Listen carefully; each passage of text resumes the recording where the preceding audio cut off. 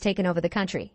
Texas and California have seceded and formed the WF or Western Forces Militia, while Florida has created its own alliance. A third-term president leads the government forces against the secessionist movements, and he often appears on TV to make speeches, swearing victory is close thanks to the defense of the loyalist states. However, nobody believes him, and it's only a matter of time before Washington, D.C. is reached by the WF.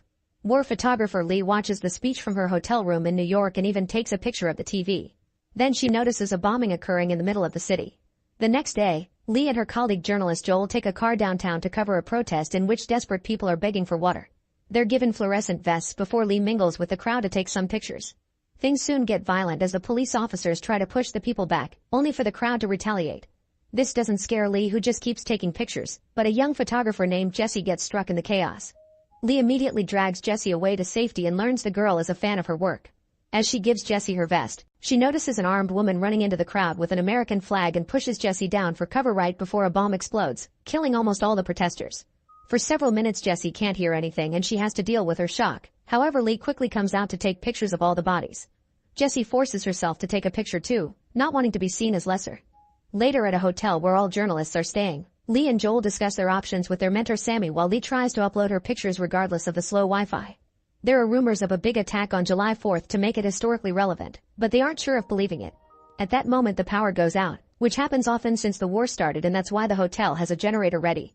After some prodding, Sammy learns the duo will drive through the country's war zones to reach D.C., but not to cover the front lines. They want the last interview with the president, who hasn't given an interview in 14 months. In fact, journalists get shot if they approach the White House. Sammy thinks their plan is insane and even knows what the best route to reach D.C. is, so Lee guesses he wants to reach D.C. too. However, Sammy wants to go to the front lines in Charlottesville, Virginia, and he needs a ride. At first Lee and Joel are worried because Sammy is too old to run, but in the end Lee agrees to bring him. Afterward, Lee tries going to a room on the 10th floor and the receptionist reminds her that the power comes and goes, so using the elevator could be a risk.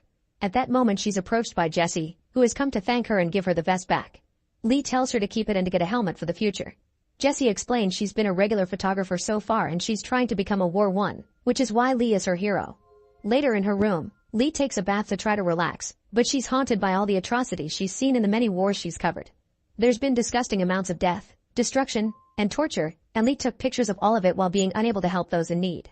The next morning the group gets ready to leave and Lee is shocked to see Jessie in the car. She has an argument with Joel, who calls out Lee's hypocrisy on many points. She's fine with Sammy, who can't run, and all journalists start at that age, including Lee herself. With no arguments left, Lee agrees to bring Jessie, but only if they drop her at Charlottesville with Sammy. The group takes off, and when they leave the city, Sammy reminds Jessie to pay attention. The roads are full of abandoned or broken cars, so they must drive around them. At a checkpoint, soldiers make sure to check their journalist IDs before letting them pass. During the trip, Sammy and Joel discuss what kind of questions Joel can make during the interview, like touching on the subjects of disbanding the FBI and using airstrikes against American citizens. Eventually they find a gas station guarded by 3 armed guys. They really need the fuel, so they risk stopping. At first the men don't want to share, but they quickly change their mind when Lee offers to pay extra and Canadian currency. While they fill the tank, Jessie notices something in the distance and goes to check while one of the men follow her. Lee gets worried and follows them as well. To Jessie's disgust, she discovers 2 men hanged by their wrists after being severely tortured. The gunman explains they were looters and his group has been arguing over what to do with them for days, since they're still alive. He gives Jessie the power to choose, but she freezes. To distract the guy, Lee makes him pose with the looters and takes a few pictures. Later, when the group is back on the road, Jessie complains that she didn't take a single photo and wonders if she should have helped. The others explain this is the journalist's life, so she must get used to it because it'll get much worse later. Jessie can't help to cry but promises to be braver in the future. As the group continues to travel, they hear more empty speeches from the president on the radio and watch the destruction that surrounds them. There are bodies everywhere, but something else catches Lee's attention and she makes Joel stop the car. Then Lee takes Jessie to a fallen helicopter so she can take some interesting pictures. While doing so, Jessie apologizes for being a burden and explains her old-style camera used to belong to her dad. He's currently hiding in his farm pretending nothing is happening, which bothers her. Jessie wonders if Lee would photograph her if she ever got shot, but Lee lets her reach her own conclusions. In the evening, the group stops to rest. While watching gunfire in the distance, Lee comments on how she used to cover wars as a way to send home some warnings, yet now the violence is right there around the corner. Sammy realizes she's losing faith in the power of journalism and that's why she's being hard on Jessie. Meanwhile, Joel tells Jessie it's normal if she's unable to sleep after what she saw and offers his comfort if she needs it. That night they sleep outside like campers. The next day they go to the area with the gunfire they saw last night. Lee and Jesse take tons of pictures as two groups continue to fire at each other with a guy stuck in the middle. A team throws out a smoke grenade to offer some cover. However, as soon as the guy tries to run, he gets shot and his bleeding gets captured on camera. His teammates drag him to safety and try their best to deal with his wound. Unfortunately, the man won't stop bleeding and dies as Jesse takes photos of the whole process. Afterward, the team enters the building and the journalists follow them. They find a bleeding man asking for help and he gets shot down. Jesse can't help staring as the team finishes searching the building. By the end, Joel is laughing with a fighter as if it was a normal work day. The soldiers capture a few enemies and takes them out for execution, which Jesse takes pictures of too. Sometime later, the journalists arrive at a refugee camp. All tents are full, so they'll still have to sleep in their car. While Jessie develops her pictures the old way, she continues to bond with Lee, who explains her parents are also in a farm pretending nothing is going on. When Jessie finally takes a look at her pictures, she's disappointed that they don't look good, but Lee reminds her this is normal. Only one of every 30 photos will be worthy. Jessie eventually finds an excellent picture of the dying man and Lee compliments her work. That night the group is able to relax with other refugees before returning to the horrors in the morning. Their journey continues as the journalists watch the never-ending death and destruction by the roads. Jessie takes more pictures, putting the faces of her friends on the shots for extra impact. Eventually they reach a town that looks perfectly normal, with people hanging out on the streets and peace all around. They stop by a clothing store and ask the clerk what's going on, so the clerk explains her town has chosen to just ignore the war. Jessie convinces Lee to try on a dress, pointing out that being at war doesn't mean she can't have nice things. She teases her looks and takes a picture of Lee's smile because it's the first time she sees it. Afterward, Lee goes back to Sammy, who points out there are armed men on the roofs. He also says this life wouldn't have suited them because it's boring. Sometime later, the group finds an abandoned circus with a dead man in the middle of the road. Lee checks the area with her camera zoom but doesn't see anyone. Joel decides to move forward, but as soon as they cross the entrance arch, their window gets shot. Panicking, Joel speeds up and runs over the body until he finds a safe spot near a truck to stop. There they find two camouflaged soldiers, who are waiting for the shooter in the house to reveal themselves.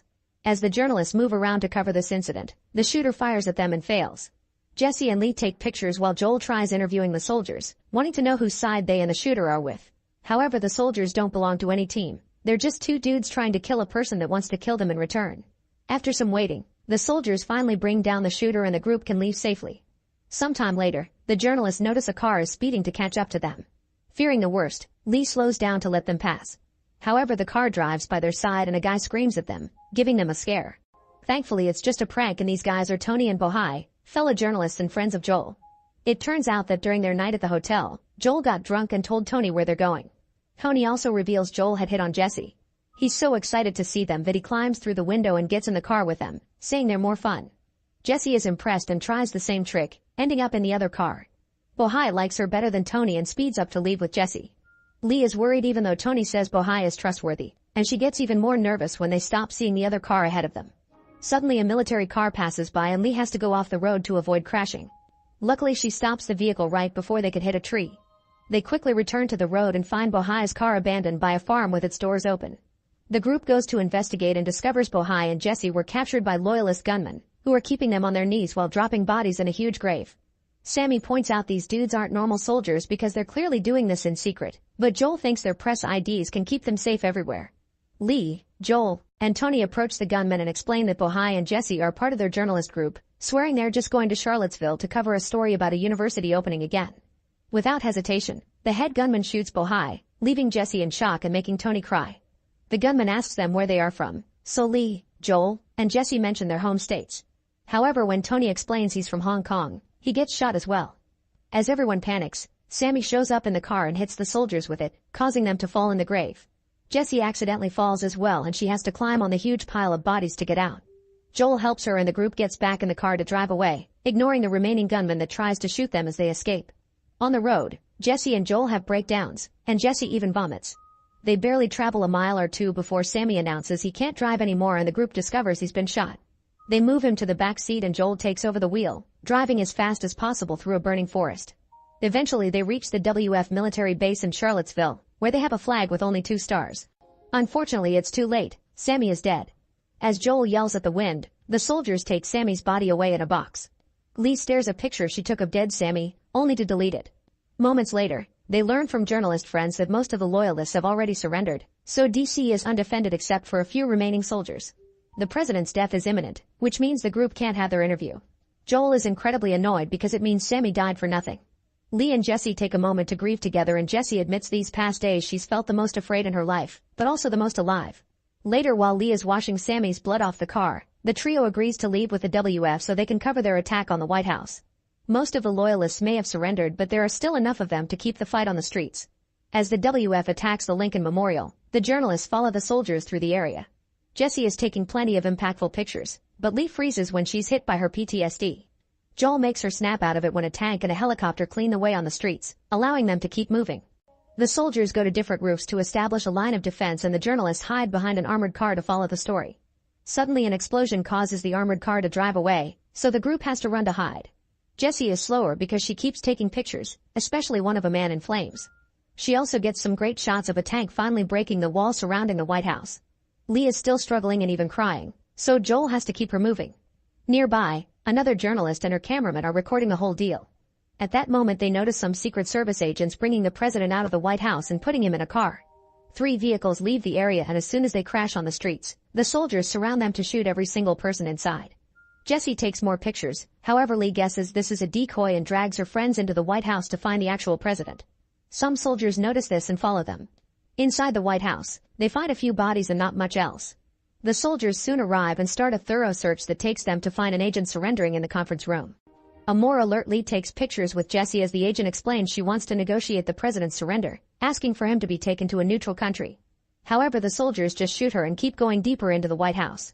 More secret agents open fire on the corridors, and the journalists do their best to keep taking photos of every death. They run through multiple rooms, shooting one loyalist after the other with no mercy. When they reach an area at the back, Jesse takes a risk by standing in the middle of the hallway for a picture, and Lee jumps in front of her because the enemy is about to open fire. Jesse falls to the ground and doesn't hesitate to take pictures of Lee getting shot to death right in front of her. Afterward, Jesse is left in a state of shock for a few seconds until Joel asks her to come along to the Oval Office. The soldiers have surrounded the president, but before they can shoot, Joel asks them to wait because he needs a quote. The president says, "Don't let them kill me," and Joel decides that will do. Now the soldiers finally shoot the president down, winning the war. Jesse's final picture is the soldiers posing next to the body as if it was a hunting shot. Make sure to subscribe and turn on notifications so you can watch more videos like this. Thanks for watching. In New York, the Sanford family decides to go on vacation, so they rent a house on Long Island next to a forest. The house is beautiful, but the alcohol cabinet is locked. While the family settles down, the mother Amanda drives to town to buy groceries, and she can't help noticing Danny loading his truck with a great amount of supplies. Later, the family goes to the beach, and the daughter Rose notices a huge oil tanker ship sailing in the distance. At first they think nothing of it, but soon they realize the ship is approaching the beach. People start to panic and run away as the ship crashes against the sand, but thankfully nobody gets hurt and the beach is closed for the day. When the family returns home, they realize the Wi-Fi is not working, and there is no service on their phones or television. Amanda and her husband Clay are also surprised to see some deer in the backyard, which they see as a good omen. In the evening, Amanda hears a noise outside and suddenly someone knocks on their door. Clay gets ready to fight a potential intruder, but 2 people shock them by knowing their names. It turns out this is businessman George and his daughter Ruth, who are the actual owners of the house. It was George whom Amanda talked to through email to arrange the rent. He apologizes for turning up unannounced, but all phones are out. They went to the symphony in town, and on their way back to the city, there was a total power blackout. Since they live on the 14th floor and George has a bad knee, they thought they could stay in this house for tonight. Amanda hates the idea and doesn't trust them, so George tries to offer her a 50% refund and promises he and Ruth can sleep in the guest room in the basement. To prove his identity, he reveals he has the keys to the cabinet and opens it to take out an envelope, not letting the others see there is also a gun in there. The envelope has $1,000 that he offers as compensation, but Amanda is still wary, thinking he could have the keys because he is the housekeeper. Clay has to convince Amanda to give the duo a chance. George shares the alcohol from the cabinet and tells them the story of this house, explaining Danny was his contractor. He also explains his wife is away traveling for his job. Amanda interrupts him to demand an ID, but George left his wallet and his other coat, which he forgot at the theater because of the commotion. This puts Amanda on the edge because George had said he didn't know about the blackout until later. Suddenly they hear an alarm ringing. Ruth has turned on the television and they discover that a national emergency has been issued. Now Amanda has no choice but to let the duo stay in the house. When George and Ruth go to the basement room, it is revealed George knows something because a client warned him. The next morning, Amanda wakes up to see 4 emergency messages on her phone. 2 talk about the blackout, 1 mentions hackers possibly being behind it, and the last one is just random symbols. Worried, she wakes Clay up to show him the messages, but they disappear before he can see them. Clay decides to drive to town to get a newspaper for more information. However, since the GPS is not working either, he soon gets lost. He stops the car and gets out to check if he can catch a signal on his phone, so he doesn't hear the car radio activating for just a few seconds. The reporter informs that the cyber attack has caused a serious environmental disaster in the south, which has impacted animal migration patterns. With no luck with the phone, Clay decides to keep on driving, and moments later he finds a woman waving her arms by the road. It seems she needs help, so Clay stops the car, but the woman can only speak Spanish and he doesn't understand her. Feeling disturbed by her pleas, Clay decides to ignore her and keep going. Suddenly he sees a drone flying nearby with red smoke on its tail, so he speeds up, but when the drone comes closer, Clay realizes the smoke is actually red leaflets. Meanwhile, George also drives out to visit the neighbors, keeping his gun at hand. He keeps checking his phone because he hasn't heard from his wife since yesterday, and she was supposed to fly back today. Sadly, not a single message has been delivered. The neighbor's house seems to be empty, and strangely there are tons of random things spread in the garden. The door was left open, so he goes inside and finds a complete mess. George tries using the neighbor's satellite phone, but it is not working either, which means all American satellites are down. When he is about to leave, he notices there are more things spread near the beach, so he follows the trail and finds an expensive watch in the sand. When he tries to pick it up, he is shocked to find a whole arm and falls, only to discover the body of a pilot. As he looks around, he realizes a plane has crashed on the beach. At that moment he hears another plane coming closer, so he runs away and hides in the house right before this plane crashes too. At the house, Rose is very frustrated because she wants to watch the final episode of Friends, but none of the devices are working. She runs outside and is shocked to find a huge amount of deer in the backyard. She convinces her brother Archie to go to the forest, where they find an old shed. They go inside and Archie tells Rose that someone must live there and can watch her sleep through the window. Rose gets startled and accidentally hits her head as she realizes that Archie is just messing with her. On their way back to the house, Archie is bitten by a bug and Rose sees another deer. She also notices all the birds flying away. When George comes back, he admits to Amanda that he had guessed something was coming because he saw the market behaving weirdly. As he explains what he saw on the beach, their conversation is interrupted when they start hearing explosions in the distance, followed by a loud screeching noise that hurts their ears and cracks the windows. Amanda immediately rushes into the woods to find her children, but the noise becomes so unbearable that she drops to her knees in pain. Luckily, the noise ends soon and everyone goes back into the house. Amanda remembers he saw Danny buying too much stuff, and thinks he also knew something would happen. At that moment, Clay comes back and shows them a leaflet, which turns out to be written in Persian. Archie recognizes it from more video games and explains it says "Death to America." Terrified, Amanda and Clay decide to go to a relative's house in New Jersey, ignoring George's warnings. As they drive away, they keep hearing sirens, and eventually they find the road blocked by a bunch of white cars. Amanda goes ahead to investigate and notices there are no people around. In fact, all these cars are the same self-driving model and brand new. Suddenly more automatic cars appear behind them, so Amanda rushes back to her family and moves her vehicle just in time before the speeding cars crash into the ones blocking the road. The family goes away as they dodge more incoming cars, and in the distance it can be seen that the mess goes all the way into the city. The Sanfords have no choice but to go back to the house, and George allows them to stay. As it starts to rain, Archie stays in his room to get naughty while looking at pictures he took of Ruth, but he starts feeling sick and decides to sleep instead. Ruth invites Clay to smoke with her, and Clay admits feeling bad for leaving the poor woman on the road. Suddenly they hear a splashing noise and discover there are flamingos in the pool. Inside, Amanda and George share a drink, and George makes a confession. He came to this house because a powerful client who works for the Pentagon told him that an evil cabal runs the world. That client asked George to move around his money out of the blue and said that he was going away for a while, which made George realize that something was about to happen. Tired of all this depressing talk, George takes Amanda to the room with his music collection and they dance for a while. They get too close and share a hug, so Amanda points out they are drunk and have spouses. George agrees not to do anything, but he also fears that his wife is probably dead. At that moment, the screeching sound begins ringing again, breaking all the lights and scaring the flamingos away. Now they have to use candles for light, and each family decides to share a bed for comfort. The next morning, they realize Rose is missing and she may have taken one of the bikes. Suddenly Archie wakes up with a fever and starts puking blood.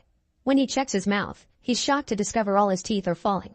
Archie thinks it has to do with the bug bite, so George volunteers to take Clay and a puking Archie to see Danny and ask for medicine while Amanda and Ruth go into the woods to look for Rose. After lots of searching to no avail, Ruth and Amanda take a break at the shed, only to start arguing.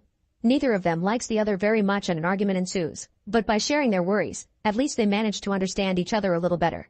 At that moment they hear a strange noise indicating something moving outside.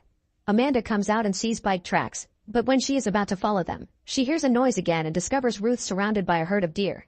With no hesitation, Amanda rushes to Ruth's side and starts yelling at the deer, prompting Ruth to do the same. The trick works and the deer run away, so Amanda and Ruth hug each other for comfort. Meanwhile, the men arrive at Danny's place, but to their shock, Danny makes them step back and comes out with a weapon in hand. He explains the same noise happened in Cuba a few years ago and caused radiation, so that's probably what made Archie sick. He also knows that the Russians recalled their people from Washington, so he assumes they are at war. However, Danny doesn't care if George is an old friend and Clay is willing to pay. His priority is to help his own family, so he refuses to help them. If they want help, he thinks they should go to the neighbors, who are supposed to have a bunker. George refuses to leave without the medicine, so he takes out his gun and an argument ensues as they aim at each other. Clay moves to get between them and admits he's a useless man, but he begs for the medicine as he gives a speech about him and Danny having one thing in common. They just want to protect their families. Danny finally agrees and gives them the medicine in exchange for money. While Archie has the medicine, Danny shares some more information. This was done by the Koreans. Clay responds by showing him the leaflet to prove it's the Iranians, but Danny has more intel. Before the phones went out, a friend of his in San Diego told him a drone dropped leaflets there too, but those were in some East Asian language like Korean or Chinese. The friend is a veteran of Iraq, so he would have recognized it if it had been Persian. Danny's theory is that since the US has lots of enemies, they are teaming up to destroy the country. The guys return to the car and George admits that Danny's information confirms a rumor he heard before. This is a three-stage maneuver used to destroy a country's government from the inside. First, they isolate citizens by disabling all their communication and transportation. This makes people scared, causing stage 2, synchronized chaos. As it happened with Danny, people will start turning on each other to survive and won't trust any information outlets, which would be fed by hackers and things like the leaflets. Then stage 3 will happen on its own. Citizens will end up planning a coup or a civil war, which collapses the country. Clay and George agree to stick together and take their families to the neighbor's bunker. In the woods, Amanda and Ruth keep searching for Rose, only to freeze when they see the skyline of Manhattan on fire as explosions and gunfire are heard all over the city. Meanwhile, it is revealed that Rose has been in the neighbor's house all along. She broke the front door to get in and she is now enjoying lots of food, but she stops when she hears her mother calling out her name. Rose is about to leave but then notices a light coming from the basement, so she follows it and finds the emergency bunker stocked with everything that a person could possibly need, including a gym and a greenhouse. There's also an emergency alert system, which suggests seeking shelter because the White House and major U.S. cities are under attack, causing radiation levels to rise near many population centers. Rose discovers there is a huge collection of DVDs that includes Friends, so she grabs the disc and finally gets to watch the last episode of her favorite show. Make sure to subscribe and turn on notifications so you can watch more videos like this. Thanks for watching. On October 13, 1972, a Uruguayan rugby team known as the Old Christians Club takes a plane to fly to Chile for a special match. Most of them never left the country, so this is very exciting, and some family members come along for support. When they start approaching the Andes Mountains that separate Chile and Argentina, the plane shakes a couple of times. A passenger explains that the warm winds from Argentina collide with the cold mountain air, which creates a suction effect that causes slight turbulence. However, as the plane keeps going, the turbulence gets worse and suddenly the plane sinks a few miles. The pilots force the plane to keep going through the stormy winds while everyone holds tight and watches their things fall in the corridor. For a second they see the sun only for the plane to go down again and hit the mountain as it breaks in half.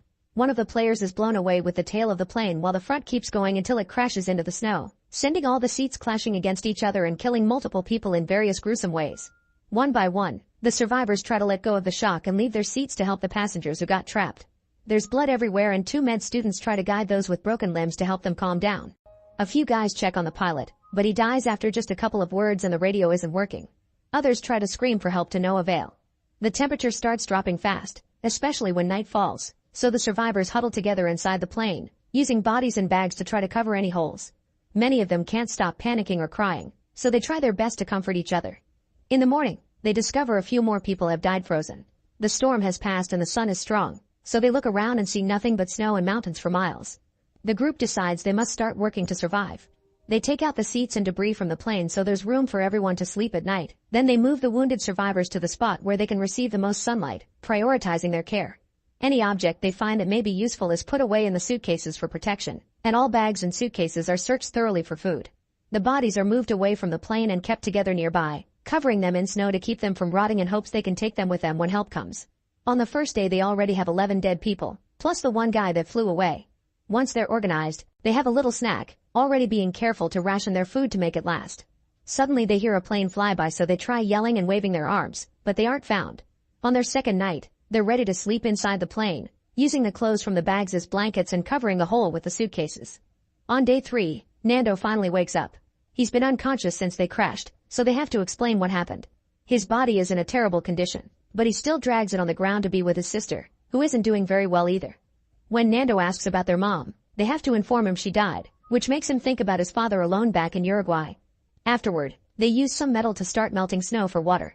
They also make a huge X on the ground with suitcases, hoping they'll be seen. When another plane flies by, they try to make the sun reflect on mirrors and keep on yelling. Someone notices the plane's wings rocked, so it may be a sign they were seen. The next day, they hear the plane again, but it's far away, meaning they're searching in a different area and didn't see them. The group starts to discuss survival options and remembers there were some batteries in the tail, so they should go out to find it. After building some goggles with mirrors and the leather from the seats, 4 survivors start going up the mountain to find the tail. As soon as they go up a few miles, they discover the crash site can't be seen from afar because of all the snow. This means the chances of a rescue plane finding them are almost zero. At that moment they notice some snow coming down, so the 4 guys decide to return to the crash site for now. Days start to pass and after a week they run out of food. There are no animals or plants in the area, and they try some moss from a rock but it tastes absolutely disgusting. Nando mentions that he'll eat bodies if he must, and soon an argument ensues over whether they should take meat from the dead passengers. Some survivors mention their pee is black and others mention a fear of going to jail for it, but they don't reach an agreement. As time continues to pass, they get so desperate for food that they start eating anything they can find like shoelaces and cigarettes. This only causes their pee to get darker. On the 8th day, Nando's sister passes away, and Coco decides to write a letter to his parents, describing the tragedy but also the beauty of the place. A few more storms hit them the following days and they manage to survive by hiding inside the plane. However, by day 21, half of the group gets tired of the situation and makes an announcement. They give their permission for the others to eat their bodies if they die. Then they go outside and with a piece of glass, they take meat from the body so they can feed themselves again. Seeing this, a few people change their mind and join the group outside to finally eat too, leaving only 5 people who refuse to become cannibals. The next day they start a proper system to hide most of the bodies while they do the job. That way it's less gruesome and those who aren't chopping don't have to see it. They also start leaving some meat pieces under the sun to warm them up. Sometime later, they find a new suitcase buried in the snow and are surprised to find a radio inside. After building a rough antenna, they manage to turn it on, only to learn from the news that after 66 search missions, the government has decided not to look for them anymore. The entire group has a breakdown as they lose all hope, and 4 people give in and eat human meat. Afterward, 3 guys decide to go out and look for the plane tail properly this time. The first thing they find is lots of debris and 5 bodies, including the guy that had been sucked out of the plane during the fall. They keep moving as fast as they can, which is hard because there's a lot of slipping down while climbing and freezing winds making it hard to breathe. At night, they huddle together against the side of the mountain and try to sleep with a storm raging around them. They wake up covered in snow but alive, however one of them is blind and the other 2 are very weak, so they go back by sliding down on a piece of debris. After such a traumatic experience, the last guy agrees to eat human meat too and goes to sleep in tears. On day 17, the group has been dealing with a storm for 5 days. They stay inside the plane and try to tell stories to keep the mood up, but suddenly an avalanche comes down, burying the plane and filling it with snow. As the few people that manage to stay on top panic, one of them goes outside, only to notice the storm has gotten worse. Then they desperately start digging in the snow to bring out all the passengers that got buried, and they even pee on the snow to make it melt faster. After lots of work, effort, and screaming, they manage to get everyone out except for a woman, who was so deep down that she died quickly. At that moment they hear a weird noise and discover another avalanche coming, which buries them again and kills a few more men, including the team captain. The survivors immediately create a few holes so they can breathe, but as they keep on waiting, they can only pray while they hear the noises made by falling snow. When they recover some energy, they move 8 bodies against the corner. On day 18, they've been buried for 2 days and the hunger is getting painful. They have no choice but to start getting meat from the bodies, but this time is much harder because they can't hide most of the bodies in snow to avoid seeing their faces. It means they know exactly who they are eating. This makes Numa so angry that he starts digging and breaking the windows, which ends up with the glass hurting his leg. Such thing doesn't stop him though, and he just keeps on digging. On day 20, he finally manages to open a hole in the snow big enough for the remaining survivors to come out. After having a moment to relax and enjoy the fact they're alive, the group begins working on digging out the plane.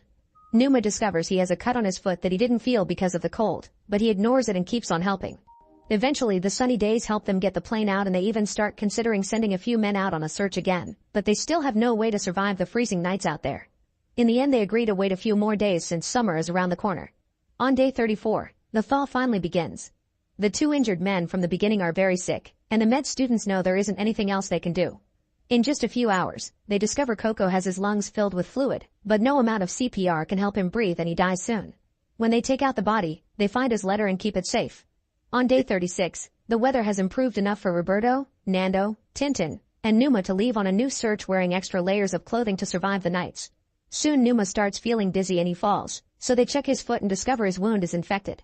The group thinks they should take him back, but Numa says he's strong enough to return alone and asks them to keep going. As soon as Numa returns to the crash site, he passes out. A few hours later, he wakes up to discover the other sick passenger is hallucinating before dying. The next morning, the group starts working on removing the ice from the cockpit too in case they may need it. Numa wants to help but can't because he's too weak, which makes him feel useless and frustrated.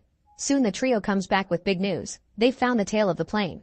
By doing a couple of short trips with the others, they bring lots of clean coats, bottles of rum, cigarettes, and even chocolate. They also find the plane's batteries, so they try to connect them to the cockpit to make the radio work. After lots of work, they manage to get some static going, but they don't get anyone to answer them.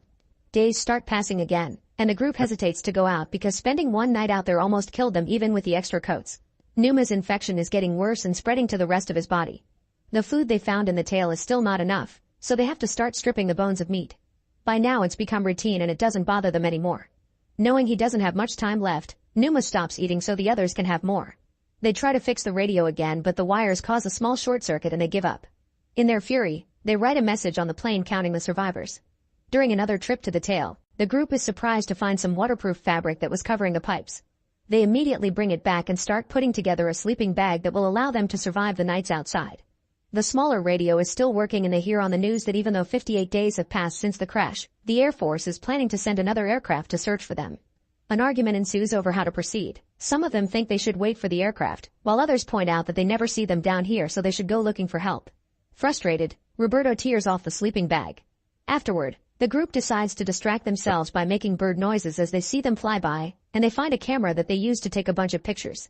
That night, Numa gives them permission to eat his body, and in the morning they find him dead. There's a note in his hands that says there's no greater love than to give one's life for friends. Inspired by these words, Roberto, Nando, and Tintin decide to go out again. After getting the new sleeping bag and lots of meat, they start climbing west with the goal of crossing the mountain to reach Chile. The weather gets really windy at night, so they dig a hole in the snow and huddle inside the sleeping bag, which allows them to survive until morning. When they finally reach the top of a rather tall mountain, they're devastated to discover there is still a huge amount of miles to cover. For a moment they consider giving up because they don't have enough food for such a trip, so Tintin volunteers to go back. That way the food will be enough for only Roberto and Nando. The trip is incredibly long and difficult, but after lots of walking, the duo finally comes down to the valley, where the ground is more rocky than snowy. When Nando's shoe breaks, Roberto simply ties some fabric around it and they keep going. One evening after dinner, Roberto ends up throwing up, but Nando comforts him and in the morning they're moving again. All this effort pays off because they eventually find a river with fresh water and even a little lizard. At that moment, they look up and to their shock, they find a man on a horse staring at them. He's on the other side of the river and the noise of the water doesn't let him hear them correctly, so after seeing them scream and wave their arms, he throws some paper and a pencil at them. The duo explains who they are and the man takes the paper back to make some calls. Soon the message reaches the Air Rescue Service and a new mission is planned. The man comes back for Roberto and Nando and takes them to his cabin, where they can eat proper food at last. In just a few hours, the area is surrounded by reporters who don't hesitate to ask awkward questions. When this reaches the news, the group at the crash site is excited to hear that rescue is coming soon, so they start washing up to look as presentable as possible and gather their things in bags, including pieces of the plane as a memento. When the helicopters finally arrive, they take Roberto and Nando with them so they can act as guides. On day 71, the group is finally rescued, and they cry in happiness as soon as they see the helicopters. Someone records the whole rescue, including the fact the group insists on bringing their bags even if there's no room for them. In total, 16 people have survived. Once they reach the city, their families are already there waiting to welcome them back. Then they're taken to the hospital, where a huge crowd is waiting to call them heroes. The doctors keep the reporters out and run full tests to check on their health, especially since they notice the skeletal state of their bodies. Since they can barely move, they help each other have a shower, and then their families get in charge of their grooming. Each survivor is given their own bed, but that night they're still dealing with the aftershock, so they huddle up to sleep as a group. Make sure to subscribe and turn on notifications so you can watch more videos like this. Thanks for watching.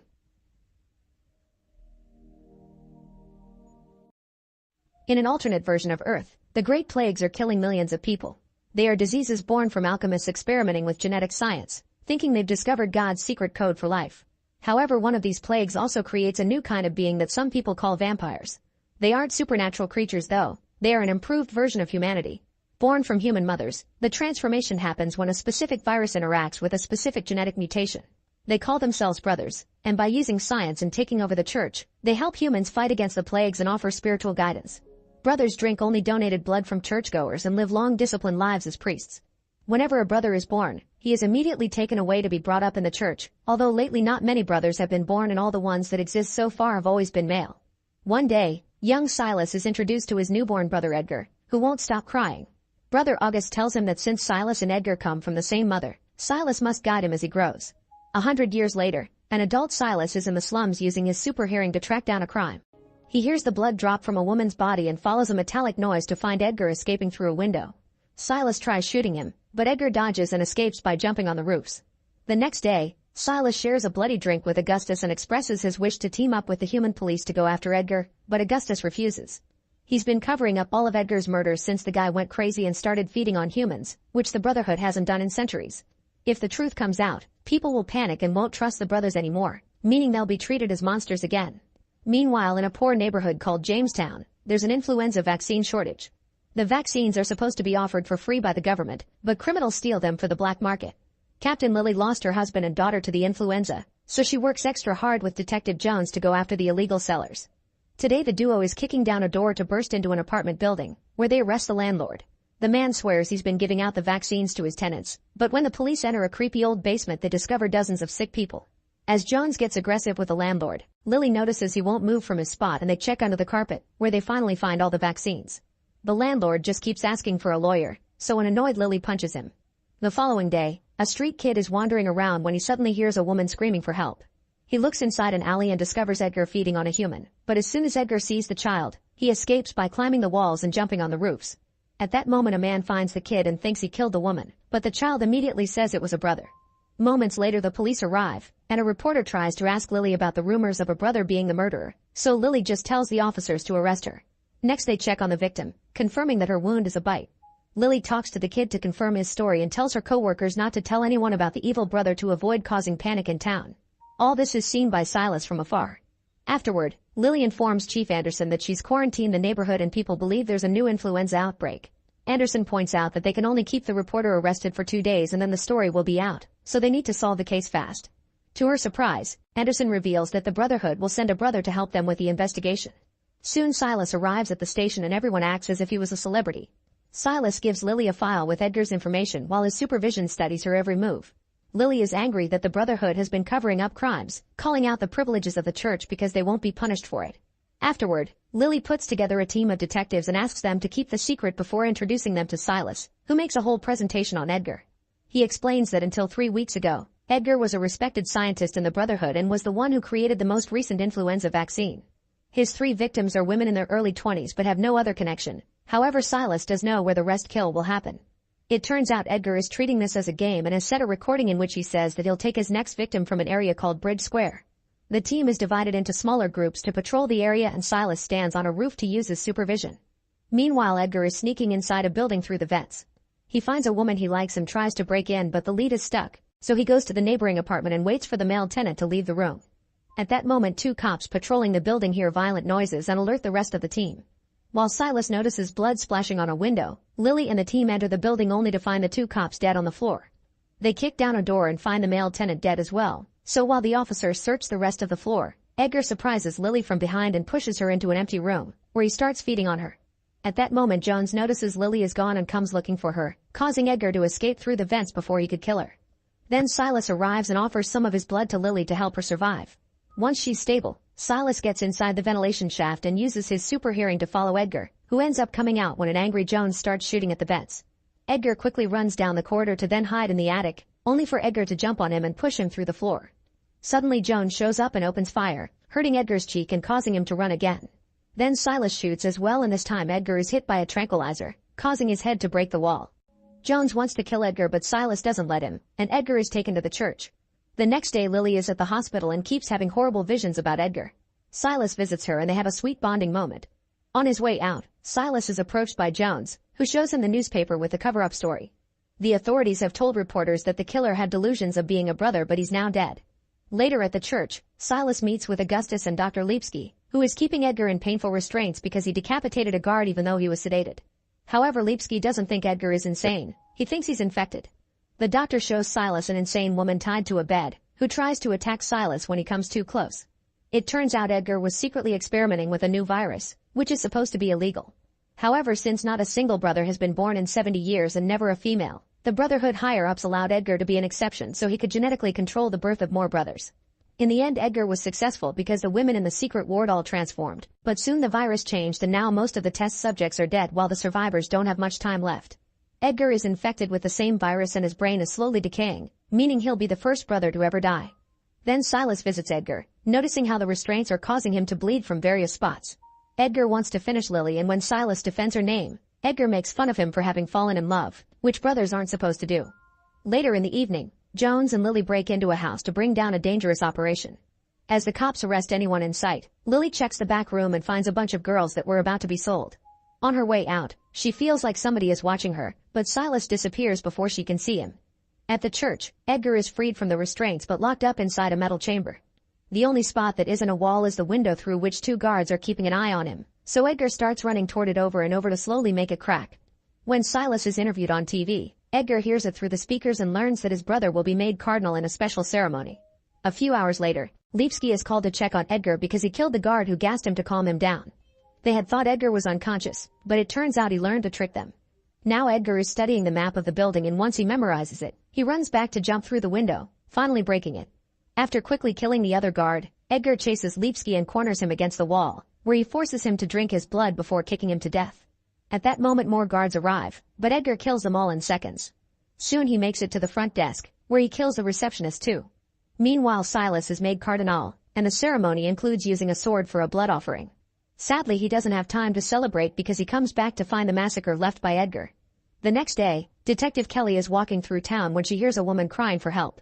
A man named Freddy is threatening to mutilate his victim, so Kelly surprises him with her gun to make him let the woman go. At that moment, Edgar jumps on her and knocks her out, revealing this was a trap to capture Lily, and Freddy made a mistake because both detectives look alike. Then Edgar feeds Kelly some of his blood, causing Freddy to ask for some as well because he enjoys the visions caused by it. Moments later, Jones brings the news of Kelly's kidnapping to Lily, who is staying in her apartment while Silas watches over her. Guessing Edgar's intentions, the team argues over how to proceed, and Lily volunteers to be bait. In the meantime, Freddy continues to drain Kelly of her blood while Edgar stands on the roof, using his super senses to find Lily. In the middle of the night, Silas watches Lily sleep and can't help smelling her hand before kissing her, only to realize it's a dream when he hears Jones nearby. Edgar is in the apartment under Lily's, causing Silas to sense him and leave through the window to look for him. Lily looks out and notices something moving behind another window, so she and Jones go to check out that apartment. After kicking down the door, they look around and Lily approaches the window, which is immediately broken by Edgar to drag her out. Then Edgar holds Lily against the wall, ready for revenge, only for Silas to show up and threaten him with his gun. Edgar drops Lily to attack Silas, and she has to hold onto a pipe to save herself. A powerful kick from Edgar causes Silas to fall and hit a few pipes before fainting on the ground. By the time he wakes up, Edgar and Lily are gone. When Edgar returns to the hideout, Freddy informs he and Kelly are feeling very sick. Edgar ignores him and gives him new orders, causing Freddy to protest. Annoyed, Edgar kills him by removing his heart. Afterward, Edgar places Kelly out in the street with a note that says, "Everything flows from me. My blood will change the world." Soon Stephanie is found and taken to the hospital, where she behaves violently and crazy. More cases are appearing by the hour, meaning Edgar is spreading his virus around. In just a few hours, the hospital is filled with insane and violent women who also start dying one by one. Obviously, they can't keep the secret anymore, so the authorities announce that a new plague is spreading. Jamestown is quarantined and martial law is instituted, which means any person wandering around after hours gets shot. Meanwhile, Lily is handcuffed to a pipe in the hideout and asks why Edgar hasn't killed her, so he confesses he wants to force Silas to drink from her. Eventually, a crowd gathers outside the church, demanding a solution. Silas wants to look for Edgar, but Augustus forbids it and informs him that the Brotherhood and the government have reached a difficult decision. The areas around the quarantine zone will be evacuated and the slums will be burned down. That way they can eliminate both Edgar and the infection for the greater good. Refusing to lose so many innocent souls and especially Lily, Silas breaks the rules and visits Jones, who is very dismissive of him. Silas grabs him by the neck and explains he's come to help before hearing the water in Jones's sink. This reminds him of Edgar's message that mentioned flowing, and Silas realizes he must be contaminating the water supply with his blood. Silas tells Jones to inform the press of the water and the Brotherhood's plan. Then he sneaks around the soldiers guarding the slums by breaking through a building's window. On the streets, he finds a dedicated brother tending the dead who shows him something important. Afterward, Silas arrives at the water supply and Edgar leaves Lily alone to meet him. Lily notices that the pipe is a bit loose and starts kicking the wall. making a loud noise that alerts Silas. However, he sees a female shadow running around and follows her instead. Desperate, Lily moves down the pipe and manages to kick the door open. Then she starts yelling Silas' name. At that moment, Silas realizes he's been following a random infected woman, and Edgar uses the distraction to attack him from behind. Both brothers fall from a platform and hit a bunch of pipes before landing on the floor while the crazy woman follows Lily's voice. The woman tries to come inside to feed on her, so Lily starts kicking the door to keep her out. Unfortunately, the woman comes in anyway and starts pulling Lily down, causing the pipe to finally break. By sliding the handcuffs down, Lily is finally free, and when the woman tries to attack her, she just uses the handcuffs to choke her to death. Back to Edgar. He tries to give Silas his blood, but at that moment he wakes up and tries to shoot him. Edgar immediately kicks the gun away and a fight ensues, during which Silas keeps asking about Lily. No matter how many times Edgar tries to attack, his sick body is too slow and Silas easily overpowers him, so Edgar buys time by begging for mercy. Once Silas is distracted, Edgar kicks him and impales him on 2 steam rods. An injured yet alive Silas falls to the ground and Edgar threatens to burn his face down with the steam. However, he dies first when Lily stabs his brain with another steam rod. On their way out, Silas kisses Lily before showing her the important thing the other brother is guarding. It turns out an infected woman has given birth to the first female vampire, so Lily accepts to leave with the baby to keep her a secret and protect her from the Brotherhood. Make sure to subscribe and turn on notifications so you can watch more videos like this. Thanks for watching. In Southern California, a young woman is driving around the mountains when suddenly small rocks start falling and crack the car's windshield. Then a whole rock slide happens, causing a huge amount of stone and dirt to hit the vehicle and push it off the edge of the road. The car tumbles and spins down the hill until it falls off an edge again, but thankfully the girl survives when the car gets stuck. However, when she looks out, she discovers the car is barely hanging on some rocks. Meanwhile, Ray and other members of the Los Angeles Fire Department are flying in a helicopter to search for the girl while being interviewed by a journalist about their job. When they finally see the car, they call the girl's phone to tell her to stay calm, but she still screams when the car shakes a little. Ray carefully flies down, tilting the helicopter to fit it through the gap. Then a rescuer goes down on a rope to secure the car, which he must do in under 5 minutes or the engine will fail. As soon as the guy gets closer, the girl tries to reach out, causing the car to shake again. The car is soon secured, but unfortunately it slips and traps the rescuer. The helicopter starts shaking too and the engine won't last much longer, so Ray decides to go down as well. As the chopper begins expelling black smoke, Ray reaches the car and tears off the door before taking the girl out. Then the pilot cuts the rope holding the car, making the car fall and crash but also freeing the rescuer while Ray safely holds the girl. Later in the California Institute of Technology, Dr. Hayes is giving a lecture on the history of massive earthquakes, which cause lots of death and destruction around the world. Hayes also mentions the San Andreas Fault, which is a meeting place of tectonic plates that runs through California. He has no doubts that such a formation will cause a massive earthquake sooner or later. Afterward, Hayes goes to his office, where Dr. Park shares news of mini quakes detected close to the Hoover Dam and they decide to check them out. When Ray gets home, his daughter Blake calls him to ask him for a few things she left at his house that she wants to take to college. He suddenly ends the conversation because he's opened the mail and found the divorce papers, which leaves him very upset. Then Ray goes to Blake's room to grab the things and finds some family pictures, which include Blake's dead sister. At the Hoover Dam in Nevada, Park and Hayes are measuring seismic activity with a new device and are shocked to see the pulse rate suddenly make a big jump right before an earthquake hits the area. On top of the dam, Hayes rushes to tell people to run away, but Park is inside and has to try to climb the stairs as the dam starts to crumble down and rock slides ensue. People run away in panic while the structure breaks and the water begins coming out, causing even more damage. Park hurries up and manages to come out, but at that moment he sees a girl with a hurt leg and stops to pick her up. Then he begins running as fast as possible while the ground collapses right behind him. Suddenly Park trips and he throws the girl at Hayes before falling, only to discover his foot has been stabbed by a metal rod and he's stuck. Hayes wants to help him, but Park tells him to stay with the girl as the dam finally collapses and a huge burst of water kills him. Back to Ray, he receives a text from his boss telling him about the earthquake and asking him to come in. First, Ray stops to drop his daughter's things and meets with his ex-wife Emma and her boyfriend Daniel. Emma informs him she's moving in together with Daniel, which makes Ray very upset and he awkwardly escapes by going to work. A few hours later, Blake goes with Daniel to his workplace, and while waiting in the lobby, she befriends Ben and his little brother Ollie. Meanwhile, Hayes is being interviewed by the same reporter who talked to Ray and explains that before Park died, they confirmed their new device could predict earthquakes. They're suddenly interrupted by Hayes' students, who have news on the activity along the San Andreas Fault. Using this information, Hayes does some calculations and traces the boundary of the fault and the dam on a map, concluding that the whole San Andreas Fault will go off soon. In downtown Los Angeles, Emma is having lunch with Daniel's sister, who asks very rude questions about the death of Emma's other daughter.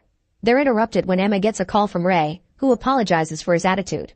Suddenly the restaurant tables start wobbling and soon the entire building shakes as it gets hit by an earthquake. When Ray looks through the chopper's window, he discovers the highway is crumbling down because of an earthquake as well. He asks Emma where she is and tells him to go to the roof so he can pick her up in a few minutes. In Hayes' office, the group rushes to hide under the tables and their device says this earthquake is 100 times stronger. The whole San Andreas fault is being activated and is heading towards San Francisco. Back to Blake, she gets in the car with Daniel ready to leave, when suddenly they're reached by the earthquake too.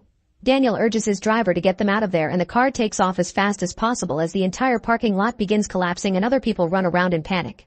A hole opens in the ground and the car ends up going down, crashing against a wall and getting trapped by the debris.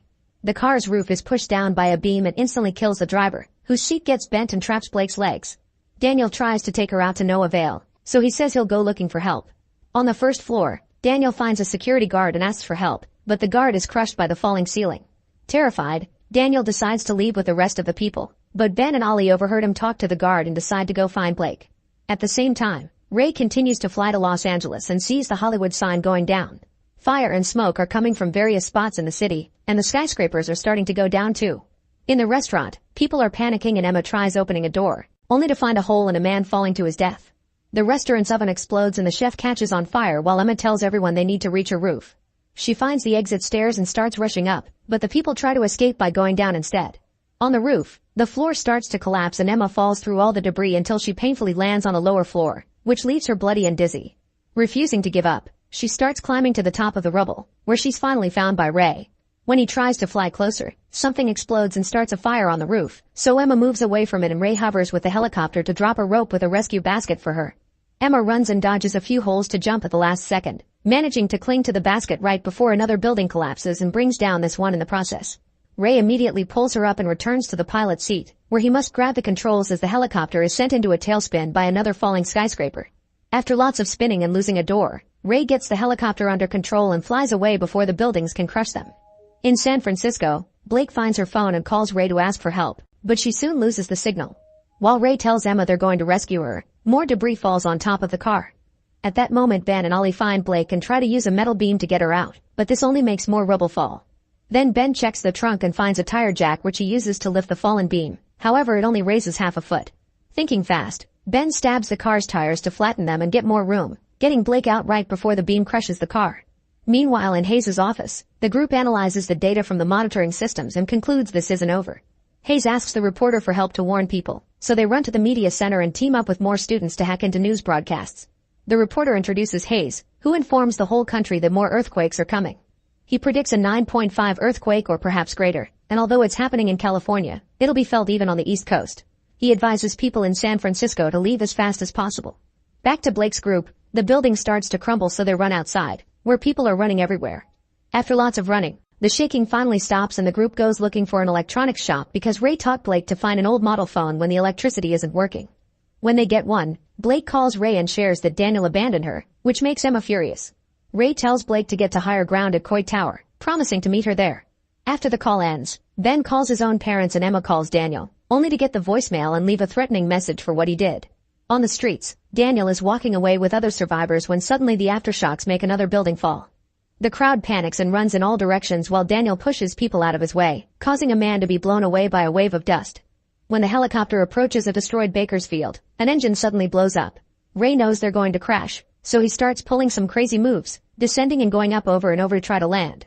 Unfortunately, the propeller hits a lamppost and the helicopter goes down, crashing right into a storefront. Thankfully, Ray and Emma are fine, and they watch how people use this time of crisis to loot the mall and shoot each other like maniacs. They sneak around the parking lot until they find a truck with its door open and Ray begins to hot-wire it, only for a thief to suddenly threaten him with a gun. With no hesitation, Ray disarms him and punches him. Then he leaves with Emma in the truck. Moments later on the highway, they see an elderly couple with a broken car waving their arms to make them stop. Ray ignores them and keeps going, only to suddenly hit the brakes when Emma sees a giant gap in the middle of the road caused by San Andreas. The duo goes back to the elderly couple and Ray notices the man's aviation hat, so the couple takes them to a nearby airport hangar. As thanks, they give the elderly couple the truck while they get on a plane. Before taking off, Ray admits he became emotionally distant because he didn't know how to deal with their daughter's death and he blames himself for it because it had been his idea to go rafting that day. Ray apologizes for how he destroyed their marriage, and Emma assures him nobody could have saved their girl so he shouldn't feel guilty. In San Francisco, Blake's group is walking with the crowd that is being guided by a guard to evacuate. Suddenly Blake sees an abandoned fire truck and pulls out an armored box of emergency supplies, which includes a radio and food rations. Ben notices the Coit Tower is surrounded by flames and smoke, so Ollie reads in his tourist book that the next highest point is Nob Hill and the trio begins heading there, which is in the opposite direction of the evacuation. Moments later the plane arrives at San Francisco, but the airport is also on fire, so Ray sets the plane on autopilot and announces they'll have to parachute out. Emma is hesitant, so Ray straps her to his parachute and they jump together, falling for several minutes before landing safely in the middle of a baseball diamond. At that moment, another earthquake hits the area. Hayes and his team hide under the tables again, noticing the building is shaking harder this time. In the streets of San Francisco, the trio falls as the earthquake starts bringing down the power lines and destroying buildings. The group tries to run away, but Ben falls and a shard of glass stabs his thigh. At that moment Ollie has a breakdown and Blake tries her best to comfort him. The rest of the city continues to fall apart as buildings and even the bridge collapse. The sea is also starting to wobble. As soon as Ray and Emma come out, Ray rushes to tell people to hide behind the stadium because it's out of the way of collapsing buildings. There's an injured woman who can't walk, so Ray picks her up and takes her to the stadium, where everyone huddles against the wall just in time before they can be hit by falling structures.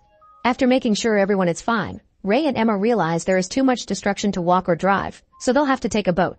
Once the earthquake stops, Blake takes the shard from Ben's thigh and wraps the wound up. Hayes checks his computer and confirms it's the biggest earthquake recorded in history. Minutes later, Ray and Emma discover the tower is burning, but Ray knows Blake must have gone to another building. At that moment he notices the water level changing too quickly and realizes a tsunami is coming. A warning reaches Blake through the radio and the alarm starts echoing through the city, so they won't make it to Nob Hill in time. Blake notices the building that Daniel had been building nearby and decides they must hide there. On the coast, hundreds of boats are trying to get away only to be blocked by a massive wave. Some boats drive upward and fall, but Ray keeps enough control to reach the top. Unfortunately, they come across a container ship that almost kills them. Thankfully, Ray moves away just in time and the ship only takes their roof. Containers are also falling, so Ray drives fast to dodge them all as the ship flips over onto the Golden Gate Bridge. Lots of survivors are killed by this, including Daniel and the elderly couple. The tsunami soon brings down the rest of the bridge and floods San Francisco, destroying what the earthquake couldn't. Meanwhile, Blake's group is rushing upstairs and stops at the highest floor possible because the steps are blocked. Unfortunately, it isn't high enough and they see the tsunami coming for them, so they run to hide behind the pillars. The water breaks through the window and floods the building, which starts to fall but is blocked by another skyscraper. The leaning causes some water to leak out and the trio holds onto the furniture not to fall out too. Soon Ray and Emma reach the area with the boat and notice the state of utter destruction. Knowing Blake learned from Ray's teachings, they head toward the tall buildings to look for her. Back to Blake and the brothers, they notice the stairs have been cleared so they go to a higher floor. While Blake checks Ben's leg, he offers a big compliment and they kiss. At that moment Ollie notices the boat going in the opposite direction. He and Blake start hitting the window to get their attention, but Emma and Ray can't hear them. Then Blake remembers Ollie has a laser pointer, so she shines it at the boat's control panel and the adults finally see them. Suddenly another wave hits the area and breaks the windows, flooding yet another floor too. Ben and Ollie swim toward the stairs to escape, but unfortunately Blake gets caught in the water and can't reach the brothers because of a glass door. The building is sinking, and the water levels are quickly rising. Ray leaves the boat in Emma's hands and kisses her before jumping into the water to swim into the building. Once inside, Ray sees Emma on the other side of the glass door and tells her to wait while he tries to move the debris. On the upper floor, Ben tells Ollie to wait safely while he goes back for Blake, but at that moment the building starts shaking again and water reaches their area as well. This water takes the last few inches Blake had to breathe, and she soon passes out. A desperate Ray makes a final effort to move the debris and finally makes his way through to reach his daughter, taking her with him as he swims upstairs to meet with the brothers. The building continues to sink as Blake tries to give Blake CPR and Ben tries to break the windows, but he isn't strong enough. Outside, Emma sees this and drives the boat back to then approach the building at a very high speed, smashing her way inside. The group immediately gets on the boat and drives away, moving out of the way right before the buildings collapse behind them. Ray continues to try to resuscitate Blake and eventually gives up, but seeing Emma cry inspires him to keep trying, refusing to lose another daughter. Suddenly Blake wakes up, dizzy but alive, and everyone hugs in relief. Sometime later, the National Guard and UN relief teams arrive at the area to help the survivors. Signs, letters, and pictures are hung on a fence as a last goodbye to those who didn't make it. Ray and his family watch what is left of the city, and he announces now it's time to rebuild. Make sure to subscribe and turn on notifications so you can watch more videos like this. Thanks for watching. In 2014, humanity has destroyed the planet's atmosphere and caused global warming. To fix this, scientists make an artificial cooling substance, which is dispersed into the air. It does reduce the heat, however it also causes a new ice age to hit the planet. Fortunately, a genius scientist named Wilford has built a train powered by a perpetual engine that will continuously travel around the globe. The few remaining humans on the planet now live in the train, and those who dare go out immediately die from freezing. Unfortunately, classism also exists in this small society, and the train cars are organized accordingly. Upper classes at the front, economy classes at the back, and the poor people in the tail section. 17 years later, the guards bring food for the poor people, consisting of some nasty protein blocks. Everyone must sit to receive it, but Curtis doesn't sit until a guard threatens to shoot him. Curtis explains to his friend Edgar that he counted the doors because he's planning to sneak through the train. The guard then asks if there are any experienced violinists in the group, and an old couple volunteers because they used to be in the Boston Symphony Orchestra. The guard tries to just take Gerald because they only need one musician, but Gerald refuses to go without his wife. This causes the guard to beat up the woman and break her hand before dragging Gerald away. Afterward, Curtis visits Tanya and her son Timmy to ask the boy to trade protein blocks. Curtis cuts up his new block and finds a small capsule with a message in it, which he takes to Gilliam, an old one-armed man who sits next to a Wilford logo on the wall. The message says Nam, the name of a security expert from the prison section. Curtis wants to find him so he can help them with the revolution, so Gilliam assists Curtis in mapping out their options. Later, while everyone is sleeping, a bunch of guards arrive with Wilford's assistant Claude, who starts measuring all of the children with a tape. Suddenly Claude approaches Tanya and moves her skirt to find Timmy hiding there, so Timmy tries to run as his mom screams. However, the guards capture Timmy and beat Tanya up to shut her up. After some more measuring, Claude takes Timmy and Andrew's son Andy. A devastated Andrew yells and throws a shoe at Claude, so the guards immediately capture him. Moments later, young Franco and old Franco put a clock around Andrew's neck before putting his arm through a hole in the wall, causing him to scream in pain at the feeling of sub-zero temperature. Then Minister Mason arrives and makes a long speech to scold the passengers for their misbehavior. She puts the throne shoe on top of Andrew's head, saying things on the train must subscribe to a particular order. Next, Mason calls Wilford on a phone to make him offer a speech too, but he doesn't answer. The Francos take out Andrew's arm, which is completely frozen, and smash it with a giant hammer to finish the punishment. For the following few days, the poor people begin working hard on putting things together to make a tool that will help with the revolution. Curtis also obtains some chronol, which are small blocks of industrial waste used by addicts to get a kick, but they're also highly flammable. He can't stop thinking about the fact Mason called the guards' weapons useless guns, theorizing that they ran out of bullets during the last revolt. While everyone works, the artist of the group makes drawings of all the important moments, and he gives Andrew and Tanya portraits of their kids. One day, the alarm suddenly goes off and everyone scrambles to get in line for the guards. Their device is ready, so to create a distraction, they start yelling in protest of the protein blocks. A guard grabs an old man and threatens to shoot him, so Curtis runs forward and puts the gun on his own head instead. When the guard pulls the trigger, nothing happens, so Edgar yells that the guns have no bullets and chaos breaks out. The device turns out to be a giant train of pipes on wheels, which the group starts pushing through the next compartments with Curtis riding on top of it. A huge fight breaks out between the guards and the rebels, but without the guns, the rebels easily overpower them. Suddenly a huge guard tries to block their way, however Gray jumps on top of him and quickly kills him, stealing his keys in the process. Afterward, the rebels easily reach the prison car, where cells are actually compartments on the walls. Using the keys, they manage to release the security expert Nam, who looks rather dazed because he's an addict. After grabbing a translating device from the wall, Curtis explains he needs help getting through the doors in the following cars, and he can pay Nam with chronol. As he thinks about it, Nam smokes a cigarette, which shocks everyone because cigarettes haven't been available for over 10 years. The little Chan takes the chance to steal Nam's matches. After lots of thinking, Nam throws the cigarette and everyone starts fighting over it, but Nam also joins the fight until Curtis pulls him out of it. Nam reveals he took the keys and opens another compartment containing his daughter Yona, who is also an addict. Nam agrees to help if both of them get chronol for each door. Judas accepts the deal, so Nam starts working on the door's wires. After Yona announces there's no one on the other side, Nam opens the door and the group confirms it's empty. Someone opens the windows and everyone is shocked to see the sunlight again after almost 2 decades. The world outside is covered in snow and every city is completely frozen. Then Nam begins working on the next door and Yona says he's running right before it opens. The group is surprised to see Paul, a previous member of their group who is now jumping around like a maniac. He didn't used to be like that, so they look around and notice these are the machines that make the protein blocks. Paul was brought here to make the blocks alone, which has driven him crazy. Curtis looks inside a machine, only to be horrified to discover that the ingredients for making the protein blocks are cockroaches. Suddenly he finds another capsule on the floor and asks Paul about it, but he doesn't know who sends them, he just puts them in the food. Gilliam opens it and finds the word water, so Paul tells them the water supply is a few cars up. If they control the water, they can control the negotiation. While Nam works on opening the next door, Curtis chats with Yona and learns that she was born on the train. Curtis comes from the outside but doesn't remember anything before the train. Curtis also wonders if Yona's clairvoyant, causing her to look at the door and yell, "Don't open it." Unfortunately, it's too late. The door opens and reveals a room full of masked men armed with axes. As a threat, they hold up a fish and gut it. The rebels aren't intimidated and run forward, causing a chaotic fight to start. Both sides quickly begin losing people as they kill each other without mercy, splattering blood all over the car. Edgar and Curtis try to advance through the crow as they kill lots of masked men, but suddenly Curtis slips on the fish. A man tries to kill him when he's down, but Edgar jumps to kill him first just in time. At the front of the car there are even more masked men and a few guards, who announce they're about to cross a bridge. Then the men begin counting down, and when the train reaches the bridge, they yell Happy New Year. Unfortunately, since last year, several banks of ice have formed on the bridge. The train shakes like crazy as it goes through them, causing everyone to fall to the ground except for Yona and Nam, who look out the window to check on the cliffs below. Eventually a guard announces that they've crossed the bridge and everyone stands up to fight again, only to be interrupted when Mason and the Francos enter the car. She scolds the rebels for being ungrateful for the shelter and food that Wilford has been giving him all these years and informs them that 74% of them will be killed. A furious Curtis throws an axe at her face, but it gets blocked.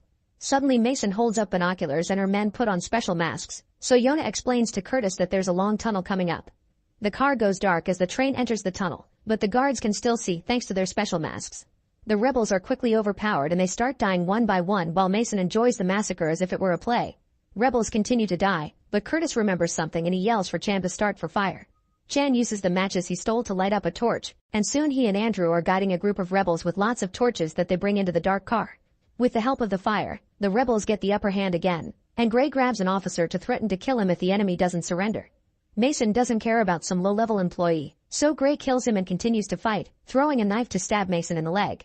Curtis sees an opportunity and runs towards Mason, only to realize that young Franco has caught Edgar. For a second Curtis doesn't know what to do, but in the end he chooses the needs of the many and runs to capture Mason while Franco kills Edgar. As soon as Curtis grabs Mason, she orders everyone to stop fighting. Young Franco tries to kill Curtis, but Yona comes out of hiding and impales him with a metal rod. After the group captures old Franco, they wash the blood off in the next car, which has running water. Tanya and Andrew hurt Mason to make her talk, but Mason only knows that the children are taken to Wilford.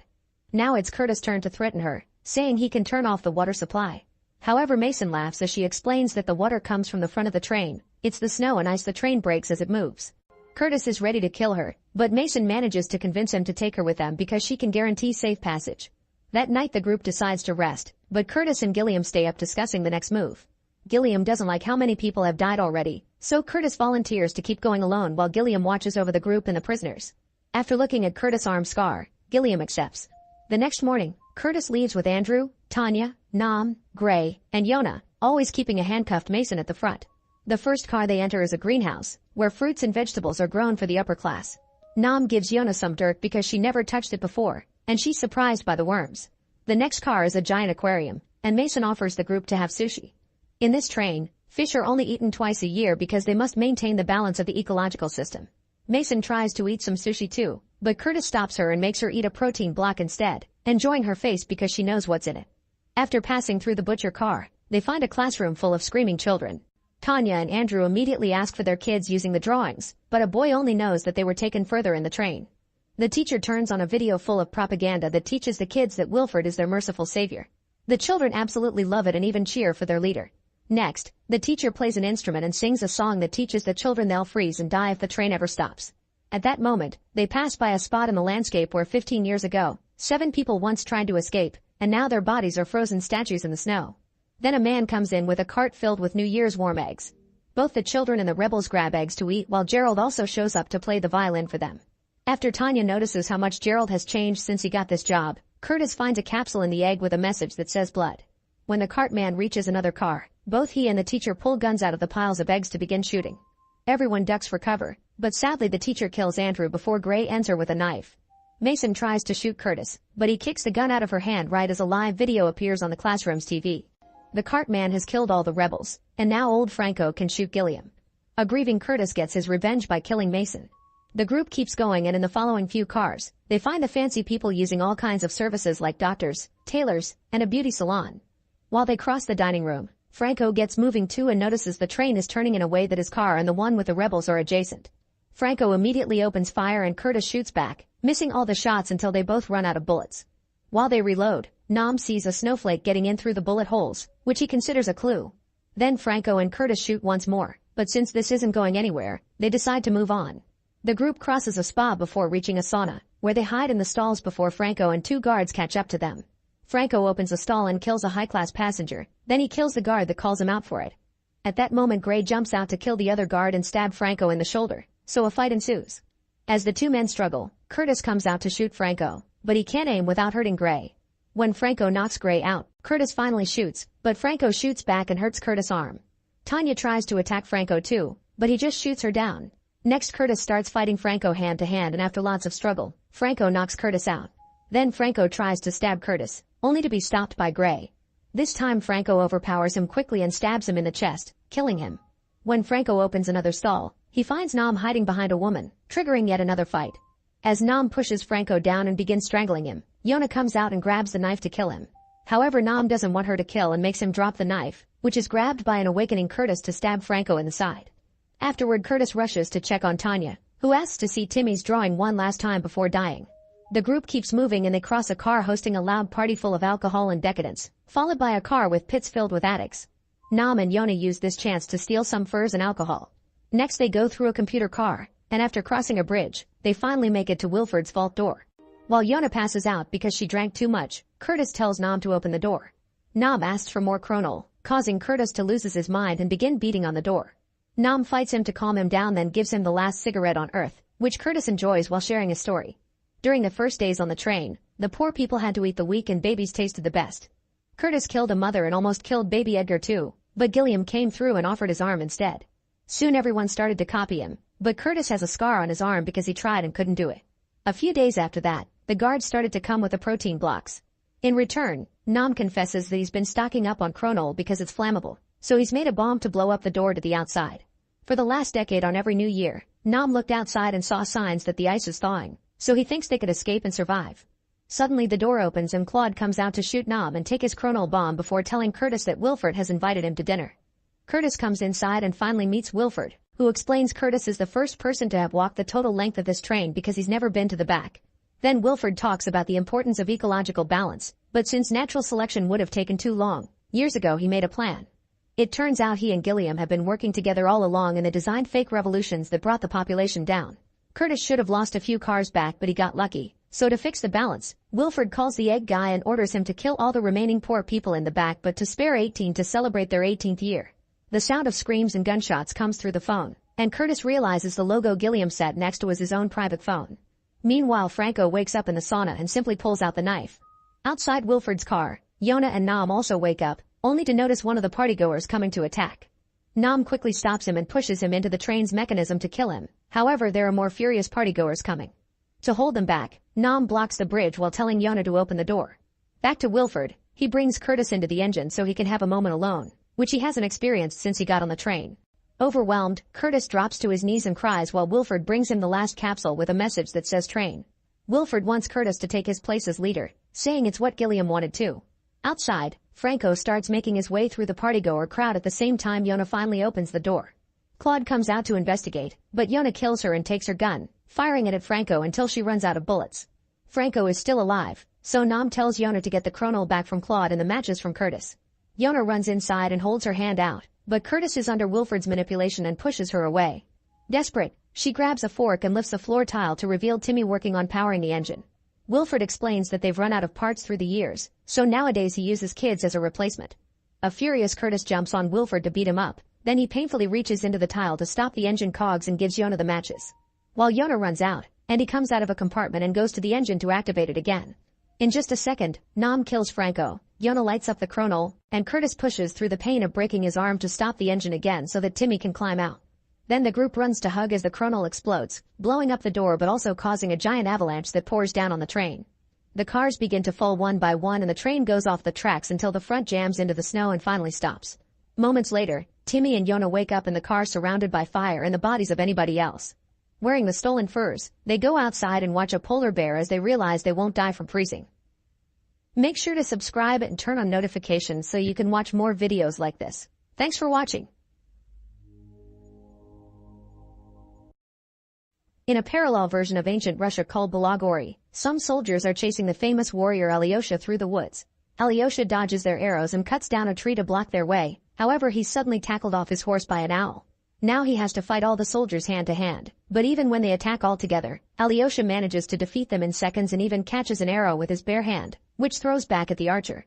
At that moment the owl returns and transforms into the sorceress Varvara, who uses a magic whip to hit Alyosha's sword and make it soft.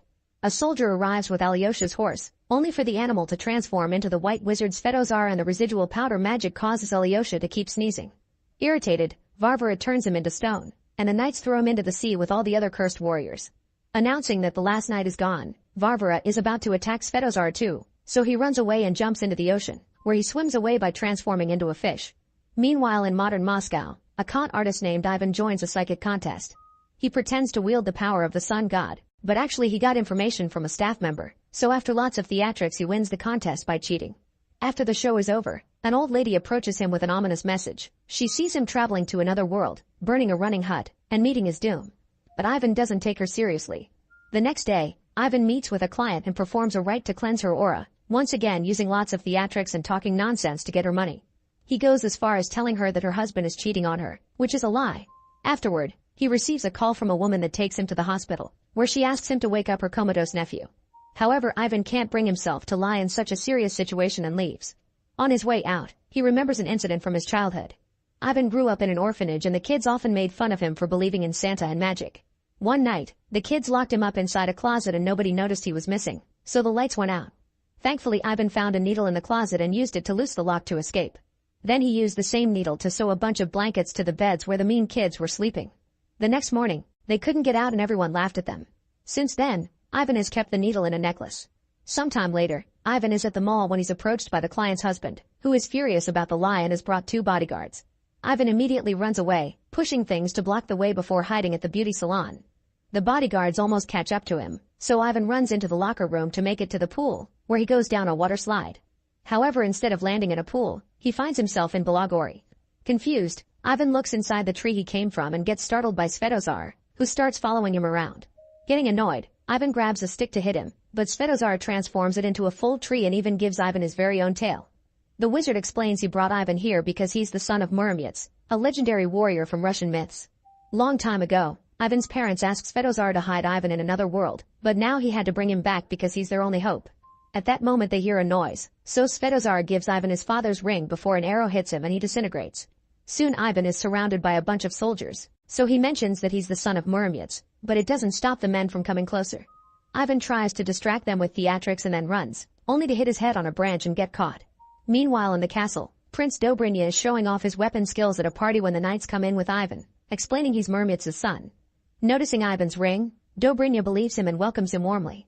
At that moment Varvara shows up, revealing she's married the prince. She points out that Ivan must be tired and pretends to take him to a bedchamber, but actually she orders the guards to throw him in the dungeon and chain him up.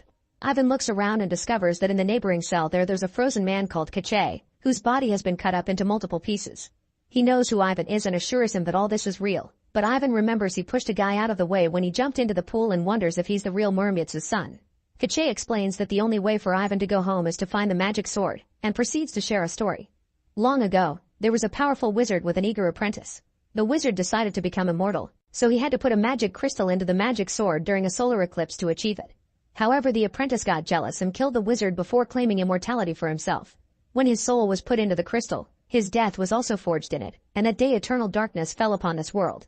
That apprentice turns out to be Kache himself, who ruled the kingdom for 1,000 years until a group of warriors took the sword from him to defeat him and separated the crystal from it to make it lose power. They also put a spell on the sword, and Muromets hid it away. Eventually Dobrynya took the crystal and sent Kache to the dungeon. Kache is the only one who knows where the sword is, and since warriors aren't needed anymore, Ivan will probably be executed in the morning. At that moment the knights bring another prisoner, an old witch called Baba Yaga. The guard begins looking through Ivan's stuff and is startled by the phone, calling it a demon, but he also throws the cash into the fire. While he's distracted, Baba Yaga blows magic breath into her pocket to release a frog. This little guy transforms into Vasilisa, who puts a sedative in the guard's drink to put him to sleep. Then she frees Baba Yaga and together both women release Kache, breaking all the ice so he can put his limbs back together. Baba Yaga really turned herself in as part of her plan to free him. When the trio is about to leave, Ivan convinces them to take him with them.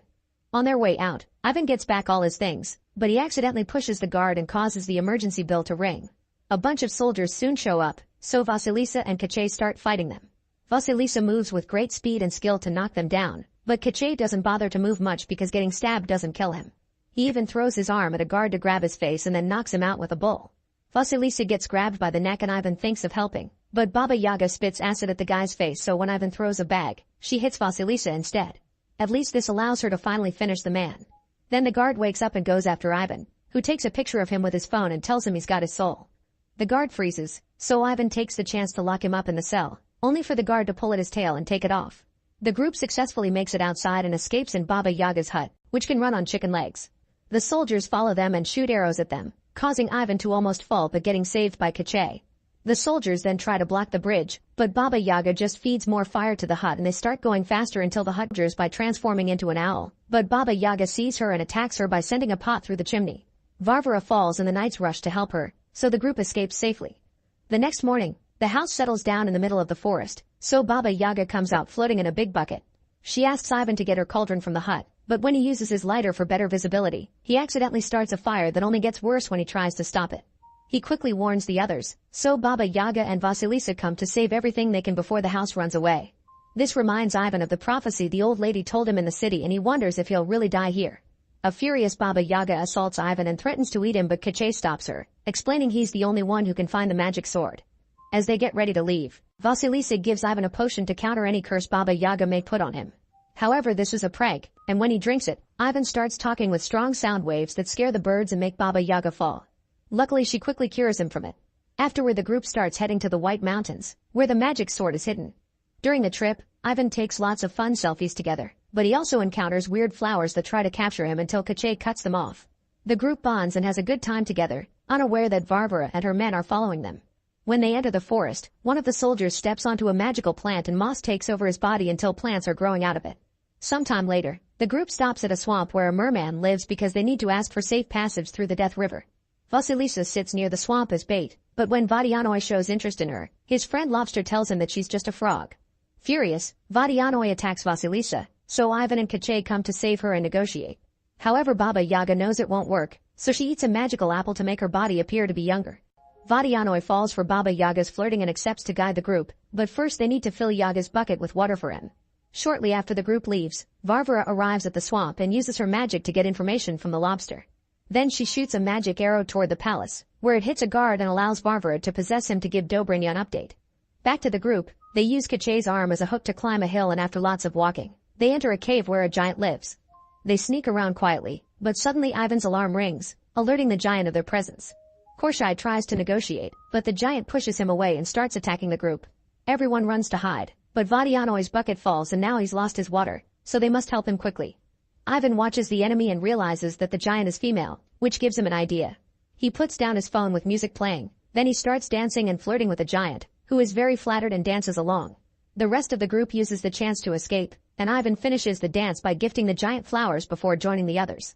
Moments later, they finally reach the Death River, which is full of piranhas. Vadianoi dives in to try to assert his dominance, only to emerge with the piranhas biting him. Since he's been gone for years, the river doesn't listen to him anymore.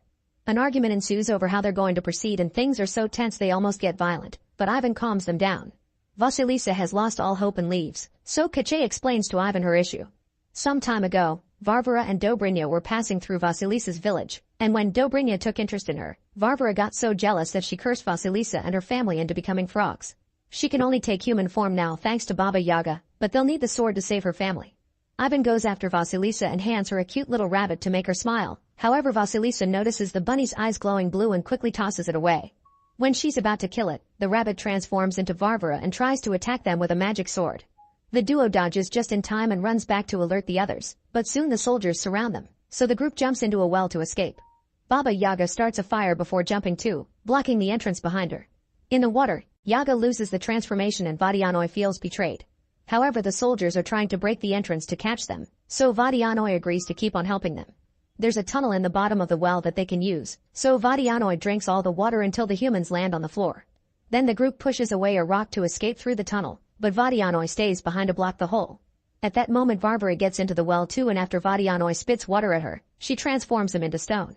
This causes all the water to leave his body and shoot Varvara out of the well. Moments later, the group comes out of the tunnel and takes a path through the mountains. When Baba Yaga sneezes, she causes a rock to fall, so Ivan jumps on Kache to push him out of the way just in time. Kache thinks this is silly because he's immortal, but a second rock falls and crushes him, so now they have to help him out. In the evening, they stop to rest, and Ivan gives Vasilisa his needle necklace. The next morning, Ivan wakes up first and gets captured by Varvara, whose soldiers soon surround the group.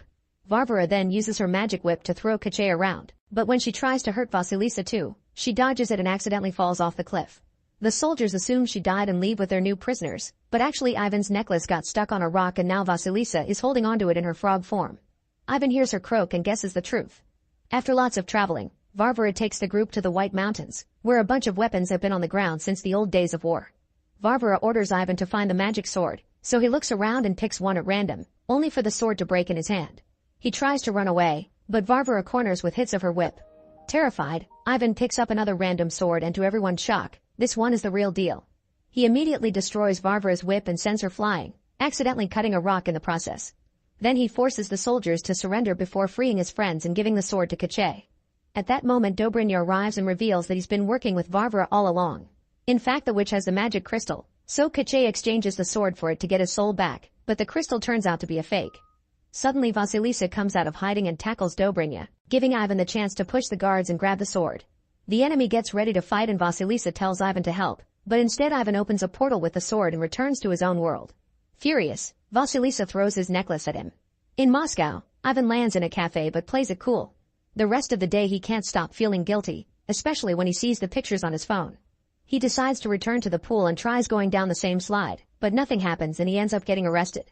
To his surprise, Svetozar is also in the cell. Apparently he escaped to this world after he got hit by the arrow. Sadly he can't do magic without his staff, so Ivan uses his mind tricks to convince a cop that he's cursed but that he can cure him with the staff. The officer gives them the staff, which Svetozar uses to shoot the cop down and open a portal. Before Ivan leaves, the wizard gives him magic dust to feed the dragon imprisoned in Dobrynya's dungeon. Ivan jumps through the portal successfully but sadly Svetozar gets captured by the incoming cops. In Belogori, Ivan arrives at the castle and sneaks into the dungeon, where he's disappointed to see the dragon is very small. He tries using the powder, but nothing happens. At that moment guards find him and take him away, causing Ivan to drop the powder bag. Now the dragon can eat tons of it. Then Ivan is taken to the throne room, where Dobrynya is waiting for the eclipse to do the immortality ritual. Suddenly Ivan reveals he's brought a gun and tries to shoot the crystal, but Varvara tackles him and he shoots Dobrynya instead. Unfortunately the shot wasn't fast enough to interrupt the ritual and Dobrynya soon recovers because he's now immortal. When Dobrynya gets ready to kill Ivan, the dragon flies through the window, and after the prince kicks it, the little beast breathes fire on his face. Next the dragon flies all over the room as he breathes impressive flames, so Ivan uses the distraction to free Vasilisa and apologize. Vasilisa punches him for it, but also kisses him. At that moment Dobrynya makes the dragon stop by blocking the fire with a sword, so Ivan starts a new distraction by asking Dobrynya to duel him like a real man with normal swords. As the two of them fight, Vasilisa tries to reach the magic sword, only to be attacked by Varvara and the women start their own fight. Varvara uses the magic sword to defend herself, and the crystal falls out of it. As both pairs fight with all their might, the dragon frees Kache as well. Fighting Ivan reminds Dobrynya of how jealous he had been of his father, which is why he teamed up with Varvara to take over the kingdom. Ivan doesn't have any training and is soon overpowered, so Dobrynya destroys his needle necklace. Suddenly Kache picks up the crystal, but before he can destroy it, Varvara throws an axe to cut his arm off. Ivan distracts Dobrynya by stabbing his foot with the needle, then Kache controls his arm to make it throw the crystal, which he destroys with the magic sword. Since their souls are in it, this act kills both Dobrynya and Kache. Defeated, Varvara flies off the window to escape while the statue in the middle of the room turns back to being human, revealing Ivan's father. Afterward, there's a banquet to celebrate their victory, during which Baba Yaga takes on her youth appearance again to thank Vodyanoi for his help. When Ivan sees a kid server, he asks his father for a favor. Moments later, Ivan appears at the hospital in Moscow and heals the comatose child with a potion from Baba Yaga. However, he doesn't stay. Instead, he returns to Belogori, where he and Vasilisa ride the walking hut to go meet her parents and start a new life. In the sea, all the statues go back to normal too and walk out to return home. Meanwhile, Varvara appears in Moscow and reveals she's the daughter of Ivan's housekeeper. Now that their main plan has failed, they'll have to make a new one. Make sure to subscribe and turn on notifications so you can watch more videos like this. Thanks for watching. In Italy, criminal mastermind Cyrus is arriving at a prestigious auction house with a plan in mind. Inside he walks by disguised Master Denton and Hacker Misoon, but he pretends he doesn't know them, when in fact they're part of his team. Nearby, an Interpol team led by Abby is keeping an eye on the event in case Cyrus tries something. Abby is furious because she dated Cyrus for a week without knowing he was a wanted criminal. This auction is happening at the same time in London, where team members Magnus the safecracker and Luke the engineer are getting in position. Back in Venice, the first piece of art is bought by Malzen for 11 million, and then the host introduces the artist N8, whose NFT is being auctioned next. It's a mask made of 482 cameras, which will create an NFT based on Van Gogh style and a live 30-second feed of the moment of the sale. Cyrus immediately makes a high offer and Abby guesses he knows her team is there. He and Denton try to outbid Malzen, and once the sale is done, Misoon activates an alarm.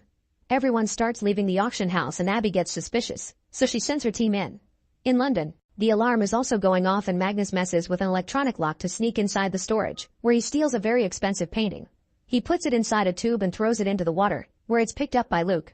Back to Cyrus, he offers N8 to come to his yacht to finish the transaction. They leave through the back door where pilot Camilla is waiting for them on a boat.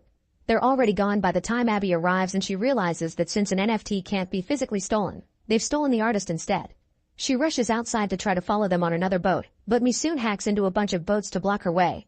Abby refuses to give up and gets on a different boat, so Camilla starts driving at great speed and taking steep corners to slow her down. When they make it to the sea, Misoon activates a barrier, allowing Camilla to drive through just in time but leaving Abby behind. When the team makes it to the yacht, they pay N8 the 20 million for the NFT and start to party. Afterward, Abby and her team look at the security montage and notice that Denton had been faking his limp, so she sends her men to look for him. The next morning, N8's kidnapping appears on the news. N8 freaks out when he realizes these guys are criminals, but Cyrus quickly explains what's going on. The Mona Lisa only became valuable after it was stolen, so they copied that idea. Magnus and Luke sold the painting for 20 million for Cyrus to buy the NFT from N8, and now that's disappeared. The NFT is worth 89 million. Cyrus will be sharing the money with N8, who happily plays along. Meanwhile, Denton has been arrested by Interpol and Abby has a picture proving he knows Cyrus.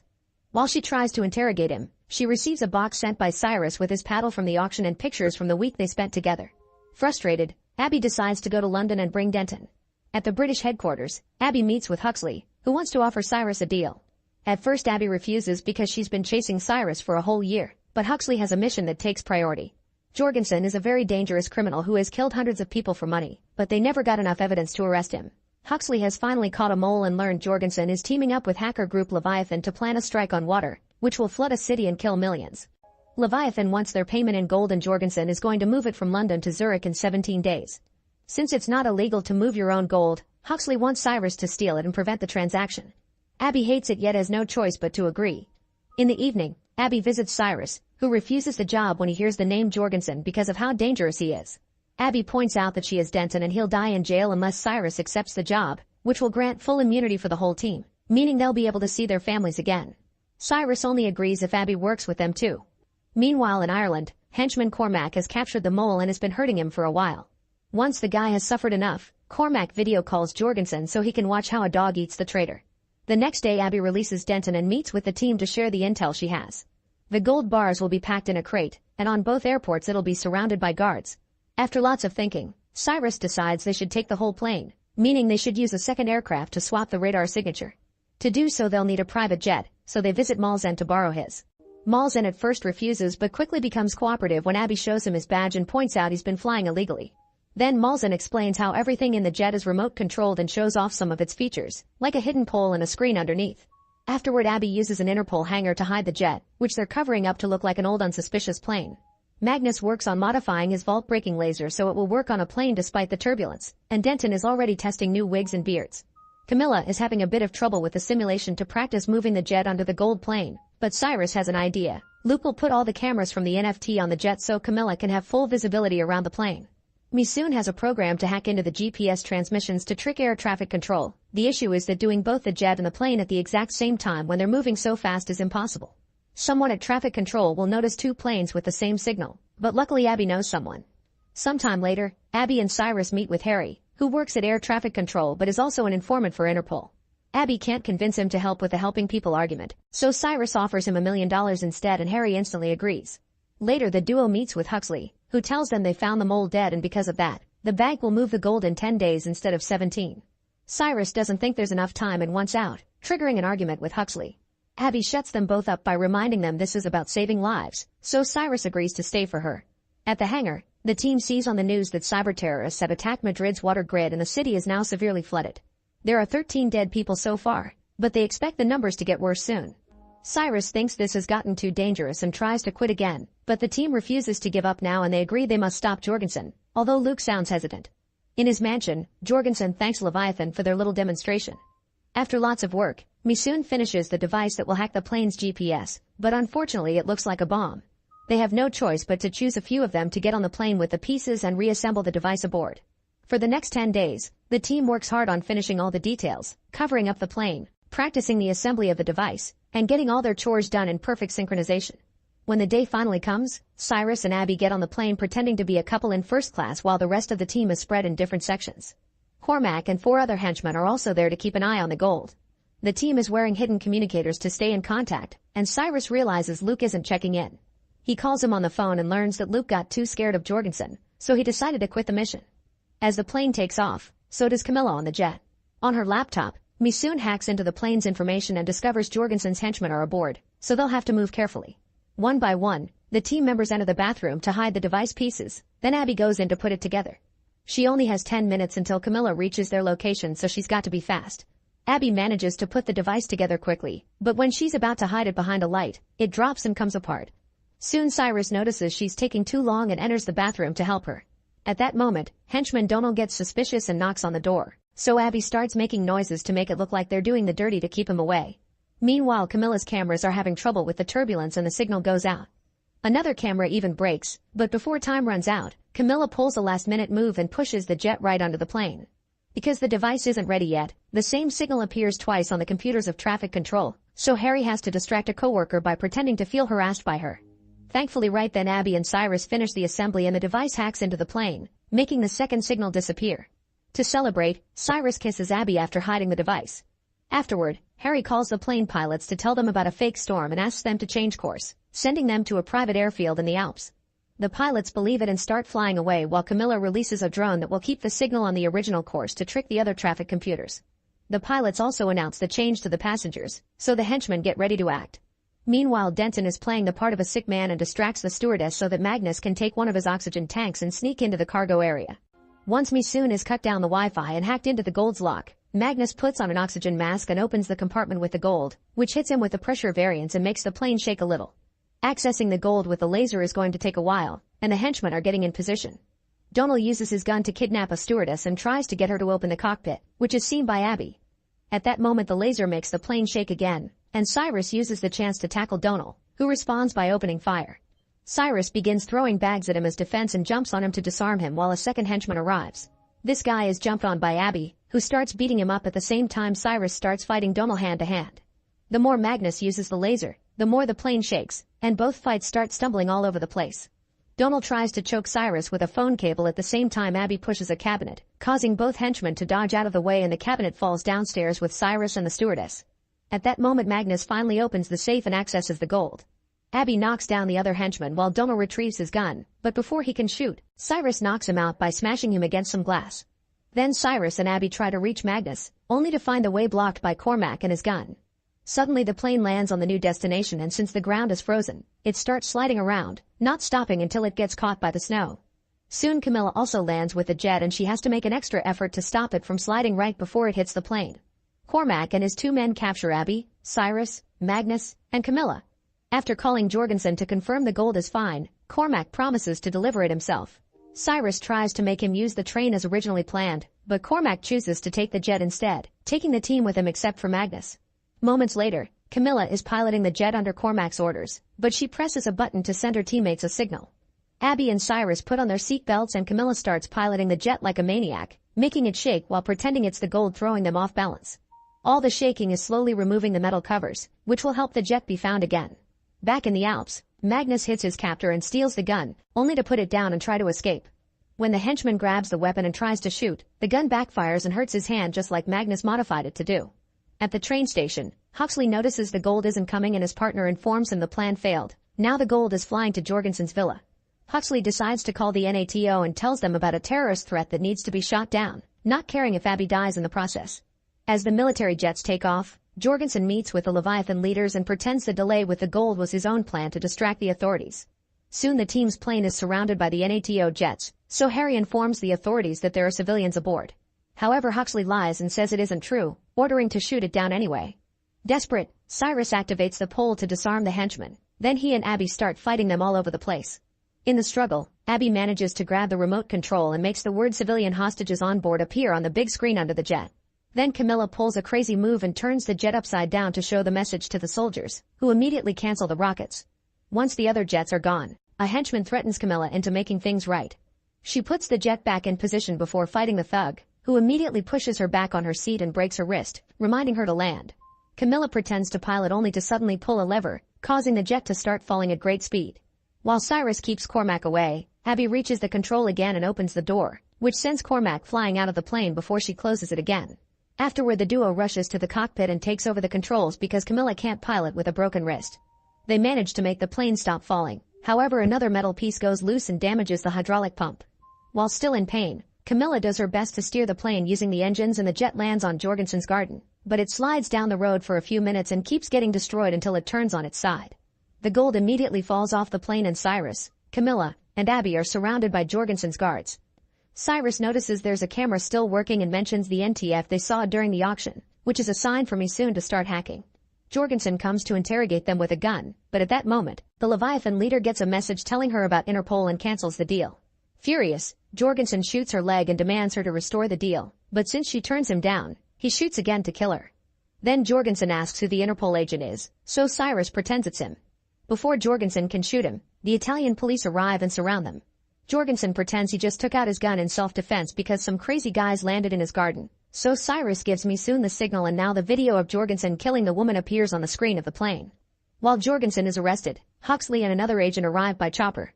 Abby learns from the agent that Huxley almost got them shot, so she punches him and announces she is quitting. Cyrus and Camilla are leaving on a boat, and Abby soon joins them. A few weeks later, Cyrus surprises Abby by buying back her childhood home. He also makes a big reveal. Luke never quit, he was on a side mission to steal the gold. Magnus had made a bunch of fake gold bars and shipped them on the same plane, so during the fight, he exchanged the gold for the fake cargo and threw the real bars out of the plane. Luke was in the Alps using a remote control to make the gold land safely, and Huxley was furious that he was stuck with useless metal. Now Cyrus and Abby reunite with the team next to a lake and using the remote control, they take gold out of the water. Abby agrees to join the team and Cyrus kisses her to welcome her. Make sure to subscribe and turn on notifications so you can watch more videos like this. Thanks for watching. In 1945, towards the end of World War II, a Japanese troop receives a message with orders to retreat. The men start to pack everything and burn anything that can't be taken with them, leaving no evidence behind. While everyone rushes to empty every room, a bunch of men in hazmat suits carry dead bodies and dump them in large piles. Dynamites are also getting set on the wall. Suddenly they hear something pounding on the door with such strength that it makes indents on the metal. Colonel Kato and his men quickly leave the building while some soldiers go down to the cells to shoot down all the prisoners. Other soldiers begin pouring gasoline all over the rooms and the piles of bodies before lighting it all on fire, managing to escape before the door could break down. As Kato goes away in a car, he watches the building exploding in the mirror, while inside a large humanoid creature appears among the flames. Meanwhile, Chai-Ok and her father Jung-won arrive at Seoul City, which back then was known as Gyeongseong.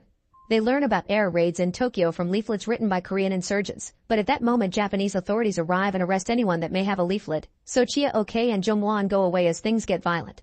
Soon the Japanese cops find the building where the insurgents are making the leaflets and violently bring them down as well. All the people they arrest are given a choice between dying in a torture chamber or fighting for the Japanese army.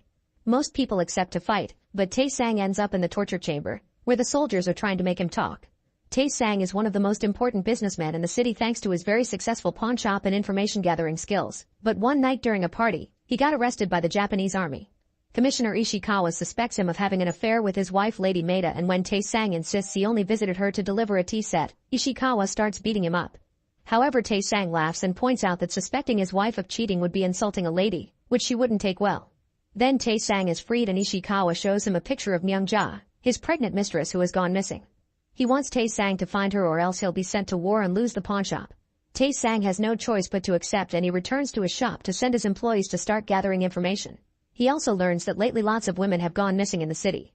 Moments later, Jung-won is asking around for information while Chai-Ok buys a broken bike for a cheap price.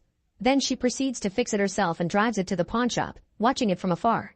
At the window, Tae-sang is keeping an eye on Ishikawa's spies on the street and sees her as well. In the evening, Tae-sang startles one of Ishikawa's spies and convinces him to give him a ride. Chae-ok follows them with her bike and sees Tae-sang enter a restaurant. Tae-sang isn't there to eat though. He just wants to use the back door to escape Ishikawa's spies. He's aware that Chae-ok is still following him, so he walks faster into a dark area to then ambush her with his gun. As he demands to know who she is, he notices she's armed as well, so Chae-ok decides to defend herself. After making him drop the gun, she starts hitting him while making sure to kick the gun away from his grasp. Eventually he manages to steal her blade and tries attacking her with it, but Chae-ok picks up a bamboo stick and quickly disarms him again. They continue to fight for a while and Tae-sang takes the stick to hit her in the head, freezing in awe when her hat drops and she reveals her pretty face. Then both of them rush to retrieve their respective weapons and get stuck in a standoff. Tae-sang puts down his gun first to prove he can be trusted, so Chae-ok puts down her knife and explains she's looking for a painter called Sashimoto. Tae-sang isn't interested in helping with cases that won't bring much money, so Chae-ok also adds that she's looking for her mother, which makes Tae-sang assume that the mom ran away with the painter. Offended by the implication, Chae-ok slaps him and leaves. When Tae-sang returns home, his employee informs him that she's hired the best sleuths to help him. To his surprise, the sleuths are Jung-won and Chae-ok, who doesn't want to work with him. Tae-sang offers to find the painter and her mother if they find the girl for him, and they accept. In the basement of Ongsan Hospital, Myung-ja sits in a cell with all the other missing women. Kato and a scientist come by and choose 2 prisoners to take them to individual cells, where they're surprised to find food and water. They immediately start eating and drinking while it's revealed that Kato put a creepy worm in the water. Moments later, Kato is informed that the first test subject is showing symptoms faster than usual. In her cell, the woman is experiencing headaches so painful that she resorts to desperate measures, causing her head to bleed. In the other cell, the second woman is quiet, so Kato orders his men to inject the serum. Soon this woman starts throwing up and something worm-like moves under her skin. Later on, the soldiers bring the painter Sashimoto out of his room and ask him to paint what he sees in the second cell. Sashimoto uses a light to look inside and finds the cell covered in blood with a body on the floor. There's also a strange creature on the wall, which suddenly jumps out at him. A flashback reveals that a year ago, Sashimoto applied for a job at the hospital and was given the task of drawing all the discoveries the Japanese are achieving through experiments. They made him watch one of these experiments, during which a man was cut open while still alive. Terrified, Sashimoto ran out of the room to puke, so a cleaning lady told him that everyone eventually got used to it. Afterward Sashimoto went to see all the prisoners in the cells, noticing even the cleaning lady was kept locked up. This cleaning lady became the test subject and transformed into the creature that is now attacking Sashimoto through the door. He dodges the reaching claw just in time and waits for it to retreat before looking again, noticing a necklace that indicates this is the woman he knew. Meanwhile Chae-ok comes to the Japanese command post, carefully sneaking around to avoid the guards. Then she climbs on the rooftops and uses a spyglass to watch how a lady gives a mysterious document to a man, who immediately takes off. Chae-ok immediately follows him and discovers he's dropped off at a place called the Spring Hall office. The next day, the sleuths informed Tae-sang that they found the driver that last saw Myung-ja and made him talk by hanging him upside down. Myung-ja visited Ishikawa's house first and then was taken to Ongsan Hospital, so she's probably being held there. Only people with the right connections can get in, so Tae-sang visits his friend Jun-taek and pays him off to use his ID because his wealthy family is allowed to use that hospital. Afterward, Tae-sang lends the sleuths some fancy outfits and his employee Mr. Gu pretends to be his driver so they can pass off as an important family. The hospital guards accept the ID and once they're inside, Gu pretends to become very sick so everyone's attention is on him while Chae-ok sneaks into the records room. She looks at the files as fast as she can but she's interrupted by the janitor Mr. Oh, so she gets her knife ready to fight. Jung-won suddenly shows up with his gun and Oh realizes they're part of the resistance, so he cooperates because he's a rebel too. In the waiting room, Gu is about to be given an injection but as soon as he sees the sleuths get out, he announces he's feeling better. At that moment they hear a shot and a nurse says it came from a neighboring military base, but the team can tell it came from underneath the hospital. In the lab, 2 guards have been attacked by the creature before they could even reach the door, so the soldiers have tried to shoot to keep it at bay. The creature still reaches out and is so big now that it can grab the soldier from afar, and Kato tells the others not to save him because it's part of the experiment. As the creature uses a tentacle to suck the life force from the guy, a soldier decides to shoot anyway and the creature quickly kills him too. Moments later, the sleuths inform Tae-sang what they learned from Oh. The hospital has a military ward where lots of people have been brought over from prisons but nobody has come out. The sleuths decide to spend the night there to investigate. Suddenly sirens start echoing in the hospital and the employees kick all visitors out, but the sleuths manage to stay inside with Oh. In the basement, the soldiers are blasting nitrogen at the creature to calm it down. Soon it falls asleep and the soldiers bring a cage to take it away as they discover the monster is expelling anthrax to protect itself in its sleep. Then they take the cage to the cell area to let the anthrax spores spread around. Kato watches with delight as every prisoner that touches the spores immediately has their skin painfully burning. Meanwhile Oh and the sleuths are hiding on the roofs. The security is pretty tight, so Chayoke climbs down and carefully sneaks around, dodging guards until she manages to climb a tower to spy on what's going on. She discovers the soldiers are piling up all the bodies hurt by the anthrax. The next morning, news breaks that Ongsong Hospital is closed indefinitely due to an unknown contagion. Soon more soldiers arrive and barriers are put up around the hospital to put it under military supervision. Tae-sang is visited by a nurse from the hospital, who is also a part of the resistance and brings a note from Chayoke that says we found Myung-ja. The nurse doesn't know what's happening in the hospital but she's seen all the dead bodies, so she begs Tae-sang for help and explains he must send a signal to the East Wing by 10 p.m. In the hospital, the staff continues to clean out the cells. Most of the prisoners are dead and multiple soldiers have died or gotten heavily injured. Kato interrogates Major Endo, wanting to know the details of what he calls perfection. 6 hours ago, the soldiers pushed the cage into the elevator to take the creature to its new cell, accidentally disconnecting the nitrogen tanks in the process. The creature woke up and used its tentacles to attack all the soldiers, killing them one by one with quick movements. A soldier tried opening fire, only to get killed as well. When the cage reached level 4, Kato and his men tried to watch the survivors from a vent on the floor above to no avail. The monster had escaped the elevator, so Endo made another soldier close the door. Unfortunately, the creature caught the man with its tentacles, thus Endo pushed him to his death to get the door closed and the elevator going up again. The monster managed to stab him too, but the elevator moving quickly and Endo's bullets spooked the tentacles away, allowing him to survive and reach safety. Now Endo asks Kato to kill the creature because it was a failure, but Kato thinks it was a success. Meanwhile, the monster just expels the bullets from its wounds. Back to Tae-sang, he starts making a plan to reach the hospital while trying to keep the secret from Ishikawa's spies. He hires some fireworks under the cover of playing mahjong, then he goes around town for 30 minutes finding the perfect route under the excuse of sightseeing. Lastly, he visits the tailor shop pretending he needs a suit, but the tailor gives him a drawing explaining that the painter was seen in the bar. In the hospital, Mr. Oh hides Jung-won in his cleaning cart to take him back to Chayoke after sending the message. Chayoke is hiding a soldier called Choi, who was forced to join the Japanese army but he wants to help his country. He explains that the troops are dealing with anthrax and confirms that Myung-ja is still alive. He talked to her last night while cleaning the bodies, and the stench of death had made him puke. His boss beat him up for being nasty to the point that he rubbed Choi's face on his own vomit. Afterward, Choi had tried self-deleting, but Chayoke saw it all and saved his life. Now Choi gives the group a map of the building before going back to his barracks. In the evening, Tae-sang tries to follow the bartender that received the drawing, who will be meeting with Sashimoto at a restaurant. However, his way is blocked by a group of Japanese thugs who are angry because Tae-sang hadn't pawned their pot and start beating him up before taking him into an alley. The leader threatens him with a sword, so when Tae-sang fails to negotiate, he decides to fight.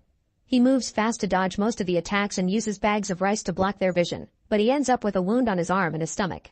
Eventually, the group overpowers him, only to be interrupted by a cop. But since the officer is Japanese, he pretends he saw nothing and leaves. The leader teases Tae-sang for his country's failure, so Tae-sang kicks him down and escapes. Unfortunately, by the time he enters the restaurant, the bartender and Sashimoto are gone. Afterward, Tae-sang returns home to take care of his wounds and is surprised to discover the bartender has brought Sashimoto because he wants to help. Meanwhile, the sleuths climb around the hospital building and reach the roof, where Chayoke sneaks inside through the vents. Using the map, she manages to find the lab and goes inside to discover a bunch of jars with human parts like heads, skin, and even a newborn baby. When she tries to walk back, she's startled by something touching her and finds 2 cells filled with children. She doesn't have much time left, but she refuses to abandon children and starts sending them out through the vent. At that moment, she hears a doctor coming, so she immediately has to hide. The doctor notices the empty cells and sees something moving in the vents, so Chayoke has no choice but to kill him with her dagger. At the entrance, Sashimoto returns to the hospital and sneaks Tae-sang inside by hiding him in his carriage while Jun-taek pretends to be his driver. They go to the meeting spot but don't find the sleuths there, only an arrow on the wall, so Tae-sang climbs out the window. Back to Chayoke, she guides the kids through the vents, but Jung-won won't open it for her because soldiers have come to the roof to drink. Jung-won comes out of hiding to distract them, and at that moment, the sky is lit up with fireworks, which were Tae-sang's signal. Using this distraction, Jung-won starts fighting the soldiers, and soon Chayoke joins him to help. Together they manage to kill most of the soldiers, but one sneaks behind her and gets ready to shoot. Fortunately, Tae-sang arrives and kills him first. In the basement, Director Ichiro shows Kato that he's managed to train the creature. He sends 3 prisoners to level 4 and the monster only comes out when Ichiro rings a bell, understanding that the sound equals feeding. Ichiro just keeps bringing prisoners over to watch the monster kill, saying he wants more creatures like this to create an army. At that moment, some soldiers find the dead doctor in the empty cell, so they start searching the building for the culprits. The group on the roof climbs down until they reunite with Jun-taek and Sashimoto, then they use cleaning carts to get the kids to Sashimoto's room. A kid sees the drawings of the monster and screams, which is heard by a soldier outside, so he goes to alert the others. When everyone else sees the drawings, Tae-sang tells Chae-ok that the man is the painter she was looking for. Chae-ok shows Sashimoto the drawing he made of her mother a year ago and asks if he knows where she is. It turns out her mother is the woman who became a monster, and Jung-won has a matching necklace. However, Sashimoto lies and says he doesn't know anything. Then Tae-sang gives his clothes to the tallest boy and tells him to pretend to be the driver of the carriage he came in on, planning to take the kids out by hiding them as he did. By the time the soldiers come to check Sashimoto's room, the group is already gone. The men hurry down the hall and find Sashimoto and O pushing a cleaning cart, but it's empty. At the same time, the kids have escaped through the window and successfully leave the hospital when they open the gates for an incoming car. Eventually they reach the pawn shop, and thanks to a note from Tae-sang, the employees take all the kids in. Then O and Sashimoto go to their rooms to avoid suspicion. The other four return to the roof to use the vent again, and Jun-taek uses a sword to kill a few unconscious soldiers from earlier. At the watchtower, a guard sees the sword and sends a few men over. When the soldiers arrive at the roof, they find a message declaring Korea's independence. They immediately raise the alarm and all soldiers are woken up to search the area. Meanwhile, the person in the car turns out to be Ishikawa's wife, Lady Maida, who tells Ichiro that Tae-sang is inside the hospital. She also wants Myung-ja and her baby to be safe, so the soldiers drag her out of her cell and bring her to another part of the building. The creature watches them pass by and learns how to use the elevator. After dropping Myung-ja, the soldiers try to take the elevator, only to find the monster inside. It immediately chases them through the room and kills them all. Then it starts running to other areas, killing any soldier that dares to get in its way without mercy. Eventually the entire floor is nothing but a bloodbath, and the creature leaves in the elevator to keep killing in the upper levels. Hearing this, Ichiro adds even more security, which means the group will have to take a different path. As they return to the vent, a soldier on the roof notices the grill is moved and goes down the vent as well. The team eventually reaches a laundry chute and lands in the laundry room, only to be surrounded by soldiers. A fight ensues, and while the others try their best to defend themselves, Jun-taek uses the chance to escape. After lots of struggle, the trio manages to kill all the soldiers, but Tae-sang's wound opens up in the process. After Chae-ok patches him up, the team splits to search for Myung-ja. Tae-sang and Chae-ok search the second level while Jung-won checks the third. On their way out, Tae-sang sees the bodies on the floor and is shocked by the creature suddenly appearing in front of him, killing another person. In the meantime, Jun-taek makes it to the cells and finds two friends that also fight in the rebellion with him. Jun-taek wants to know where they hid the dynamite needed for their next strike, but his friends refuse to tell him until they're free. At that moment, soldiers surround Jun-taek and lock him up in the lab.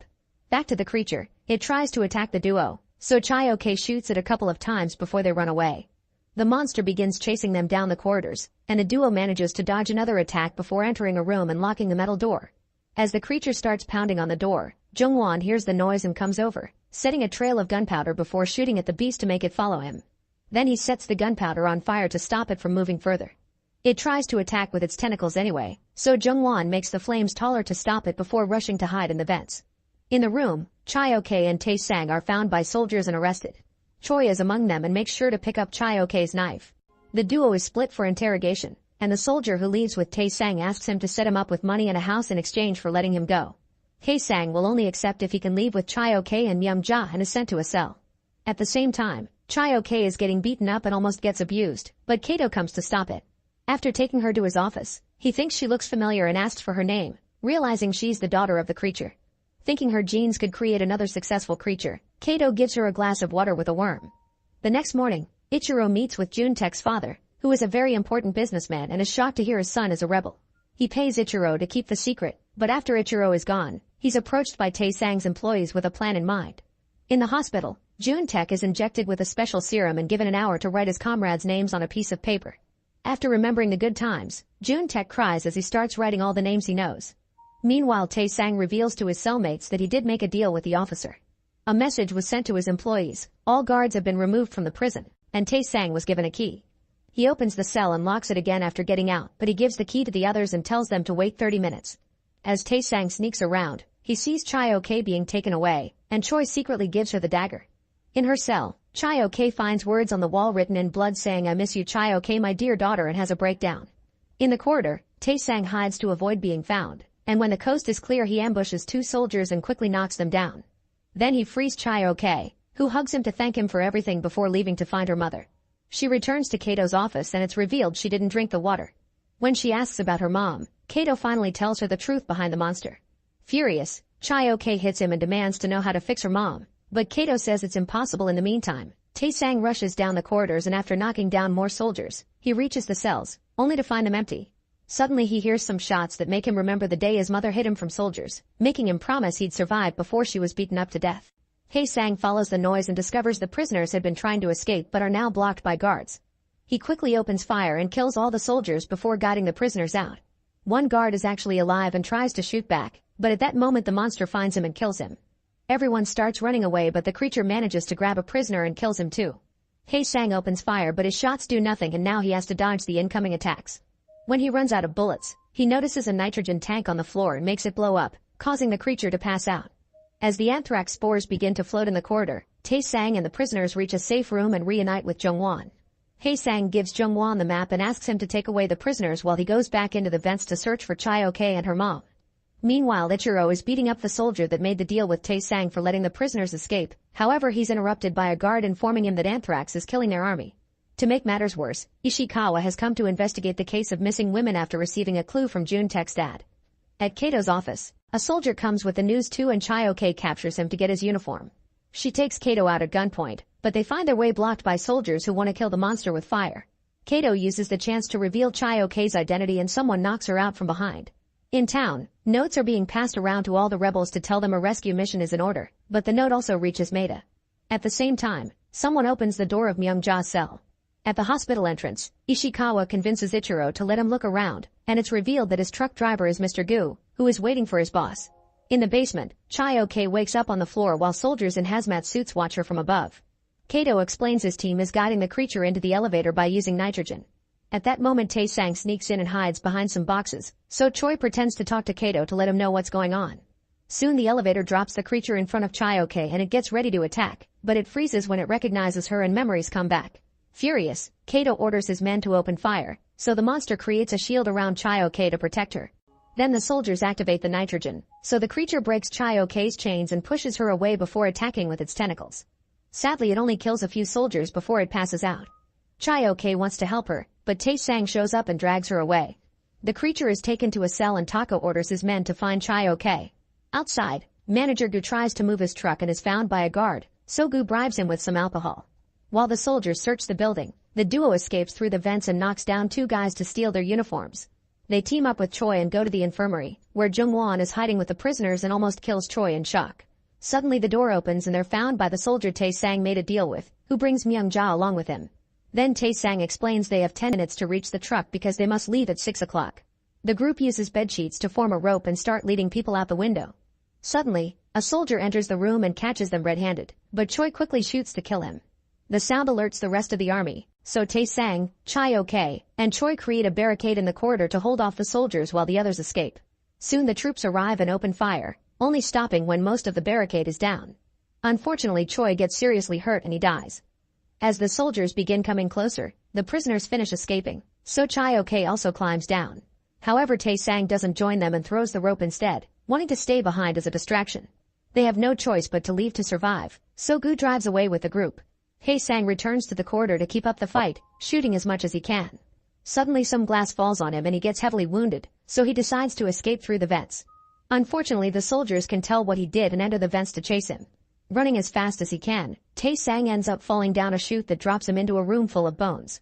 When he wakes up, he finds a soldier with a gun in front of him, and shots echo in the room. Upstairs, Kato discovers that the glass of worm water is empty. In town, Jun-tek is thrown in the middle of the street for his father to find, which was done thanks to Tae-sang's employee paying some people off. Meanwhile, the bartender is playing music in the middle of the street. In the middle of the road, the truck stops to drop Myung-ja, who finally reunites with Ishikawa. Gu keeps on driving and has to speed up because the cops keep on following him, almost crashing when they make it to town. Fortunately, the bartender has started a party in the streets, and the people block the cops' way. Then the officers take another road and are slowed down by a bunch of carriages, so by the time they reach Gu's truck, it's empty because the group has sneaked out through the crowd. Then the rebels help them escape with a bunch of carriages Tae-sang had already prepared for them. While Gu is arrested, the cops start violently subduing the partygoers, causing chaos and blood to take over the streets. But thankfully the sleuths manage to escape without issues. Moments later, Maeda learns Ishikawa won't come home because he's with Myung-ja. It's revealed she built the hospital for Ichiro to do his experiments, and now she fires him. To save his position, Ichiro tells her about the creature using Sashimoto's drawings. It turns out it was Maeda who kidnapped Chae-ok's mom. In the Bones room, Tae-sang is shown to be alive and the soldier dead. While stumbling out of the place, he leaves a black handprint on the wall. In a hotel room, a sleeping Young-ja shows a worm under her skin. Make sure to subscribe and turn on notifications so you can watch more videos like this. Thanks for watching. In a remote area of Texas, archaeology professor Hopper and his dog are looking for a group of hippies that went missing in the 70s. He finds a van that was abandoned there decades ago with a journal, which has a picture of the owners and notes with drawings about the local legends. Nearby, he sees a deep hole in the ground that his dog won't come close to. There's also a cave up in the hill, so Hopper goes inside to investigate while his dog won't stop barking at it. Using his flashlight, Hopper sees an armed cowboy standing perfectly still inside the cave and his curiosity increases. He immediately returns to town and asks his students Jackie and Taylor to get him a climbing kit ready, but he also announces that they won't be coming with him like they originally planned. Moments later, Hopper returns to the same area and just in case, he ties a rope to a rock and throws it into the hole. Then he goes back to the cave, which his dog refuses to enter. Once inside, Hopper sees the same cowboy standing in exactly the same spot as last time and carefully approaches him. Suddenly he feels something like an invisible shimmer in the air and touching it reveals moisture, so he thinks it's like a transparent wall and crosses it anyway. 2 days later, Taylor tells Jackie they should go looking for their professor, who has been missing since he left. Jackie refuses to go hiking because it's dangerous, but she accepts to go if Taylor gets them a vehicle. Taylor has no choice but to call their classmate Kara, who has a crush on him. Kara brings her dad's Jeep but also her little sister Vives and the girl's best friend Furby, who has a crush on Jackie. The kids will record everything for a school project and their social media, and they brought cameras for everyone. On their way to the cave, Taylor explains Hopper has been obsessed with finding a group of hippies that got lost in the 70s while looking for the Fountain of Youth, which supposedly is hidden in the area. When they arrive, the group checks out the van and when they find the pictures, they discover the missing hippies were actually Hopper's parents, which explains his obsession. After they take a group photo, Furby trips over some worn-out rope tied to the van, so they follow it until they find another cave entrance. Ignoring the spiders as they go deeper inside, Jackie goes down through a small tunnel and discovers that the rope has been cut. Taylor takes a closer look at it and decides it's not Hopper's rope because it's too old. Jackie looks around the tunnel with her flashlight and notices that the cave is very deep, so they'll need proper equipment to go looking for Hopper safely. The group gathers all the exploring equipment from the Jeep and since Furby's staying because he's afraid of the dark and creepy crawlers, they leave him a radio so he can keep watch. Very carefully, the group starts climbing down the tunnel in the cave and they come across the mysterious shimmer, which they touch and notice how the air changes. Then a flashback reveals what happened to Hopper when he crossed the barrier. As he went deeper inside, the cowboy started to move as well and a strange light began to flicker. Suddenly Hopper heard some creepy noises and a scream, so he immediately ran away. Once outside, he was shocked to see it was already nighttime even though he had been in the cave for just a few minutes. His dog was nowhere in sight and when he reached his truck, he noticed it was covered by overgrown plants and his ID was worn out. Hopper decided to search the area, which was covered by overgrown plants too, and found a Jeep with a bag indicating this belonged to his students. It seemed the cave had sent him into the future. Worried about his students, Hopper went back into the cave, leaving a trail of lights in the process. One of those lights suddenly started floating under the influence of the transparent barrier, so Hopper kept going. Back in the present, the group continues to explore the cave and in another dark tunnel, they hear the same creepy noises Hopper heard before. The girls are scared of something dangerous living here and decide to leave, ignoring Taylor's worry over Hopper. Jackie goes first but as she begins climbing, the rope is suddenly cut off, causing her to fall. Taylor tries to catch her and fails, so he hurts his arm and Jackie hurts her leg. Then Taylor tries to check the second rope, but that one has been cut off too. Some of them think Furby did it as a prank although Vive says he isn't the type to do this, but when they try to contact him through the radio, he doesn't answer. The group starts to argue over what to do next only to be interrupted by a loud thud coming from the tunnel. Taylor tries using the radio again and this time a raspy voice replies help me and says his name is Furby. The group isn't sure of believing him because the voice doesn't sound right and an argument ensues which only stops when they hear another noise coming from the tunnel. Taylor, Vives, and Kara decide to look for Furby in the tunnel while Jackie stays behind because of her leg. She tries to follow what they're filming with her phone, but soon the signal is lost. After walking for a while, the group reaches a spot where the sky is visible and they notice the light keeps flickering. Kara climbs on a rock and finds a broken rope, and when she looks behind it, she finds something that makes her cry. She begs Taylor to take Vives into the other room, but at that moment Jackie arrives crawling and they use a camera to spy what's going on. To their horror, it's Furby's dead body. Taylor points out that Furby's neck is broken and there's more rope on the ground, meaning Furby had tried to climb down and someone cut his rope. He also discovers Furby's camera is still working, so they decide to watch the whole recording to see what happened. In the video, Furby complained about losing contact with the group because nobody answered the radio or is yelling, and to their shock, days started to pass while the boy waited for them outside. His phone ran out of battery, so when he was bored, He read the journal from the van. The story said a bunch of conquistadors were sent by the queen to find a fountain with magical properties that could heal people or even bring them back to life. Hopper's parents went looking for it when Hopper's sister got sick with cancer. Days continued to pass outside and eventually Furby ran out of food and water, so he wanted to leave. He thought his friends were dead, but he still needed to find them to get the Jeep keys. Furby began climbing down the hole, and when he crossed the invisible barrier, he noticed the sky was changing at crazy speed. Suddenly his rope snapped, and poor Furby fell to his death, explaining the thud the group heard earlier. Shocked and disturbed, the group stops the video and discusses what they saw. It seems days passed outside while they've only been here for an hour, so something is going and they need to leave immediately, especially since Taylor thinks that the flickering light is the sun going through the day-night cycle very fast.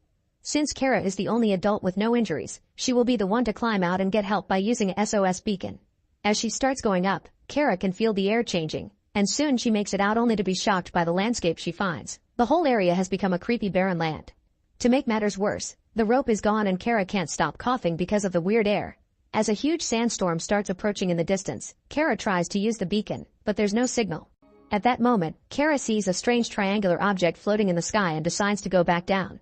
When she reunites with the group, she tells them what she saw, but they don't believe her because from their point of view, she's only been away for a few seconds. Kara swears she was out for longer and gives them her camera so they can see everything she saw. In return, Taylor shows her his own video, proving it's only been a few seconds for them. The group finally stops being in denial and accepts that time passes faster outside the cave, which means they've been stuck here for weeks. The ropes haven't been cut off, they wore off with time and friction, and Taylor's theory is right. The flickering light is the sun going through the day quickly. This is the fountain of youth because they're stuck here as youngsters forever. The group really wants to get out of here, so Taylor checks Furby's body to get his rope, only to realize something. He hadn't landed on top of the radio, yet it's still smashed. They decide to rewatch Furby's video again and discover that after the fall, he wasn't dead yet, only unconscious. It was he who answered the radio when they called. His voice sounded different because of the damage on his neck. Suddenly a mysterious person appeared off camera and killed Furby. Now the group is even more desperate to leave, so Kara tries to climb out once more. While the group waits, Vives checks Furby's video again and notices that the sky is changing its color.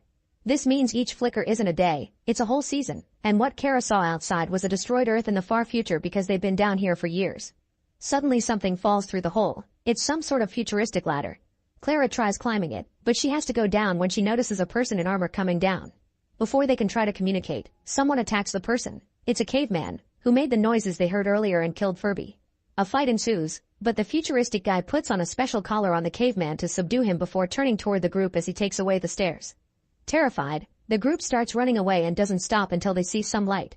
They find a few lit torches and 2 bodies on the ground. It's Hopper's parents, who have been down here for decades. To make matters worse, there's a bunch of cavemen nearby feeding on the dead cowboy, and they hear the group arrive. Taylor tells the girls to go while he fights the cavemen to buy them time, but although he offers a fair fight, there are too many of them and they knock him down. The girls hide behind a rock and see the cavemen run by, so Kara sneaks back and is horrified to discover Taylor is dead. At that moment the futuristic guy appears and tests a pool of water at the back of the cave. When he gets a positive result, he drags Taylor into the water, pushing Kara away when she tries to take her friend back. At that moment a caveman shows up, and the guy quickly knocks him down while Kara shockingly watches Taylor come back to life, confirming this is the magic fountain from the stories. Soon the other cavemen also come, and by attacking the guy as a group, they manage to remove his helmet, which makes it hard for him to breathe. The guy manages to put another collar on one of the cavemen, and for the third one, Kara hands him back the tool he dropped so he can win the fight. Those futuristic tools put all the cavemen to sleep. Afterward, Taylor tries to give him back his helmet so he can breathe, but the guy shows them he's out of time. At that moment Vives and Jackie join them, and since the futuristic guy can't speak their language, he plays some recordings on his computer glove so they can understand what happened. When the group disappeared, their case was all over the news and their families were pleading for help. Several thousand years passed since then and Earth became uninhabitable, so humanity left in a giant spaceship called the Ark, which is what Kara saw in the sky earlier. After the video is over, the guy dies. While discussing what to do, Taylor finds something else in the cave. It's Hopper's bag.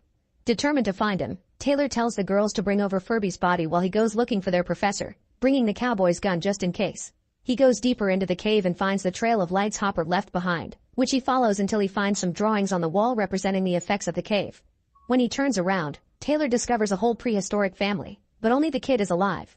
He ignores them and keeps going until he finally finds Hopper, who is injured on the floor.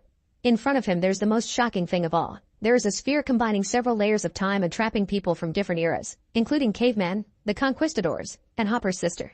The professor explains that the whole cave system exists to protect the fountain. At that moment the girls start calling for Taylor, so he tries to bring Hopper back with him, but Hopper thinks he won't survive the trip. He keeps the gun and tells Taylor to go without him. While the prehistoric kid heals his parents with some water, Taylor reunites with the group and sees Jackie healing her leg in the water. They throw Furby's body in the fountain, and while they wait, they hear a shot. It's Hopper, who failed the only bullet he had. The prehistoric family comes after the group, so Veef starts a fire to slow them down. They make it back to the room with the hole and use the guy's futuristic ladder to start climbing their way out. Kara reaches the top first, only to discover that the hole has been filled with water. When she touches it, a mysterious creature grabs her up and pulls her through the water. Haler tries to save her, but at that moment a caveman presses the button on the ladder and makes it disappear, causing the group to fall as Kara is taken out of the cave and the creepy hands put a special mask on her face. The group thinks it's over, but in just a few seconds, strange cables come out of the water and save the friends from falling. The cavemen try to jump to grab them, but at that moment, a completely changed Kara shows up and begins pulling at the cables, dragging the group through the water. After they are gone, more cables come down to search the caves. Moments later, Furby wakes up and discovers he's inside the Ark flying through space. Soon Hopper appears next to him and the group comes to check on them, showing they're dressed all futuristic too. On another pool, Hopper's parents also show up, and they're welcomed by his sister who is fully healed now. Now everyone can travel together to Mars with the rest of humanity to start a new civilization.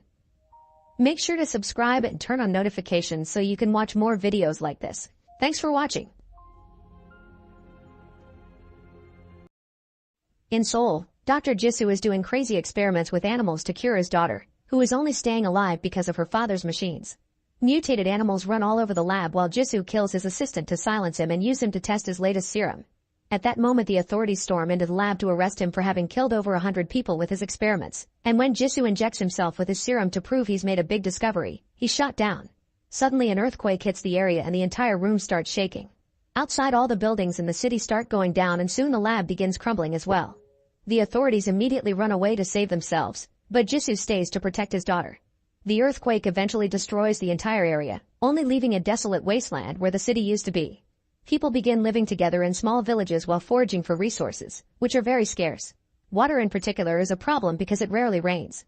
Leaving the settlements is a terrible idea because there are desperate people out there willing to kill for food, so only a few armed men dare to go out to hunt. 3 years after the earthquake, Jiwon is out looking for something to hunt with his bow. He suddenly hears a growling noise and finds a crocodile, so he hides behind a car and lights his arrow on fire to then shoot the beast on its head. The crocodile squirms in pain for a few seconds and goes down. Excited, Jiwon moves to retrieve his prey, but the crocodile suddenly wakes up and comes after him. Jiwon's normal arrows can't pierce the crocodile's skin, so he rushes to hide inside the car, only for the crocodile to insert its head through the window, trying to bite him. At that moment the beast is pulled back by Namsan, who uses a machete to quickly decapitate the crocodile. Afterward the guys take the crocodile back to their village, where they cut it up in small meat chunks and trade them for other supplies. Suna and her grandmother Yeonsu come to pick up some meat too, and Jiwon tries to flirt with the girl, but he isn't successful. The quiet morning is suddenly interrupted by a violent gang arriving in an ugly car that crashes against someone's tent. The gang members explain they're looking for a criminal and show a very bad drawing, but nobody knows anything. The criminals decide to capture random villagers that they think look like the drawing, causing a man to try to defend himself. He grabs the gangster by the neck, only for another criminal to cut his arm to make him drop his friend. Next the gangster tries hitting on Suna, and when she turns him down, he grabs her by her hair and pushes Yeonsu to the ground. Jiwon soon comes to their defense and a fight ensues. He manages to knock down the first guy, but soon the rest of the gang surrounds him and starts beating him up together. Eventually Namsan gets tired of watching and cuts in, expertly beating up all the criminals in just a few moves. A short guy tries to hurt his leg, but for Namsan it's a tickle. Then a guy tries hitting him with a pipe, so Namsan quickly overpowers him and pushes him on his meat table, demanding information. The gangster explains they work for a man named Tiger, whose name Namsan recognizes. He also notices that the gangsters have clean water, so they explain they got it from the only apartment building still standing, where a group of survivors have created a successful self-sufficient community. When the gangsters hear Namsan's name, they immediately recognize him and run away. Sometime later, a group of well-dressed recruiters shows up at the village. They come from the apartment building, and they're looking for families with children in their teens to protect them because children are the future. Suna only accepts to leave for the sake of her grandma. By the time night falls, Suna and Yeonsu are still walking toward the apartment building with the recruiters. When they see someone moving in the dark they rush to hide, but by sending a message with their lantern they confirm it's other recruiters. Both groups continue walking together and Suna befriends a girl from another village called Ju Yi. Eventually Yeonsu's fragile body can't walk anymore and she falls. The same happens to another kid's old father. A recruiter announces there's a medical station nearby, so they can leave the old people there to rest and the recruiters will bring them to the apartment building later. Just a few minutes later, the group finds a few cars waiting for them and Suna gets confused because if these vehicles have always been so close, they could have just carried the old people here. Sergeant Kwon dismisses her comments and Suna notices a weird wart behind his ear. Meanwhile, Yeonsu and the old man are taken to a chasm left by the earthquake, where the old man is pushed off the edge and Yeonsu gets stabbed. This is seen by Namsan and Jiwon, who are out hunting. As soon as the recruiters hear them they open fire, so Namsan moves fast and kills them both in seconds, but to his shock, both men just stand back up and start fighting him. Jiwon gets the attention of an enemy by running away and makes him smash his head on cement when he tries to catch him, yet the guy is still alive. It's then revealed these men also have the wart behind their ears. With a plan in mind, Jiwon keeps on fighting and gets his opponent to walk right into one of his animal traps, capturing him. However, the guy just uses a knife to free his foot and goes after Jiwon again, but when he's about to kill him, he's brought down by Yunho, who finally kills the guy for good by decapitating him. Meanwhile, Namsan continues to fight the other guy and impales him on a metal rod, but the man just jumps off and tries attacking Namsan from behind. Yunho throws a knife at him to slow him down, then Namsan uses the same knife to decapitate him. Afterward, Jiwon and Namsan give Yeonsu a proper burial and Yunho explains she's trying to reach the apartment building to save the residents and her subordinates. She used to be part of the Air Force and her team would fly over the area to rescue any survivors of the earthquake. One day they found the only building that hadn't collapsed, so they helped the residents clean the area and rebuild the community. While they worked, Jisoo showed up and offered his services as a doctor, but after a few days he showed his true colors. Parents started to complain because their kids wouldn't come back after Jisoo took them and Yunho confronted him about it. However, Kwon and the rest of her team were secretly working with Jisoo, which Kwon demonstrated by shooting a friend. The guy just stood up again, and Jisoo said his experiments were humanity's only hope. Furious, Yunho jumped on the doctor, only to be pulled back by her teammates. A fight ensued and after knocking a few teammates down, Yunho tried shooting Jisoo, but Kwon opened fire first. Yunho had no choice but to jump through the window and run away. After hearing all this, Jiwon and Namsan agree to help Yunho because they want to rescue Suna too. However, they're going to need a plan to bypass security. Nearby in the ruins of a building, two gangs are making civilians fight to the death for fun and gambling, threatening to kill their loved ones if they don't obey. After another match ends with death, leader Tiger asks the other gang if they have anything else to bet, which triggers an argument that escalates into a violent fight. Both gangs begin killing each other with no mercy, but nobody manages to land a single hit on Tiger, who has the most blood on his hands. One by one the gangsters fall to their deaths and when there are only a few members left, Namsan arrives with the others and asks for Tiger. It turns out Namsan and Tiger used to be boxing rivals, but Namsan hurt him so badly that Tiger had to quit and now he wants revenge. Both gangs team up to attack the trio, but thanks to Namsan's and Yunho's training, it's easy for them to beat up a bunch of street fighters. Jiwon defends himself quite well too and manages to reach the cage to release all the captured civilians. When Namsan easily defeats Tiger in just a few moves, all the other gangsters try to run away, but the team manages to catch a few so Namsan can interrogate them. He asks them where they got the water as he punches them, causing Tiger to confess he's the one who makes deals with the building residents. He brings them children and in exchange they pay him with clean water, but he's only allowed to pass the barrier on delivery days, so Namsan will have to plan around that. Meanwhile, Suna's group arrives at the apartment building and they're shocked by how well organized it is. There are guards everywhere, solar panels providing electricity, and even vegetables growing in a small garden. The locals give them a warm welcome and Jisoo introduces himself as the leader, immediately offering bottles of clean water. Wanting to save some for her grandmother, Suna doesn't drink hers. Then she's assigned an apartment, where she's shocked to find supplies, clean clothes, and even running water. After changing, Suna asks about her grandmother, and a teacher informs her a ride is on the way to pick her up. Then Jisoo announces which teenagers got the better grades, and the families of the top 4 students get assigned to the nicest apartments on the 8th floor, get exempted from work, and are given a free meal pass. However, when the teachers talk to the students and their families in private, it's revealed that only the children are sent to the 8th floor, while their families are sent to the basement where they must purify the water and bottle it up. They have to work long hours every day and they aren't allowed to see their kids again.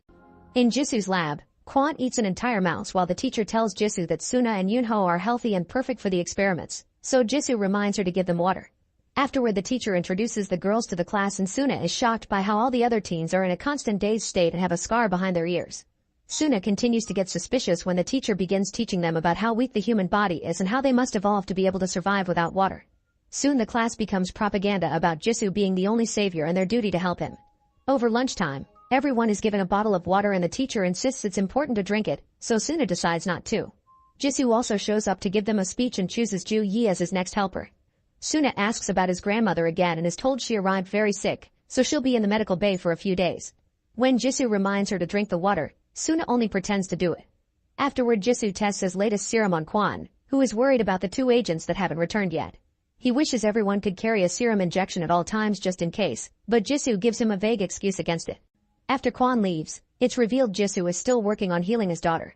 In the evening, while everyone is asleep, Suna slips out of bed and sneaks around the building. When she hears people coming, she jumps over the balcony to hide just in time.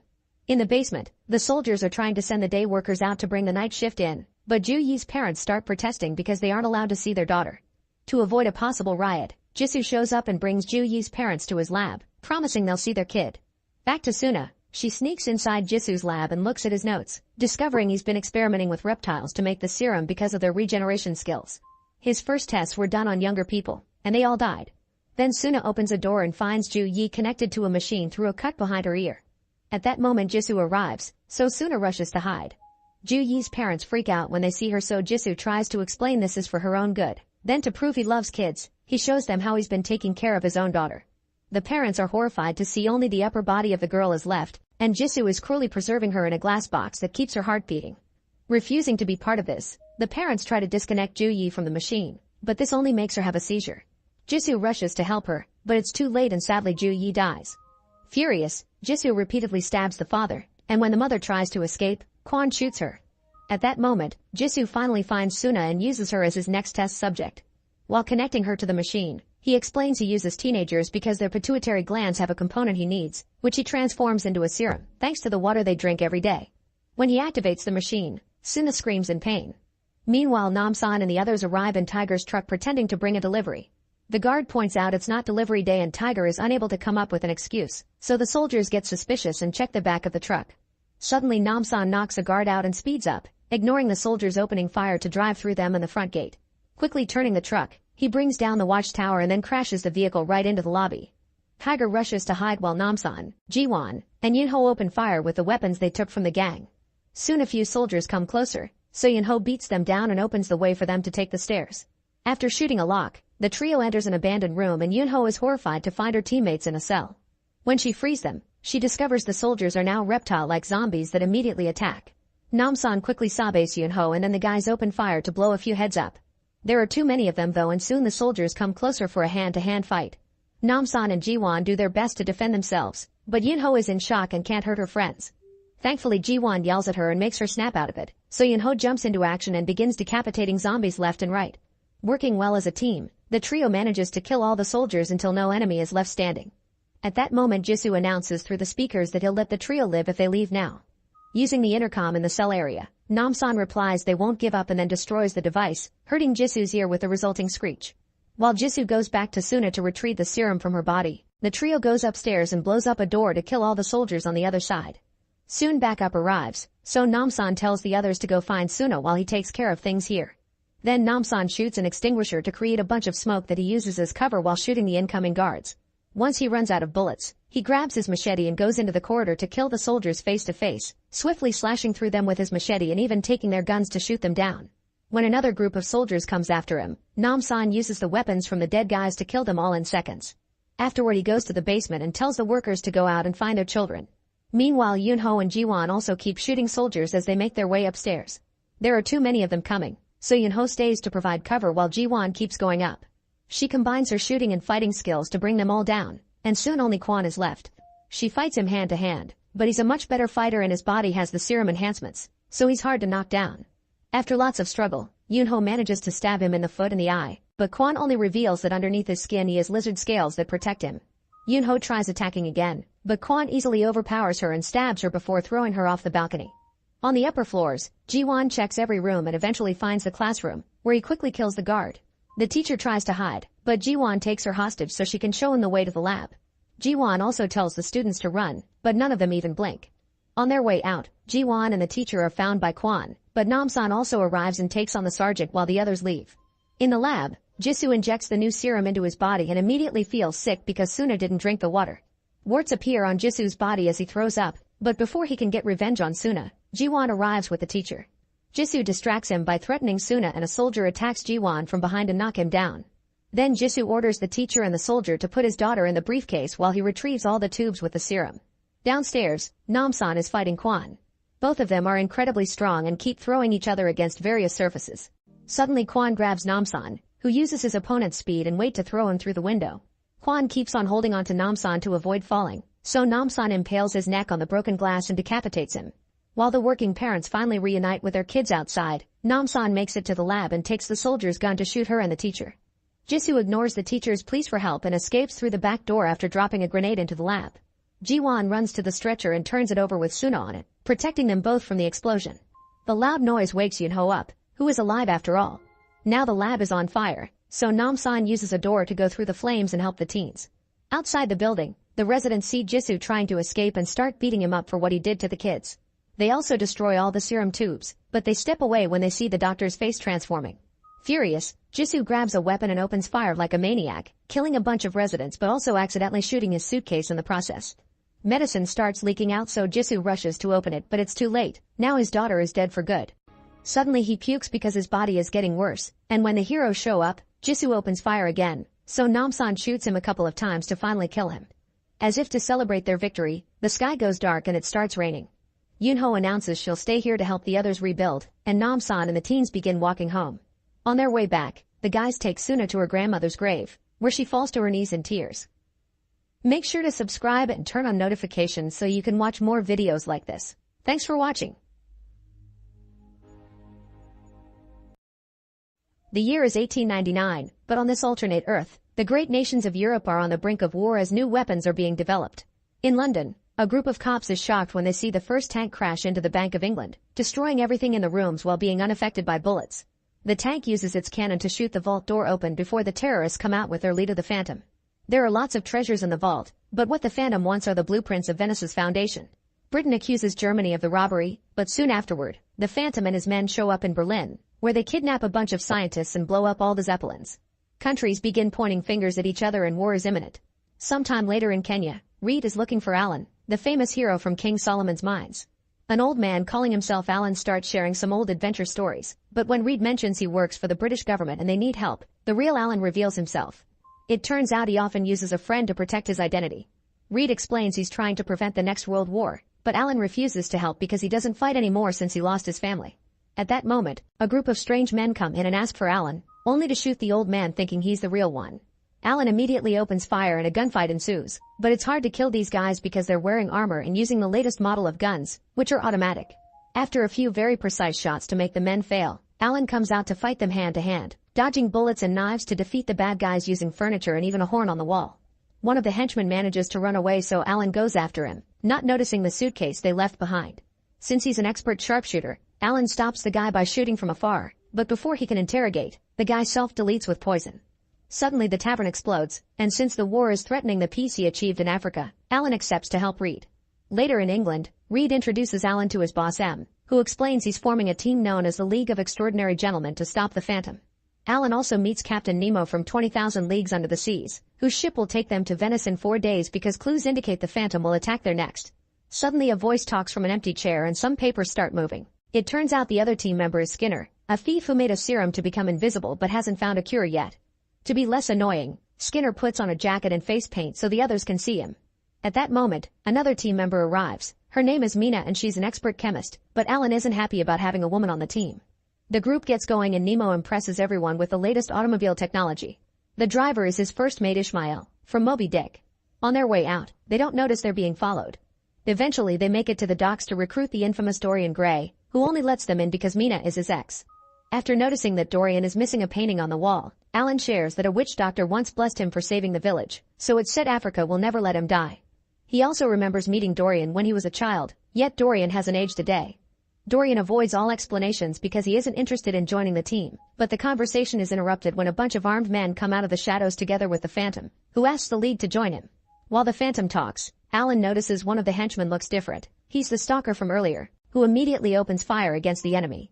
Chaos ensues in the room as everyone begins to fight and reveals their skills in the process. Dorian is immortal, so he just walks into the bullets to kill the men with his sword and lets his body heal himself. Nemo uses a sword and martial arts while Alan uses his own firearm and so does the stalker, who turns out to be an American Secret Service agent called Tom Sawyer.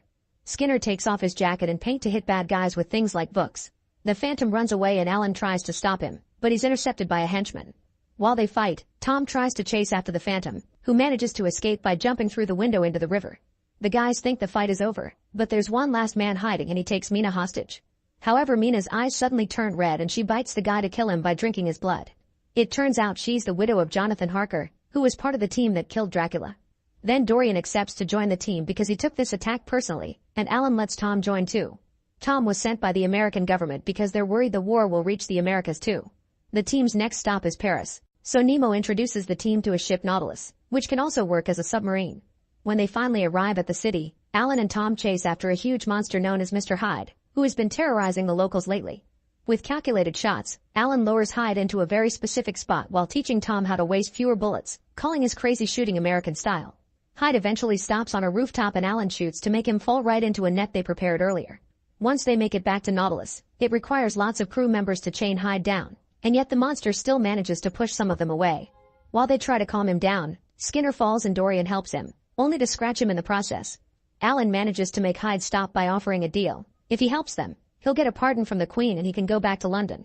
Hyde accepts, and at that moment, the effects of the elixir he took to transform finally end and he painfully transforms into his real form, the very shy Dr. Jekyll. Now the team is complete. The ship enters submarine mode and starts making its way to Venice using a copy of the blueprints the Phantom stole. Now the team has to learn to live with each other. Alan is soon annoyed by Skinner because he doesn't wear his coat to make his presence known, and Mina is disturbed to learn that Nemo worships the goddess of death.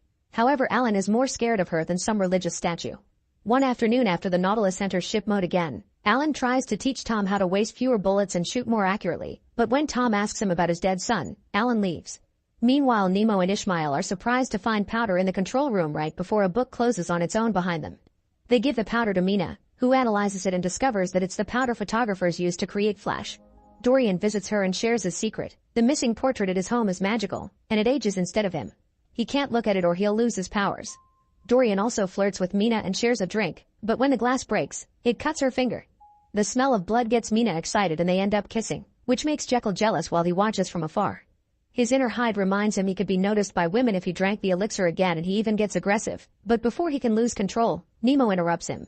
The captain says he doesn't want a monster loose in his ship, and Jekyll reminds him that he has a dark past as a pirate so he can't talk. Then Jekyll returns to his room and is shocked to discover one of his elixir bottles is missing. He immediately lets Alan know and accuses Skinner of stealing it since none of them have heard from him in a while.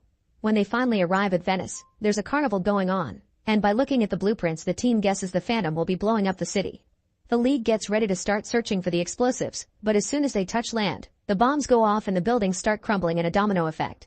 They must destroy a particular building to stop it, so Tom takes Nemo's automobile and leaves with Alan, Dorian, and Mina, but Jekyll refuses to go because he's afraid of releasing Hyde. As soon as the team drives down the streets, the Phantom's men surround them and open fire. Dorian thinks Skinner let them know they were coming and runs away. Alan and Tom try to shoot back, but there are too many men. So Mina jumps out of the car and climbs the wall with her powers to quickly feed on all the bad guys without mercy. While buildings continue to collapse and start damaging the ship, Alan sees the Phantom nearby and he jumps out as well to go after him. Tom is left driving alone, and after dodging lots of falling debris, he finally finds the right building and shoots a flare. So Nemo fires a rocket that destroys that building and finally puts an end to the domino effect. As the explosion goes off, the car flips and Tom gets caught under it. On the ship, Dorian reveals he's the actual spy and shoots Ishmael. Meanwhile, Alan follows the Phantom to a cemetery and they exchange a few hits. The Phantom stabs Alan on the shoulder and Alan hits him in return, which causes the mask to fall and shows his identity. He's actually M, which stands for Moriarty, the legendary enemy of Sherlock Holmes.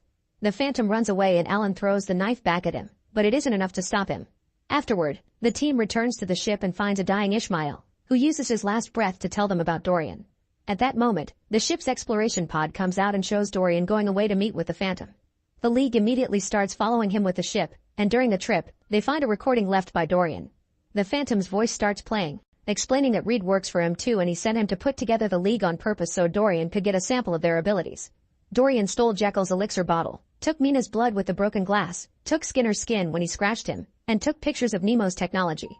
Alan was recruited because he was the only one capable of capturing Hyde. With these samples, he'll able to build super soldiers to sell during war times.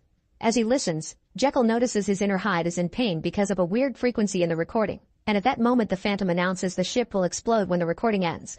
That's exactly what happens, and the entire ship shakes as water starts to flood the engine room and drags down some crew members. Nemo can't make the Nautilus resurface because of this, so he orders his men to seal the engine room with the men inside for the greater good. Hyde convinces Jekyll they can help, so he runs into the room before it's sealed and takes the elixir to transform underwater. Then he swims down to the bottom and using his strength, he pulls the levers and opens the valves, which immediately drains the ship and allows it to resurface. While everyone tries to organize things, they get a message in Morse code from Skinner, who sneaked into the pod with Dorian and now sends the team directions to follow. Eventually they make it to northern Mongolia, where they discover the Phantom's secret fortress. They hide in a cave to wait for Skinner, who arrives with a disturbing report. The fortress is huge and the kidnapped scientists are working in factories 24/7 to make super soldiers and copy Nemo's inventions. While the team makes a plan, Dorian asks the Phantom for his painting, revealing that the Phantom stole it just to make him work for him. Now that he has it back, Dorian refuses to fight again. Soon the League arrives at the fortress and they knock down the guards outside with their powers. They sneak inside and Skinner begins placing explosives around the factory while Hyde, Nemo, and his crew free the families of the scientists, but unfortunately they're found by a whole army of guards. A gunfight soon ensues, but Nemo's weapons don't do anything because the enemy is wearing full body armor. Hyde uses a huge metal door to deflect the bullets, giving Nemo the chance to fight the guards at the lab with his sword and release the scientists too. Meanwhile, Mina finds Dorian in his room and they begin a fight with blades, but no matter how much they slash at each other, their wounds keep regenerating. Suddenly Mina is distracted when she notices the magical painting, so Dorian uses the chance to nail her to the bed with his sword. However, he fails to get her heart, so Mina surprises him from behind and impales him on the wall with his own sword. Then she forces him to look at his painting, which breaks the spell and Dorian regains all the years the picture took from him until he dies. Alan and Tom go looking for the Phantom, who is currently overseeing the box with all the League samples. They manage to corner him, but unfortunately a guard catches them from behind and they have to dodge an attack, which allows the Phantom to escape with the box. The duo immediately goes after him, and in one of the corridors they bump into an invisible man who suddenly attacks them because he isn't Skinner. While Alan continues to chase the Phantom, Tom stays to fight this new invisible man, but he continues to waste too many bullets. At that moment an armored soldier arrives and uses a flamethrower to start burning everything in the room, but this time, the real Skinner distracts him and ends up on fire too. Tom quickly uses the chance to hit the guy with a torch, causing the gas tank to blow up and kill him. Afterward Tom checks on a burnt Skinner, only to be caught by the other invisible man. At the same time, Alan finds the Phantom in a dark room and they begin to fight, exchanging a bunch of hits until Phantom falls and Alan grabs an axe, ready to end it all. Back to Nemo, he manages to get all the scientists out while Hyde protects them, but one of the guards steals some elixir from the lab and drinks more than he should. He transforms into such a powerful monster that Hyde and Nemo have trouble fighting against him even while teaming up. At that moment Hyde changes back into Jekyll, so he and Nemo have to run. The monster and Alan are about to make their kills at the same time but suddenly Skinner's explosives go off and the building starts to crumble. Hyde and Nemo run outside while the monster is killed by the falling debris. Meanwhile the Phantom uses the distraction to dodge Alan's attack. When Alan tries to stop him again, the Phantom shows him that his invisible man has caught Tom, so Alan turns to save his protege and the Phantom stabs him in the back before jumping out of the building. Since Alan's glasses are now broken, Tom takes Alan's rifle and using his teachings, he manages to kill the Phantom from a distance.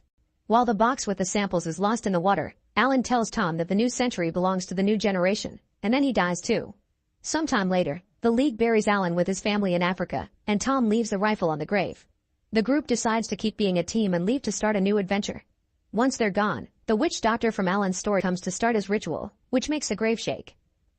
Make sure to subscribe and turn on notifications so you can watch more videos like this. Thanks for watching. It's a nice sunny day when the commercial plane IA-42 starts its flight from Dallas to London with pilots William and Daniel. The trip starts smoothly, but after just a few moments, the flight instruments begin behaving in a strange way. William calls ground control for help, but they are told that the skies are clear and they should keep going. The pilots only get a second of relief because suddenly they see a huge storm right in front of them. Yet ground control is sure that the storm wasn't there 5 seconds ago. They have no choice but to fly right through it, so William informs the passengers that they will be going through some turbulence. The plane starts shaking like crazy as the pilots fly it through the raging storm, which suspiciously glows as they pass through it. Soon the plane stabilizes and flies normally again, but the pilots are shocked to discover that the skies are completely dark, as if night suddenly arrived in seconds. William tells the passengers this is just a funny effect that happens when flying above the Bermuda Triangle as an excuse to keep them calm. However, the passengers worry anyway when they notice their phones and computers don't have a connection. In the cabin, most of the flight instruments are down as well and William is unable to make contact with ground control. Since the radar still works though, the pilots consider it enough to keep going for now. Meanwhile, the flight attendants hand out the refreshments and tell everyone not to worry because it was normal turbulence. Cameron chit-chats with two men who happen to be historians and learns they are traveling to London to analyze some recently discovered artifacts from the war. There's also an old man writing down every detail of what happens to him on his notebook. After a few moments, the pilots are unable to find any other aircraft on their radar, which is quite worrisome and could mean the storm blew them off course. William decides to fly the plane in a loop in order to find someone, but even after descending, they don't recognize any location. Suddenly something appears on their radar and at first they think it's a storm, but the truth is more disturbing. It's a bunch of fighter planes bombarding a city as if they were at war. The passengers immediately start panicking as they see buildings blowing up under the plane and fire all over the area, but the historians can't help noticing something curious. The pilots have no idea of what to do, but before they can discuss options, they suddenly see some fighter planes surrounding them. These fighters are ready to open fire on them, but thanks to the radar, the pilots manage to quickly fly the plane away from them and go higher in the sky. The passengers are getting nervous and demand explanations, so Cameron does her best to calm them down. Michael is too rude and aggressive and even dares to grab Cameron, but another flight attendant gets him to behave after threatening to tie him up. William keeps on trying to contact ground control to no avail, so he decides to descend again to try to figure out where they are. Daniel at first is wary because they may be attacked again, but William points out they're running out of fuel, so they need to solve this fast. At that moment the historians tell Cameron they may know something and convince her to take them to see the pilots, unaware that Michael follows them and overhears the conversation. The historians tell the pilots that the fighter planes they just saw haven't been made since 1945 and belong to the Luftwaffe, the Nazi Air Force. William doesn't take them seriously and tries to kick them out, but the historians guess that the plane has lost all signals, so William decides to give them a chance. The historians theorize that the plane has traveled back to 1940 and they now are in the middle of World War II, and if they were brought here by an anomaly, then they must find another one that can send them back. The idea of time traveling still sounds stupid to William, so he sends them back to their seats and asks them not to tell anyone about their crazy theory. Michael also rushes back to his seat before they can see him, and when Cameron passes by, he tries grabbing her again, but Cameron gets intimating enough to make him let go. After she's gone, Michael begins keeping a close ear on the historians behind him, who are using their books and calculations to try to figure things out. Afterward, the pilots go down again to search for any radio signals. Fortunately this time they are successful and get in contact with a British soldier called Nigel, who thinks they are spies messing with him because it's impossible to catch a radio signal from a plane flying that high. The pilots beg for help, and when Nigel continues to be confused, William asks for the date, causing Nigel to confirm the historian's theory. They are on June 17, 1940. They try to convince Nigel of their situation, but obviously it sounds too crazy to be believed. Luckily the historians come to the cabin again with more details and they get to talk to Nigel. They have calculated their approximate location and mention they flew by the spot where the British ship Lancastria was sunk, which shocks Nigel because that ship is supposed to still be active. Nigel decides he'll check with his superior if the story about the ship is true and promises to call back. While the historians are away, Michael takes their books and finally puts two and two together. Furious, he stands up and tells the other passengers what's going on, saying they could kill Hitler and stop World War II using the information from the book. Most passengers don't take him seriously and laugh at him, but a couple of guys do believe him and agree to help him hijack the cockpit. Luckily there are two American soldiers traveling on this flight too, and they quickly cut in, explaining hijacking a cockpit counts as terrorism no matter their intentions. This triggers a fight that even the flight attendants join, and after a few hits are exchanged, the soldiers manage to overpower the hijackers and send them back to their seats before threatening everyone else into behaving. Minutes later, Nigel gets in contact with them and confirms that their information about Lancastria was right. In fact, their intel helped them rescue a lot of people, so now Nigel trusts them. However, he also mentions a few missions that have gone differently from what the historians know about the war, which means they are in an alternate version of the past. Nigel is ready to help them land the plane, but first they need to know their exact location. Sadly, William and the historians can only offer a rough estimate. Daniel turns on their lights so they can be seen by the British soldiers. However, the Germans are spying on their conversation and send out orders. Soon a bunch of fighter planes surround them to immediately open fire, so after turning off the lights, William uses his piloting experience to dodge all the bullets while all the passengers scream in fear. When the bullets become too much to handle, he suddenly drops the plane, letting it fall for a few seconds only to take it back upright before it hits the ground. The Germans follow him, but their old planes don't have the same steering capabilities and most of them crash to the ground. Unfortunately, two planes survive and shoot at the cabin, hurting Daniel and leaving a few holes in the plane. While William successfully flies them out of enemy reach, the flight attendants rush in to plug the holes and use their first aid knowledge to patch Daniel up. William is getting worried over the lack of fuel and the fact the shots damaged their landing wheels. He also can't get in contact with Nigel, so Cameron convinces him to talk to the passengers to work together. Meanwhile, a superior tells Nigel that if he doesn't get news from his mysterious friends soon, they'll blow up the plane before it falls into the hands of the Germans. After leaving Daniel at the controls, William goes to talk to the passengers to finally confess the truth. He explains that he's trying his best to land the plane, but the recent attack damaged the landing wheel, so he will need help fixing it. Teresa reveals she's an engineer and accepts to come, inspiring a handyman called Hector to volunteer as well. William takes his new team to the plane's tail, and thankfully Teresa manages to find the problem quickly, so she begins fixing it with Hector's help. When she's done, she manages to open the door, yet the wheel won't come down because there's something stuck on it. William volunteers to go down, but Hector says the captain is needed to fly the plane, so he'll do it instead. Hector carefully climbs on the landing wheel and uses a hammer to fix the issue. The wheel immediately begins moving and Hector has to hang on tight not to fall, but thankfully the wheel comes back up without anyone getting hurt. William rushes back to the cabin and with Daniel's help, they fly lower to get a radio signal again. They contact Nigel to mention they only have 80 minutes of fuel left, so they need to land as soon as possible. Their conversation is interrupted. The two German planes come back and attack them. This time they throw a missile, which explodes too close and destroys all the plane's windows. While the passengers panic, William uses the radar to keep track of the enemies, allowing him to pull some crazy maneuvers that cause the German planes to crash into each other. Afterward, the historians come up with an idea. They should remove the plane's radar and send it to Nigel so he can use it to guide them somewhere safe. It doesn't make sense that they don't have this technology yet, so maybe the plane was sent to the past to fix that issue. At that moment, a missile hits a turbine, so the plane starts falling at great speed. After a few failed tries, the pilots get it to work again and manage to get in contact with Nigel to agree on a location to drop the radar. Then it's revealed the missile came from the British, but Nigel tells his superior to stop the fire and go pick up the radar. On the plane, everyone works together to make the package. The old man reveals he bought some toy parachutes for his grandkids and donates them to the cause, and a few passengers hand in their USB batteries. Then they wrap the radar up in a bunch of clothes in a bag and connect it to the parachutes. As soon as they reach the right spot, they throw it off the plane and immediately tell Nigel about it, but unfortunately the Nazis pick up this conversation too and arrive first.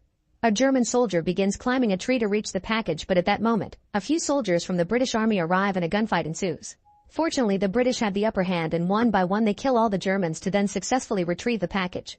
The Nazis also send more planes after William's aircraft, and this time they land a shot on the plane's side, creating a big hole through which a few people fall. The plane is shaking quite badly, but William once again pulls a crazy move to guide the plane away from danger. As soon as Nigel receives the radar, he sets it up and starts guiding William to fly in the right direction, although the Nazis are catching up to them. When they are about to open fire, the British planes sent by Nigel arrive to fight back, so the commercial plane can keep flying safely. Suddenly, Nigel sees a large shadow on the radar that doesn't look like any kind of aircraft, and when the plane gets closer they realize it is a storm that looks exactly like the one that brought them to this time period. It's a risky move, but since they don't have any fuel left anyway, William decides to fly through it and hopes it'll send them back to the present. After saying goodbye to Nigel and telling the passengers to hold on, William and Daniel take the plane through the storm, and after lots of shaking, they are happy to see they are finally back in the present. It seems they are flying above Berlin, and luckily ground control immediately contacts them to offer them an empty runway to land on. The pilots push the plane to its limits and manage to land it safely. Relieved to be home, the passengers immediately get off the plane. When William leaves the cabin, he finds the old man still on his seat writing in his notebook, which has a map that looks like the route they just followed and has been titled The Radar System That Saved Europe. When the old man closes this book, it's revealed his name is Nigel, meaning this is the guy who saved them back in 1940. Make sure to subscribe and turn on notifications so you can watch more videos like this. Thanks for watching. After an incident during which several workers were severely wounded, the factory employees burst into the offices to demand justice because their boss has refused to take responsibility. Soon things get violent as the employees begin breaking down anything they can find. When the police finally arrive, the employees push against them, and Michał jumps on an officer to start beating him up. More cops come after him to subdue him and arrest him. Sometime later, the video of Michał's arrest is still online and teenagers like to laugh at it. This makes Michał's daughter Selma snap and she grabs a bunch of horse poop to rub it on her classmate's face. After a talk with the headmaster, her mother Elise doesn't know what to do anymore. Selma has been acting out since her parents got divorced and Michał was sent to jail, although recently he was released with an ankle monitor. One night while staying with her dad, Selma watches the news and learns that in Latin America they're experiencing a rain 1,000 times more acidic than normal, which has killed thousands of wild animals. This rain has been caused by pollution and global warming, and scientists predict it'll reach the northern hemisphere soon. The next day it begins raining heavily and Elise realizes that Selma left the window of her room open, so she puts a towel on the floor to take care of the water. Then she falls asleep on her daughter's bed, not noticing the towel starting to lose color. The following day, it isn't rainy but it's still very cloudy, and people closely follow the news because rain keeps appearing in random spots in the country. At work, Michał notices the wet ground has a weird consistency. At that moment he gets a call from Elise, who wants to pick Selma up from school early because she's worried about the rain problem. Since her car is in the garage, Mihao will have to drive her. However, when they make it to the school they learn the class has gone for a horse ride and the students left their phones behind. They take the road to the forest to find Selma, but all the parents have thought the same thing and there's a traffic jam that won't let them pass. Huge dark clouds are already forming above the forest, so Mihao desperately drives off the road to find his daughter. Meanwhile, Selma isn't a very good rider, so she's stuck in the forest while her classmates move ahead. A few raindrops begin to fall, burning the sticks on the ground and hurting the horses, who run away in panic and make Selma fall.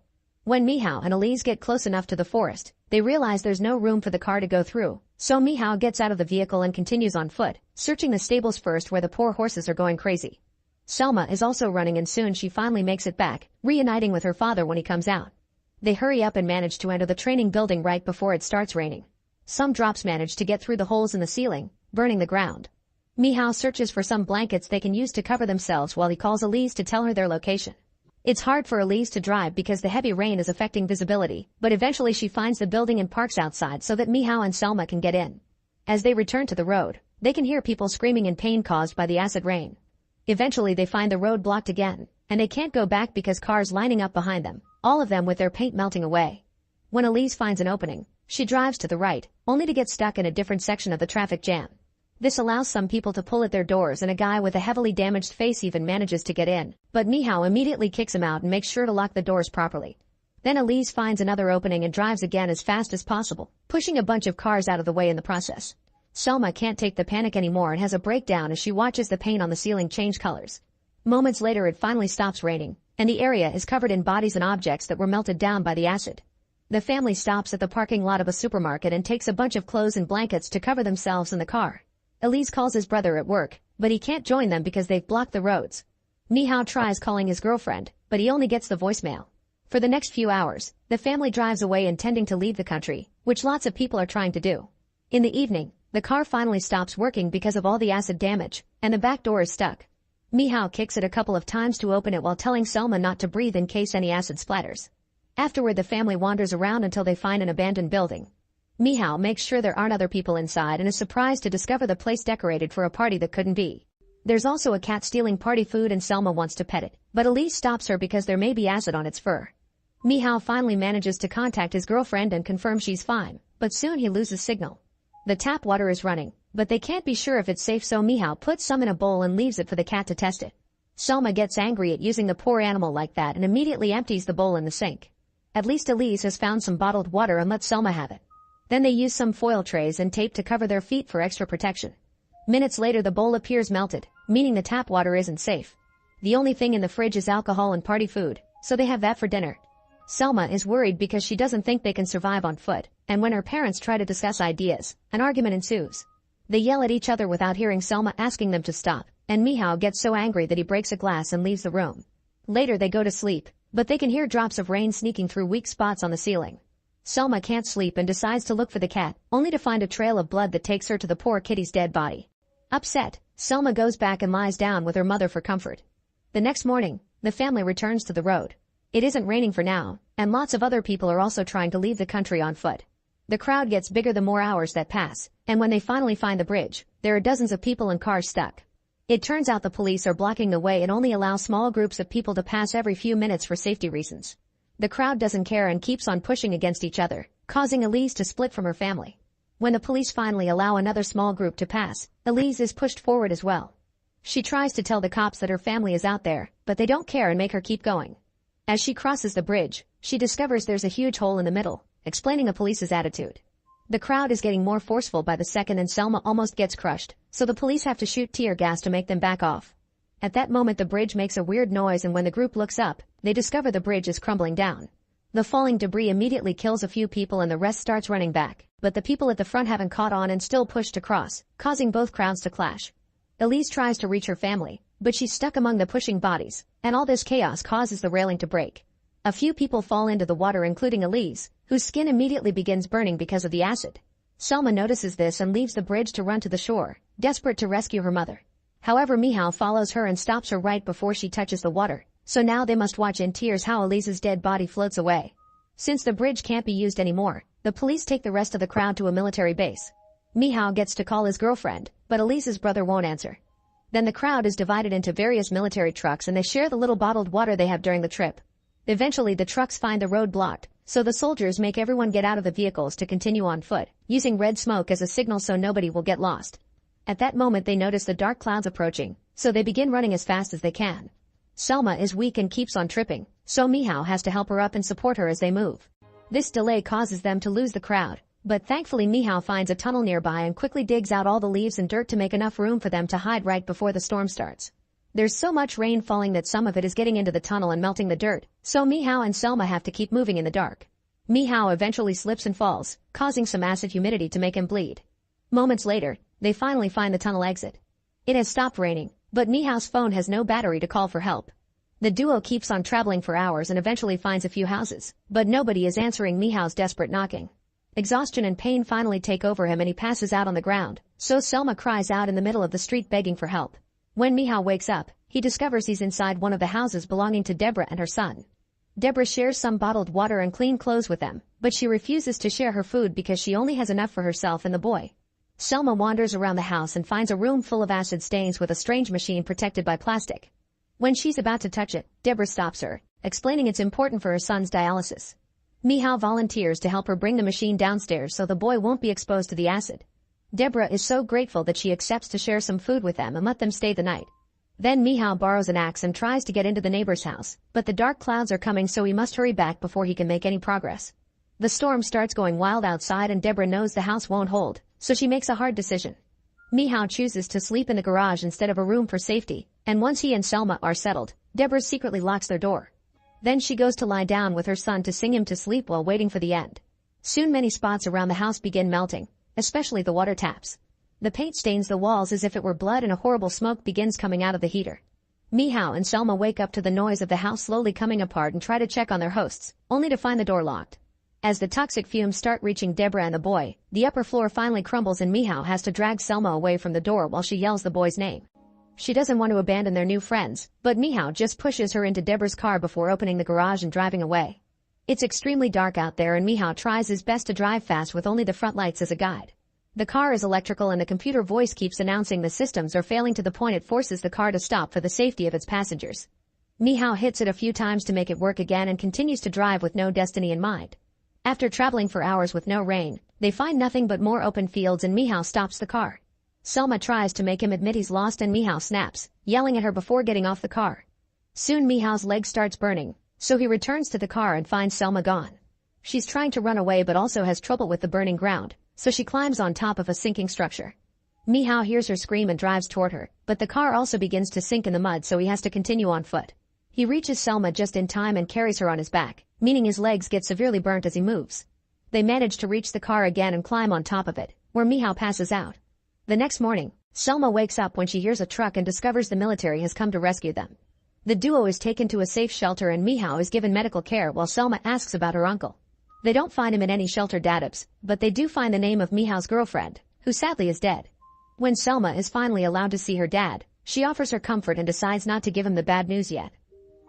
Make sure to subscribe and turn on notifications so you can watch more videos like this. Thanks for watching.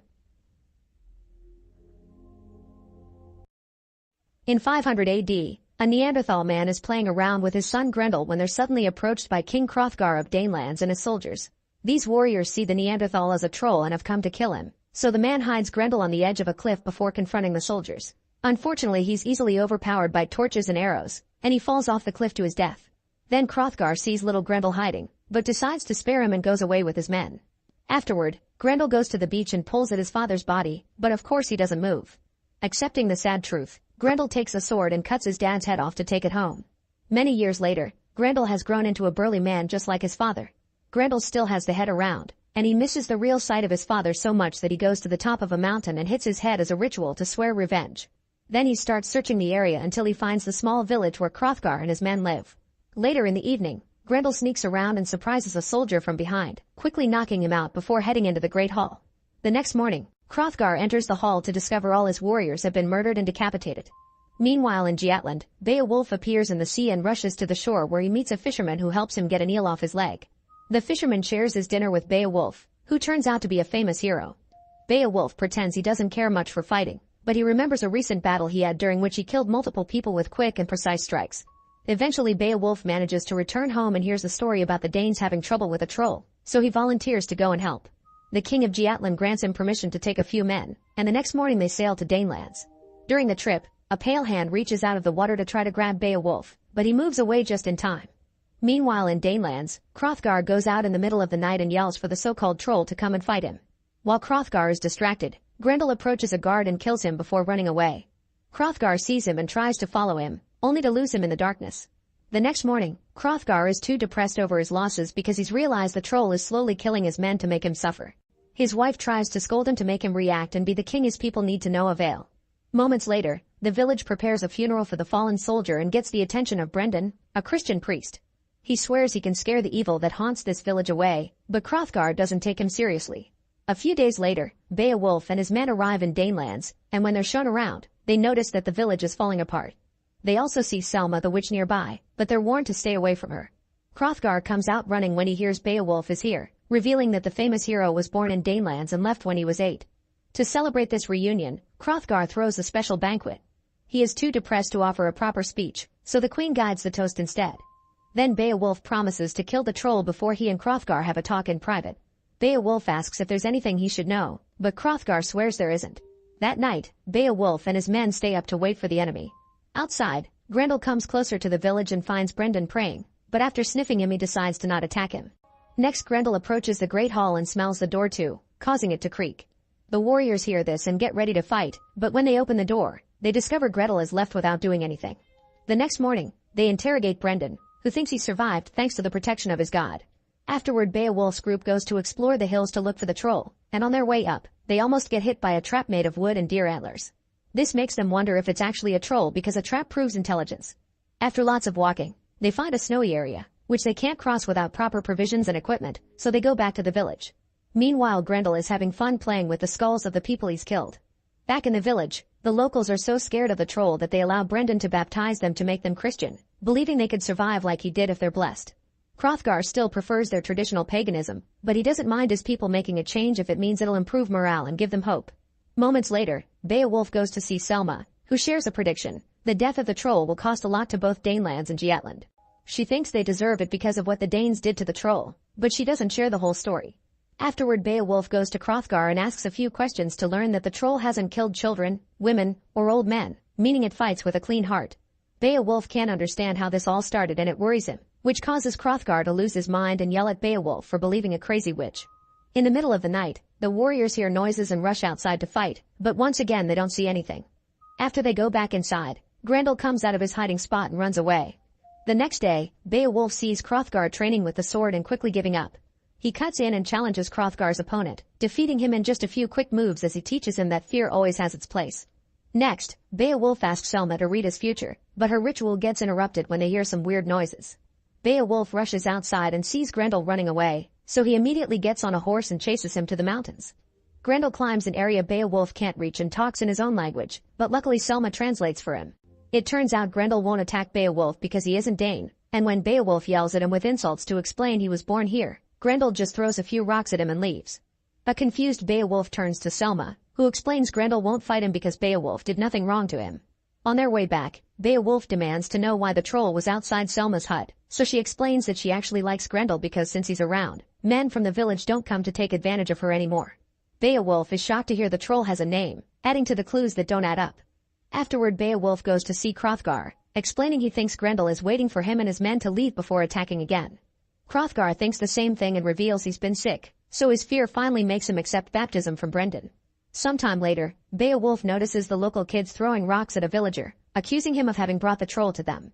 Beowulf sends the children away and the man thanks him by offering to take him to the troll's cave. He didn't say anything before because he had been scared, but now he's baptized he feels safe. Beowulf and his men take their boat to the beach and climb over a hill, where they find Grendel's cave on a cliff. One of the soldiers tries to climb down but almost falls, so they decide they'll have to come back later with some rope for safety. Before leaving, one of the soldiers pees into the cave, which isn't approved by the villager. During the trip back, Beowulf is shocked to see a kid hiding in another cave. While everyone is distracted, the mysterious pale hand reaches for the peeing soldier to pull him down, but his friends save him just in time. That night, Beowulf has trouble staying awake, and every time he closes his eyes he sees a vision of the cave kid with a sword. The next morning, they're devastated to discover the village that guided them to the cave has been killed. Furious, Beowulf and his men return to the cave, and this time they reach it safely with some rope. The place is full of bones and armor from the victims, but Grendel isn't around. One of the men is so frustrated that grabs the head of Grendel's father and destroys it. Afterward, Beowulf goes to Selma to ask for her help. When she refuses, he just ties her up and takes her to the hills, hoping Grendel will come out when he threatens her with a knife. However, nothing happens, so Beowulf releases Selma, and after scolding her for being on the wrong side, he leaves her behind. Meanwhile, Grendel returns to his cave and finds the destroyed skull. After taking a sniff to track down the person who did it, he goes to the top of the hill and does the same blood ritual to swear revenge. When night falls, Grendel appears at the village while everyone sleeps and kills the guard outside by impaling him with a spear. Then Grendel storms into the Great Hall, waking up Beowulf and his men. Chaos ensues as the soldiers try to fight Grendel, who is too strong to be bothered by the attacks of puny humans. He hits the men but doesn't kill them, just pushing them away until he reaches the one that destroyed his father's head. After whispering the word Papa, Grendel finally kills him to have his revenge. A furious Beowulf jumps on Grendel's back to try to punch him, but Grendel just throws him on a table before he starts climbing some chains to reach the upper floor. Beowulf jumps on him again to make him fall and ties something up, but Grendel punches him away and jumps out of the window, only to get caught in the trap Beowulf just set up. Now Grendel is hanging by his right arm. However, he doesn't hesitate to grab a spear and take care of the issue. As soon as he frees himself, Grendel runs away, leaving his arm behind. He bleeds all the way to the beach and enters the water, where he dies and is taken away by the Pale Hand.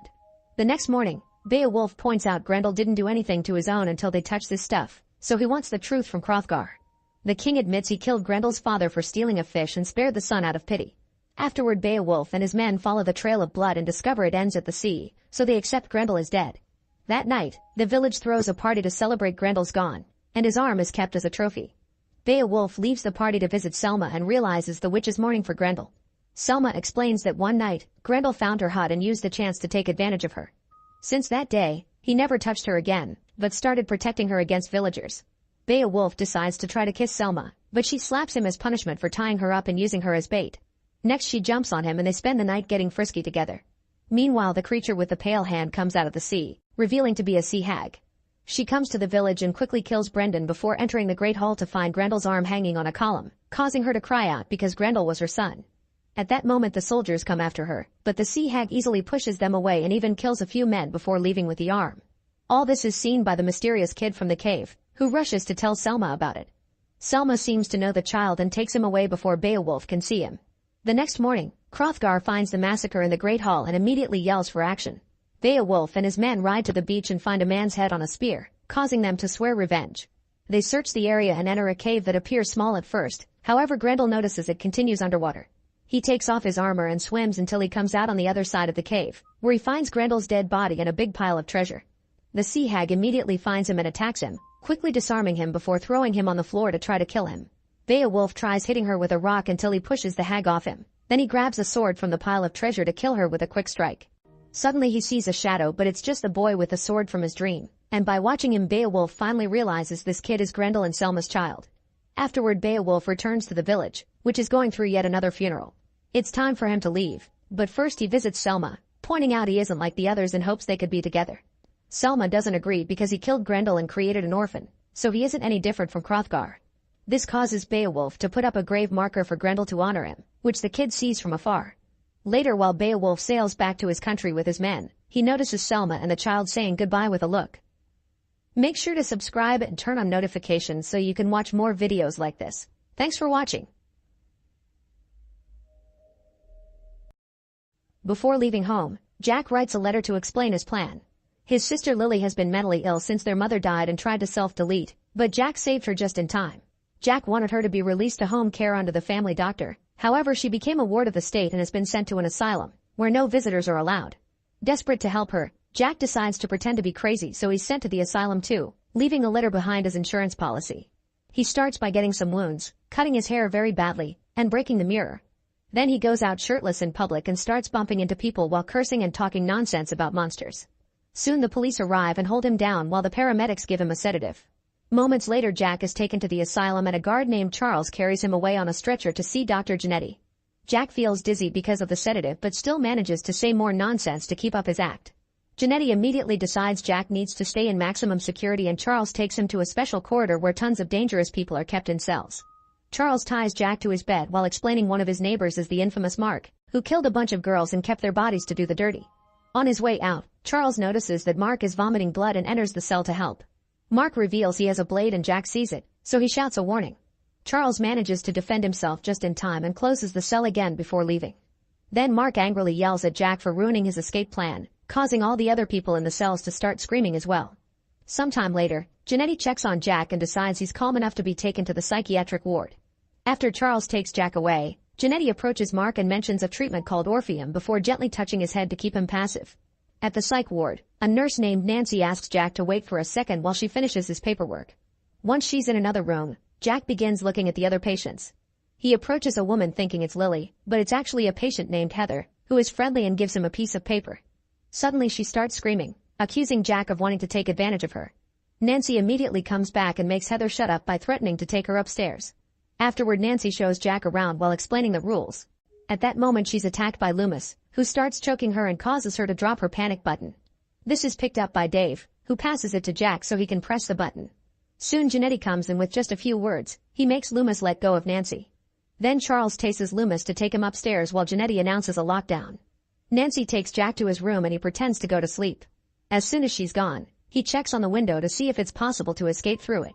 Suddenly he hears a noise and opens the closet to find Dave, who explains he only wants to be sure Jack doesn't have crazy eyes. Jack realizes Mark had white eyes and Dave confirms it's caused by the Orpheum treatment. On the ceiling, Jack can see a light glitching and Dave explains Orpheum happens in a lab upstairs. Those who get treated there come back very different. At the lab, Janetti electrocutes Loomis until his mouth is foaming. The assistant Vera turns off the machine and scolds Janetti for taking it too far, but Janetti says he knows what he's doing and asks her to prepare Loomis for an additional dose of Orpheum. When Vera refuses, Janetti snaps and begins describing how Orpheum could help the patient's brains while injecting Loomis himself. This makes his eyes go white. The next day Jack finally sees his sister on the garden, so he heads to the common room to wait for her. When he approaches her, Lily immediately scolds him for coming, saying she doesn't want to be saved because she's as sick as their mom. An argument ensues and Lily yells, so a nurse sends her back to her room. All this is seen by Heather, who looks intrigued. Later in the cafeteria, Jack takes a spoon and puts it in his pocket when nobody's looking. Suddenly Heather approaches him to ask about Lily. She also invites Jack to come to her room in the evening, but he turns her down and ignores her yelling. Jack sits with Dave and soon they're joined by Charles, who reminds Dave of their deal. Dave is supposed to steal some medicine for him or Charles will report him. After Charles leaves, Dave asks Jack to keep his secret and in return he promises he won't tell anyone that Jack isn't actually crazy, which he figured out because Jack acts sane in private. That night, Charles gets in Heather's room and forces her to do the dirty with him. This happens regularly and Charles keeps her quiet by pointing out nobody would believe her. Meanwhile, Jack tries to use the spoon to get parts from the bed.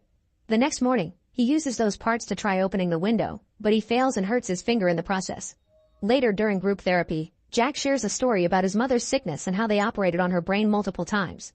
His hand keeps on bleeding and soon Loomis falls to his knees and starts twitching while staring at the blood.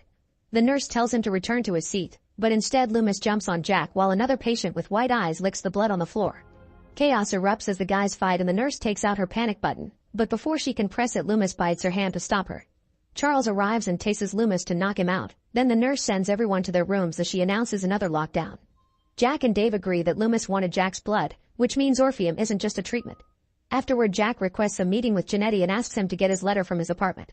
They do find the letter, however the paper is empty except for a couple of words. Jack freaks out and accuses Janetti of playing a trick on him while swearing he isn't crazy, but Janetti just orders Charles to take Jack to maximum security. Jack yells and struggles all the way there to no avail. The other patients yell at him in return and Mark reminds him he wants revenge. Many hours pass and Jack feels like he's going actually crazy. When Janetti comes to check on him, Jack goes back to pretending he's insane and apologizes for his outburst earlier, so he's allowed to go back to the psychiatric ward. In the afternoon, Jack asks Dave to teach him to sneak around like he does to steal medicine because he wants to investigate Orpheum, but Dave refuses. That night, Jack gets out of his room and is startled by Dave. He's changed his mind and agrees to show Jack how to sneak around, but he won't go with him upstairs. The duo carefully moves through the facility while avoiding Charles and Dave shows Jack how to get into an office, where Dave steals medicine while Jack checks the desk and steals a security card. At that moment Charles comes in, but the duo manages to hide just in time. Charles looks around and quickly leaves. Afterward Jack uses the security card to open the door and go upstairs. Charles is distracted on the phone and isn't looking at the security cameras, so Jack easily keeps moving around without getting caught. Eventually he makes it to the solitary ward and checks the window on every room, getting startled by the strong reactions from the crazy people. A few doors later he finds Lily, who apologizes for yelling at him last time and begs for help because she's seen her neighbors under the effect of the experiments. Unfortunately, Jack hears Charles coming, so he has to run away. After running through a bunch of corridors including the maximum security, Jack reaches Janetti's lab. He finds a cage and stumbles back in shock when he sees Loomis inside trying to attack him. Jack continues to look around and finds a bottle of Orpheum, which he steals together with a scalpel. Then he has to hide because he hears voices. Janetti comes in followed by Vera, who points out Orpheum is multiplying in the patient's body. Janetti snaps and pushes her against the shelves, tying her up while explaining that Orpheum is more than medicine. He says it's actually nanotechnology and it's behaving the way he programmed it to. Vera points out Orpheum is mutating and could become contagious, but Janetti ignores her while getting an injection for himself. Next he makes a cut on her leg with a scalpel and her pain is so exciting that he starts doing the dirty by force while Loomis watches. When he's done, he orders Vera to find the mutation to control it. Then Vera gets her fingers wet with her blood and teases Loomis with it. The next day, Heather teases Jack because he looks like he didn't sleep. He ignores her and approaches Dave to show him the Orpheum bottle. When the nurse comes to remove his tag, he manages to hide the bottle in his fist just in time. Afterward, Jack brings Dave outside and asks him to steal Charles' keys so he can rescue Lily. They're interrupted by a patient with white eyes, who has found a cat. He shows the animal off before suddenly decapitating the poor creature to eat it. The duo panics and tries to run, only for the guy to grab Dave. Jack immediately pushes the man to save Dave and gets attacked instead. As the two men wrestle on the ground, the other patients take the cat's body to feed. Thankfully, Charles arrives and tases the guy unconscious. That night, Jack has a nightmare full of creepy images like crazy people getting violent, his mom's death, Lily's self-deletion attempt, and weird mutated bodies. In the morning, Jack rushes to the common room and kicks a table as he demands to see Lily. The nurse tells him that she's upstairs with Janetti, making him furious. Jack yells at her and notices her white eyes, but the nurse swears it's normal because it's just a side effect from Loomis' bite.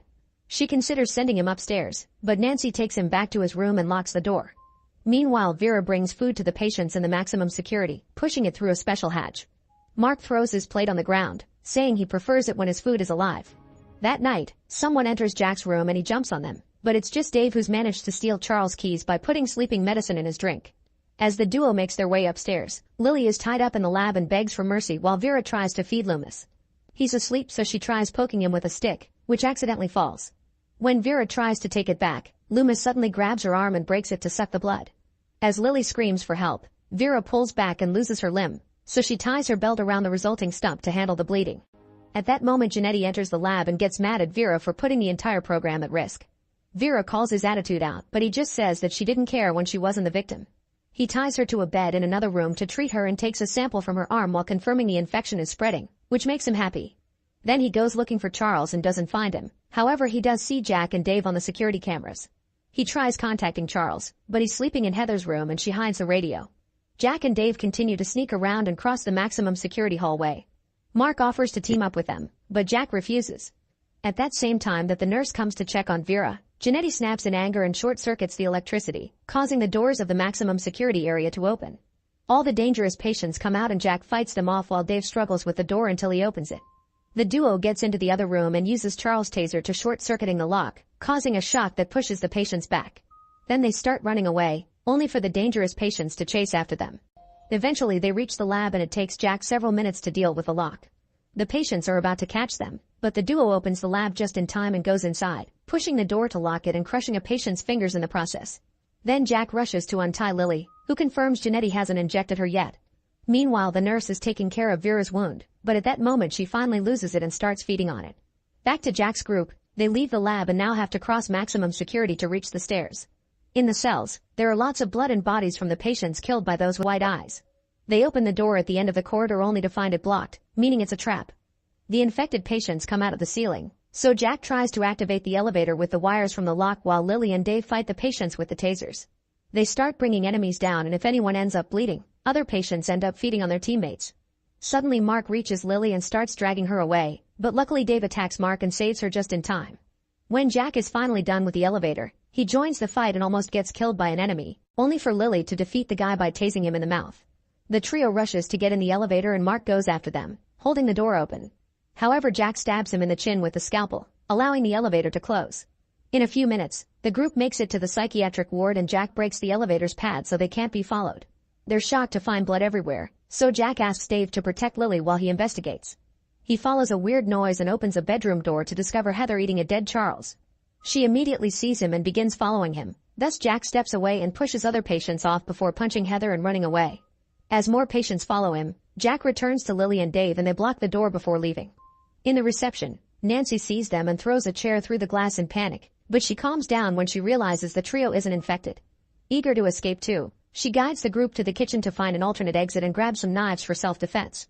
Suddenly a patient jumps on Jack, but the guy gets easily overpowered and they kill him with a knife to his face. Soon more patients arrive and a vicious fight ensues as blood is splattered all over the kitchen thanks to all the stabbing. A bunch of patients get killed as the heroes make their way through the kitchen and finally reach a back door, which they make sure to lock before going up the emergency stairs. Eventually they find an office and try to look for a phone, only to find the infected nurse instead. She explains Janetti is looking for a solution, so everyone should wait. The nurse also yells at Nancy for abandoning her station, but Nancy shuts her up by stabbing her. Next Nancy remembers Janetti has a gun, so the group runs to his office. Dave takes a sword from the wall and Jack opens the desk drawer to find the gun together with his real letter. On their way out, they notice a blood track on the floor and follow it. At that moment the nurse bursts through a door and attacks Nancy, only to get stabbed to death by Lily. Then they run through the recovery ward and find Vera, who tells them about a hidden passage in the lab and how to use the laundry chute to avoid the stairs. Before they leave, Vera asks for euthanization so she doesn't become a cannibal too. Nancy gives her an injection and Vera dies.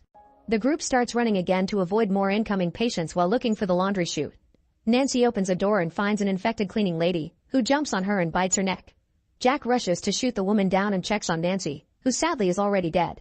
Meanwhile Dave and Lily find the laundry chute, so they start climbing through it while Jack keeps firing at incoming patients. Heather also comes and Jack tries shooting her, only to discover he's out of bullets. Instead he kicks her off before getting in the chute as well, causing Heather to follow him. After some struggle against her hands, Jack manages to stab her and make her fall. The trio continues to climb and comes out in maximum security, where the infected patients have eaten each other. Suddenly Mark blocks their way and attacks Jack with the scalpel from before. The men barely get to fight before Lily kicks Mark off and stabs him first, killing him for good. Then the trio finally reaches the lab, finding Loomis is still in his cage. While Jack and Lily uncover the secret tunnel, Janetti appears and grabs Dave, slowly sticking an ice pick in his eye to perform an improvised lobotomy. It doesn't kill him but it destroys his brain. Next Janetti hits Jack with a lamp and tries attacking him with the ice pick, so the siblings fight together to overpower the doctor. Jack steals the ice pick when his leg gets stabbed and pushes Janetti, stabbing him back before Lily tastes him unconscious. When Janetti wakes up, he's been tied to the cage so Loomis can feed on him. The siblings run away through the secret tunnel while hearing Janetti's screams. The tunnel takes them to the roof, and as the siblings go down the stairs, Jack accidentally drops the Orpheum bottle, which breaks. In the morning, they're finally out and wandering through the road until they're found by the police. After hearing their story, the cops drive to the asylum and Janetti opens the door looking just fine. Suddenly a bunch of infected patients burst out and kill the cops on top of the car while the siblings helplessly watch. In the end the patients run away into the wild to spread the infection, ignoring Janetti's screams saying he can help them. Make sure to subscribe and turn on notifications so you can watch more videos like this. Thanks for watching. In the headquarters of Denning Pharmaceutical, former employee John takes the elevator and opens his suitcase to reveal he has a gun. On the executive floor, he quickly kills several higher-ups and goes back to the reception, where he sees the police. John says that somebody had to do something and then he self-deletes. Afterward, news programs explain that Denning Pharmaceutical is releasing a new medicine, which is getting FDA approval even though is causing fatal side effects that have already killed 3 people. Because of this, the company is facing a major lawsuit and its stocks are falling, so they're trying to get rid of all the evidence. An important layer called Alan decides to take the case against the company, which will greatly affect his career. He assigns legal assistant Tom to take care of the paperwork, and on Monday he must update his keycard before entering the office because they get reset every weekend. Since John was their key witness and they lost him, Tom tells Alan he wants to add heart attack victims to the pharmaceutical case, but Alan forbids him from doing so because minor victims don't make money. Then Tom is called to the office of another boss to discuss the Gambizzi crime family case. Tom sent a memo because he wants to join that case, but his boss destroys it and scolds Tom for not paying more attention to the cases he already has. Afterward Tom goes to the file room to put away the file Alan turned down. His girlfriend and co-worker Anna visits him so they can share a few secret kisses. A few hours later, Alan announces that since the servers have been down since last night, everyone can go home. Before Tom can leave, Alan tells him that he made a dangerous mistake with the memo he wrote earlier, so he fires him for it. In the elevator, Tom is joined by a man he never saw before. When they make it to the reception, the man leaves a suitcase on the floor and another guy picks it up before taking the elevator too, which Tom finds suspicious.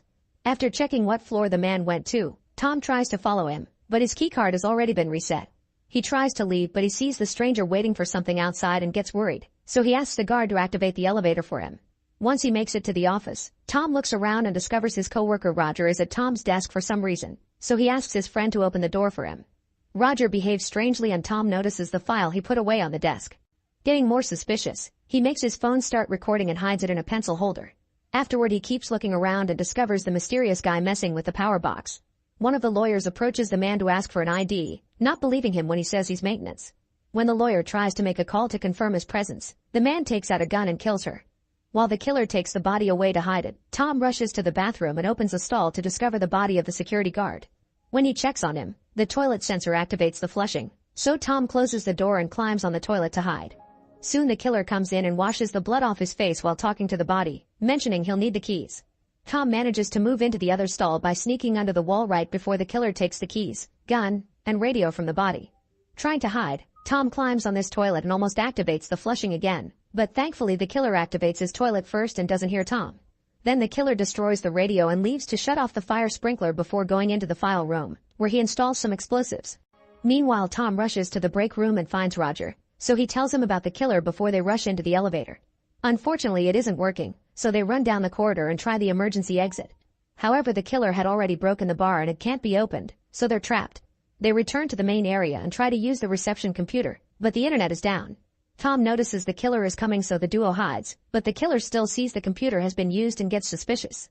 After disconnecting it, he enters the desk area, revealing he also has a keycard. Once he's out of sight, the duo leaves their hiding spot to try to think of something else. Tom takes Roger's keycard and opens the door to the executive offices to find Alan, so he sends Roger to find his phone and call the police. As Tom activates the lock, he drops his jacket and it gets stuck in the door. While Tom searches for Alan, Roger makes it to his desk and uses his phone to call his wife. However, before he can tell her anything, the killer finds him and makes him say everything is fine.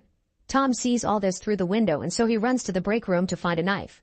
After Roger hangs up, the killer takes out his gun and asks if there's anyone else working late. Roger lies and says it's just him, so the killer grabs a cable and proceeds to choke him, which is all recorded by Tom's phone. By the time Tom comes back, there's nobody at the desk. He grabs his phone and tries to call 911, but it runs out of battery. After connecting the charger, he looks around the office and finds Roger's body in his chair. At that moment the killer comes back and sees the jacket at the door, so Tom grabs Roger's keycard and quickly hides in the closet, where he's startled by the lawyer's body. Meanwhile, the killer begins dragging Roger's body while making a call on his own phone, complaining to someone because nobody was supposed to be up there. Suddenly Tom's phone gets enough charge to start ringing. The killer checks it out and after dismissing Anna's call, he discovers the video of his murder. He immediately deletes it and looks at the settings to find Tom's name and picture. Realizing this is the jacket's owner, he calls out Tom's name, but Tom stays hidden under a desk. After the killer leaves, Tom runs into another office and lights some paper on fire to try to activate the fire alarm, but it isn't working either. Suddenly Tom notices someone in an office in the neighboring building, so he makes a bigger flame inside the trash can and pushes it against the curtains to start a proper fire. This gets the neighbor's attention and Tom makes a gesture to ask him to call for help. Unfortunately, the killer smells something burning, so he grabs a fire extinguisher and rushes to the fire. Tom sees him and runs away before the killer comes inside to put out the flames, then he pretends he's using the phone so the neighbor won't call for help. Minutes later, Tom makes it to the reception and uses the computer to create a new keycard. The killer almost finds him, but he puts the computer in sleep mode and hides under the desk. After the killer leaves, Tom resets all the locks and now the killer can't use his card anymore. Afterward, Tom turns off most of the lights in the building and rushes to Alan's office, only to find him chatting with a woman. At that moment the killer shoots the office lock, so Tom hides behind the door. The guy seems to be familiar with Alan, but when the woman takes out a gun, he immediately kills her. Then he takes her gun and leaves, telling Alan to stay in his office. Once they're alone, Tom asks about the woman's identity and Alan reveals she's part of the Gambizzi crime family. She was supposed to testify against her husband, so Alan guesses the killer was sent by the mafia to shut her up. At that moment they hear a weird noise and discover the killer is trying to get into the file room by hitting the door with an axe, but it's impossible because it's reinforced steel and bulletproof glass. Afterward, Alan and Tom try to escape but must hide when they hear the killer coming. The guy arrives with the janitor and does an impression of his voice, asking Tom to come out or he'll die. Suspicious, Tom asks what nickname he always used for the janitor and obviously the killer doesn't know, so Tom guesses the janitor is already dead. Next, the criminal turns the elevators back on, trying to make them come out. Alan and Tom check the corridor and find the janitor's body with a note that says you win. At that moment they hear a phone ringing and rush to the desk, only to be shocked when Tom finds his own number calling. Alan guesses it's a trap and tries to escape, causing the killer to shoot him in the arm. The duo starts running away and the killer chases them as he continuously fires at them, so they hide in an office where they can lock the door. This one isn't reinforced though, so the criminal uses the axe to break it down. By the time he catches up to them, they're already getting into the file room. Tom tries to use the killer's phone to call for help, but it's protected with a password. The man still has Tom's phone and since it doesn't have a pin, he texts Anna to ask her to come over. Desperate to help her, Tom gets an idea and starts using the copy machine. At the entrance, the killer lets Anna in and holds her at gunpoint, asking for her phone to destroy it. At that moment Tom shows up and offers to exchange the keycard for Anna, but the killer isn't convinced until Alan also comes to manage the negotiations. After the gun is dropped, Alan takes the card to the criminal, who lets go of Anna but takes out the guard's gun. Alan pushes him to save Anna, so the killer punches him and drags him to the file room. There he complains that Alan didn't clear the office, meaning they've been working together. After the killer activates the explosives, Tom shows up with the gun, only to discover the criminal has all the bullets.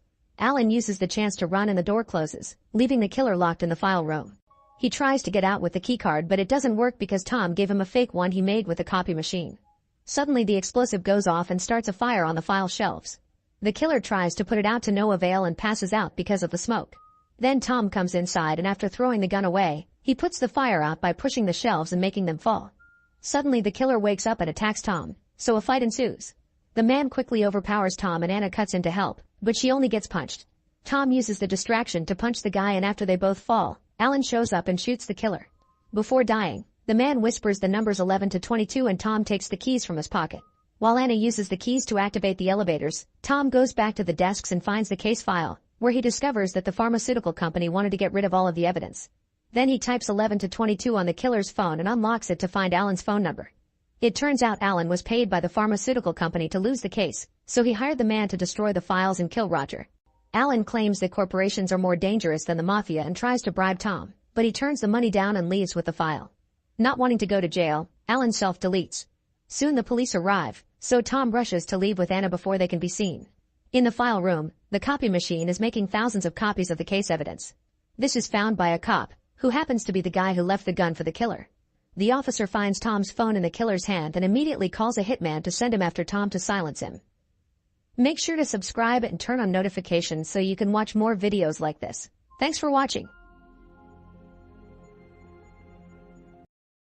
In the near future, climate change, deforestation, and a nuclear war have caused so much damage to Earth that little by little most cities all over the world are crumbling down. There is a power and food shortage, plus a dangerous lack of oxygen. By the year 2067, one of the few remaining cities is in Australia, which has been able to hold out thanks to synthetic oxygen. However, this oxygen is polluted and causes people to get ill with something known as the sickness. Ethan White and his best friend Jude do their job as utility workers to keep the neutral reactor stabilized and bring back power to the city. After the workday is over, their boss scans them to be sure everyone is still healthy. One of the workers says he can't come the next day, so Ethan takes his shift to earn extra oxygen credits. However, the boss still fires the poor man. On his way home, Ethan sees a protester talking about oxygen not being a privilege and how they should sacrifice for the next generations. While the passers-by ignore him, Ethan is confronted by the fired worker, who is desperate for work because his children have the sickness. An argument ensues, only to be interrupted when the protester suddenly catches on fire. Later at home, Ethan sees on the news that the protester did that to commemorate the death of the last living plant. The report also mentions the increasing number of deaths due to the sickness and how Crony Corp, the oxygen producer company, promises to find a solution. However, people keep revolting because they're scared humanity will go extinct soon. Then the reporter starts talking about the Crony Corp's dead lead scientist, who was Ethan's father Richard, and this causes him to turn off the TV. At that moment Ethan's wife Xanthi arrives and he gives her a new oxygen mask. As they fool around, Xanthi suddenly vomits blood because she's got the sickness, but Xanthi assures Ethan that she's fine. Sometime later, Ethan is summoned to the offices of Crony Corp and Jude comes along. They meet Regina, the company's chief technology officer, who says Ethan can help them save humanity before taking them to the lab. It turns out they're working on a time machine called the Chronicle, which was invented by Richard 20 years ago. They've been testing it by sending a clock for a few minutes, but they've also sent radio waves and received a reply from 400 years in the future with the words "Send Ethan White." Regina theorizes that people from the future found the cure for the sickness and will only give it to Ethan. The team doesn't know how to get Ethan back though, so he'll have to find the people who sent the message to be able to return. After the meeting, Ethan goes to a bar with Jude to think about Regina's request. Ethan doesn't want to leave Xanthi, but Jude points out that staying means Xanthi dying, while going may mean saving her for years to come. When Jude tries to bring up Richard, Ethan reminds him that his father disappeared after leaving his 8-year son with nothing but a self-deletion note and a weird device on his wrist. Ethan thinks his mother wouldn't have died if Richard had been around, so he refuses to do the same to Xanthi. However, Jude thinks that not to be like Richard, Ethan must save Xanthi. After Jude leaves, Ethan thinks about his 8th birthday. He waited all day for his dad, but Richard arrived late, and his present turned out to be a weird box. He put little Ethan's hand inside this box, telling him he'd have to make an important choice someday, and suddenly an electronic bracelet closed around his wrist, causing it to bleed. As the boy cried in pain, Richard told him that the bracelet wouldn't come off and left the house, ignoring his wife's protests. Then Ethan also can't help remembering his mother's death and decides to go home to tell Xanthi about Cronicor's plan. He doesn't want to leave her, but Xanthi asks him not to use her as an excuse to avoid saving humanity and to have faith. She also mentions all the kids in her class that have died, saying she's afraid. Later in the evening, Ethan goes to the roof to watch the city and desperately tries to remove the bracelet as he again remembers the day his mother died on the streets. That day Jude found him and shared his oxygen mask with him. In the present, Ethan screams as he makes his decision. The next morning, Ethan leaves a metal flower for Xanthi with a promise that he'll return, unaware that she's actually awake and crying. When he makes it to the Crony cop's office, he makes a deal with Regina. He won't go unless Xanthi gets the first dose of the cure. Regina accepts and they immediately go to the lab, where the scientists explain to Ethan how to use the special suit and a small pocket computer called Archie. Jude shows up as well to show his support, promising to watch over Xanthi. Once he's ready, Ethan steps into the machine and electricity wraps around his body until the machine shoots a blast of energy, sending Ethan into the future. A hole opens in the sky and Ethan falls at great speed until he lands in the middle of a rainforest, instantly fainting. When Ethan wakes up, he notices his suit is burning and immediately takes it off, crawling away from it right before it explodes. Then Ethan's body has to take a moment to get used to the sunlight and the clean oxygen, which have allowed vegetation to regrow in the whole area. After admiring nature for a while, Ethan uses Archie to check his location, but Archie can't connect to any satellite. He ends up releasing a magnet into the ground, which allows Archie to sense nearby structures, and she guides Archie to the nearest facility. At the entrance, Ethan's surprised to find a skeleton with a hole in the skull, but the real shock comes when he sees the skeleton is wearing the suit with his name. He also finds a rusted Archie under the leaves and Richard's bracelet on the skeleton's wrist, although this one has a green light. This means he's dying on this mission, which makes him panic. Once he calms down, he tries to open the facility's doors to no avail, so instead he asks the rusted Archie to play the last recording. The machine plays a distorted voice saying it's better this way because then nobody is suffering anymore, then 2 voices arguing followed by a gunshot. At that moment the battery runs out and the rusted Archie shuts down. Then he notices a wire wrapped around the rusted Archie, so Ethan grabs some wire from his suit and wraps it around his own Archie, which allows her to finally detect a beacon signal. Ethan follows the signal through the forest and finds 2 oxygen dispensers, but not a single person. Later in the evening, Ethan starts a fire with Archie's help, although it takes him a while. He also finds some berries that Archie can't identify, so Ethan eats one and drops them because they taste awful. Next, Ethan asks Archie to use the constellations to confirm it's the year 2474, which makes him remember how he and Richard used to look at the stars together. However, the memory suddenly ends when Richard starts feeling sick, puking and hallucinating while a thunderstorm covers the area. Ethan watches a ball of light crash near his camp, and as his hallucinations get worse, he notices a man running toward him to stab him in the chest. Ethan passes out, and moments later, he wakes up to discover the mysterious guy is Jude, who injected him with medicine to cure the poison Ethan got from the berry. The next morning, Jude explains that Crony Corp is tracking Ethan's vitals and noticed he was dying, so they use their remaining power on the Chronicle to send Jude for help. Ethan shows Jude the skeleton, but Jude doesn't think that could possibly be Ethan. Afterward they use Archie to continue to track the signal, and eventually they find another facility, which scans Ethan's eye and instantly opens the door. It's very dark inside except for a glowing screen with Ethan's name on it. When he presses enter, the bracelet on his wrist activates and extracts blood to analyze his DNA, thinking they're being attacked. Jude reveals he's brought a gun with him. Suddenly the light on the bracelet turns green, and now that Ethan's identity has been confirmed, the computer turns on the lights. The duo is shocked to discover that they're in Crony Corp's lab, and the computer announces that the portal will open in 4 hours. Jude is relieved, but Ethan is worried because his bracelet is green just like the skeleton's. Next, Ethan checks the computer logs and finds a holographic recording by Richard from the time he worked for Crony Corp. Richard explained that they buried a monitoring station, which would send data from the future when the air became breathable. In the next entry, the team prepared to receive a reply from 2474, but they only got the word "Send Ethan White." Regina asked if they could send matter now, but the report indicated that there was a problem with the power in 2474. Suddenly the lab system goes off and the computer alerts Ethan of an issue with the nuclear core power. Ethan makes Archie run a diagnosis and they discover the power feed is corrupted, meaning they won't be able to return to 2067. The computer also warns them that if they don't fix the issue before the countdown ends, there will be a nuclear explosion. Jude rushes to find tools, but Ethan is stuck on the implications of what they've learned. Crony Corp knew about the power failure because they received the message long before calling him, and that message was set from here, meaning they've fixed this place and found a cure. He wonders why Crony Cop didn't tell them about the power failure and sent Jude instead of a medic, but Jude just says he was the only one who volunteered.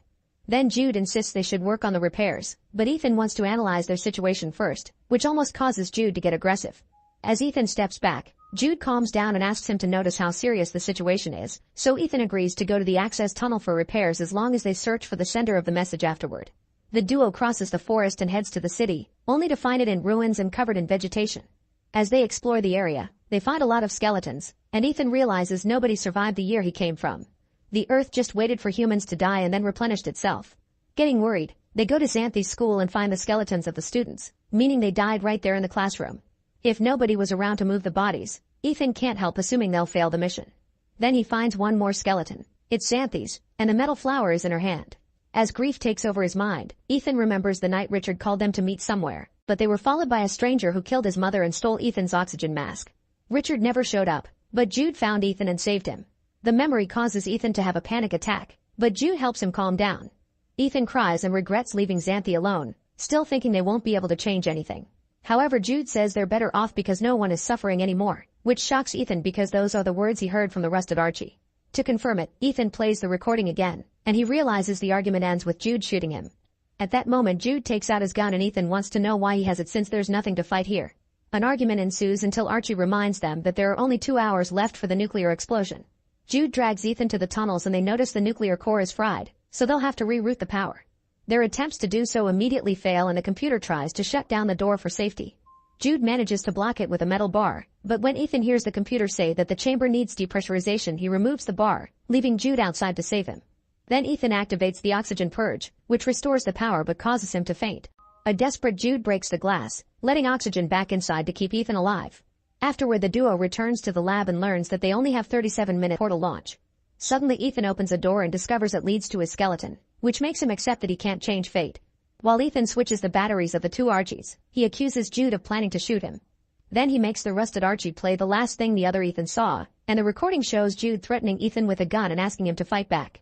Jude swears he doesn't plan to shoot Ethan and an argument ensues with Jude suggesting they stay there, but Ethan refuses to leave everyone to die. Next, Ethan forces another door open to find a utility room, but there are no masks. Jude insists they can't save everyone, but Ethan pushes him away and goes to the computer to play a log recorded on his 8th birthday. Richard says he made a mistake, but the message is interrupted when Jude shuts off the power. Furious, Ethan locks Jude up in the utility room and turns on the power again to finish watching the message. Richard said he did everything for his son and wanted to tell him so he called home and asked little Ethan to take a walk with his mother to meet with him. However, before he could leave, Regina and Jude entered the lab to corner him. It turned out Regina wanted to use the Chronicle to escape to the future with a selected group of elite people and abandon the search for a cure, claiming that humans were the real virus. Richard refused to cooperate and confessed that he programmed the system so only Ethan could activate it in the future, causing a furious Regina to take out a gun and ask one of the scientists if it was possible to send at least one person to fix the power issue. When the scientist confirmed it could be done, Regina shot Richard. At that moment, Jude breaks free and tries stopping the recording to no avail, so the rest of the truth comes out. Regina sent a team to kill Ethan's mother and ordered Jude to become Ethan's guardian. A devastated Ethan jumps on Jude, calling him out for using him all these years, and another argument ensues over how to proceed. Ethan starts pulling cables to try to stop the Chronicle, so Jude attacks him, pushing him against the wall as he begs him to fight. Since Ethan refuses, Jude brings out his gun and aims at Ethan's head, but Ethan still doesn't fight back, saying he believes in his brother. Seeing Ethan in such pain remembers Jude of the night they met and guilt takes over him, so he apologizes to Ethan and then self-deletes. In the present, Regina is getting the elite group ready for their escape, and she orders a guard to kill Ethan as soon as they arrive in the future. Back to Ethan. He has a breakdown and reaches for Jude's hand, only snapping out of it when the computer reacts to the ping sent by Regina's team. This finally makes him realize that the person in the lab who has been doing all the things is himself, so he writes the Send Ethan White message with a plan in mind. In the present, Regina waits for the countdown to reach 0, but instead of a portal opening, the Chronicle shuts down. Inside the machine they find a gift from Ethan consisting of a bunch of plants, a can, and a video of Richard's murder. In the future, Ethan destroys the Chronicle so nobody will ever use it again. Soon newscasts in the present are covering Regina's arrest and how scientists are working with the plants to start ecological regeneration. A chronic cop employee brings the can to Xanthi because it has her name on it, and when she opens it, she cries when she sees a real flower. In the future, Ethan buries Jude's body by the river and leaves the metal flower on the grave. Suddenly he sees a butterfly nearby, and as he remembers his father teaching him that everything in the universe is connected through time, Ethan rushes back to the facility to discover his skeleton is gone. Excited about the possible changes, Ethan runs through the forest to reach the city again, and this time he discovers humanity has survived and developed buildings that safely blend with nature.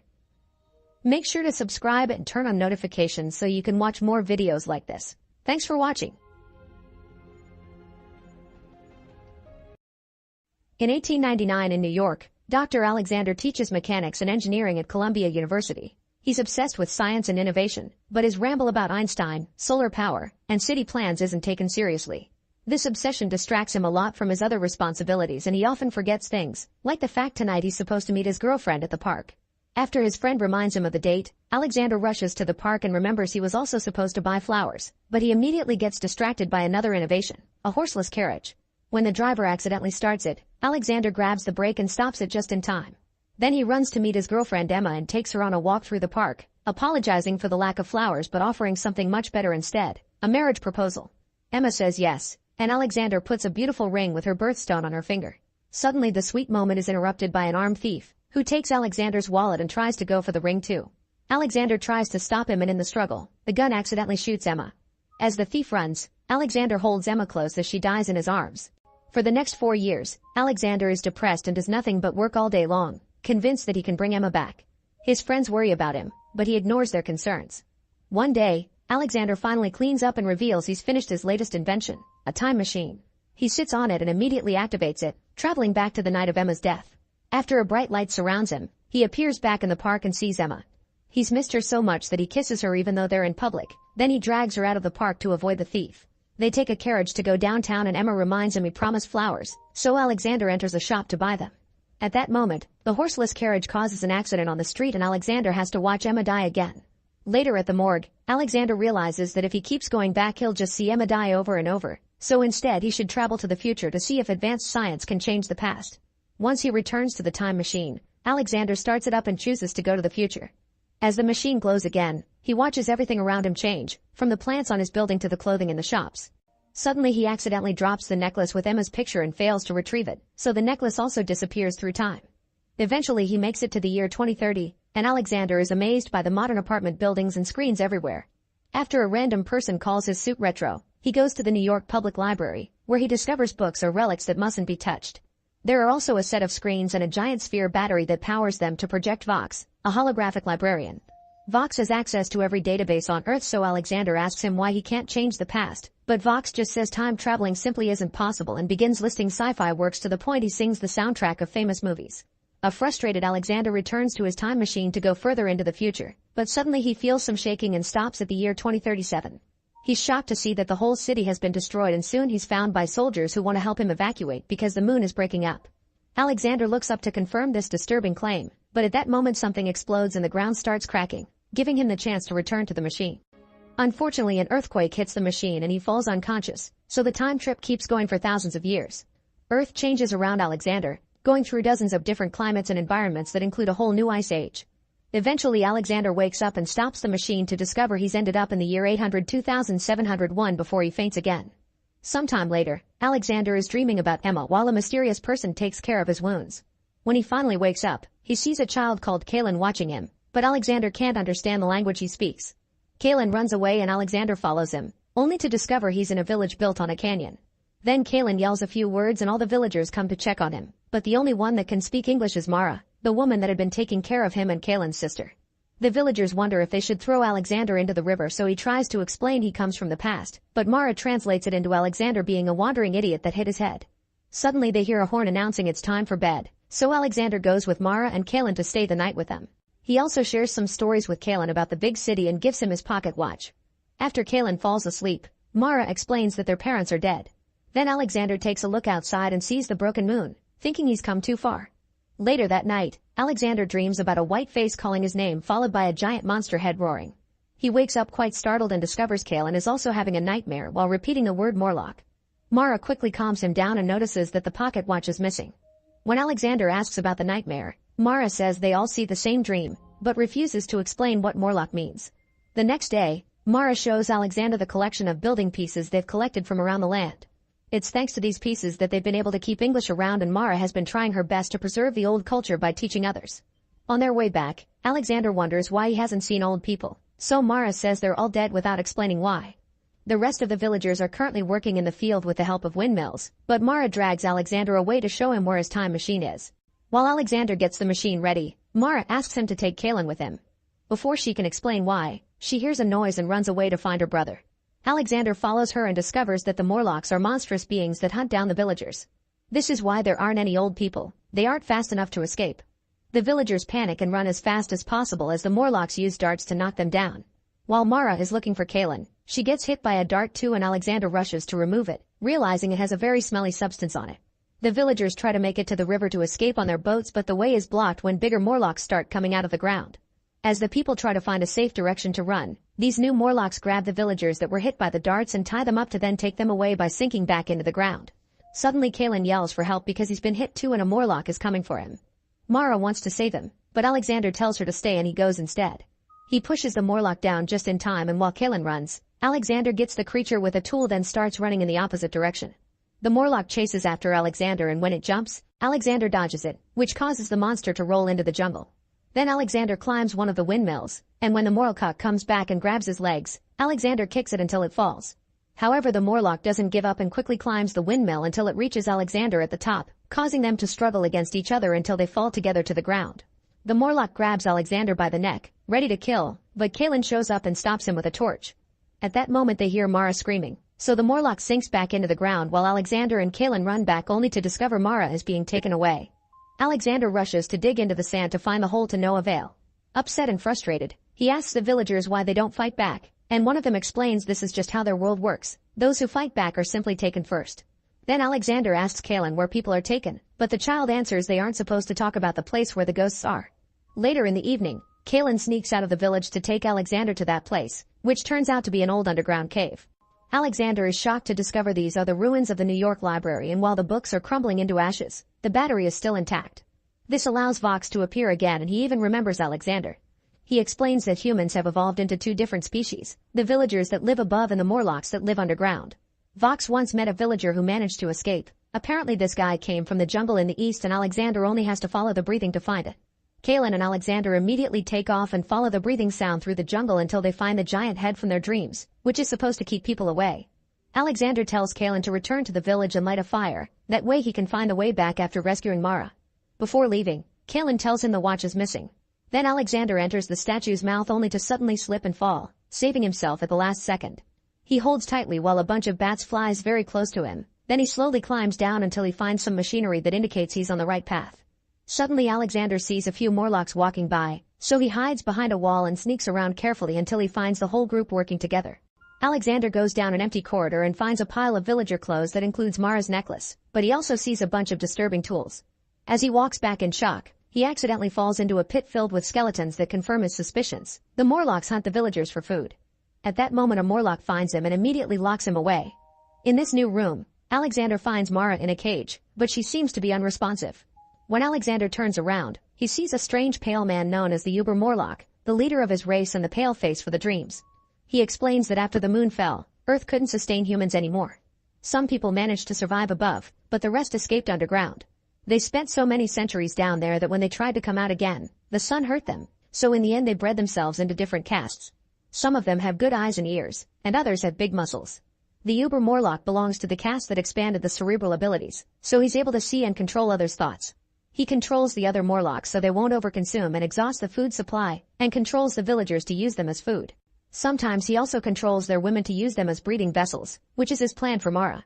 A furious Alexander says it's a corruption of every natural law, but Uber Morlock points out natural evolution did this and the unnatural thing is actually time travel.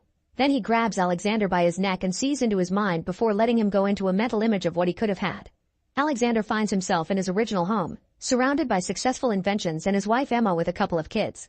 However, the illusion quickly goes away and Uber Morlock explains why the past can't be changed. Alexander built the time machine because Emma died, So if she lives, then the machine isn't made and Alexander can't use it to go save her in the first place. At that moment Uber Morlock makes the machine appear and tells Alexander to go since he has his answer. Alexander sits in the machine but before leaving, he asks Uber Morlock for the missing watch. When the guy comes closer to give it to him, Alexander grabs him, activates the machine, and starts fighting him. Alexander's hits aren't strong enough to hurt a strong creature like Uber Morlock, but at least he manages to disarm him when Uber Morlock reveals a knife. Then Alexander is grabbed by the neck again, so he hits the machine to make it lose steam, which hits Uber Morlock on the face and makes him fall. At the last second, Uber Morlock grabs Alexander's neck, but Alexander makes the machine go faster into the future and the hanging monster ages at a great speed until he's nothing but ashes. When Alexander finally stops the machine, he's billions of years in the future and discovers the Morlocks have ended all life on Earth.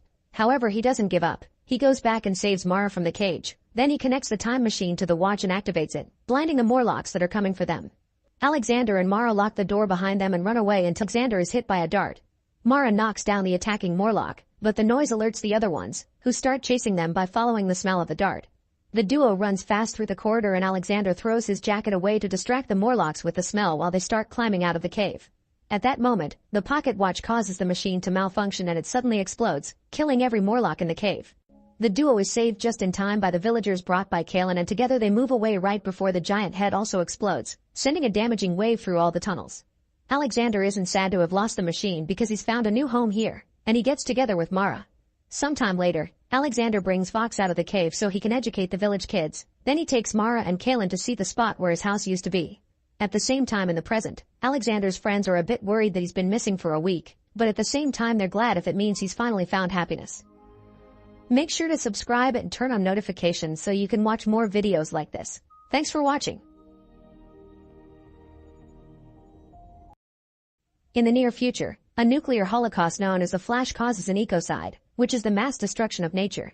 Now the USA is a post-apocalyptic wasteland and people have to go to extremes to survive. 30 years after the Flash in an ash-filled forest, a cat approaches a rotting body to feed while nearby. Eli waits with an arrow ready. As soon as he hears the cat meow, he shoots and instantly kills it. After picking up the cat, Eli keeps on traveling, only stopping to check inside cars for anything useful besides skeletons. Eventually he finds an abandoned house, and as he searches the rooms, he tries to fill his canteen but the taps don't work. When he opens a closet, the awful smell immediately alerts him of a hanging body, but that doesn't stop him from patting it up for anything useful. Afterward Eli cooks the cat while cleaning his weapons and listening to his old iPod. The smell of roasted meat gets the attention of a rat, who Eli notices when he hears it squeak and he shares some cat meat with it. After cleaning himself up with wet napkins, Eli spends the night in the house reading his book and sleeping. The next morning, he discovers his iPod is almost out of battery and the car battery rig he uses to charge it is about to run out too. For now he keeps on traveling and in the middle of the road, he finds a woman with a broken shopping cart asking for help. At that moment he detects a horrible smell and calls out the thugs hiding nearby, noticing it's just a trap. The gang comes out and the leader starts pushing Eli around to rob him, but suddenly Eli cuts off the leader's hand with his machete. Then he fights the rest of the gang at the same time, quickly killing them all in just a few minutes without getting a single scratch on him. It's almost as if Eli was protected by God. Then Eli kills the leader too, but he lets the woman live. She has a bottle of water, but as soon as he smells it, he can tell it isn't good and drops it. After checking all the bodies for any useful objects, he returns to the road, listening to his music until his iPod runs out of power. When he walks near a destroyed highway, he hears a group of bikers attack a couple. Eli feels bad but reminds himself not to get involved as the gang kills the man, takes advantage of the woman, and steals all their books. Once the bikers are gone, Eli comes out of hiding and keeps going until he finds a town where he enters the shop of the engineer, who immediately threatens him with his weapon. As soon as Eli hears this, he grabs the weapon to prove he's stronger and quickly gives it back, explaining he's just a customer. Then he asks the engineer to recharge his battery rig, offering to pay with some wet napkins and a lighter as payment. While the engineer works, Eli goes to the bar across the street, where the killing bikers are visiting Carnegie, the warlord in charge of this town. Carnegie is looking for a very specific book, so all his henchmen bring him any books they can find, although they can't read the titles because they're illiterate. He takes a look at all the books they brought today, but what he wants isn't there, so he sends them all to be burned. His mood improves when gang leader Ridridge reveals he's also found a small sample of shampoo, so Carnegie immediately goes to use it on his concubine Claudia, who is blind so she greatly enjoys the smell and the head massage. Downstairs, Eli pays with gloves and a scarf to get his canteen refilled. While taking out his things, he accidentally touches a cat, causing it to hiss at him. The bartender gives the canteen to Claudia's daughter Solara, who goes out back to fill it. Ridridge tries to block her way to show his interest in her, but she ignores him and joins the line for water. Inside, A gang member gets mad because Eli touched his cat and tries to start a fight, but Eli just slams his face against the bar and tries to leave. At that moment, the rest of the gang attacks him, so Eli has no choice but to fight. With quick movements of his machete, Eli fights all the thugs at the same time, killing them one by one without breaking a sweat. Soon all the thugs are dead except for one, but when he's about to kill him too, Solara comes back and begs him to stop.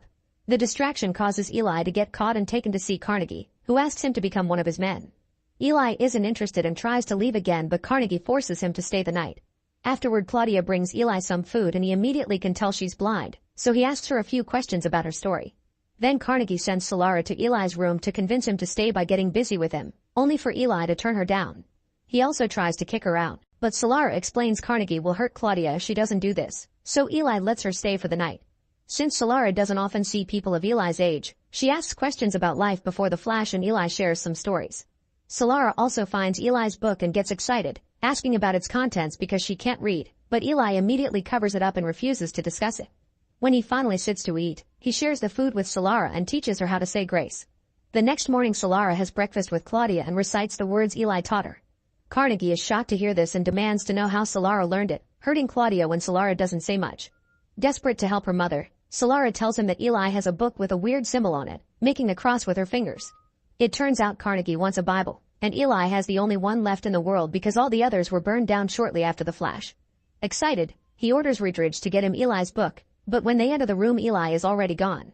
Reedridge immediately kills the guard for their mistake, then sends his men to find Eli. Meanwhile, Eli gets his battery from the engineer and tries to leave town, only for Carnegie to show up and ask him for the book. He thinks the Bible is the best way to put society under his control and is willing to kill Eli for it, yet Eli just keeps walking away. Suddenly Reedridge shoots Eli twice, but he misses both shots. Annoyed, Eli takes out his gun and starts shooting any person he can hear moving, expertly landing every single shot while the bullets shot by the enemies miss him every time. When he's out of bullets in his gun, he takes out a shotgun and keeps killing the thugs, hitting Carnegie in the leg in the process. Seeing as Eli truly has holy protection, Reedridge lets him leave for now. After Carnegie gets his leg treated by a doctor, he tries to send the gang after Eli. However, Reedridge is wary after losing so many men, so he makes a deal. He'll get the book if Carnegie lets him have Solara as his concubine. Moments later, Ellie hears Solara following him. She explains Claudia sent her because she would be safer with him, but Eli tries sending her away. Determined to change his mind, Solara offers to take him to the town's water supply, which turns out to be a clean underground spring. Eli eagerly fills his canteen. Then he tricks Solara and locks her up in the cave so he can continue his journey alone. Soon Solara manages to escape and tries to go after Eli, only to find the woman with the broken cart instead. Solara tries to help her, but the woman tells her to leave, not wanting a young innocent girl to fall for the trap. Suddenly 2 thugs attack Solara and after hitting her a few times, they drag her to a private spot to take advantage of her. Her screaming allows Eli to find her and he shoots a thug in the groin with an arrow, then the other in the throat. Solara thanks Eli with a hug and they leave together. Later on, Carnegie and Reedridge find the bodies thanks to the birds flying above them. They also find a piece of Solara's clothing, so they know what direction to take. On the road, Eli also hears a bird and uses an arrow to bring it down. While he picks the bird up, he asks Solara to take the wire from his bow. When night falls, Eli and Solara decide to rest in an old cooling tower. Solara asks Eli to read to her, so Eli shares a few lines before putting the book away. Eli also shares that when he found the Bible, a voice told him where to go to keep the book safe and that he would be protected. Then Solara asks him to teach her how to read, but he doesn't respond, so Solara waits for him to fall asleep to try to take the book. However, as soon as she opens the zip, Eli opens his eyes and makes her step away from the bag. The next day the duo keeps on traveling and eventually they find a house with a sign that says no trespassing, but they don't see it and approach the door. Suddenly a trap opens under their feet and they fall into a hole before the door opens to reveal Martha and George, an armed elderly couple who have lived in this house since before the Flash. They ask why they didn't obey the sign and when Eli apologizes with kind words and manners, they decide to let them in. At first the chat goes well and they share some lovely tea, however things get awkward when the couple shows them the backyard where they keep all the bodies of those who tried to attack their house. Eli tells Solara they should go because the couple are cannibals, and he keeps his gun out to stop them from blocking their way. However, on their way out, Carnegie and his gang arrive in cars. Eli and Solara immediately go back inside and George reveals a huge collection of weapons hiding in the sofa. Using a megaphone, Carnegie tells Eli to send out Solara with the book to avoid a fight. A package flows out of the window and Reedridge rushes to grab it, but instead of the Bible he finds a bomb. He runs to hide right before the explosion happens, blowing up 2 of the cars and killing several thugs. Carnegie's men immediately open fire on the house, and Eli responds by throwing a grenade. An annoyed Reedridge retaliates by shooting a missile and blowing half the house up, killing Martha. Furious, George starts shooting like a maniac and kills as many thugs as he can until the enemy takes out a Gatling gun to kill him and make the others surrender. Soon Eli and Solara are surrounded and dragged out of the house.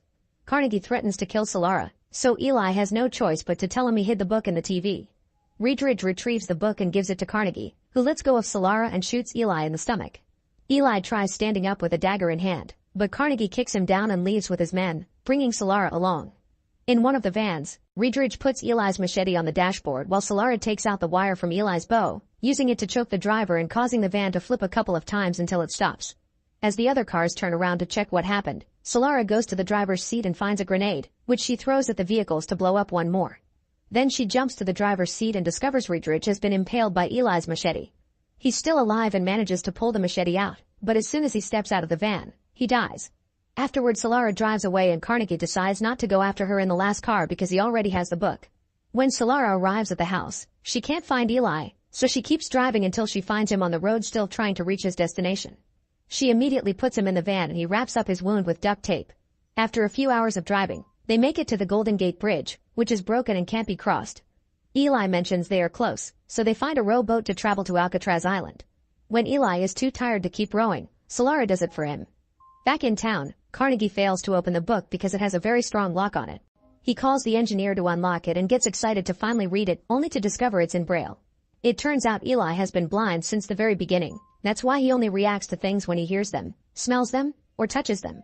Desperate, Carnegie asks Claudia to read the book for him. Claudia is clearly happy to read Braille again, but she lies to him, saying she's forgotten how to do it. She also explains she can smell his wounded leg and that it's infected, so nobody will respect him anymore. Carnegie checks the bar and discovers the locals are looting it, not to mention his men are fighting each other, so he collapses in despair. Back in Alcatraz, an armed guard receives the duo and Eli convinces him to let them pass by saying he has a Bible. They meet with a curator who has been gathering all kinds of art from before the Flash to preserve humanity's history and hopefully rebuild someday. They don't have a copy of the Bible, so Eli reveals he's memorized it all and starts dictating it so the curator can make his own copy. The task takes a long time, so Eli takes breaks to shave and change into clean clothes. After lots of work, the new Bible is finally completed, and Eli dies at peace from the gunshot wound. Once Eli is buried in Alcatraz's courtyard garden and a bound copy of the Bible is added to the collection, Solara leaves, listening to Eli's iPod and carrying his machete on her way back to her mother. Make sure to subscribe and turn on notifications so you can watch more videos like this. Thanks for watching. An asteroid called Agatha 616 is heading straight for Earth, so all nations come together to shoot a bunch of rockets at it. The asteroid is effectively destroyed, but this causes chemical compounds to rain down on Earth, which mutates the animals into gigantic and violent monsters. In just a year, Earth loses 95% of its population, and the remaining survivors must hide in bunkers, caves, and panic rooms. 7 years later, Joel is still living in a bunker, where he's the only one without a romantic partner and has to listen to everyone getting naughty near him. Since he isn't good at fighting monsters, he doesn't join the group when they go to the surface to look for supplies. Instead, he helps by preparing dinner and doing handy work like milking their cow. He also keeps a diary and draws the monsters he's managed to see so far as a survival guide. The group ran out of bullets a few years ago, so nowadays they use weapons like axes and crossbows. One day while Joel is trying to practice shooting a crossbow, the power suddenly goes out in the bunker and they discover some monsters have breached their security. A few guys go into the tunnels to fight them while the others watch the progress on the screen of their sensor system. It seems the group is getting in trouble, so Joel goes out with a crossbow to help. As he wanders around the area, he bumps into a monster, who finishes eating one of his friends and then immediately comes for him, but Joel can't help freezing. The creature is about to kill him, but thankfully it gets killed first by Joel's friends. Then a flashback shows Joel before the apocalypse hanging out with his girlfriend Amy. After he made a funny portrait of her, they started to kiss, only to be interrupted by an alarm that warned them of the pieces of rockets and asteroid falling on Earth. They had no choice but to rush back to their families. Back in the present, Joel uses a radio to chat with other bunkers and keep in contact with Amy. Today he's telling her about the letters he wrote for her, but their connection suddenly is cut when Joel's radio breaks. This triggers another flashback, showing Joel saying goodbye to Amy and exchanging I love yous before each of them escaped with their families. In the present, Joel asks the others about Amy's colony and learns it's 85 miles from there. It would take 7 days to reach it, and it's impossible to survive out there for that long. Ignoring his friend's warnings, Joel decides to stop hiding and go looking for Amy. As he explores the outside, Joel finds lots of pieces from the old city spread in the area with plants and monsters covering every inch. After a few hours of walking, he hears a monster nearby, so he hides inside a house.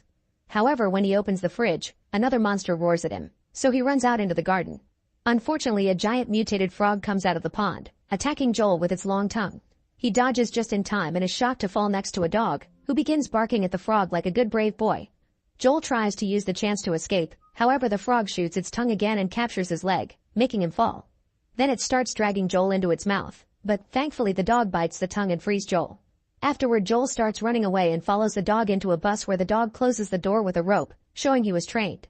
As the frog leaves the area looking for them, Joel looks around and realizes the dog used to hide here with his owner, who probably passed away. The dog's name is Boy and he keeps his owner's clothes close because he misses them. Joel spends the night on the bus, and in the morning, Boy decides to leave with him. He even brings some of his owner's clothing, and Joel puts it in his bag for safety. As they travel through destroyed cities and overgrown forests, Boy and Joel enjoy each other's company and sometimes even play, although Boy doesn't know how to catch. However, he does know how to stop Joel from eating poisonous berries. After wandering around for a while, Joel accidentally falls into a hole in the ground, and the bones under his feet indicate this is a monster nest. He can hear the creatures in the tunnels and dodges an attack just in time, but he isn't sure he will be able to fight. Thankfully, at that moment, a rope falls into the hole, courtesy of Clyde and Minnow. They pull him out of the hole at the same time all the worms come out, and when a monster jumps out of the hole, they kill it with a katana. Then they throw a grenade in a hole to finish the rest of them. Afterward, the four of them start traveling together. Minnow teaches Joel how to shoot the crossbow and she and Clyde give him lessons on survival. They also share they're heading to the mountains where it's too cold for monsters to live. Suddenly their trip is interrupted when they're approached by a giant snail monster, so Clyde takes Joel's shirt and hides it in its shell. This snail is very peaceful and while it continues on its journey, it'll carry Joel's scent, hopefully making the monsters follow it instead of them. Clyde and Minnow tell Joel he can know if a monster is nice or not through its eyes. When they stop for the night, Clyde shares a few details about the monsters so Joel can add them to his journal.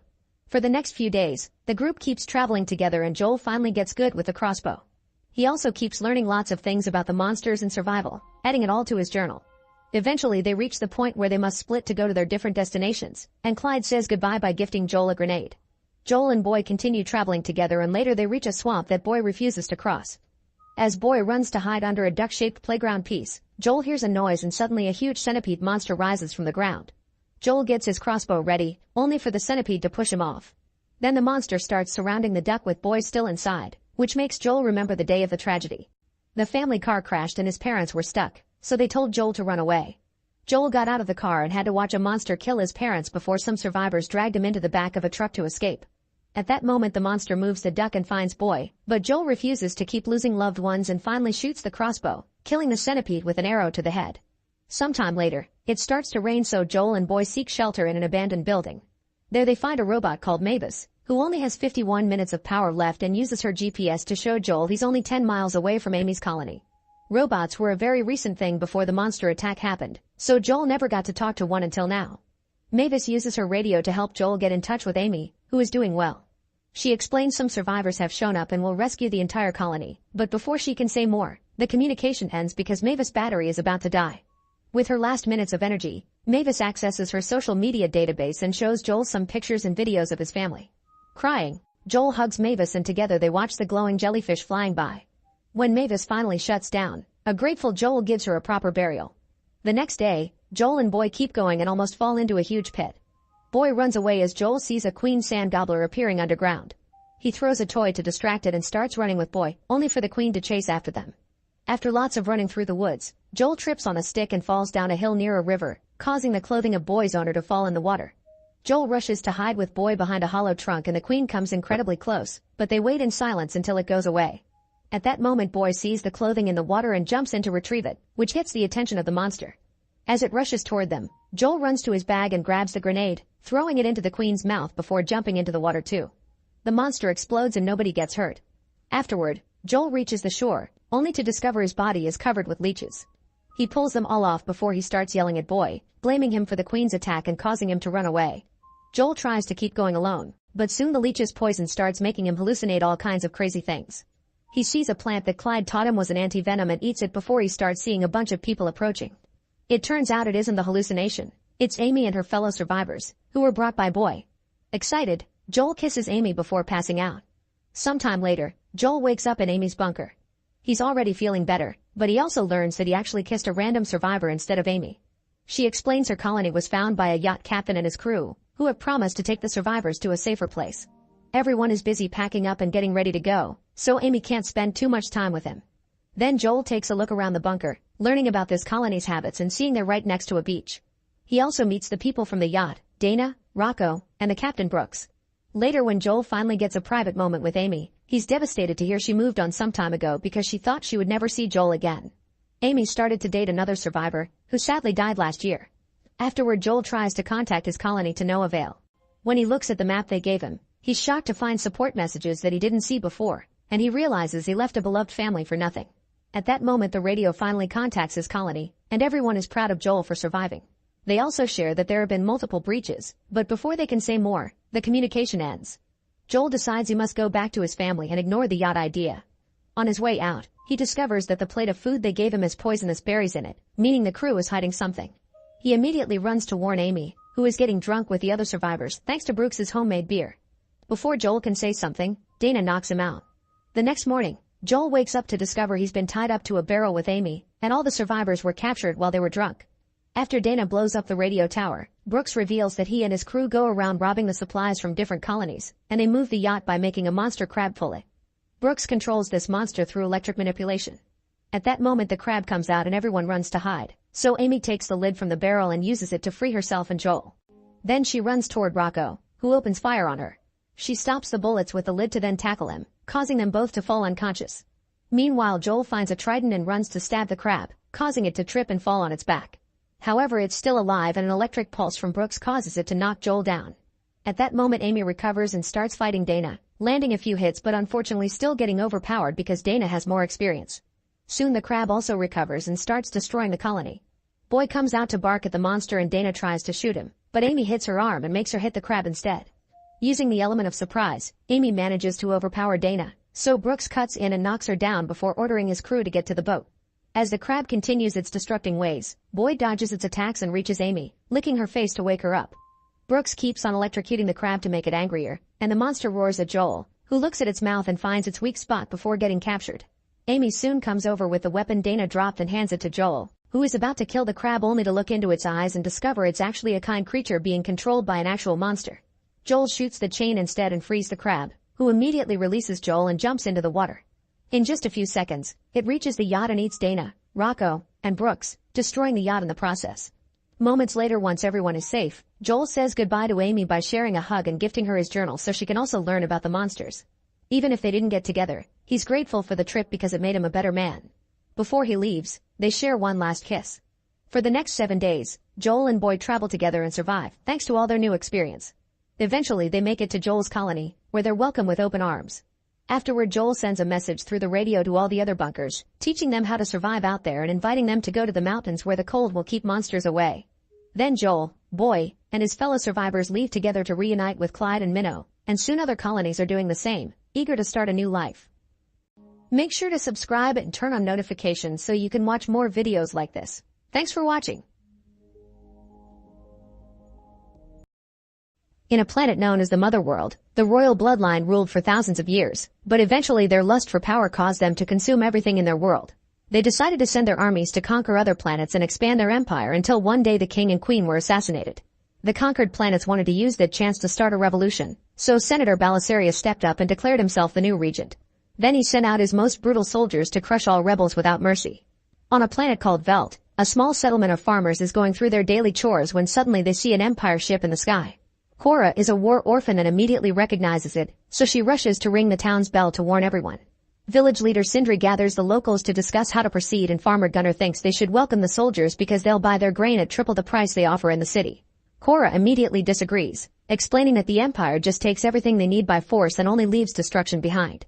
An argument ensues, but before they can reach a conclusion, the empire ships land near the village.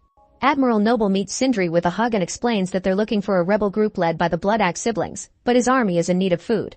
Sindri lies and tells him their soil doesn't produce much, so the village only has enough to barely feed themselves. Noble doesn't believe him and points out everyone looks healthy and well fed, so Gunnar cuts in with an explanation.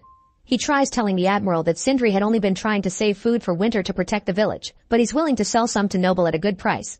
Furious over being tricked, Noble grabs his cane and proceeds to beat Sindri up to death. When Sindri's wife tries to approach him, a guard uses a glowing blade to kill her too. Then Noble announces he'll be back in 10 weeks to gather all the harvest, not caring if there's anything left for the villagers. Afterward Noble and the ships leave, but a small group of soldiers led by Fauna stay to keep an eye on things. While some soldiers kick out the villagers from the building they want to claim, Private Aris activates Jimmy, a robot that used to serve the king. After the royals were killed, all the robots put down their weapons and refuse to fight, so the few that are left help around with menial tasks.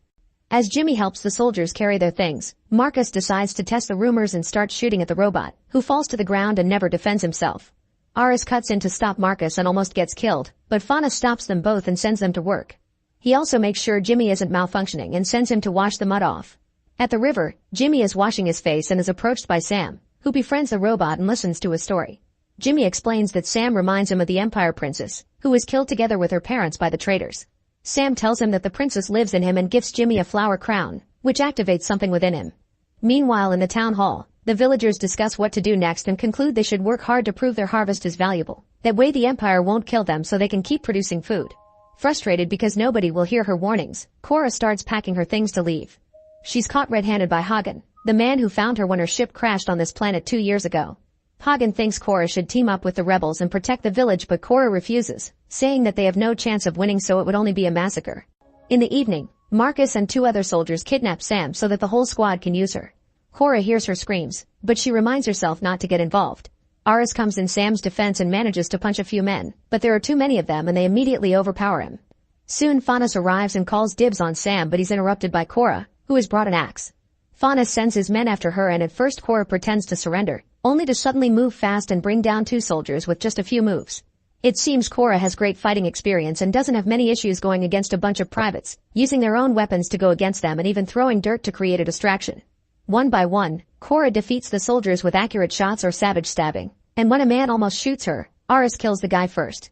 Then Marcus tries opening fire on her, but Cora quickly disarms him and jumps on him to shoot him straight in the head. Now Cora and Aris can team up to surround Faunus, but he's keeping Sam at gunpoint and they can't react. At that moment Jimmy shows up and Faunus orders him to kill the rebels, but as Jimmy picks up a gun, he looks at Sam and kills Faunus instead. Afterward Jimmy runs away and the townspeople arrive just in time to see Cora kill a soldier that was still alive. She announces she will help them fight, but first she'll have to gather more soldiers. In the past, Gunnar sold some of their harvest to the rebels, so he'll take her to the city to meet his contact. Before they leave, Hagen gives Cora the special gun he had found on her ship. Cora and Gunnar ride for a while and stop at night to make camp, so Cora uses the occasion to share her story. When she was 9, an Empire army led by Belisarius attacked her home planet, causing death and destruction in every corner. Her people had tried to fight, but this only made Belisarius get more violent. One evening, Cora managed to steal a gun only to be found by Belisarius, who came up close to taunt her. Cora was too young and couldn't bring herself to kill a person, so Belisarius killed her family and kidnapped her to take her under his wing. In the next few years, Cora was trained in Motherworld culture and became part of their army. The higher-ups encouraged their soldiers to find a lover so they would have something extra to fight for, and Cora lost hers during the war. Devastated, Cora fought so hard for revenge that at 18 she already became commander. All those years, Cora was just another pawn of their brainwashing, and she destroyed thousands of towns in the name of the same people that killed her family. The next day, Cora and Gunnar make it to the city and are upset to discover that bounty hunters have captured Gunnar's contact.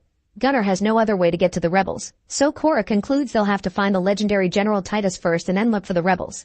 Then the duo enters a tavern, where a disgusting alien thinks Gunnar is Cora's slave and tries to buy him, crossing a line into getting too handsy. Cora tries to tell him to leave and the guy gets aggressive, so she immediately overpowers him and throws him against a table. The alien quickly runs away while the mysterious Kai watches from the shadows. Suddenly Cora announces that she's looking for Titus, hoping anyone may have information.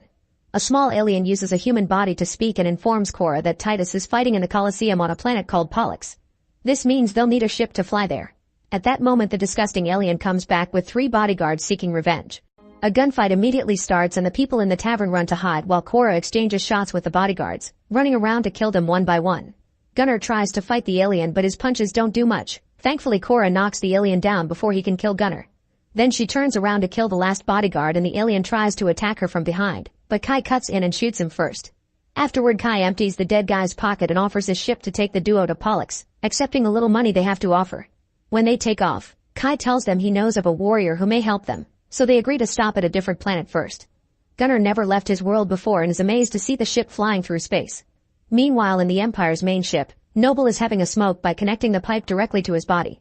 A soldier comes to inform him that the bounty hunters have captured an informant, so Noble orders him to bring the guy to him and then goes back to his tentacle lover.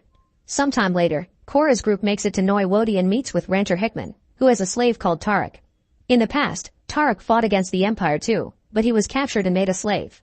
He would love to fight again, but he owes Hickman a lot of money for his freedom. At that moment Hickman offers a bet. If Tarek can tame a beast known as Benes, then he's allowed to leave. If he can't, then Korra and the guys must become his slaves too. They accept the bet and Tarek approaches the Benes, who violently shakes its body trying to get the chains off. Tarek kneels to show he means no harm and speaks in his first language, telling the Benes they're alike because they both were taken away from their homes to be put in chains. With friendly words, he manages to bond with the Benes, and after sharing a gentle touch, Tarek frees the beast from its chains to then ride it. They go on a flight together, but the Benes is having trouble getting used to having a rider, so it almost crashes against some rocks a couple of times. At one point Tarek falls off on the edge of a cliff, but he recovers quickly and makes a big jump to land on top of the Benes again. Now they're able to fly more smoothly and soon they return to the ranch with no issues. Tarek is allowed to leave with the group and a smug Hickman tries to ride the Benes too, but the creature throws him off and kills him with its claws. Korra is impressed by Tarek, so Kai offers to take her to more warriors that may help. Moments later they arrive at Dagus and meet with Swordmistress Nemesis, who first needs to finish a personal mission. She goes after Harmata, a spider-like alien whose children have been killed by the Empire and who has kidnapped a human child seeking justice. Nemesis tries to reason with her, explaining she lost her kids to the Empire too, but Harmata refuses to listen and tries to attack. Using her swords, Nemesis dodges or blocks all of Harmata's legs and even cuts one to make her drop the kid. While Gunnar rescues the girl, Harmata manages to knock down Nemesis to then stab her arm. However, Nemes has mechanical gauntlets so she can still move and cut off another leg. Harmata knocks her down again, then tries to kill Gunnar and the child, but Nemesis stabs her rear before using her gauntlets to light her blades on fire. As she slides down the floor, Nemesis strikes Harmata's spider body, then stabs her humanoid torso with both swords at the same time. Afterward, Nemesis joins the group and they take off again. Gunnar and Korra share another moment and she decides to tell her a bit more about herself. Since she was Belisarius' adoptive daughter, she lived a privileged life and soon became part of the royal guard. She was in charge of protecting the princess, who had the unique power of bringing beings back to life. To this day, Korra still feels guilty for not being able to save her the day of the attack. Sometime later, the group arrives at Pollux and visits the arena, where dozens of warriors die every day. General Titus is in a horrible state and they have to drag him inside to take a shower, but he protests during the whole process. Titus used to be a commander for the old king, but he fell into a deep depression when his army was ambushed and all his men were killed because he tried to surrender. At first he doesn't want to fight, but he changes his mind when Korra offers him the chance to get revenge. Meanwhile, the bounty hunters bring the rebel contact to Noble, who promises to let him go in exchange for information. The guy explains the Blood Axe siblings are under the protection of King Levitica and Sharan, then Noble kills him. Moments later, Korra's team arrives at Sharan and meets with King Levitica, who agrees to arrange a meeting with the rebels. Soon the Blood Axe siblings arrive with their rebel army and Korra tells them about their fight, admitting that the chances of winning are low but also pointing out that her people have always fed them, so the least they can do is defend them. The brother Darien agrees to help and then approaches his army, offering a heartful speech to ask for volunteers. A few rebels gladly agree to go with him. Afterward the group leaves with their new allies, and Kai says he's been so inspired by them that he wants to help them fight. However, he still has some boxes to deliver, so Korra agrees to stop one last time before going home. Shortly after the group leaves, Noble and his men find Levitica and destroy his kingdom. Levitica refuses to cooperate, so Noble kills him with his cane. Then while the army finishes blowing up the area, Noble gets a message telling him where to find the rebels. A few hours later, the team arrives at Gondoval and helps Kai unload the cargo on a bridge. Korra watches him interact with the locals and senses something is wrong when suddenly, a hidden Empire spacecraft opens fire and brings down most of their ships. Then a bunch of robots ambushes the team and most of them are captured as Kai reveals his real intentions. He's always known Korra is a wanted ex-commander whose head would pay well, so he used her to gather a bunch of legendary wanted warriors to hand them over to the Empire for the reward. Soon Noble arrives with his men and takes Korra's gun while Kai pushes Gunnar behind her, explaining he's just a farmer so they'll let him go if he kills Korra. Gunnar pretends he's about to shoot her, but at the last second he frees her and turns around to shoot Kai instead. Korra immediately jumps on a guard and knocks him down to steal his gun. Then she runs to hide as Noble's men open fire. She tries her best to fire back and blows up a box that causes a huge explosion, pushing all her enemies away. Gunnar uses the chance to free all the other warriors and soon Nemesis is slashing people with her blades. Darien pushes a soldier off the bridge and orders his men to gather the few ships that managed to survive the attack. As the battle goes all out, Tarka, Titus, and Gunnar manage to grab some guns and offer cover for Nemesis as she continues to stab her way through. At that moment, Noble orders his hidden spacecraft to come out, and it immediately opens fire on the rebel ships. Desperate to save his men, Darien grabs a metal bar and uses it to beat up soldiers as he makes his way up the bridge to then jump on the enemy ship. Unfortunately, he fails to stab the pilot, who dodges the bar and shoots at Darien. However, Darien tries again and this time manages to kill the enemy to stop the attack, but he also dies in the process. His body drops on the controls, causing the ship to slowly start falling toward the bridge. Furious, Cora leaves her hiding spot and runs through the bridge, shooting random soldiers as she makes her way toward Noble. At that moment the ship falls and destroys most of the bridge, but Noble manages to save himself by landing on a floating platform. Suddenly Cora appears behind him and a hand-to-hand fight begins with both Cora and Noble throwing punches without mercy. After exchanging a good amount of hits, Noble punches Cora off the platform, and she manages to hold onto some rope at the last second. When Noble disconnects the rope, Cora holds on with her hand and uses the rope as a whip to make Noble fall before climbing back up. The fight continues and Cora uses the rope to block Noble's cane, finally breaking and using a small piece to stab him in his leg. Noble tries to keep on fighting but he's weak now, so Cora breaks his arm and uses the cane to stab him in the chest before pushing him off the platform. Afterward, Tarek uses more rope to pull the platform over to the bridge and rescue Cora. The rest of the team has survived and they leave together to return to Velt, where they get ready to defend the farming community in the future. Nearby, Jimmy watches them while wearing a curious crown. Meanwhile, the enemy troops retrieve Noble's body but instead of healing him, they open his body to connect him to the Neuralink, revealing that he's a cyborg. As water surrounds his body, Noble's mind appears in front of Belisarius, who scolds Noble for his failure as he keeps hitting the ice under them with his cane. Belisarius orders Noble to capture Cora alive so he can kill her himself, then he finishes breaking the ice to send Noble's consciousness back to his body. The doctors don't sense any kind of brain activity, so they have to give him an extra strong shot to revive him, making him scream awake. Make sure to subscribe and turn on notifications so you can watch more videos like this. Thanks for watching. For many centuries, the Order of the Knights Templar has looked for the Apple of Eden because it contains the key to free will. By decoding its secrets, they'll have the power to control all freedom of thought, which is why the organization known as the Brotherhood of Assassins tries to stop them. In 1492 in Spain, the Assassins discusses the latest update. They can't let the Sultan's son be kidnapped or he'll surrender the apple. A newbie called Aguilar is accepted in the organization and they cut his finger as part of the welcoming ritual before handing him a pair of hidden blades. In Baja California in 1986, a young Cal is on the roof of a building trying to make a jump with his bike, but he fails and falls. When he goes home, he's shocked to find the body of his dead mother with her necklace hanging in her hand. To make it worse, it was his father Joseph that killed her. As a bunch of cars led by Ricky approach the house, Joseph tells Cal to run because they've been found. Cal immediately gets on the roofs and runs as fast as possible, managing to escape before the men enter the house. 30 years later, Cal is now a grown man in a Texan jail keeping himself busy by making creepy drawings. On the day of his birthday, he's taken out of his cell for execution, which is the sentence he got for murder. He's strapped to a table before they inject the lethal fluids into him, causing him to see his entire life flashing in his mind as he goes out. To Cal's shock, he doesn't die but instead wakes up in a white room where Ricky's daughter Sophia is watching him. Sophia explains that officially he's dead to the rest of the world and he's been brought here to help her project, but Cal immediately tries to escape. His body is still weak from the injection so his body keeps stumbling and slowing down, but he manages to run through the strange building and take the stairs into a room full of plants and other people like him. Then Cal reaches the edge of a balcony and realizes he has no idea where he is. Soon Sophia catches up to him and says he's in Madrid in the Abstergo Foundation, a private organization working on a way to eradicate violence. Before he can respond, security knocks him out and takes him to a huge empty room. While holding him down, they put hidden blades on his arms and a special belt on his waist before they connect a huge claw-like machine called Animus to his neck. Cal screams in pain as Sophia explains this machine will help him see the memories of his ancestor, who lived 500 years ago. Then Animus raises Cal and bright lights shine around him as the computer checks his DNA. Suddenly Animus pushes Cal and he finds himself in the Spanish Inquisition, seeing everything from the point of view of his ancestor Aguilar. The Templars have kidnapped the Sultan's son Ahmed, and it's the assassin's mission to rescue him before he can be used to get the apple. On the streets, the Templars put Ahmed in a cage and get ready to kill the man who was hiding the boy. While the commander gives a speech, Aguilar jumps on him to kill him at the same time Cal jumps still connected to the Animus. He's shocked because he's truly feeling like he's killed a guy, but Sophia asks him to stay in the memory. The other assassins are also attacking and a vicious fight against the Templars ensues. At first it seems the assassins have the upper hand with their amazing fighting skills, but soon the Templars start killing them back. Assassin Maria steals the carriage with the cage and takes off, but the Templars immediately start following her so Aguilar takes a horse and joins the chase. 2 Templars manage to get in the back of the vehicle, so Maria jumps to start fighting them, quickly pushing them off with precise strikes and shooting a horse rider before returning to the front. Aguilar decides to jump as well and lands in a Templar cart to trigger another fight. At the same time, one more enemy starts harassing Maria. The fights are fast and intense, and everything gets experienced by Cal in real time, jumping in the Animus as Aguilar jumps as well because the cart loses track and crashes. In the other carriage, Maria almost falls and manages to hold on at the last second.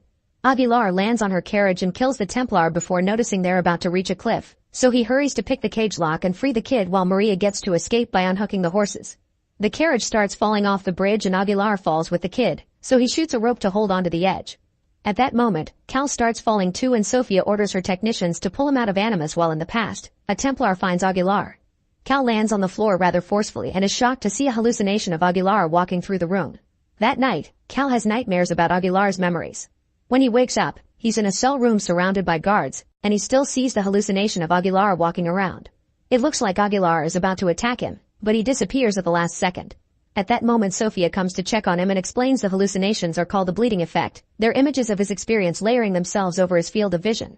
Angry, Cal grabs Sophia and pushes her against the wall to demand an explanation, so she tells him the machine connects him to genetic memories that allow him to relive the lives of his ancestors. As Cal's head hurts with the visions, Sophia convinces him to let her go by pointing out he'll learn more if he cooperates. Then Sophia takes him to a lab where they've been keeping track of all his life, explaining they found him by following Aguilar's DNA. All the test subjects are murderers like their assassin ancestors, and Sophia points out they were born with a predisposition to violence. Cal corrects her, saying he doesn't like violence for the sake of it. He just killed a man who was hurting women. Sophia and Ricky are with the Templars, and they're looking for the Apple of Eden because it's supposed to have the seed of man's first disobedience and could help them learn why it makes people violent. They think violence is a disease that can be cured and Cal is here to help them find that cure. Once their research is complete, Cal gets to leave and start a new life. Afterward, Cal goes to have lunch with the other test subjects. Everyone keeps staring at him and Mosa reminds him that they're supposed to protect the apple, so he advises Cal not to make the wrong choice. While he eats, Cal keeps having flashbacks to his mother's death and sees Aguilar's hallucination everywhere. Meanwhile, Ricky wants to send Cal back into the Animus immediately. It turns out the Templars want to shoot his project down because he hasn't found the apple, so he wants to speed up the process. Sophia disagrees because Cal needs to get used to everything or he'll lose his life in the process. Later in his cell room, Cal sees Aguilar attacking him again, and this time he's capable of channeling his ancestors' abilities to defend himself. After successfully exchanging a few hits, the hallucination disappears and two technicians come in, so Cal beats them up as well. However, soon the guards come and manage to overpower him before they drag him out by force. Cal thinks he's slowly going crazy, so he starts laughing and singing like a maniac. The guards take Cal to connect him back to the Animus by force, and Sophia asks the technicians to pull Cal out if it gets too bad, ignoring Ricky's orders. Cal stops singing when he appears back in the past, discovering Aguilar, Maria, and their mentor are chained up in a cell while the Templars have Ahmed. The trio is taken out to be executed in public, and in the present Cal suffers the pain of a Templar punching Aguilar. While the mentor is burnt to death, Aguilar struggles against his shackles and manages to get them off. Then he climbs up the pole to make a jump and break his chains, causing the Templars to come for him. He fights them off and by stealing a sword, he frees Maria as well. Cal sees hallucinations of the Templars attacking in the present and pulls all of Aguilar's moves, making Sophia notice that they're synchronizing. Working together, Aguilar and Maria defeat every incoming guard one by one, and Aguilar has to push the other pole off to save Maria before she gets burned too. When the Executor comes after them, they trick him to make his axe break Maria's chains, which they use to kill him. Next they break the barrels and the oil spills, touching the execution flames and causing an explosion that allows them to escape while everyone panics. The Templars begin chasing the duo as they climb to the rooftops, where they have to fight off a few more guards that keep approaching. They quickly fight them off or even kill them by throwing them off the roof before they keep running, using fast moves to jump off the walls and dodge the incoming arrows. Eventually they're surrounded, and Maria and Aguilar accidentally split to fight. They defeat all the Templars as fast as possible, but the soldiers just keep coming with more arrows. The duo keeps on running as they jump on walls, walk through rooms, and slide down clotheslines, while Cal continues to match every move in the present. A Templar cuts the ropes to make them fall through a window and another fight starts, but this time they manage to grab a few weapons to defend themselves. After lots of running and climbing, Aguilar makes it to the top of a structure and dodges one last arrow before deciding to do a leap of faith. When Cal tries the same in the present, he gets caught in a sudden desynchronization and his body can't stop shaking. The medical team rushes to assist him and Cal is submerged in a special pool for recovery. Cal panics when he realizes he can't feel his legs, but Sophia explains it's temporary. She also points out that if he goes into the Animus by choice, he won't suffer these problems. Afterward, Cal is put in a wheelchair and Sophia reveals that Ricky retrieved his mother's necklace after he left the house. When Cal starts feeling his legs again, he starts practicing Aguilar's moves. Fearing Cal's getting too powerful, Rickeen visits him to explain the consequences of not collaborating with the project. Cal is taken to see the test subjects that didn't connect with Animus willingly and now they're sick or mentally unstable. Rickeen also reveals he has the blade Cal's father used to kill his mom, saying that Joseph is here too and leaving the blade for Cal in a clear attempt at manipulating him. Hungry for revenge, Cal grabs the blade and goes looking for his father, who is now old and out of shape. Cal threatens him with the blade as he demands answers, and Joseph explains he did it because Cal's mom asked him to in order to avoid being connected to Animus and to protect the assassins. Joseph was supposed to kill Cal too, but he couldn't hurt his son. Cal asks him to finish his mission but Joseph refuses, telling him to get his revenge if he wants but not to go back to the machine because the Templars want the apple to control the world. Instead of killing him, Cal gives Joseph the necklace and the blade before leaving. On his way back, the other test subjects bring down the guard and lock the doors before jumping on Cal to try to kill him. Cal immediately defends himself, managing to hit the guy and buy time until the guards arrive to take everyone away. Next, Cal connects to the Animus willingly and he discovers that Maria gifted Aguilas the necklace. The Templars meet with the Sultan, telling him the assassins were defeated so they want to exchange Ahmed for the apple. The Sultan reluctantly makes the exchange and a priest working for the Templars celebrates that the apple is theirs now, confirming that they'll use it to control the world. Suddenly a few smoke bombs fall from above and Maria and Aguilar jump into the room to start a fight. They start killing Templars without hesitation and after killing a few outside as well, Maria closes the doors to stop backup from coming in. Thanks to the smoke, Aguilar sneaks behind the priest and steals the apple, but at the same time the Templar commander captures Maria. He wants to exchange her for the apple, so Maria reminds Aguilar that assassins always put the mission first. Ignoring her, Aguilar takes his blade back because he loves her, however Maria refuses to give the apple up and forces the commander to move his blade. As Maria's dead body falls, a furious Aguilar pushes the priest and goes after the commander, starting another vicious fight that Cal keeps on copying in the present. At first it looks like the commander is overpowering him, especially when he kicks Aguilar down to the floor. When the commander is about to finish him with a sword, Aguilar sees Maria's body who tells him to run, so he turns just in time and shoots his blade at the commander. Then he fights him again and since the commander is weak now, Aguilar easily kills him at last. The priest runs to open the door and let the backup inside, so Aguilar jumps into a tunnel to escape. The Templars follow him, so he begins fighting them off as he continues to run and jump on the walls. After killing a few soldiers, Aguilar steals a torch and starts a fire in the middle of the tunnel to block the enemy off. He manages to make it to the entrance and comes out on a bridge, only to find himself surrounded by crossbows. Refusing to give up, Aguilar makes another leap of faith and lands in the water. In the present, Cal jumps as well and the Animus breaks down, but this time Cal is fine. The memories continue to appear around him and he sees Aguilar giving the apple to Christopher Columbus to hide.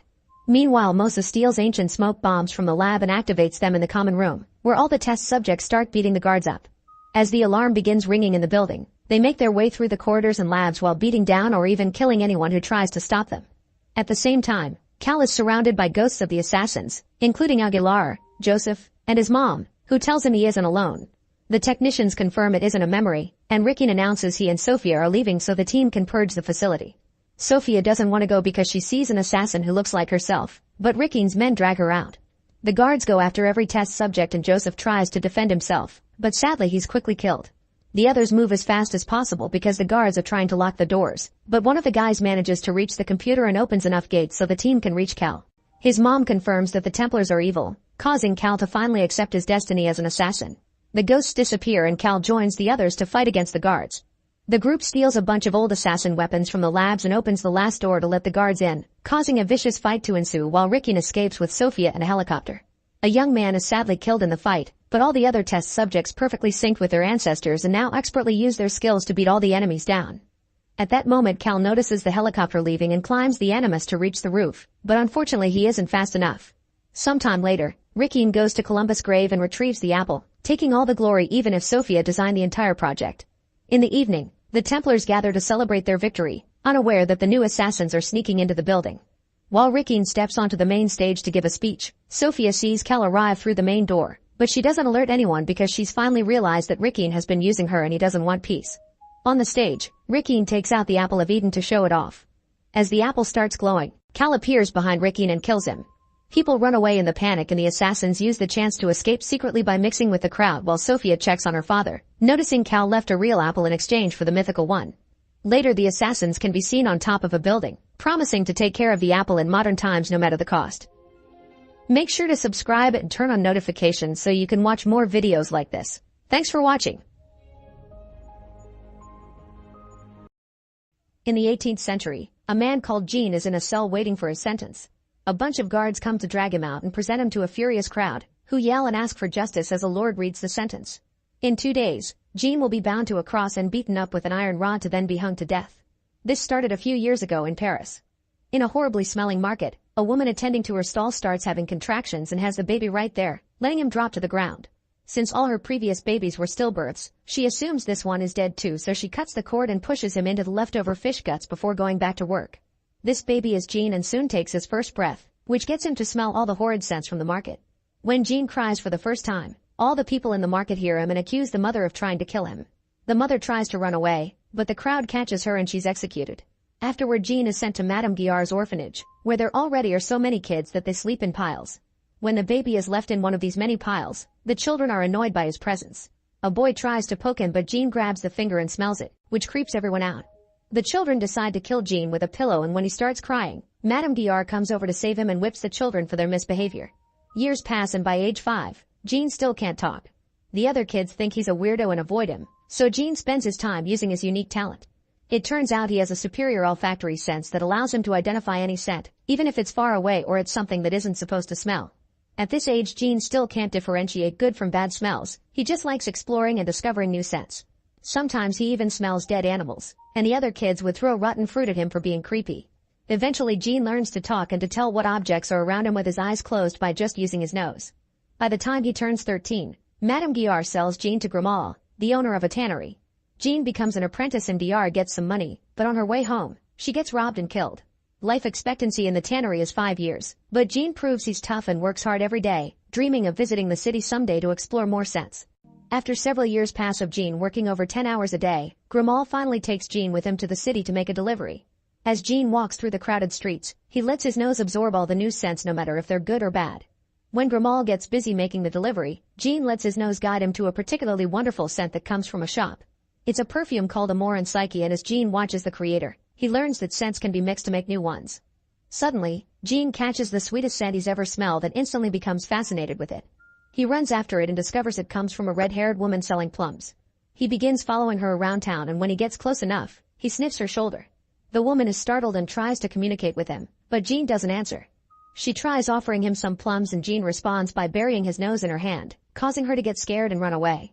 Refusing to give up, Jean tracks her scent, and after dodging the people throwing fireworks, she finds a woman sitting at a table. He sneaks behind her to smell her for a while until she turns around and sees him. The woman is about to scream, but Jean covers her mouth just in time and drags her into the shadows when he hears a noise. A couple walks by and Jean waits for them to be gone to let go of the woman, only to discover he's accidentally suffocated her to death. He isn't upset for long though. Soon he's taking the woman's clothes so he can smell her from head to toe. However, as minutes pass, the body loses its living scent and Jean despairs. That night, Grimal beats him up for running off. Then Jean can't sleep because he keeps thinking about the woman's scent and decides his goal in life is a way to preserve someone's scent to never lose it again. Meanwhile, Giuseppe laments his lack of clients. He used to be the best perfumer in the country, but since his rival made Amour and Psyche, clients won't come to him anymore. Desperate to revive his business, Giuseppe tries to figure out the formula of Amour and Psyche, but no matter how much he smells it, he can't get it right. One night, Jean brings a delivery for Giuseppe, who allows him to enter his lab to drop the order. Jean is amazed by all the ingredients and smells, and he can tell that Giuseppe has been experimenting with Amour and Psyche. He tells him what ingredients he's missing, claiming to be the best nose in Paris. Giuseppe is skeptical and tells Jean to prove himself. Without hesitation, Jean begins mixing all the ingredients, ignoring Giuseppe when he scolds him for not using the right techniques. When Jean's done, Giuseppe is shocked to discover he's perfectly recreated Amour and Psyche, but Jean says it's not a good perfume yet.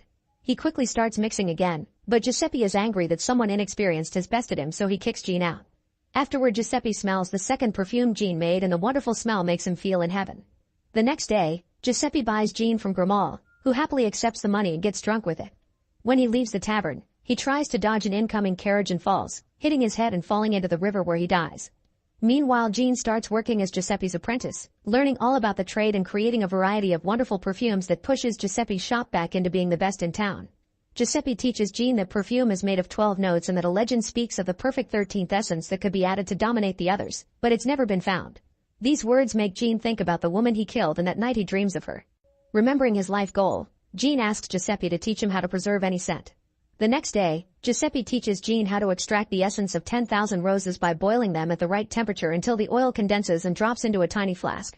It takes a lot of waiting, but eventually the machine releases the rose oil, and Jean is so impressed that he starts experimenting on his own. He grabs random things from the street like chains and a horseshoe, and puts them inside the device, hoping to get their scents. In the morning, Giuseppe wakes up when he hears loud noises coming from his lab. He rushes there to discover Jean having a breakdown, and the boy accuses him of lying because his system can't extract the smell of anything, just a few things. Giuseppe can't believe that Jean has been trying to get the scent of metals, which aren't supposed to smell. When Giuseppe checks inside the machine, he's horrified to discover Jean has put his cat in it, trying to get its scent as well. Giuseppe yells at Jean, telling him he can't distill the scent of a living being, and suddenly Jean passes out. After such a revelation, Jean quickly falls ill. Giuseppe is devastated and pays for good doctors to take care of Jean, but they can't even tell what he has. On his deathbed, Jean asks if there's any other method to extract a scent, so Giuseppe tells him about enfleurage, a technique only used in the city of Grasse. This information immediately helps Jean, and in just a few days, he's healthy again. Now Jean wants to travel to Grasse, but he'll need the proper paperwork, so Giuseppe grants it to him in exchange for 100 new perfume formulas. After Jean leaves, Giuseppe goes to bed feeling very happy, but suddenly his house crumbles and kills him. On his way to Grasse, Jean finally gets to explore the countryside, and his mood greatly improves thanks to the pure air. Instead of taking the short roads through various towns, Jean decides to walk through the mountains to keep breathing clearly. He ends up climbing to the top of a mountain and hiding inside a cave, where for the first time he can only smell one thing: the scent of dead stone. The lack of thousands of smells overwhelming him makes him relax so much that he ends up staying there for several years, and he would have stayed longer if it wasn't for the dreams of the plum woman. When Jean finally comes out again, he washes his body in the rain and realizes that he doesn't have a scent like everybody else, making him feel like a nobody. That moment he swears he would prove to the world that he's exceptional. Afterward, Jean finally keeps traveling, and when he's about to reach Grasse, he catches an amazing scent, even better than the plum woman's. A carriage suddenly passes by and he discovers the scent belongs to the beautiful Laura. Excited, Jean runs all the way to Grasse and follows his nose until he makes it to a fancy mansion, so he sneaks inside the garden and watches Laura from afar. He gets as close as he can to smell her scent, but his time is cut short when her father Richie sends her back inside. The next day, Jean starts working in a perfume shop where he learns the art of enfleurage under the supervision of Drouot. The process consists of pressing flowers into animal fat and boiling them in a large container to extract their essence. One night, a couple is fooling around in the barn, but the boy leaves when the girl teases him too much and she ends up stuck. Soon Jean shows up pretending to help her, but he actually kills her. Moments later, the girl ends up covered in fat and inside the container as Jean hopes to get her scent. In the morning, a woman comes by with a flower delivery, so Jean has to cover the container before the body is discovered. Drouot almost catches him too, but Jean pretends he covered the container to protect the flowers from the sun. In the end, this process doesn't extract the girl's scent, so Jean has to think of something else. In the evening, he hires a street worker, who brings her dog along. However, instead of doing the dirty, he begins covering her in animal fat. When he takes out a blade to scrape off the fat, the woman freaks out and cancels their transaction. Jean won't give up, so he quickly kills her and carries on his new technique. After cutting off her hair, he wraps her entire body in animal fat and a piece of cloth. A few hours later, Jean scrapes off the fat and puts it through a whole complicated process that finally extracts the scent of a human being. The next morning, while the locals find the abandoned body, Jean tests the scent by putting just a drop on his hand. The woman's dog immediately runs to him, thinking it has smelled its owner. Pleased with himself, Jean puts this scent in the first bottle out of 13, planning to find all the right notes for the perfect perfume. Sometime later, Jean sneaks into Laura's birthday party to spy on her. She and her friends decide to play hide and seek in the garden maze, and when Laura is alone, she can see Jean's shadow nearby.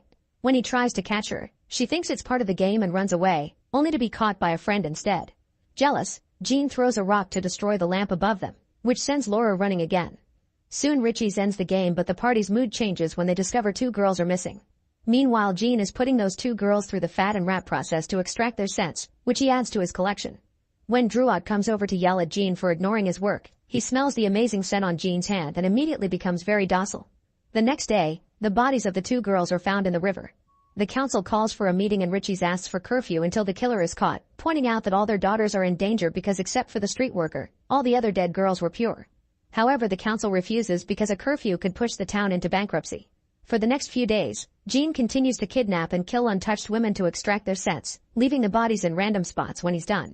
Soon the council accepts to put up a curfew and sends guards to patrol the streets, but this doesn't stop Jean and he just keeps on killing. The townspeople are taken over by fear and paranoia, so they start boarding up their houses and turning against anyone suspicious to the point of shooting. When Jean kills a nun, who is also his 12th victim. The bishop holds a mass to call the killer a demon that shall be excommunicated. The ceremony is interrupted by a man suddenly bursting in to announce the killer has been captured.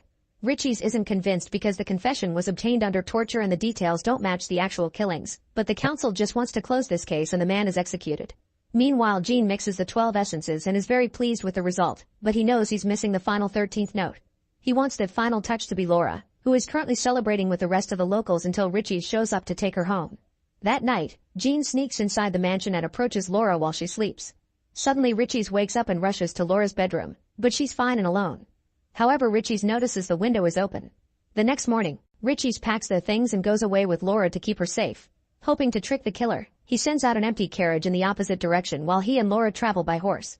However, Gene's nose immediately detects that Laura's scent is getting weaker, so he also packs his things and begins following her smell to find it.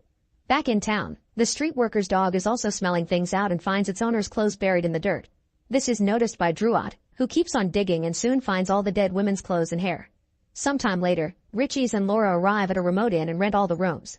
Richie's chooses a room with no windows for Laura and locks her up for the night.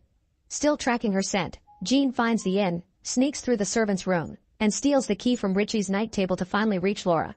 When he's about to kill her, Laura opens her eyes and looks at him, making him hesitate. The next morning, Richie's checks on his daughter and is horrified to discover she's dead. Meanwhile, Gene finishes extracting Laura's essence and adds it to the other 12 to finally create the ultimate perfume.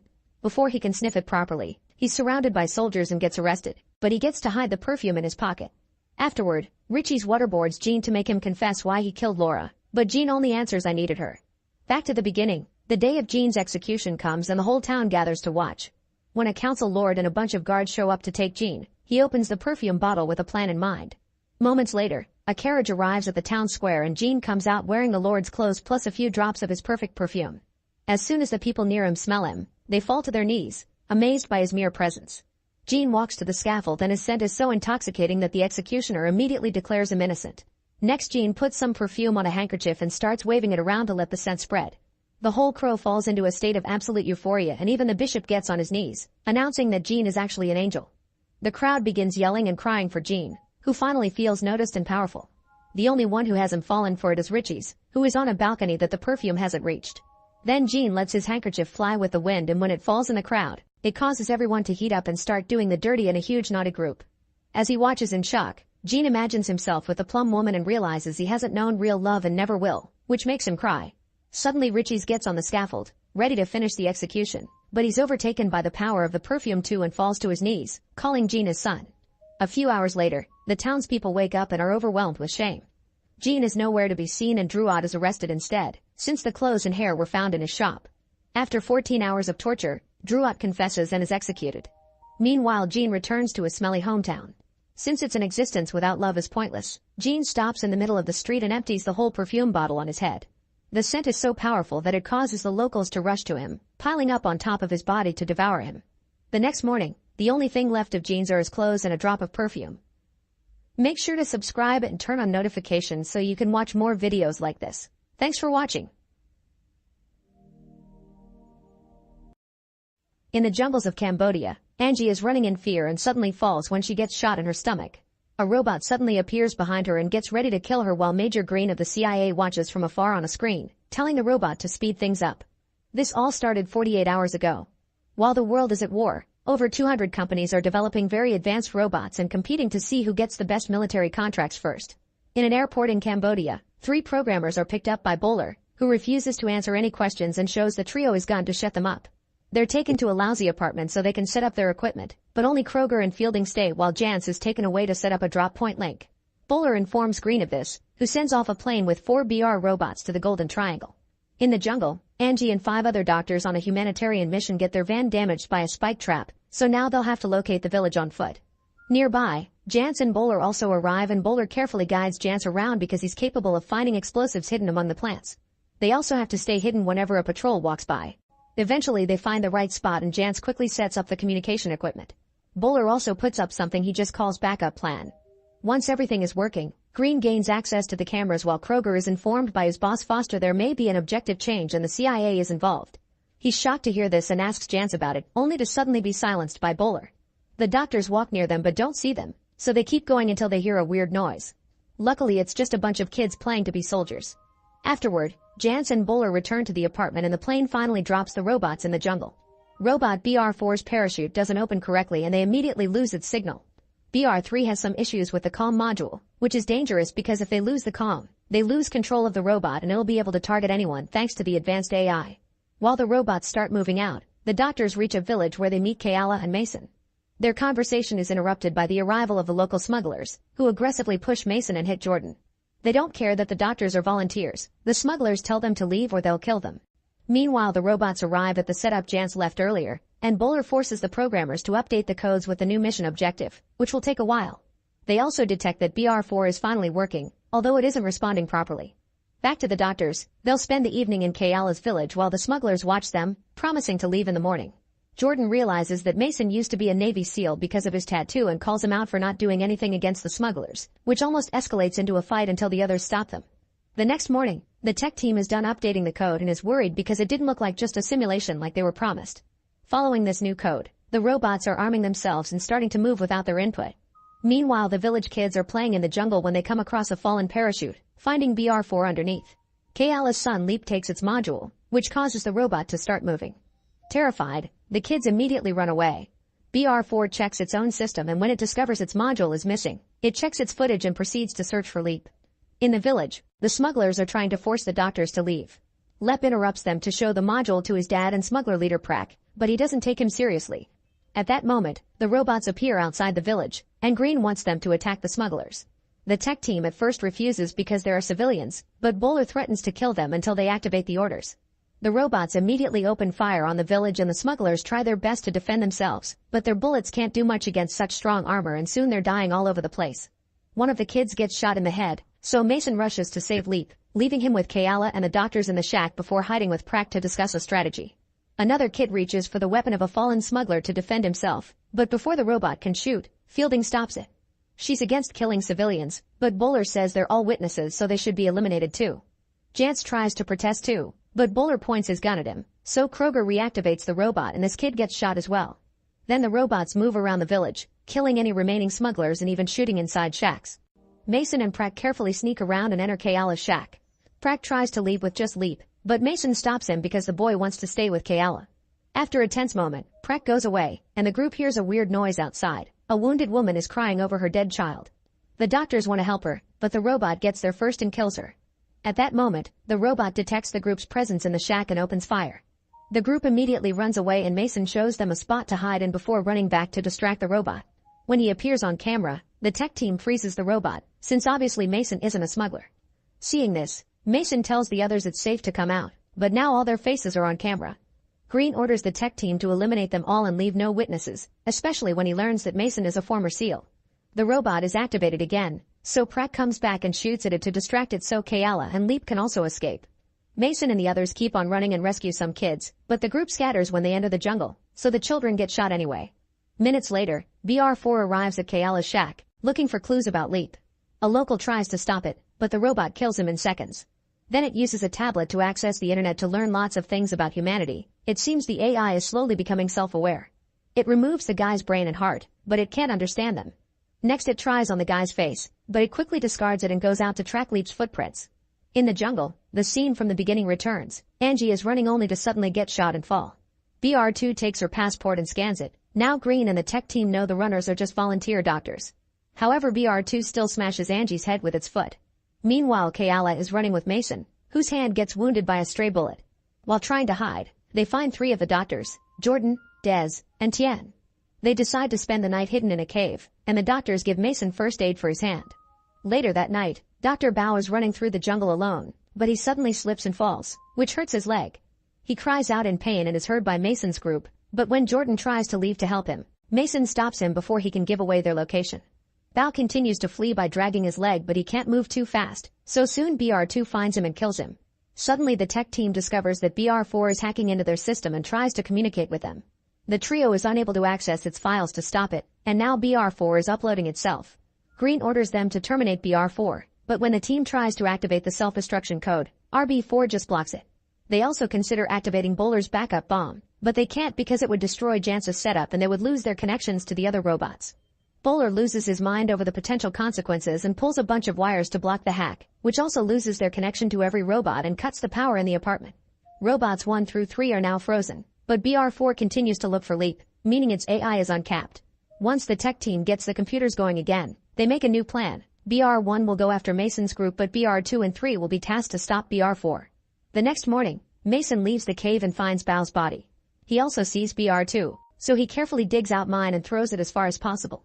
While BR2 follows the explosion, Mason retrieves the group and guides them to the smuggling plant, where they suddenly hear some shooting from the jungle. Leap, Prek, and the last Dr. Wendy appear running away from the fire, and both groups finally reunite. While Prek finds his secret weapon pit, BR1 shows up and opens fire, so everyone runs to hide in a shack. Unfortunately, a stray bullet hurts Tian's knee. Suddenly BR1 reaches through the shack wall and drags Dez out, but Mason throws a hammer at the robot's head and makes it miss the shot, only hurting Dez's ear. Then Mason runs out so the robot follows him and the others can bring Dez back into the shack. BR1 keeps on advancing and finds Prek, bringing him down with a shot. An upset Leap comes out of hiding to show the robot that he has the module, which is seen by Green and the team on the cameras.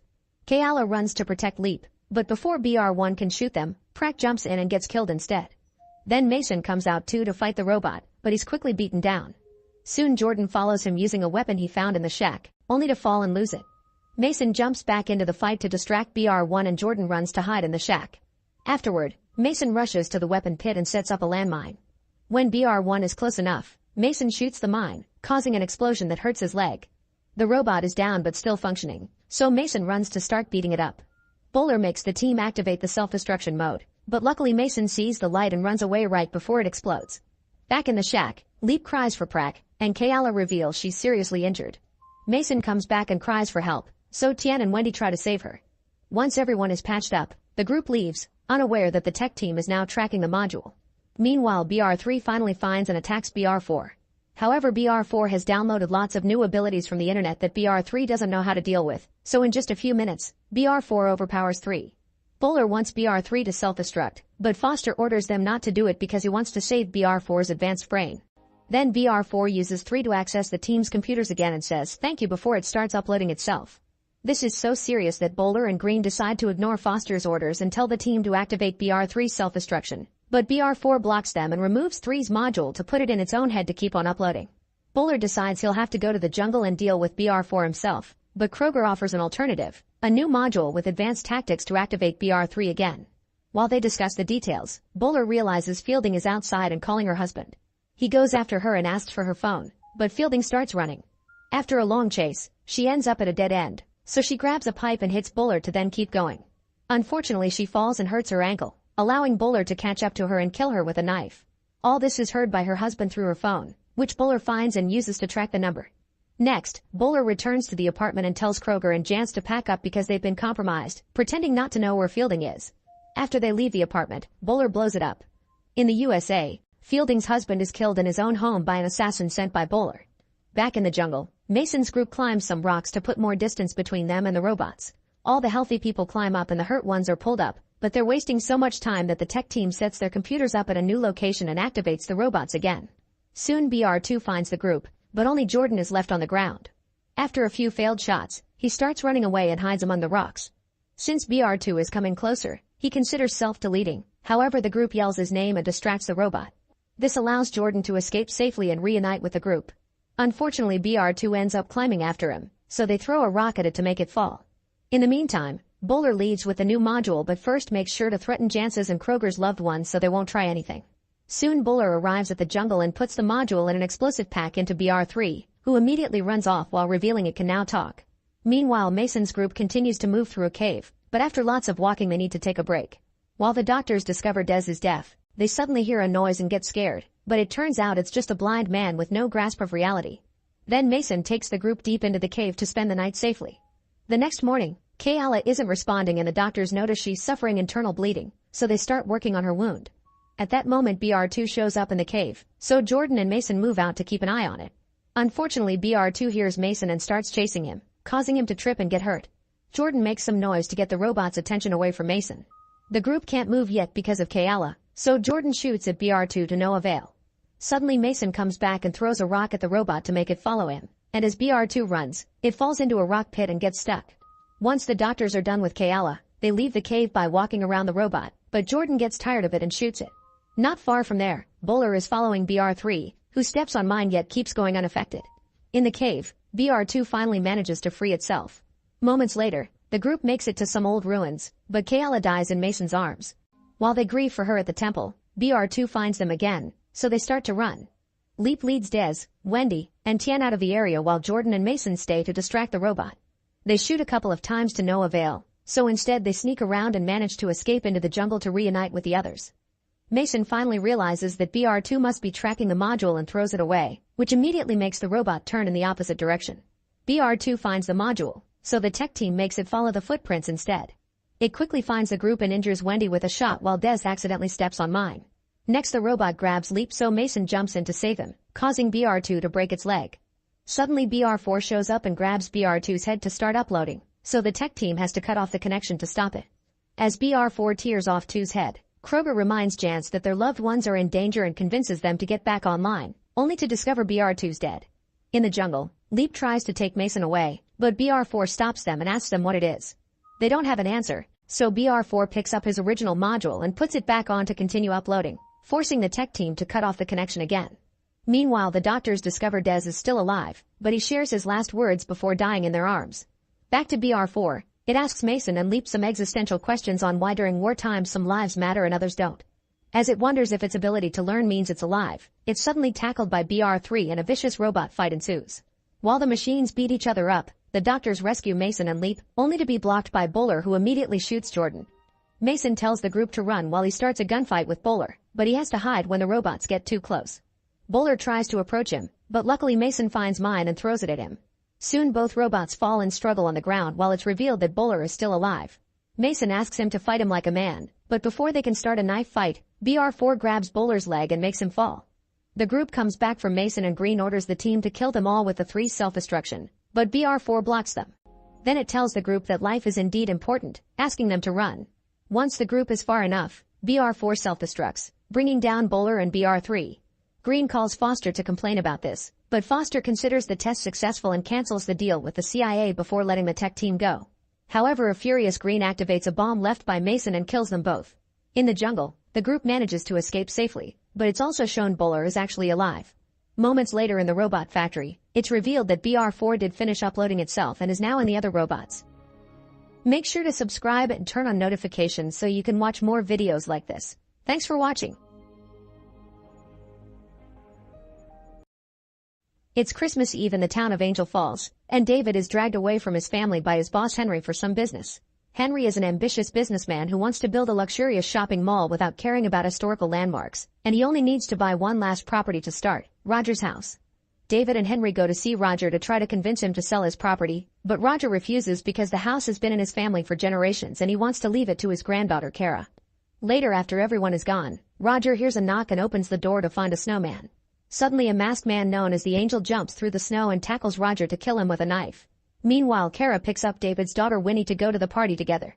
After meeting with more friends, Kara takes lots of pictures and waves at Bernie, who is sitting alone, but her friends scold her for interacting with a class weirdo. Kara's brother Jimmy has also come to the party and he goes outside to kiss his boyfriend near the woods, but they stop when they hear a noise among the trees. The boys decide to leave, and it is revealed the noise was made by the Angel. Kara also finds a quiet spot to kiss her boyfriend, but suddenly he pukes blood right into her mouth. When she steps back, she discovers he's been stabbed by the Angel with a giant candy cane. Screaming, Kara begins running away, but the Angel catches up to her and tries to stab her. She tries to defend herself and the knife ends up hurting her arm, so the Angel disappears as she falls on the bridge. However, he soon attacks again by stabbing from under the bridge, so Kara begins running again and rushes to the house, where she finds the door closed from the inside. The partygoers can only stare through the door window as the Angel appears behind her and starts to stab her repeatedly. All the teens scream and go away in panic, but Winnie rushes out to help. Sadly, it's too late. Kara is already dead and the Angel attacks Winnie next. As her camera drops and breaks, Winnie hits the Angel on the face before running into the woods. She tries hiding behind a tree, but the Angel quickly finds her and gets ready to stab her, only to suddenly be tackled by Jimmy. A fight ensues and the Angel kicks Jimmy away, so the siblings use the chance to run away. Unfortunately, the Angel is fast and attacks Jimmy again, so Winnie takes the jumper cables from the Christmas lights and electrocutes the Angel to death. Afterward, she takes the mask off and discovers it's Henry. A year later, Jimmy is happily working with David, but Winnie is still grieving for Kara and dealing with the fact she killed a person. To make matters worse, she's been rejected from the university of her choice. Everyone in town, including her family, has moved on, and Winnie finds the Christmas cheer irritating. When she's out on the street, she's approached by Henry's brother Buck, who mentions his need for revenge before getting away. When it's time to exchange presents, Winnie is disappointed to see her family has bought her a horrible tracksuit while Jimmy gets his own truck. She finally snaps and calls them out, hurt by the fact they act like nothing happened last Christmas, but they tell her to get over it. At that moment she gets a few messages from her boyfriend Robbie, who invites her to a Christmas party. She immediately heads there, and after saying hi to Bernie, she looks for Robbie, only to find him cheating on her with Darla. Robbie tries to make up an excuse, but Darla reveals this has been going on for a year and she's glad it's finally out. Furious, she leaves the party and ends up at a bridge, where she's surprised to see Aurora Borealis in the sky. Tired of everything, Winnie wishes she was never born, which causes the aurora to disappear and the town lights to go out. Confused, she looks around only to suddenly find a dying person who just got killed by the angel. She immediately runs away and breaks a truck's window to use the radio, only to be found by Buck, who has somehow become sheriff and doesn't recognize her. She asks about the previous sheriff, but Buck says he was killed a year ago. Apparently the angel has been killing lots of people since then. Even more confused now, Winnie wants to reveal the angel's identity, but at that moment Henry arrives to show his support. It turns out he's the mayor now and he treats her like an out-of-towner, so she keeps her mouth shut and runs away. Eventually she makes it to her house, but nobody recognizes her there either. Even worse, Jimmy is dead because the angel killed him during the last Christmas party. Winnie realizes that she was never born in this reality and she wasn't there to stop the angel. Upset, Winnie begins running through the city, noticing there's a curfew and graffiti everywhere. Since Henry became mayor, his face is everywhere and nobody is happy living here. He even built the shopping mall. Afterward she goes to the usual Christmas party, but this time it isn't cheerful. The place is dark and everyone is consuming illegal uppers or getting into fights. Nobody knows her here either, and Robbie and Darla have been together for 3 years. After failing to get Bernie to recognize her, Winnie enters a room and discovers Robbie and Darla have been having a lovely relationship she never had with him. She also finds a yearbook that is missing her picture, confirming she's truly gone. Nearby, 2 teens are enjoying their pipes while watching the Christmas lights. The girl goes inside for a second, so the angel uses the chance to show up with an axe and starts chasing the boy. The guy pushes things behind him to slow him down, but eventually he finds his way blocked by a gate and the angel hits him with the axe. The blow doesn't kill and the boy throws a plant at the killer before running again, but he can't get back into the party because the door is locked and nobody hears him since the music is loud. The angel catches up to him and after some struggle, he kills the boy and splashes blood everywhere. Moments later the girl comes out again and screams when she finds the head in the snow. Back to Winnie, she sees on TV that there have been more murders, so she calls everyone out for partying in times like this and then leaves with Bernie. Eventually they make it to Bernie's house and Winnie notices her new friend has been tracking the murders, so she explains her wish and that the angel is Henry. In return, Bernie points out that all the victims were the children of families with businesses and the grief caused those businesses to die. That's why Henry now owns the whole town. However, Bernie isn't sure if she can trust Winnie's crazy story and wonders if she's the killer, even grabbing something to defend herself. Suddenly the angel breaks through the window, so the girls try running away only to find him at the door. He manages to grab Winnie, but she bites his arm and pushes him against the table. Then the girls escape. As they reach downtown, Bernie says she believes Winnie now and they notice the aurora in the sky, which Bernie explains shouldn't be possible to see from here so it can't be a coincidence. Afterward they hide in the local movie theater because Bernie has the key since she works there. The girls have fun watching some movies and end up holding hands while Winnie falls asleep on Bernie's shoulder. In the morning, Bernie finds a room with lots of paperclips about the legend behind the aurora, so now they're sure that's what brought Winnie here. However, they also learn it's fading, meaning Winnie needs to go back before that happens or she'll be stuck here forever. The girls deduce Winnie has to kill the angel again, so they'll need the help of someone close to him. They return to her house, but David refuses to see her. Winnie uses a family secret to convince her Aunt Gail of her story and then she's allowed inside, where she finds David looking incredibly depressed. Since he lost Jimmy, it's like he'd lost his soul. Winnie pretends to be a friend of Jimmy's and shares some stories, getting David to smile again. However, when she says Henry killed him, David gets furious because Henry is his best friend, so he kicks Winnie out. On her way out, Winnie is disgusted to notice her mom is an addict and cheats on her dad openly in the house with many men. Suddenly the angel shows up again and kills the mother and her lover in the middle of the kitchen. The girls and Gail immediately run away, and as they get to the stairs, the angel manages to slash Bernie's arm. Winnie grabs a picture from the wall and hits the angel with it, causing him to fall downstairs and faint. Then Gail and Bernie carefully step over him to reach the front door, but when it's Winnie's turn, she stops to grab the knife. Instead of killing the angel, she decides to unmask him first and is shocked to discover David. At that moment he regains consciousness, so the trio runs away. Later at the theater, Winnie explains she saw something in David's eyes that indicated he wasn't fully himself. Gail says he's been like that for a year, and the group realizes his depression has allowed Henry to manipulate him and make him carry on with his dirty work. Winnie has no choice but to kill her father, so they make a plan. Moments later, the theater's billboard has a message for David, and 3 dolls have been put on the seats as bait. Someone comes inside and Gail stops them with the fire extinguisher while Winnie almost uses her bat, but it turns out to be Robbie and Darla. While they are distracted, Gail gets killed by the angel and power goes out in the theater. Winnie starts taking pictures with her old camera to create some lights with the flash and sees the angel killing Darla before going after Robbie to kill him too. Bernie manages to reach the power switches and turns them on, allowing Winnie to grab a broom and hit the angel with it. Then she hides in the stairs and when the angel jumps on her, she stabs him with the broken broom handle. After double-checking Dave is dead under the mask, the girls go back to the bridge and after a heartful goodbye for Bernie, Winnie wishes to be born again. However, nothing happens and she yells at the Aurora, which changes its colors to look more aggressive. The girls realize that Henry is still a danger to the town in his role as mayor, so it's him who must be killed. Winnie and Bernie go to the main park, where Henry is holding a Christmas event. The locals watch him with hazy eyes, revealing they are under his control. Henry announces that Buck asked for a transfer to work in another town, so he calls him naughty and kills him in front of everyone. Then Buck is dressed as the angel and hanged as a decoration. Winnie tries to make people wake up to no avail and Henry's bodyguards bring the girls to the stage, where he admits he killed Jimmy to control David and is responsible for Bernie losing her parents. The girls snap and start repeatedly punching Henry, which causes the townspeople to wake up. When Winnie kicks Henry off the stage, the townspeople jump on him, and Henry's furious girlfriend tries to attack Winnie. She quickly defends herself and Bernie takes the knife, scaring the bodyguards away. At that moment Henry regains control of the crowd and returns to the stage, where she tries to choke Winnie. However, Bernie stabs him and kills him for good. As the people return to normal, the Aurora begins glowing brighter and Winnie realizes she was sent here to help Bernie get her revenge. Then the girls share a kiss. When Winnie opens her eyes, she's back in her reality wearing the horrible tracksuit. She runs to see her family and David reveals they have another present for her, a brand new camera. Winnie hugs everyone and tells them she wasn't accepted at the university, but it's okay because she belongs here. Afterward she rushes outside and sees Robbie with Darla, only to tell them they belong together. Eventually Winnie makes it to Bernie's house and the girls are excited to notice they both remember the other reality, so they get ready to spend Christmas together as girlfriends. Make sure to subscribe and turn on notifications so you can watch more videos like this. Thanks for watching. In Connecticut, lawyer Billy looks through the window and notices that a gypsy caravan is arriving in town. After complaining, he goes to the bathroom to check his weight, but he hasn't lost any even if he's supposed to be on a diet. Then he joins his wife Heidi and their daughter Linda for breakfast. When Heidi asks him for his weight, he lies and says 297, which he had last week. This means he's been gaining weight instead. Next, Billy goes to court to defend his client, a mafia boss called Richie. He's a truly despicable man who should be in jail, but Billy proves there isn't enough evidence and he quickly wins the case.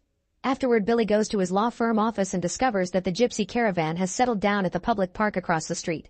Everyone seems to be having fun with the music and the games, but when a gypsy woman gives Billy a flyer and invites him to come, he doesn't look thrilled. Then Billy takes the stairs to his office, which leaves him extremely tired. His boss takes Billy to the window and points at a gypsy girl called Gina, telling him to give her a quarter and asks her to raise her skirt, but Billy doesn't like the idea. Later, when Billy leaves the office, he bumps into Judge Rossington, who is very disgusted by the gypsies and is waiting for the cops to kick them out.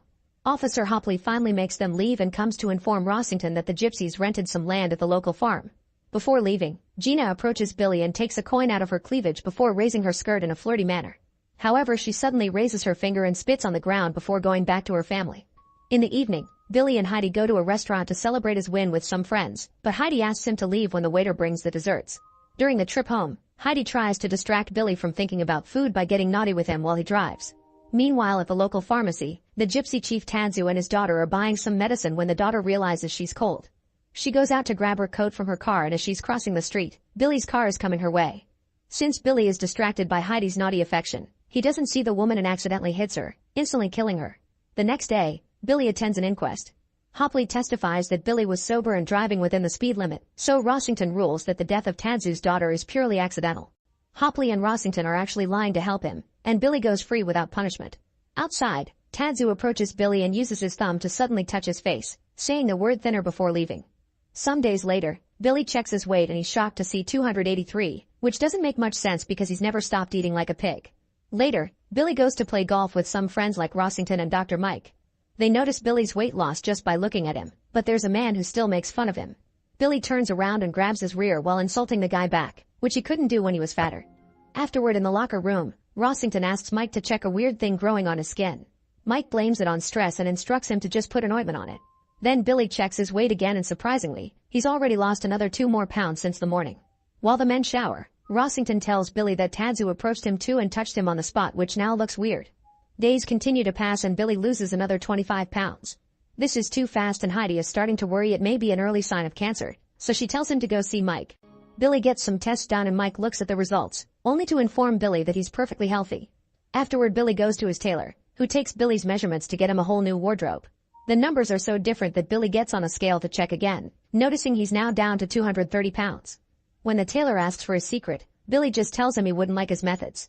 That night, Billy eats a huge amount of food, since apparently eating it's what makes him lose weight. Linda worries about her dad and when he makes fun of her concerns, she gets upset and rushes to her room. Billy just keeps on eating, and when Heidi scolds him, Billy explains that he skipped lunch at the office and lost even more weight, so he thinks he must eat to keep his weight stable. He also blames Heidi for the accident, but she points out he never stopped her and announces she'll send Linda to stay at her aunt's house so she doesn't have to see him like this.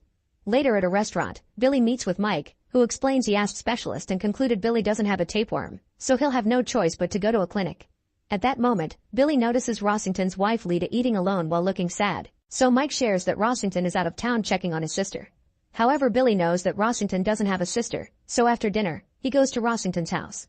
At first Lita lies and says her husband is out of town visiting relatives, but when Billy mentions his insane weight loss, she guesses he was touched by Tadzu. Then she explains Rossington is at a clinic to treat a skin condition. When Tadzu touched him, he whispered the word lizard, and since then Rossington's skin has been turning into scales and his hands into claws. Lita is sure both her husband and Billy are under a gypsy curse, but Billy thinks curses don't exist. When Lita starts to freak out, she pushes Billy out as she blames him for the curses because he was the one that killed the gypsy woman, but Billy reminds her Rossington is also responsible for covering up Billy's crimes. Billy leaves after Lita throws alcohol at his face, and he decides to call Richie to ask if gypsy curses are real. Richie asks her Italian mother about it, and the mother confirms they're indeed real, explaining that only the person who put the curse can remove it. Later, while Heidi is driving Billy to the clinic, he tells her about the curse, but she doesn't believe such a ridiculous concept. Heidi continues to argue with Billy over the matter and almost misses a truck on the road, but luckily she dodges it just in time. For the next few days, Billy stays at the clinic and the doctors put him through dozens of tests. However, the results are always perfect, so they can't explain what's happening. Eventually Billy gets bored and leaves to visit Hopley, who has also been cursed and now his skin is covered in gross bumps. Hopley gives Billy his gun and asks him to get revenge, but Billy refuses, saying he needs Tadzu alive to take off the curse. However, Hopley points out Tadzu would never help them and gets very aggressive, so Billy runs out of the house. At that moment he hears the gun go off in the house, meaning Hopley self-deleted. Afterward, Billy goes home and sees Mike leaving his house, so he starts suspecting Mike and Heidi may be having an affair. He goes inside to start grabbing food while Heidi talks to him, but he can't stop picturing her with Mike. Billy explains that he isn't going back to the clinic because he's cursed, and when Heidi complains, he throws food at her and yells that he's being erased. The next day, Billy hires a detective, who tracks down the gypsy caravan and informs Billy they're going to the Maine coast. Afterward, Billy goes home and finds Heidi and Mike discussing the possibility of taking legal action against him. Billy tells them he agrees to go back to the clinic, but he actually drives to Maine to find the gypsies. When he makes it to the caravan camp, he finds it empty, so he goes to talk to the realtor who rented the terrain to them. The realtor reveals that Mike and Heidi have put up wanted posters for Billy, so if he wants information, he'll have to pay or the realtor will call his wife. After buying the guy's silence, Billy goes to a hotel and finds a sign advertising a gypsy fair. He immediately heads there and finds Tadzu and Gina selling sick dolls of him, Rossington, and Hopley. Gina throws a doll of Billy at him and then starts chasing him around the fair, so Billy runs away and is rescued by Rossington, whose skin is fully covered in scales now. Gina shoots her slingshot and breaks the car's windows, but the men get away right before she can hurt them. However, Rossington is driving too fast and when they reach the bridge, they see a fire truck driven by Tadzu approaching them. Rossington tries to stop the car but it's impossible and the truck hits them. On the other side, a school bus also driven by Tadzu approaches and hits the car too. At that moment, Billy wakes up in the hotel, revealing it was all a nightmare. Worried, he tries calling Rossington, but Lita answers the phone and tells him her husband self-deleted. Afterward, Billy finds the fair, but it's been abandoned. He asks around and a man tells him what road the caravan took. In the evening, Billy follows that road and eventually finds the gypsy camp. Gina calls him a demon, ignoring the sight of Billy's skeleton-like physique when he raises his shirt. Tadzu swears he will never take off the curse, so a desperate Billy drops to his knees and starts begging, but Tadzu only pushes him away and threatens to make it worse. Furious, Billy says he curses the gypsies back, but they only laugh at him. Since Billy refuses to leave, Gina slingshots a stone at him, which pierces through his hand. Billy rushes back to the hotel and wraps his hand the best he can, but he needs help. He calls Richie, who tells him to go to his own summer house and sends a doctor who knows to keep his mouth shut. The doctor bandages his hand and gives him some medicine, but there isn't anything he can do about the pain. The next day, Richie visits Billy and notices he's weighing less than 130 pounds. He also informs Billy that Heidi has signed a legal paper to force Billy to be taken to a mental hospital. Determined to help Billy, Richie sneaks into the gypsy camp in the middle of the night, poisoning all the dogs and leaving a note asking them to take off the curse. Afterward, he stops at a gas station and pays a young man to let him know if the gypsies move their location again. The next day, the guy calls Richie to tell him about the new gypsy camp. After he hangs up, he's ambushed by Gina and her husband. Meanwhile, Richie receives 2 boxes with weapons to carry on the plan. At that moment, Billy sees a car outside with a message from the gypsies, and when he looks at the front seat, he finds the body of the young man. There's a chicken head in his mouth and the word never on his forehead as an answer to Richie's note. Furious, Richie grabs his weapons and gets ready for revenge, ignoring Billy's pleas not to kill anybody. In the evening, Richie sneaks into the gypsy camp and knocks down Gina's husband before opening fire. Lots of gypsies get killed and their vehicles are destroyed. One of them even explodes and starts a fire. Then Richie pushes Gina's husband forward and in the darkness, his loved ones think he's the enemy, so they mistakenly shoot him down. After Richie leaves, the group finds a note on the guy's body asking for the curse to be taken off. The next day, the police come over to the camp to investigate. Richie pretends to be an FBI agent to talk to Gina and convinces her to follow him into a barn house, which is seen by Billy from afar. In the barn, Richie pushes Gina and throws a liquid at her face pretending it's acid, but he's lying to scare her. A furious Gina tries to defend herself, but Richie hits her head to knock her down. At that moment, Billy shows up to stop Richie from killing her, so instead Richie puts the jar with real acid on her forehead and leaves a message for Tadzu. He must meet them in the lighthouse in 2 hours. After the men are gone, Gina very carefully moves her arms to get rid of the acid and runs back to her people. 2 hours later, Tadzu comes to the lighthouse because he doesn't want Richie to kill Gina. To remove the curse, it must be transferred to another person, so Tadzu stabs Billy's wounded hand and lets the blood drip into a pie. Now the curse is in the filling, so Billy must feed the pie to someone else to kill them. Before going home, Billy calls Linda and tells her to stay the night at her friend's house. A few days later, Billy returns to his house looking healthier and gives the pie to Heidi as revenge for her infidelity. The next morning, Billy wakes up and is pleased to find Heidi's rotting body next to him.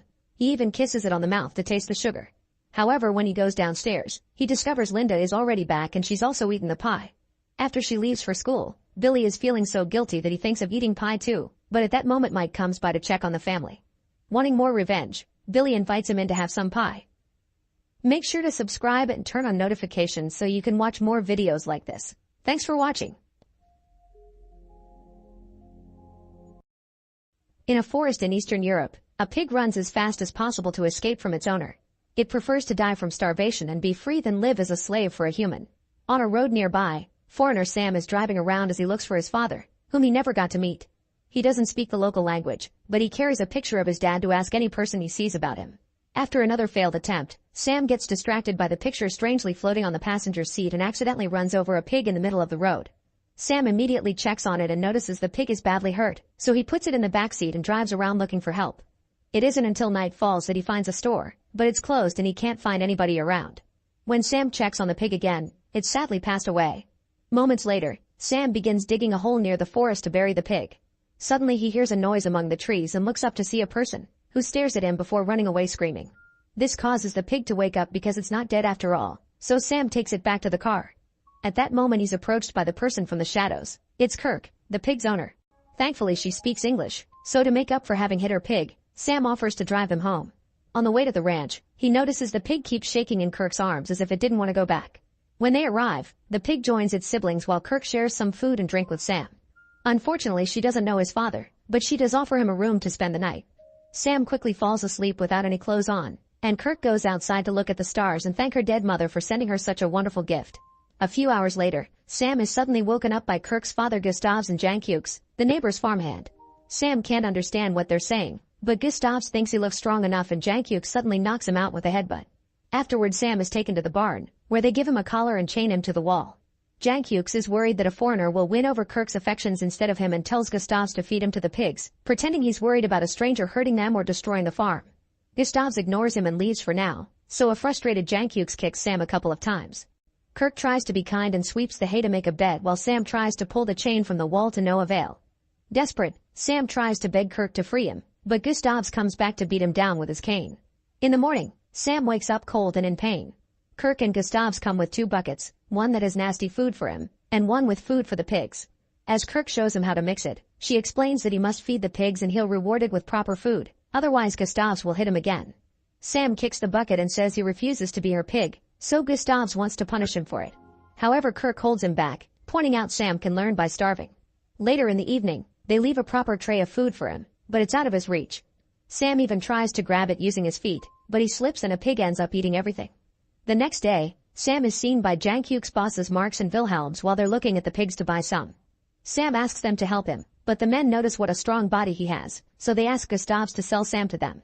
Jankuke panics as he realizes he'll be replaced and begs them not to do it, revealing these guys are his father and uncle yet they treat him like a slave. Gustavs refuses to sell Sam saying he was sent by God, so the brothers buy some pigs instead. In the middle of the night, Jankuke returns to the barn and cuts the chains to help Sam escape. At that moment Kirk comes out of the house and sees them, so Jankuke tries to stop her from chasing them while Sam keeps on running. Kirk tells Jankuke that death is better than being with him, but since Jankuke keeps on being aggressive, she pretends she wants to kiss him instead. Once Jankuke is close enough, she tries to hit him, but Jankuke quickly pushes her down and threatens to cut her nose off. At that moment Sam comes back and puts his chain around Jankuke's neck as they fall to the ground, struggling against each other. Suddenly a shot can be heard. It's Gustavs, who sends Jankuke home and captures Sam again. The next morning, Kirk gives Sam pants and proper food to thank him for saving her life. Sam accuses her of luring him to her ranch to capture him, but Kirk points out he was the one who offered the ride. Then Sam agrees to collaborate and starts by washing the pigs, trying to show them that someone does care for them. Afterward, Gustavs puts a longer chain on him so he can go out to chop wood, and when the door opens, Sam finally gets to see sunlight again. He rushes outside and enjoys feeling warm, but Gustavs interrupts his moment to ask him to kill a pig with a mallet because they'll be cooking it for a party. Sam is disturbed by the idea and refuses, so Gustavs kills it himself. Then Sam is stuck cleaning up all the entrails and blood. The pig he saved watches him work and suddenly Sam is startled to hear it say "Mama" and "my mama," so he runs back inside to throw up. The following day, Kirk washes Sam up in a big bucket. She explains Gustavs will show him off at the party to make the whole family jealous, so he must look good. She also mentions he should set a good example for the other pigs. Then he is given nice clothes and taken to the table, where they're serving the pig. Sam is allowed to eat and drink with them, but the chain always stays on. Meanwhile, Jankuke is kept away in a corner like a dirty dog.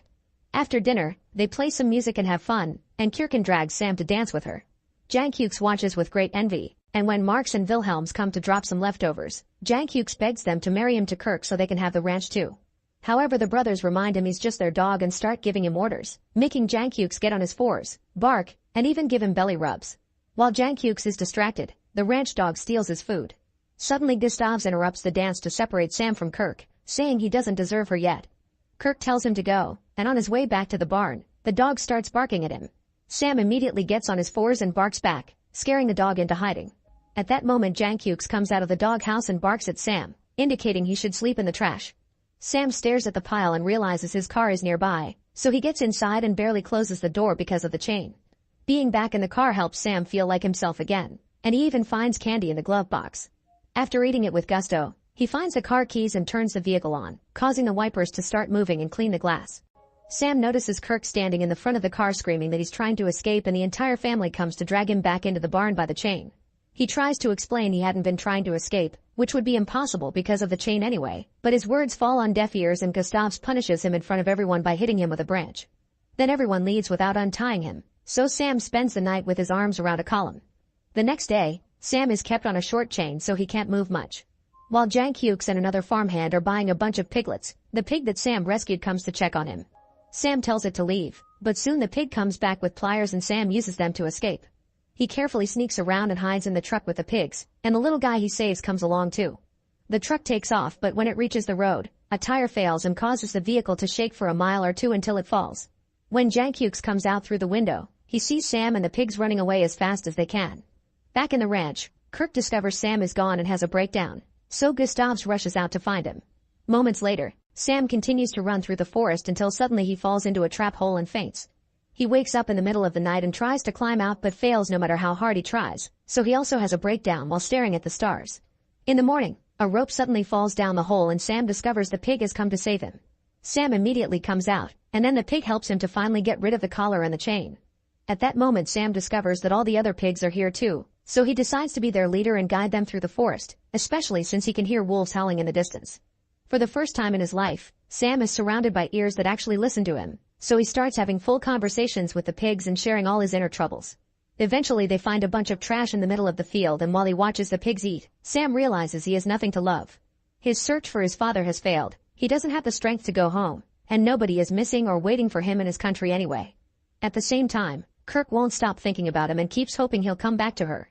Later that night, Sam stops to rest with the pigs and realizes he is harboring feelings that make him want to cry and laugh at the same time. The pig explains it by saying Kirk. While hearing the wolves howl again, Sam decides he shall go back to Kirk. In the morning Sam starts making his way back to the ranch and the pigs follow him even though he tells them they can stay back. When they make it out of the forest, Sam hears a shot. It turns out Gustavs is nearby looking for him with Marks and Wilhelms while using Jankukes as their tracking dog. Sam tries to hide by sneaking through the cornfield, but Jankukes follows his nose and sees him coming. Gustavs finds him first and threatens him with his weapon, asking for the pigs in return for giving Sam a longer chain again. Sam can hear the piggy nearby but doesn't say a word, and soon Jankukes comes with the siblings. Since Gustavs doesn't shoot because he wants his pigs back first, Jankukes tries to take the weapon so he can shoot Sam himself. While the four men struggle, Sam runs away, only to freeze when he hears a shot. He immediately goes back and finds the pigs licking Gustav's leg wound, so Sam picks him up and takes it back to the ranch. Gustavs is so grateful for his help that he agrees to treat him like an actual person and even gives him permission to marry Kirk. While she takes care of her father's injury, Gustavs asks her to save the bullet so he can rub it on the brothers' faces later. Afterward Kirk tells Sam that she lost the bullet and makes him take it out of her intimate parts. Then she translates what her father said and Sam agrees to marry her while the piggy watches him from afar. That night, the new couple is about to get dirty when suddenly they hear the dog barking and notice a bright light from the window. They rush outside to discover the barn is on fire and they can hear the pigs crying, so Sam runs in to rescue them all. At that moment Jankukes shows up, revealing he started the fire because he's furious over the news of Kirk having a fiancée. He corners Kirk against a tree and asks her to run away together, but Sam comes out and starts a fight. Thankfully he manages to make Jankukes drop the torch before they grab each other, and after Jankukes fails to choke him, Sam throws him on the ground and pushes his thumbs into Jankukes' eyes, making him cry and squirm in pain.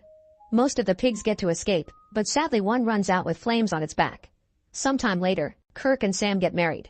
Wilhelms and Marks pay compensation to Gustavs and agree to drop their rivalry. In the future, they lose all their livestock to an outbreak of bird flu and end up bankrupt, so they self-delete. Gustavs happily watches his daughter get married, but he dies of a heart attack that very same night. Kirk and Sam take care of the ranch together, and Kirk soon gets pregnant. One morning, Sam checks on the pig he saved, which is now much bigger. The animal says goodbye and leaves the ranch, making Sam wonder if he gave up too fast and if he should try going on a journey again. Make sure to subscribe and turn on notifications so you can watch more videos like this. Thanks for watching. In a post-apocalyptic world, Juliet drives through a barren land as she scavenges for anything that can help her survive. When she finds a bunch of abandoned vehicles, she inspects every nook and cranny and even checks the gas tanks, but unfortunately there's nothing useful. After watching the sea for a while, she keeps on driving and eventually stops at a gas station. With a gun in hand, she looks through all the shelves for any food to no avail.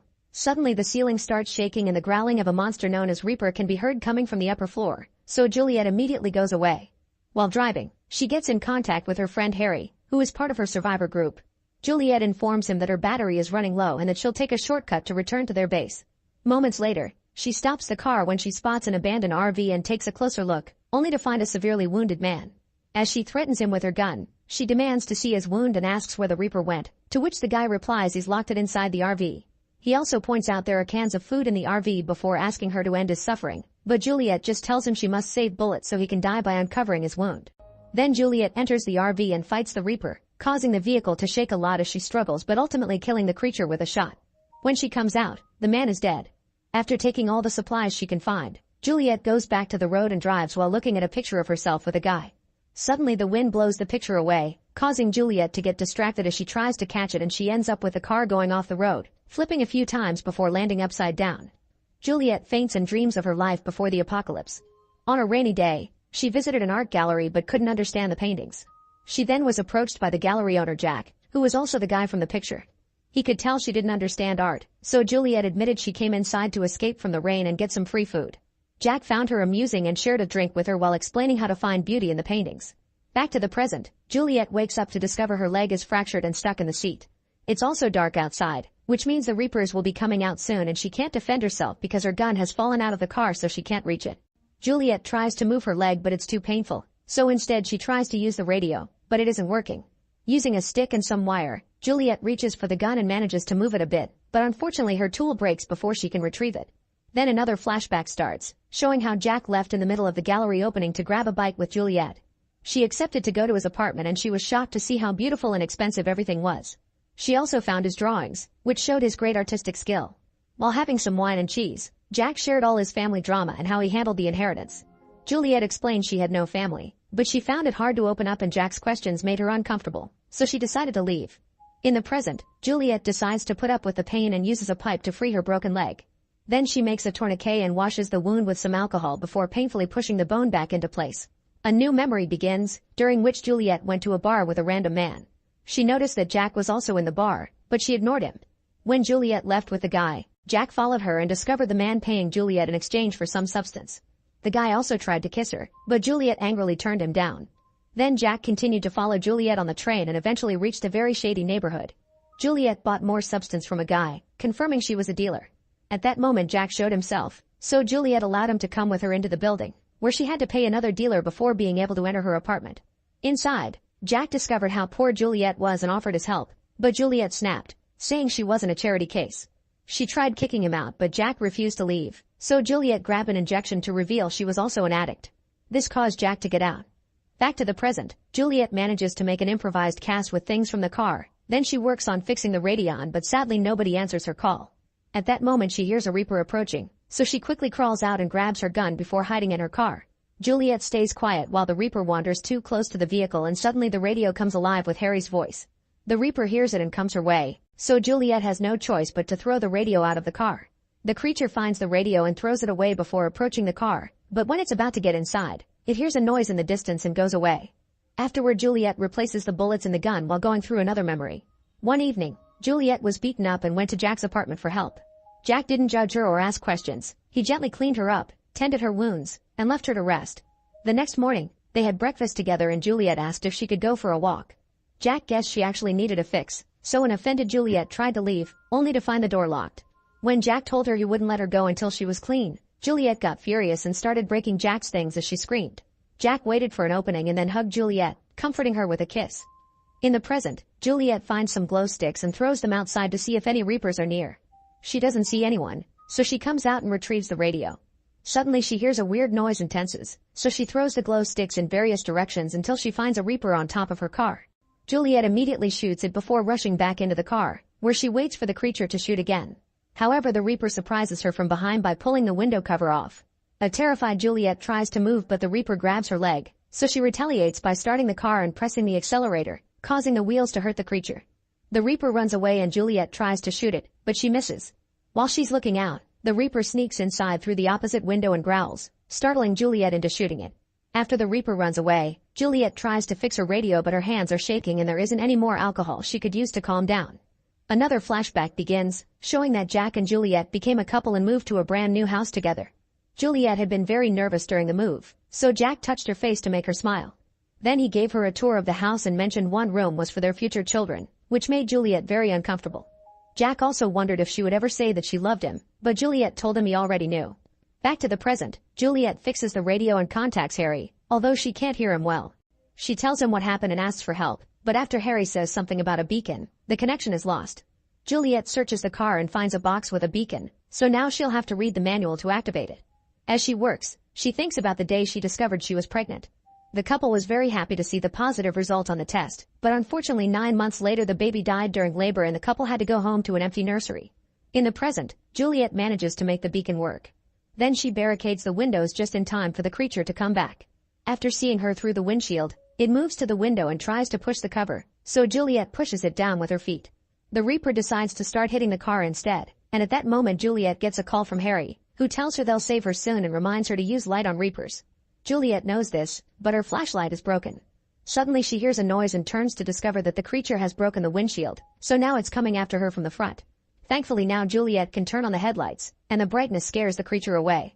Afterward Juliet calls Harry, who is bad news. They will not rescue her until sunrise because it is too dangerous to go out that far at night.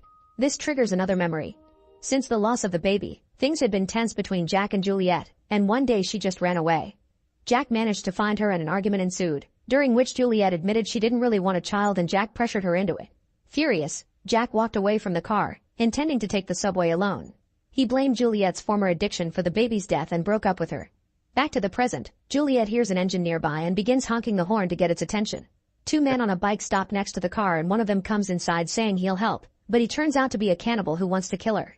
As Juliet struggles to stop him from stabbing her, the Reaper comes back and drags the guy out to crush his skull. The friend immediately leaves on the bike and Juliet watches the Reaper feed on the body.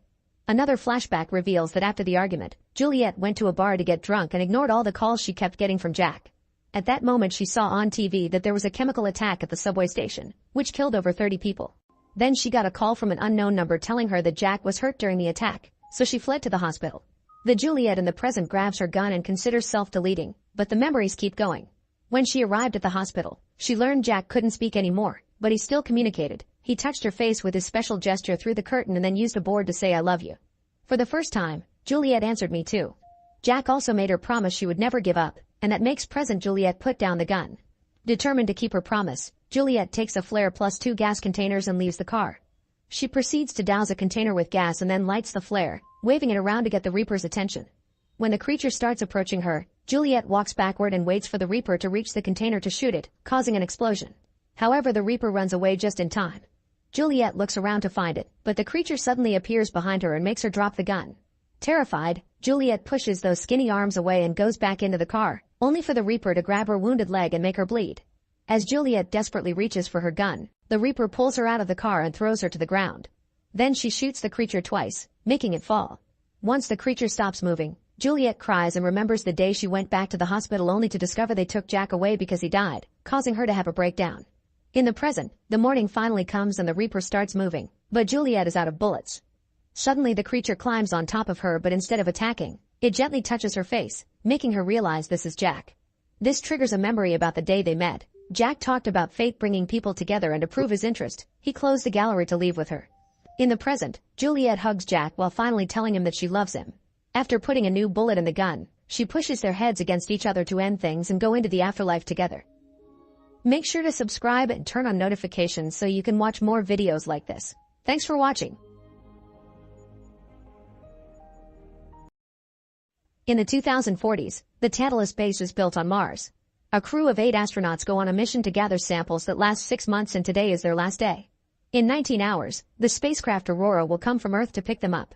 In the Martian desert, Vincent and Rebecca drive a rover toward an excavation site, noticing there's a sandstorm incoming. Once they get there, Vincent calls Kim on the radio to tell her it's time to return to the base, reminding her they need to get ready for departure. However, Kim ignores him and keeps on digging, desperate to find good samples.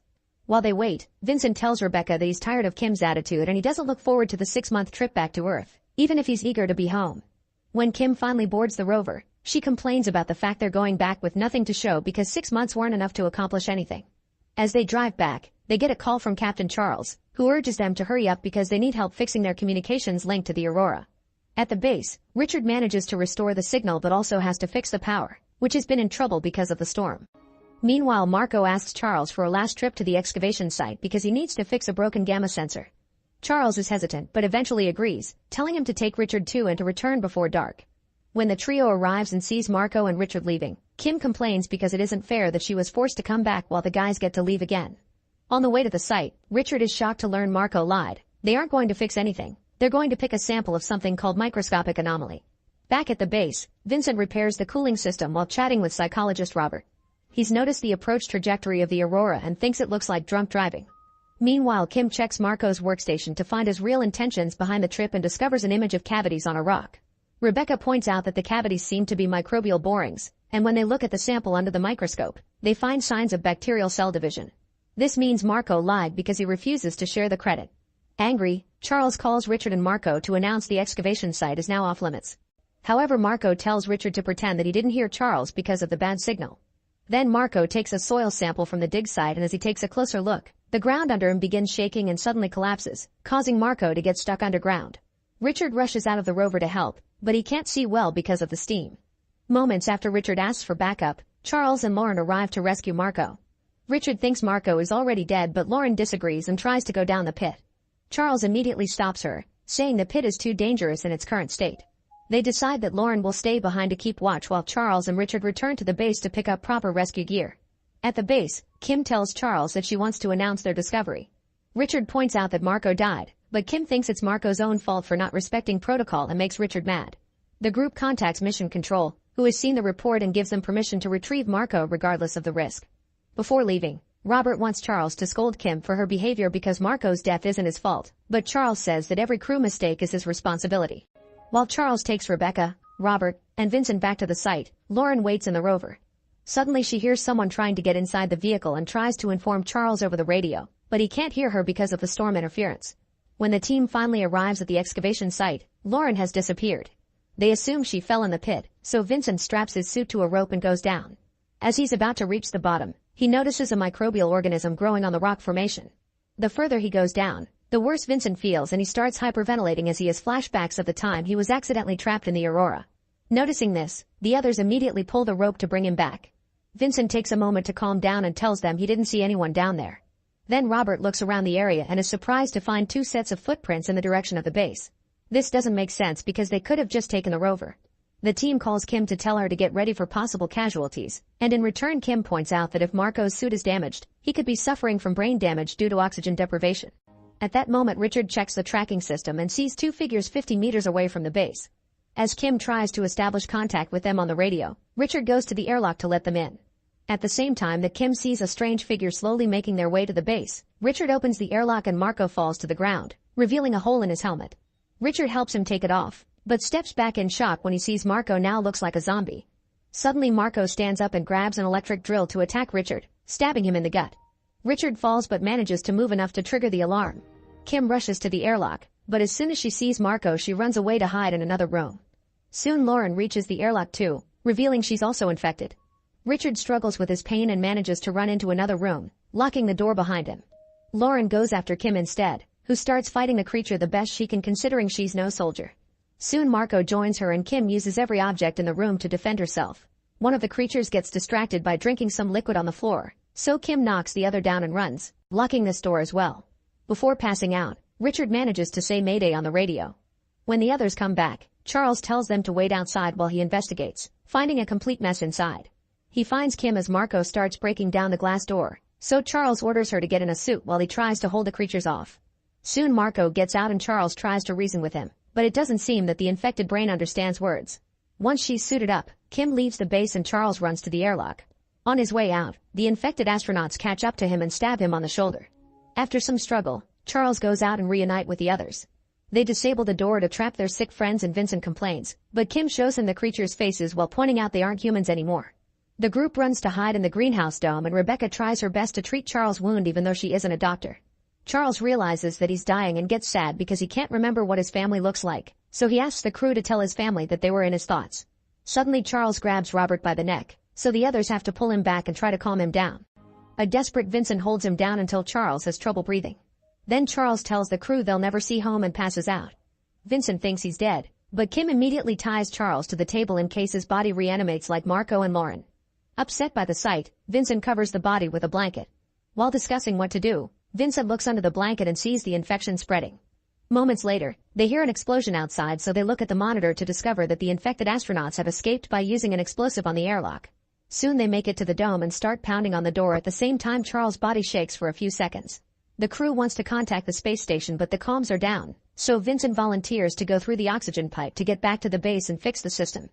After Vincent leaves, Rebecca takes a sample of Charles's blood and notices that he's infected too. Minutes later, Vincent stops crawling because he is having a panic attack as he's haunted by the memories of his accident at the space station. On the radio, Rebecca helps him calm down by saying everyone in the team is as scared as he is. When he finally reaches the base, he finds blood all over the place but still gets down to work. Back to Rebecca, she wonders if antibiotics could neutralize the bacteria and injects Charles with a solution. Charles' body immediately starts shaking and contorting, so Rebecca thinks he may be fighting the infection. However, Kim points out that the movement is just the body's reflexes having a natural reaction. Once the body stops moving, Rebecca takes another blood sample and discovers that the bacteria is no longer multiplying, meaning the solution doesn't cure the bacteria but does slow it down. Kim pours the solution into a decontamination spray so they can vaporize it and use it against the creatures. Meanwhile, Vincent manages to contact Aurora, but before he can tell them about the situation, the power shuts down. Robert checks the monitor and notices their sick friends are going back to the base because they can't break the dome doors. The team agrees to unlock the door to lure the creatures to the airlock and spray them with antibiotics. As soon as one of the infected astronauts comes in, the decontamination spray activates and the creature falls to the floor squirming. Unfortunately, Rebecca then discovers that the effect is only temporary because the bacteria is starting to develop resistance to the medicine. Vincent is making his way to fix the power only to come across an infected Richard, but he doesn't hesitate to repeatedly bash Richard's head with his flashlight. No matter how hard he hits, the creature won't go down, so Vincent runs to the oxygen pipe and crawls back. He asks Rebecca to open the panel while warning her he didn't seal the other end of the pipe. The others put on their helmets before pulling Vincent out. Then Kim grabs 2 bottles of antibiotics and throws them at Richard, who isn't held back. Vincent and Rebecca run to open the airlock, hoping to escape. At that moment, Robert notices that Charles' body is starting to reanimate, so he runs to and locks the door behind him, leaving Kim with to die under the creature's attack. When he joins Vincent and Rebecca, he just tells them Kim didn't make it. In the airlock, the creature they sprayed before is starting to wake up, so Robert kicks it a few times in fury. Then the trio finally opens the airlock and runs away, but on their way out, their infected friend stabs Rebecca in the leg with scissors. Fortunately, the crew is fast enough to reach the rover and Vincent injects Rebecca with an antibiotic, hoping it'll help her body fight the bacteria. The group leaves in the rover, but after a few moments they realize they don't have enough power to reach the landing site. They'll have to walk there, which Rebecca can't do because of her wound. Vincent thinks they should take Rebecca to the base to treat her injury, but Robert thinks they should leave her behind because she's infected. Rebecca points out Robert may be infected too because Charles grabbed his neck, but Robert changes the subject. He remembers there's another rover at the excavation site, so they head there instead. Once they reach the right spot, Robert makes his way to the other rover on foot and then contacts Vincent on the radio, telling him to leave Rebecca. Vincent refuses, so Robert gets away alone. Vincent comes out to stop him, but it's too late. To make matters worse, he sees that the infected ones have been following them and are getting closer. Thus Vincent and Rebecca drive the rover through the sandstorm in hopes of losing them. Vincent thinks they'll have enough power to get to the landing site in the morning once the sun charges the rover's batteries. Meanwhile, the Aurora departs from the space station and heads to Mars. In the morning, Vincent wakes up and finds a message from the space station, informing them a rescue team is on its way. Vincent tries to respond to the message, but the space station can't hear him. Then he realizes that Rebecca left the rover, so he begins following her footsteps. Eventually he finds her, but Rebecca tells him to stay back because she can feel the infection already taking effect. Desperate to save her, Vincent runs to her anyway, so Rebecca removes her helmet and dies of suffocation. In just a few minutes, her body reanimates and attacks Vincent, who fights her to restrain her. Rebecca begs him to end things for her, so Vincent chooses mercy and bashes her head with a rock. Moments later, Vincent sees the Aurora approaching, so he runs to the landing site. Unfortunately, there also are 3 creatures heading there, so Vincent tries to warn the Aurora not to open the hatch, but they can't hear him because of the storm interference. As soon as the rescue team comes out, the creatures attack them and kill them, and their screams of terror can be heard by Vincent on the radio. He still keeps going and finds the creatures feeding on the rescue team, but at least they don't notice him. There's also a body rotting in the most awful of states. Then Vincent enters the ship and after locking the door, he finds Robert in the cockpit.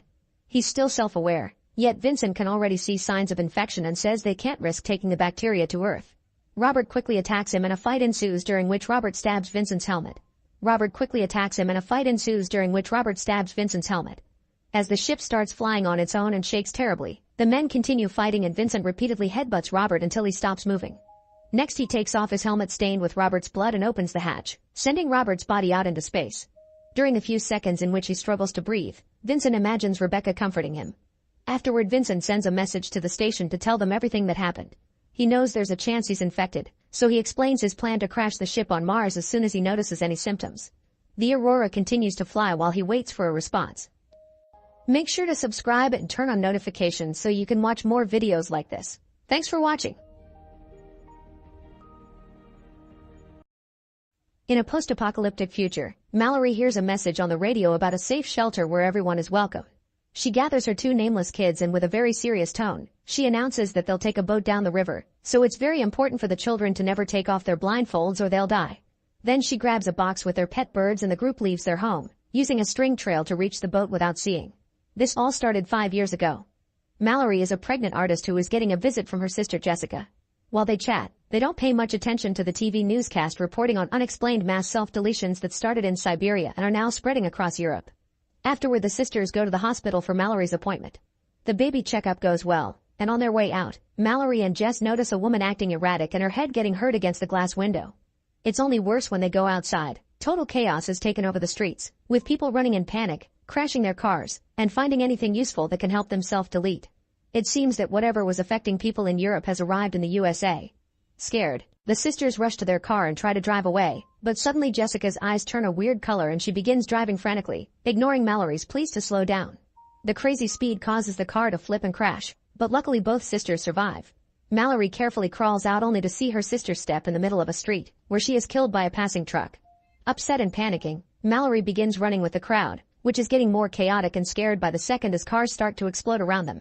When Mallory is pushed down by the crowd, a woman comes out of a house to help her while ignoring her husband Douglas' objections. But before she can reach Mallory, the woman suddenly goes into a trance. As she talks to an invisible person, the woman gets inside a burning car that soon explodes. Then a man named Tom helps Mallory up and brings her to the house, where Douglas refuses to open the door. However, the house owner Greg decides to help and lets them in together with other survivors. Everyone starts sharing their theories about what is going on, like demons or the end of the world, but nobody has a proven explanation. Only one thing is for sure, looking at the entity forces people to self-delete.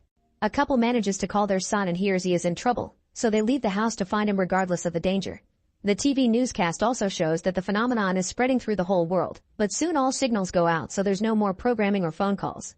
Then the remaining survivors decide to cover all the windows to prevent anyone from looking outside. In present day, Mallory and the kids have been on the river for 6 hours. She never stops making attempts to contact people over the radio and keeps everyone covered with a blanket. She also regularly checks on the birds in the box. When the birds start getting nervous, Mallory can hear the entity whispering her name and tries her best to ignore it. Back in the past, the group suddenly hears a knock. It's a survivor called Olympia, who begs for help because she's pregnant. Douglas is against letting more people in, but Mallory calls him heartless and they decide to let her in. Mallory grabs a rifle just in case and everyone closes their eyes until they're sure Olympia is harmless.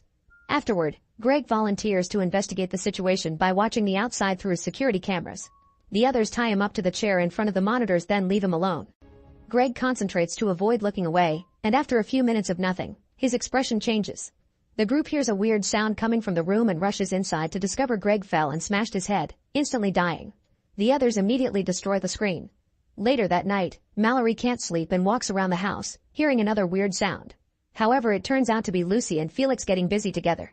In the present, Mallory and the children have been on the river for 14 hours when she suddenly hears a man's voice tell her to take the blindfold off because it's safe and even promising food. Mallory tells the kids not to do it and takes out her gun to fire blindly, but all her shots miss and the man jumps on the boat to attack them while the birds start making lots of noise. The man tries to take her blindfold off, insisting the entity is beautiful, but Mallory fights him off and after lots of struggle, she manages to kill him with a machete. Back in the past, the group is starting to run out of food, and it's clear by now that help won't be coming. Mallory, Tom, Douglas, Lucy, and Charlie volunteer to go to the supermarket, hoping there's safety in numbers. They paint and cover the windows to avoid even glancing outside and then use the GPS to guide them through the streets, where they keep bumping against abandoned cars and dozens of dead bodies. As they drive around every obstacle, the GPS detects something surrounding the car. They can see a shadow shaking the car with a whooshing sound, so they begin driving faster in panic. The noises and the shaking get worse by the second, but eventually the GPS announces they have made it to the supermarket, so they rush inside and don't take the blindfolds off until they have covered all the windows. The group splits and starts gathering all kinds of supplies like food but also things for the babies. Mallory finds some birds and decides to take them as well.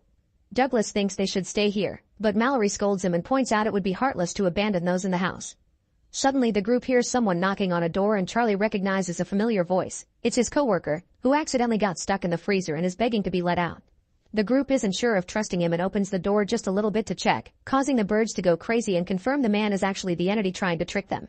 The man begins yelling the entity should be seen and pushes the door, so Charlie tackles him to send him back into the fridge, allowing the others to lock it again. Then blood begins coming out from under the door, confirming Charlie is dead. The group leaves while still hearing the guy's voice begging for freedom. That night in the house, the group hears what sounds like a car being driven away, so they rush into the garage, only to discover that Lucy and Felix have gone away with their only vehicle. In the present, Mallory finally takes a break after 24 hours of non-stop rowing. However, she's too worried about the kids and soon starts rowing again, but the boat accidentally bumps against the sunken truck. The boy falls out of the boat and Mallory catches him right before he drowns, only to lose their blanket and food in the process. Mallory tries her best to warm him up with a jacket and decides to stop the boat by a shore, where she tells the kids not to move while she goes looking for supplies. Then Mallory connects some string to the boat and explores the woods until she finds a building, where she starts gathering food and a new blanket. Her string can't go on for that long, so she ties it up to the furniture while she continues to investigate. Suddenly she hears a noise and sees the string shaking before a shadow moves outside, so she immediately rushes out of the building, running through the forest as the entity begins whispering her name. Mallory blindingly shoots her gun just in case, which is heard by the little girl and makes her get off the boat to help.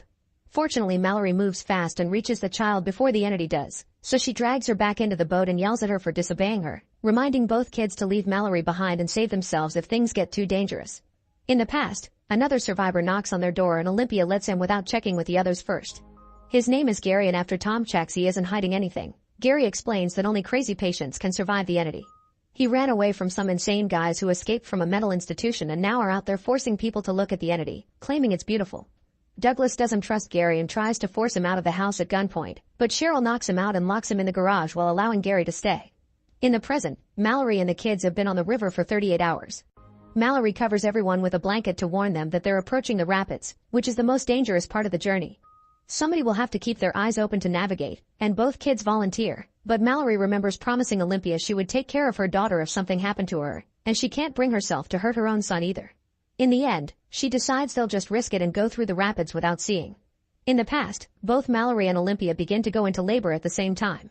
While Tom and Cheryl take the women upstairs to their room, Gary takes out a bunch of drawings of the horrifying creatures and starts making a new one, revealing he's actually one of the crazy people who escaped from the mental institution.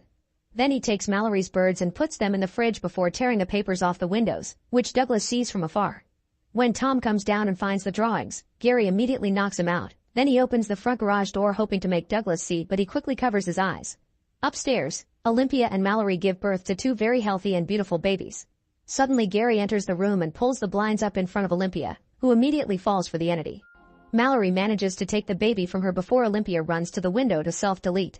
Afterward, Gary grabs Cheryl's face and forces her to open her eyes to the outside, causing her to also self-delete with scissors. While Mallory hides with the babies under a blanket, Douglas shows up with the rifle and does some blind shooting, hurting Gary in the arm. However, Gary quickly retaliates by jumping on Douglas to push him through the railing and stab him with the scissors. The rifle falls to the floor and Tom tries to grab it at the same time as Gary, causing the weapon to go off. Mallory hears 2 shots before someone approaches her, but luckily is Tom, who has won the fight. 5 years pass, and Mallory and Tom have been living together while raising the kids as a couple. They have a whole system in place to keep the house safe and use string to go looking for supplies when they need them. One afternoon, Mallory is out on a supply run when she hears some cars driving nearby. She waits for them to leave and rushes back to the house to tell Tom about it, so they agree they won't go out alone anymore. That night, the two receive a radio transmission saying there's a safe compound with plenty of supplies and food down the river. The voice on the radio even gives them instructions, which Tom writes down on a map. Apparently seeing will be required to cross the rapids, and the voice recommends following the sound of the forest birds because they can tell when the entity is around. Tom wants to go to the compound, but Mallory refuses because she thinks it's a trap. Sometime later, while the family goes out to look for supplies together, they hear the cars again, so Tom goes to distract them while Mallory and the kids get out safely. The drivers are a group of insane people who ask Tom to look at the entity, and when they notice Mallory and the kids, Tom opens fire on them. He manages to kill a few of them, but they shoot back at him, so if Tom wants to save his family, he has no choice but to take off the blindfold to shoot with a better aim. After killing them in seconds, Tom sees the entity and self-deletes. Mallory has a breakdown over her loss and decides it's time to leave for the shelter after all. Now it's been 42 hours on the river and the group is approaching the rapids pretty quickly. When they reach the bumpy waters, Mallory tries her best to get through, but the boat flips over and everyone falls out. Mallory calls out to the kids and finds the boy in the water, but the girl has made it to the land. Thankfully, Mallory finds her quickly because the girl has a bell that she keeps ringing. Then the trio walks through the woods where they hear the entity whispering to them using Tom's voice. Mallory tries to run away from it, only to fall down a small hill. The voice goes after the kids and the boy almost takes off his blindfold, but Mallory quickly finds him and stops him. She can't find the girl though, so she starts apologizing for yelling at her and the sound of her voice allows the girl to go back to her. Then the family follows the sounds of the birds, but they have to start running when the entity suddenly surrounds them. They fall a couple of times, but eventually they make it to the compound and the door is open before the entity can reach them. Inside the compound, Mallory's eyes are checked and soon everyone is cleared to stay. They meet the voice from the radio and Mallory discovers that the compound is a school for the blind filled with survivors but also birds, who work as an alarm. Now they can finally begin living properly. Mallory decides to name the kids. The girl is called Olympia after her mother, and the boy is named after Tom. Then Mallory opens her box and frees the birds to be with the others in the sanctuary. Make sure to subscribe and turn on notifications so you can watch more videos like this. Thanks for watching. In France, Joel is finally free after spending 3 months in prison for stealing a lady's bag. He visits a friend and shares he's converted to Islam, but when the friend offers him a job at a building firm, Joel says that he can't work for the whites as he considers it slavery. Afterward he goes to pick up his kid at school, but gets in trouble on the bus because he's boarded without a ticket. His daughter doesn't have any money either, so he ends up taking cash from the kid's best friend before making a scene. The other passengers don't take his attitude and immediately kick him out of the bus. Then Joel goes home, where his furious mother yells at him for already misbehaving. When she's about to kick him out, they get a call with serious news. Meanwhile, Joel's half-brother Regis works for the government. A mother is asking for help because she has tons of kids and no place to live, but she lacks the necessary documents to prove she's a single parent, so Regis rudely tells her to go back to her country. The mayor comes to his office to show him a poster for his campaign and makes a very bigoted comment about having minorities to show off, but Regis just goes along with it because he doesn't want to lose his job. After work, he picks up his wife and daughter, and at a street light a beggar starts cleaning his windshield without his permission. Regis gets furious and starts yelling at him, calling him a con man. However, when he leaves the car to push him, the beggar drops the jacket and proves he truly is disabled. Later at home, he receives a call from his uncle informing him that his father will die soon. Regis hasn't seen him since he was 8, and his wife had thought the man was dead. Regis hates his father because he was never there for him, so he already considered him dead, but his furious wife makes him go to the funeral anyway. Sometime later, Regis arrives at the French Antilles and bumps into Joel at the airport after not having seen him in years. They take a cab together, and Regis updates his half-brother on his life. He has his own firm, a riverside house, and a happy family. Joel is embarrassed by his own life, so he lies and says he's done the same things.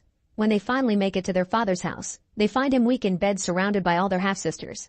The sick man is happy to see the only 2 sons he has again and apologizes for not being a good father, so to make up for it, he announces that he's leaving them his greatest treasure and then he dies. The brothers rush to check the family treasure and are disappointed to see it's just a piece of paper. Their uncle explains that it's the certificate of freedom that set their ancestors free from slavery, and it's very important to pass it on to future generations so that they won't forget the history of their people. The brothers don't care about some paper though and decide to tear the certificate into pieces just for fun. This angers their aunt, who blows the smoke of her pipe toward them. Suddenly the brothers wake up in a strange field where Joel's phone has no signal. While wondering if they were kidnapped, they notice a black man running away, and soon 2 white dudes appear to chase after him.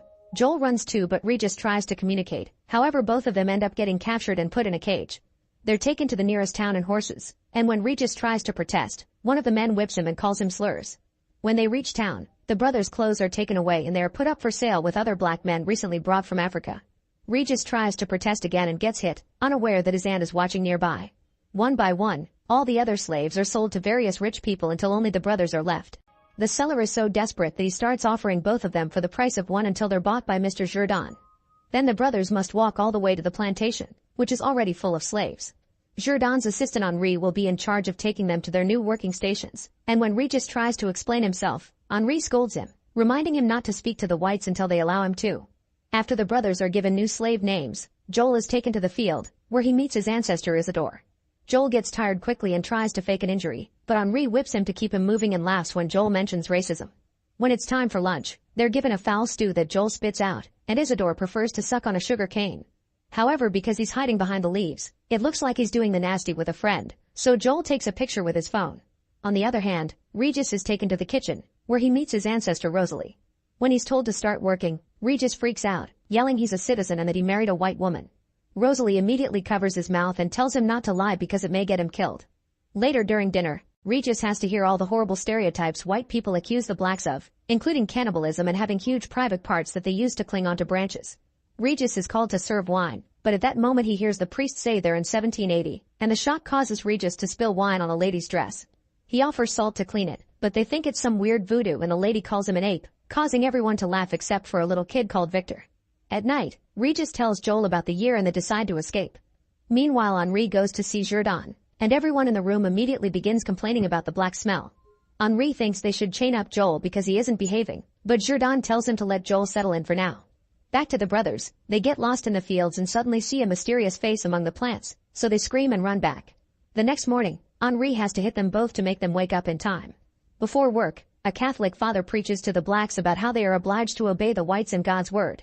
Regis answers amen like everyone else, but Joel refuses to sell out and yells Allah's name instead. This gets him whipped while the father ends his speech. Regis asks the priest why they can't live all together equally if God created man in his image, so the priest explains that's what the Bible says and points at a page. However, Regis shocks him by reading the actual text, which says nothing about races, but the priest dismisses him. Later, Joel arrives 2 minutes late to the fields and is disrespectful when Henri scolds him, causing Henri to knock him down. Joel tries to run away, but he accidentally hits his head and falls. Afterward, Joel is hanged by his wrists to be punished with a whipping, during which he never stops insulting everyone. The whites watch it all as if it were a circus show, and the aunt also appears in the crowd, but she does nothing. When it's over, Regis is taken to Jourdan's office, where his reading skills are tested. Jourdan is impressed and offers Regis to take command of the slaves. Regis accepts, but after he leaves, the priest warns Jourdan that an educated black is a dangerous black. Meanwhile, Rosalie takes care of Joel's wounds and realizes that he is not as robust like an African man. He also has very soft skin and no scars, so she thinks he used to be rich. Suddenly, Joel tries to kiss her, but she immediately rejects him and says she likes Isidore. The next morning, Regis is the one to wake Joel up. At first, Joel just laughs, not taking him seriously, so Regis throws a piss bucket on him. Then Regis drags Joel to work on a bridge, and while nobody can hear them, Regis confesses that he's acting as the tough leader to gain Jourdan's trust. At the end of the workday, Henri pushes Regis against a wall as he acts irrationally just because he's envious. Then Regis goes to see Jourdan to offer the daily report and finds the family sharing poetry, so he offers a few sentences of his own. The family doesn't know how to react, and when Jourdan explains Regis is educated, a relative tries to mock him by asking if he can play the piano. As everyone laughs, Regis goes to the piano and reveals he's an excellent player and singer. However, this is seen as impertinence, so Regis ends up receiving a whipping just like Joel while their aunt watches. The next morning, the brothers decide to try to escape again and jump into the cart of a Jewish merchant while Victor sees them from afar. Their disappearance is soon noticed, and Jourdan hires the men that caught the brothers to find them again, noticing that they're wearing the clothes they took from Joel. Moments later, the brothers arrive at the house of the merchant, who accepts to help them because he knows what it's like to be hated because of their heritage. This triggers a dumb argument over who suffered more, the blacks or the Jewish. Unfortunately, the slave hunters soon arrive, so the merchant shows the brothers a back door to escape. A chase begins through the forest, and the hunters manage to keep up thanks to their dogs. The brothers are faster though, and eventually they make it to the beach, where they find a boat and immediately sail away, laughing and insulting the whites. Unfortunately, they're soon found by a bigger ship, who captures them and adds them to their collection. The other slaves are from Africa and spit on Regis for being mixed, saying he's white for the blacks but black for the whites. Sometime later, the brothers end up in a sail again and the hunters buy them. On their way back to Jourdan's place, they stop in the forest for a break, and one of the hunters has an urge to cut the brothers' feet off. However, they're suddenly surrounded by the Maroons, which is a group of black people that escaped from slavery. The brothers are rescued and accepted into the Maroon tribe, who receives them with open arms. However, the tribe leader changes their names again, thinking Joel and Regis are their slave names.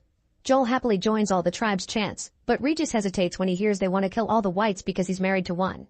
Now the Maroons see the brothers as traitors, so they have to run away as they're chased out of Maroon territory. The following morning, Joel and Regis wake up in the middle of a forest and are shocked to find their aunt sitting nearby. Regis realizes that she brought them to the past and almost attacks her, but Joel holds him back. The aunt explains that they can only go home if they finally understand history, and once they do, they must go back to their ancestors and make things right with them. Joel doesn't think Isidore likes women and an argument ensues, but the aunt disappears, leaving only her pipe behind. Afterward, the brothers start making their way back to Jourdan's and Joel shows Regis the picture he took. Regis refuses to believe it because if he and his brother exist, it means Isidore must have done it with a woman at some point. This makes Joel think they were sent to the past to play matchmaker with their ancestors. Once they arrive at the plantation, they're punished for escaping by getting their rears marked like cattle. Sometime later, Victor approaches the brothers to ask them about Rosalie. Joel and Regis take the chance to tell the boy about equality, rebellion, democracy, and all the other important changes in the future, which leaves Victor very confused. In the evening, the whites throw a party and Victor shares all the things he learned from the brothers, but the adults dismiss him thinking it's just a kid's imagination.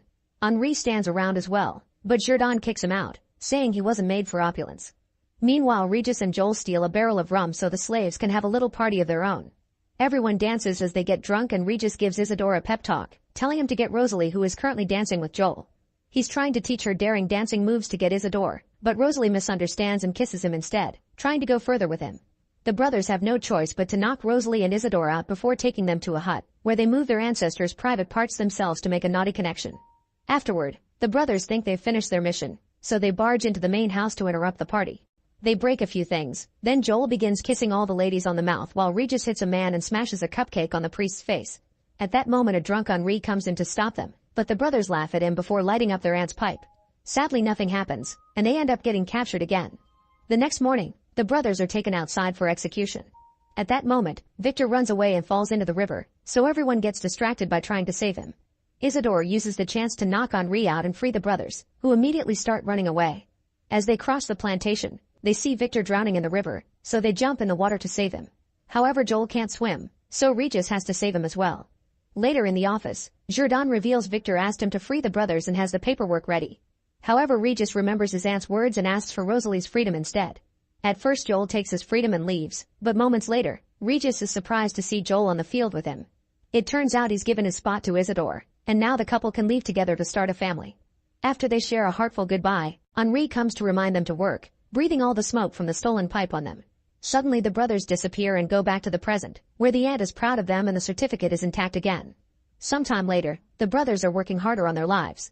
Joel takes up a job as a construction worker and doesn't complain when he's paid very little, while Regis starts standing up for himself against the mayor's bigotry, even showing him the burn mark. Later at home, Regis and Joel freak out when they notice their daughters accidentally tore the certificate. Make sure to subscribe and turn on notifications so you can watch more videos like this. Thanks for watching. In an American prison, astronaut Theo wakes up after spending the night in a cell for public intoxication and disorderly conduct. His supervisor Walter soon bails him out, pointing out that Theo would have been discharged if only it wasn't too late to find a replacement. Then Theo is taken to a press conference with his fellow astronauts Cole, Bug, and Emily, who is also Theo's ex. Walter explains to the journalists that they're doing an experiment to test the psychological effects of deep space travel and determine how astronauts will react to unforeseen challenges. The astronauts will spend 400 days in an underground bunker that simulates a spaceship, which will put them in isolation and may affect their perception of reality. Cole has also been assigned to create weekly videos to keep the public updated. While the group poses for pictures, Walter whispers to Emily to remind her of their deal. Afterward, Walter sends the astronauts on their mission as he reminds them that he'll destroy their careers if any of them quits early. A hatch on the ground is opened and the astronauts immediately suit up because they'll even simulate the launch. They do the countdown and the room simulates the noises and shaking as if they were truly leaving. But soon the computer warns them that the payload is still attached to the ship. If they fail to drop it, the ship will disintegrate, so Theo asks for permission to adjust the ship's trajectory. His idea works and the payload quickly falls, thus Walter congratulates them for passing the first test and informs them that gifts are waiting for them. Now the team can look around the bunker and find their rooms with the gifts on their beds.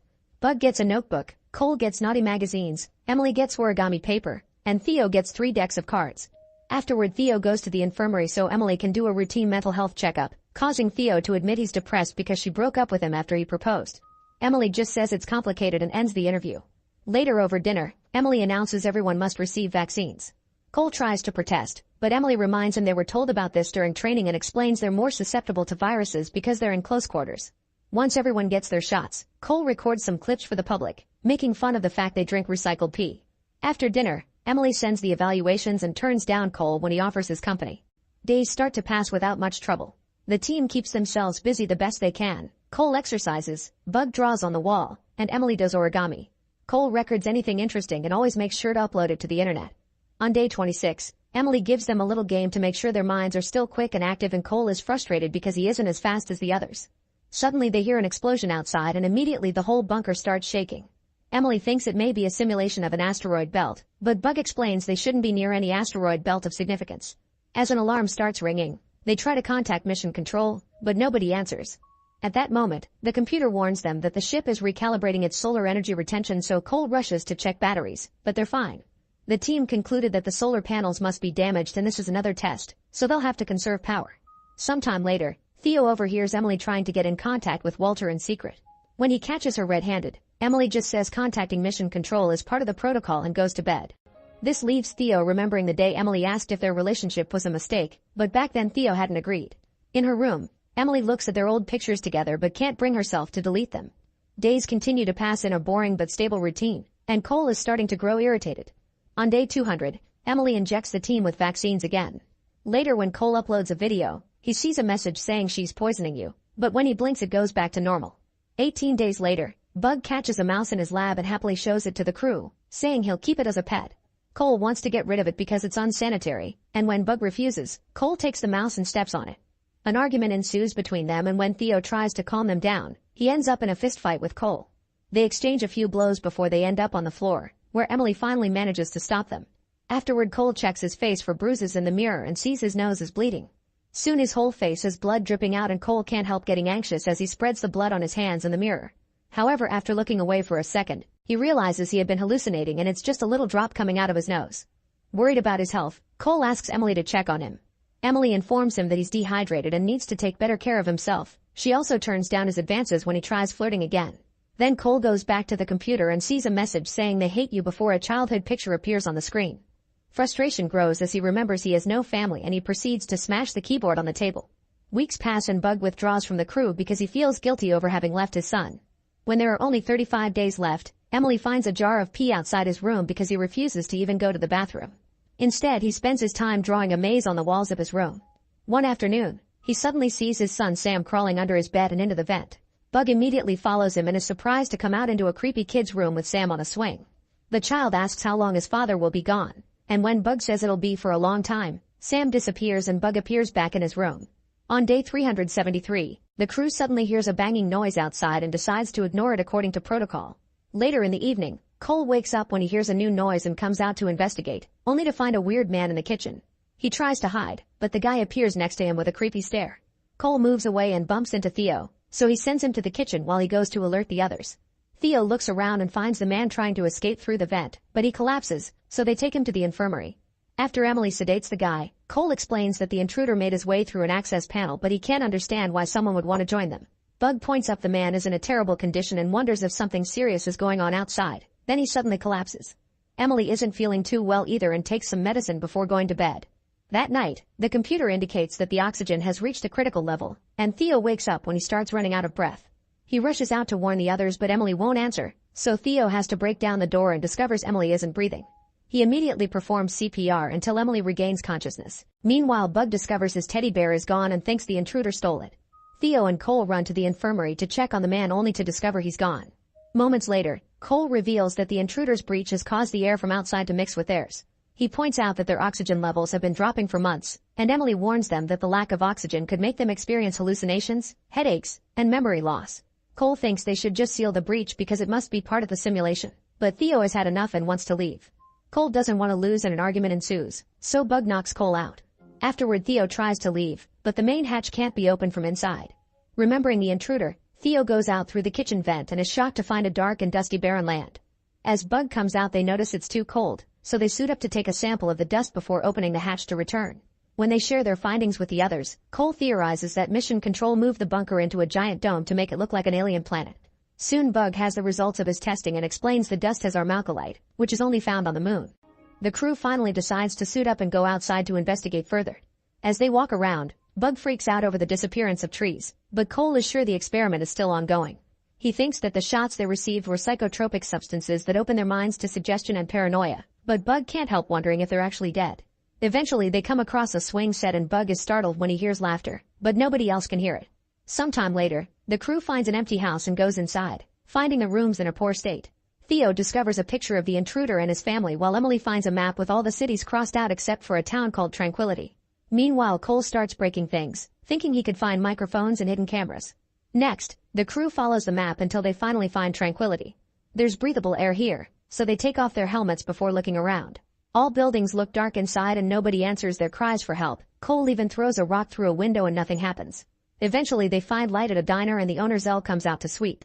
He's startled to see the astronauts and refuses to answer their questions. Instead, he invites them to have a meal while more people appear on the street. The crew goes inside and Cole swears that the other customers look like the reporters from the press conference. He even sees a woman who looks exactly like the model from his magazine. After Zell's wife brings them some food, Zell asks them if they encountered other survivors and it takes him a moment to realize the astronauts know nothing. Zell explains that nobody knows exactly what happened. One day a black object in the sky simply sent a cloud of dust down to Earth. After testing the food, Cole points out he can't remember Zell from the press conference and wonders if Zell's hearing aid is actually an earpiece through which he received instructions from Walter. As Zell starts to get nervous, Theo asks how the town survived, but Zell says they just got lucky and invites them to stay the night as long as they promise to leave in the morning. After Zell leaves, Cole says he doesn't believe him and still thinks they're in the simulation, so he announces he'll go to the bar for a drink. The crew comes along and after they share a few drinks, Cole flirts with a girl and they end up leaving together. The group waits for Cole to come back, but eventually the bar has to close, so they accept Cole isn't returning and the trio goes back to the diner. While Theo and Emily sleep, Bug goes to the bathroom, only to suddenly find himself in a hospital. Sam is in bed with the bear, and when Bug asks about the boy's condition, he's devastated to learn that Sam is dead. A crying Bug reappears in the bathroom and finds a menu on the floor with a picture of the owners, who are not Zal and his wife. Bug wants to warn the others, but when he leaves the bathroom, he finds Sam in the hallway. The boy suddenly runs away and Bug tries to follow him, but he gets caught in a loop of the same corridor until he bumps into Zal. The next morning marks the start of day 399. When Emily and Theo wake up, they ask Zal if he's seen Cole and Bug, but Zal claims they came alone to the diner and thinks oxygen deprivation makes them see things. A frustrated Theo begins moving things to look for microphones, so Zal tells them to go back to the ship. Theo gets even more suspicious because Zal shouldn't know that they were on a ship, so Zal threatens them with a knife. The duo decides to leave and finds a dust storm outside. They try to find shelter as the lights on the street start to go out, and the darkness causes them to split. Theo enters a building and ends up in the diner's kitchen, where there's blood on every surface and Bug's bear resting on a shelf. The fridge has been chained up, but before Theo can open it, he hears two cooks moving nearby. He hides until they leave and then enters another room, where he's disturbed to find a man in a cage. Theo immediately releases him and the man thanks him before running away. Then Theo tries to leave the kitchen, but he bumps into a cook with a knife and accidentally gets stabbed in the stomach. As he coughs, he rushes outside and reunites with Emily, who is being followed by the creepy-looking locals. The duo goes back to the bar to hide and Emily starts tending Theo's wound, although he finds it weird that she has a first aid kit because the ship wasn't supposed to have one. At that moment the bartender comes back and the duo tries to hide, but the bartender still sees their feet and runs to alert the others. Theo and Emily immediately leave the building and run out of town, hiding in the house they saw earlier. Before they fall asleep, Theo asks what Walter said to her before they enter the bunker, and Emily confesses that Walter made her end things with Theo because he wanted to test if they could fulfill their duties despite their breakup. If Emily hadn't done it, she would have been kicked out of the mission. An angry Theo points out they could have faked it, but Emily says Walter would have known because he's always watching them. Theo is still hurt that she didn't tell him and goes to sleep furious. A few hours later, they wake up and start making their way back to the ship, but Cole and Bug still haven't shown up. When Theo closes the hatch, he sees three men approaching, so he rushes to warn Emily, pointing out the locals probably let them escape so they could follow them. Determined to fight, Theo takes a fire extinguisher and goes outside at the same time that Zal and a cook enter the ship to look for them. Outside, Theo uses the fire extinguisher on the bartender, who tries to fight back. A short confrontation ensues and Theo manages to knock the guy out by hitting him with the extinguisher. Afterward, Theo goes back into the bunker and comes across the cook, hitting him with the extinguisher too before strangling him to death and taking his knife. Meanwhile, Zal finds a hiding Emily, but before he can attack, Theo grabs him from behind. Zal immediately breaks free and claims that Cole and Bug are still in town. Then he puts down his knife and asks Theo to go back to town together. Theo pretends to put the knife down too, only to suddenly push the table against Zal before punching him a few times. Zal quickly starts fighting back and after a few kicks, he tries to stab Theo. However, Emily stabs him first and kills him. At that moment, the computer countdown reaches 0 and the lights get bright as a recording plays, a crowd clapping. Walter appears on the screen to congratulate them for completing the simulation and invites them to come out. Theo and Emily are still confused, but they hold hands and get ready to leave as the hatch opens. Make sure to subscribe and turn on notifications so you can watch more videos like this. Thanks for watching. In this dystopian world, the city is controlled by the evil van der Kooi family. Once a year, the head of the family, Hilda, gathers 12 citizens she dislikes to participate in the culling, during which all 12 participants get killed on live television. Boy is a child who has a very simple life in the company of his eccentric mother, who appears to be part of the resistance, and his sister Mina. The siblings hang out together all the time, at the arcade or simply watching TV while eating cereal. Sometimes Mina would make crazy plans for the future, like robbing a bank together to escape from this horrible city. She also likes to give Hilda's statue the finger with her whole hand. Unfortunately, the siblings are eventually chosen for the culling and Boy has to watch his family get killed by Hilda. He also gets hurt and is left for dead in the jungle. Soon the shaman finds him and nurses him to health. Although one injury is permanent, Boy is now deaf and mute. He can't even remember what his voice used to be like, so he uses the voiceover of his favorite video game in his inner thoughts. From that on, the shaman starts training Boy so one day he can kill Hilda and get his revenge. He includes all kinds of practice, martial arts, strength training by rolling a statue's head up a hill, and weapons training. Boy regularly gets buried in the mud and uses a bamboo stick to breathe, using the bugs that crawl down the stick for food. If he crawls out of the mud too early, the shaman scolds him and buries him again. Boy also does all the chores around their home and hangs out with his only friends, who happen to be two beetles. The shaman grows his own food and it's not much, which frustrates Boy. Some nights, the shaman uses uppers that make Boy hallucinate and revisit his old memories so he won't forget about his goal. However, most of the time he sees crazy things moving around him. Boy sometimes visits the city to practice reading lips, and when someone bothers him he shows them a little piece of paper explaining his situation. He also keeps seeing Mina everywhere because he can't move on. As years pass, Boy pushes his body to the limit and grows into a powerful young man as the training grows harder. One day during another practice fight, he catches the shaman in a hold and is about to defeat him, but at that moment he gets distracted by another vision of Mina. The shaman immediately uses the chance to beat him and concludes he isn't ready. Afterward, Boy tries to meditate to make Mina's hallucination disappear, but it doesn't work. The next time he goes to town, Boy notices a cute flower girl who gives him a flower and smiles in a flirty way. Unfortunately, the sweet moment is interrupted by the arrival of the government soldiers, who start chasing people to gather 12 for the next culling.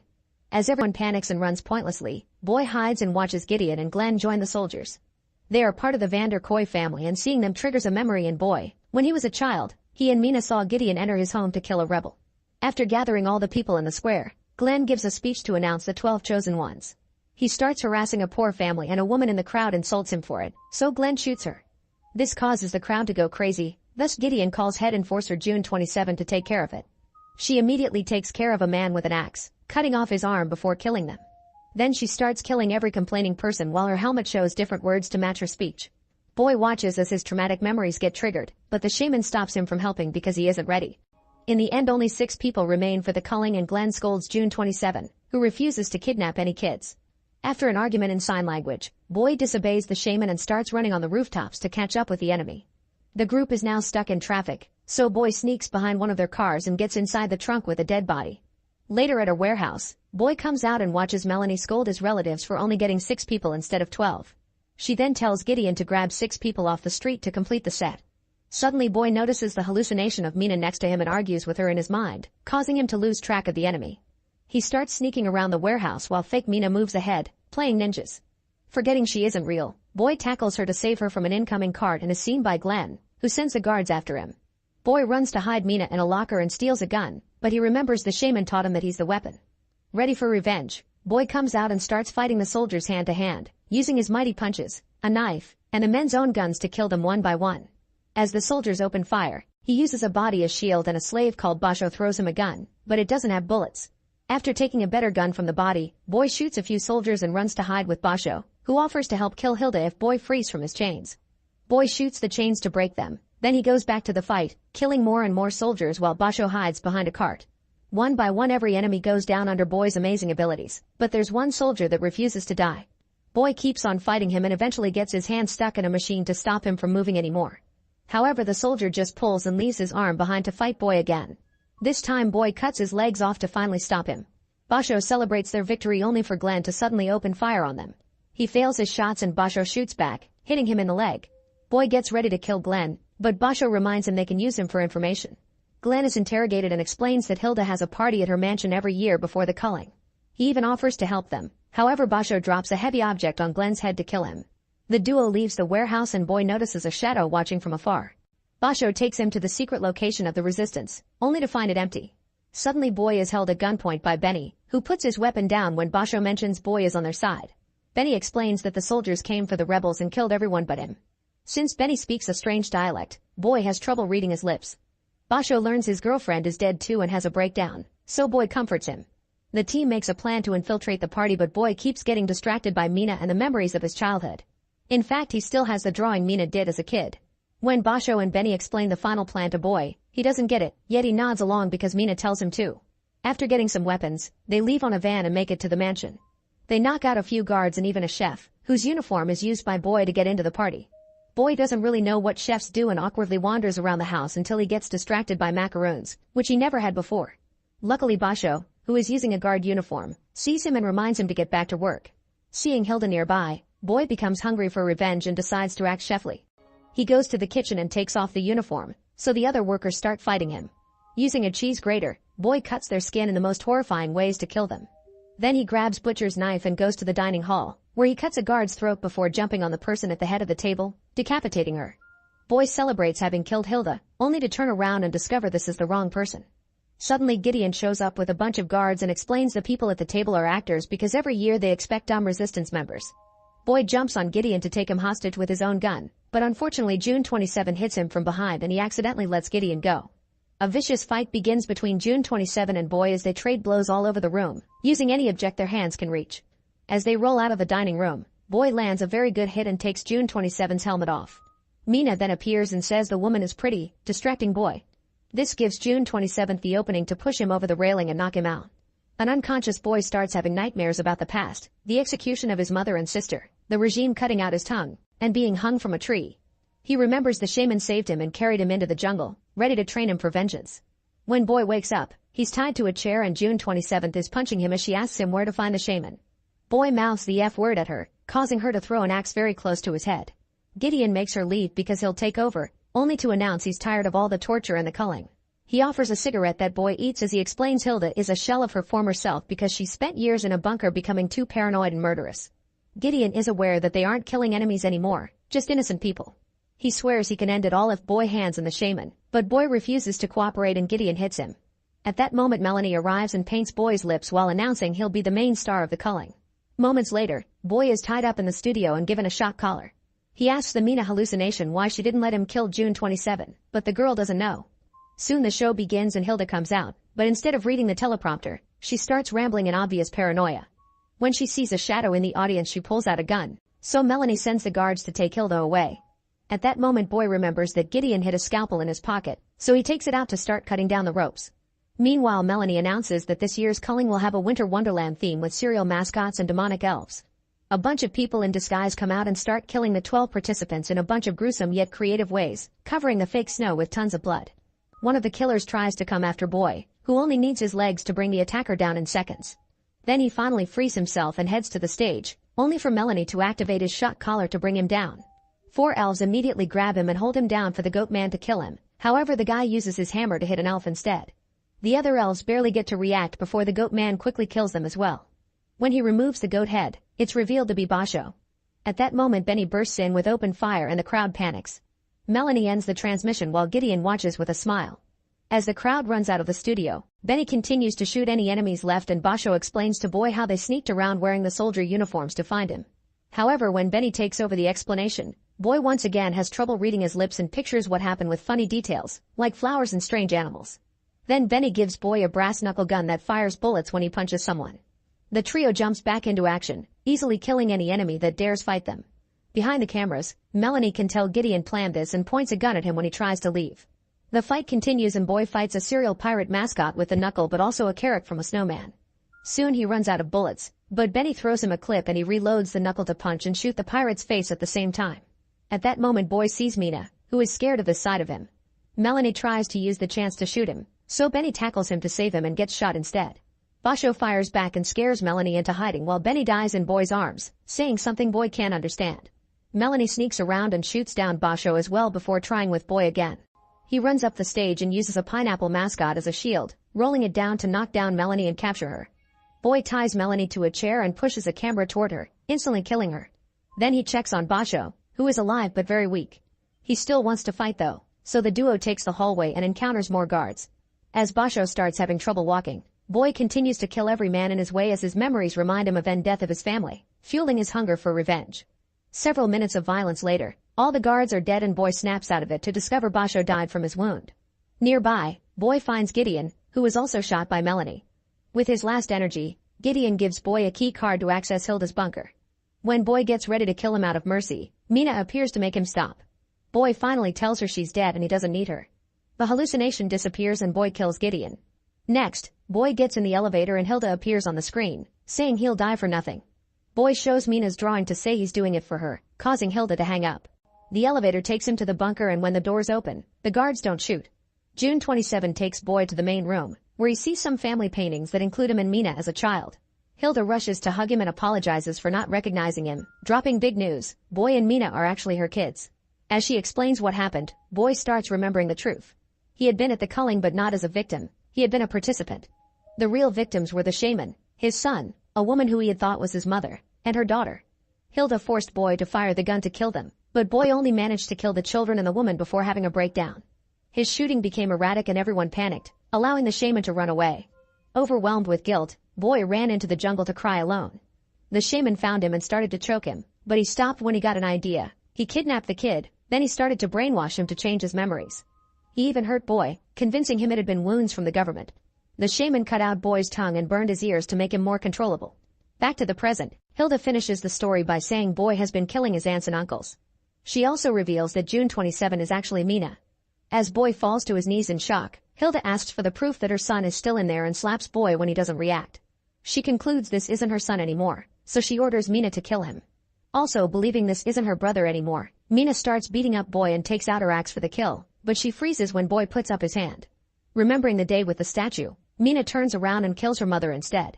Another family member activates an alarm and the siblings run to hide as the soldiers open fire. They steal some hidden weapons and run down the corridor, where they start fighting all the incoming soldiers. Together they make a marvelous team and easily kill any man that dares to go against them. Suddenly 3 guards arrive with heavy weapons and Mina gets wounded. Thankfully she's fine and teams up with Boy again to tackle another soldier, using him as a shield to run through the corridor. They reach the guy with the Gatling gun, who Mina pulls down while Boy uses his own weapons to kill him. As more soldiers arrive, the siblings run to the elevator to escape. Hilda explains she's been looking for him all these years and only hurt people because she thought they had hurt him. Suddenly the elevator is called to a different floor and when the doors open, they see the shaman. Using sign language, the shaman tells Boy to kill Mina because she's also part of the evil family, but Boy refuses. Mina quickly attacks the shaman and lands a few hits, but he easily overpowers her. When he's about to kill her, Boy hits him to make him drop her. Then the siblings attack the shaman together. However, the shaman is incredibly fast and attacks in all kinds of dirty ways, giving the siblings terrible injuries. He also headbutts Mina to destroy her helmet and hurt her with the shards, making her bleed quite heavily. Now Boy has to fight the shaman alone and after a few moves, he steals the man's necklace to cut him multiple times with it. As he throws the shaman all over the room, he accidentally drops the necklace and the shaman grabs it back to cut open Boy's leg and arm. Boy grabs the shaman's hands and with the help of a vision of his younger self, he pushes down the necklace to finally kill his mentor. After screaming in physical and emotional pain, Boy checks on Mina and confirms she's alive. She wants him to escape, but he picks her up and they leave together as Boy remembers their days in the arcade, mentioning it's better to have a player too. Sometime later, the siblings are in an abandoned building eating cereal like the old times. Make sure to subscribe and turn on notifications so you can watch more videos like this. Thanks for watching. In a federal prison in Colorado, Ray watches the guards while burning a page from his Bible and using the ashes to draw on the wall. At that moment, his cellmate informs him that a prisoner is planning to attack Ray in the yard the next day. When the time comes, Ray attacks first and quickly overpowers 2 other prisoners, fighting like a pro and severely injuring them in the process. The guards immediately capture Ray and take him to solitary confinement, where he's allowed to keep his Bible. As days pass, Ray studies the guards' routines, like their smoking breaks and the use of a keypad lock. Ray also starts making little balls with toilet paper and water, which he hides inside the toilet paper tube. When they bring him lunch, he extracts a transparent plastic sheet from the milk carton. One afternoon, Ray asks a guard for the time, then he starts counting for himself. Outside, a mysterious woman leaves a car in the prison's parking lot and as she walks away from it, she uses a control to make it explode. All the guards run to evacuate the prisoners, only to discover Ray has escaped. The fire truck rushes to take care of the fire and it's revealed Ray is on it dressed as a fireman, using the chance to escape in a vehicle driven by his friends Hush and Abigail, who triggered the explosion. They drop Ray at a store by the road and give him a coin, which Ray uses to call a certain number and just say the word showtime. Soon Ray is surrounded by policemen and he's arrested again, but he isn't bothered because his contact Lester is already taking care of it.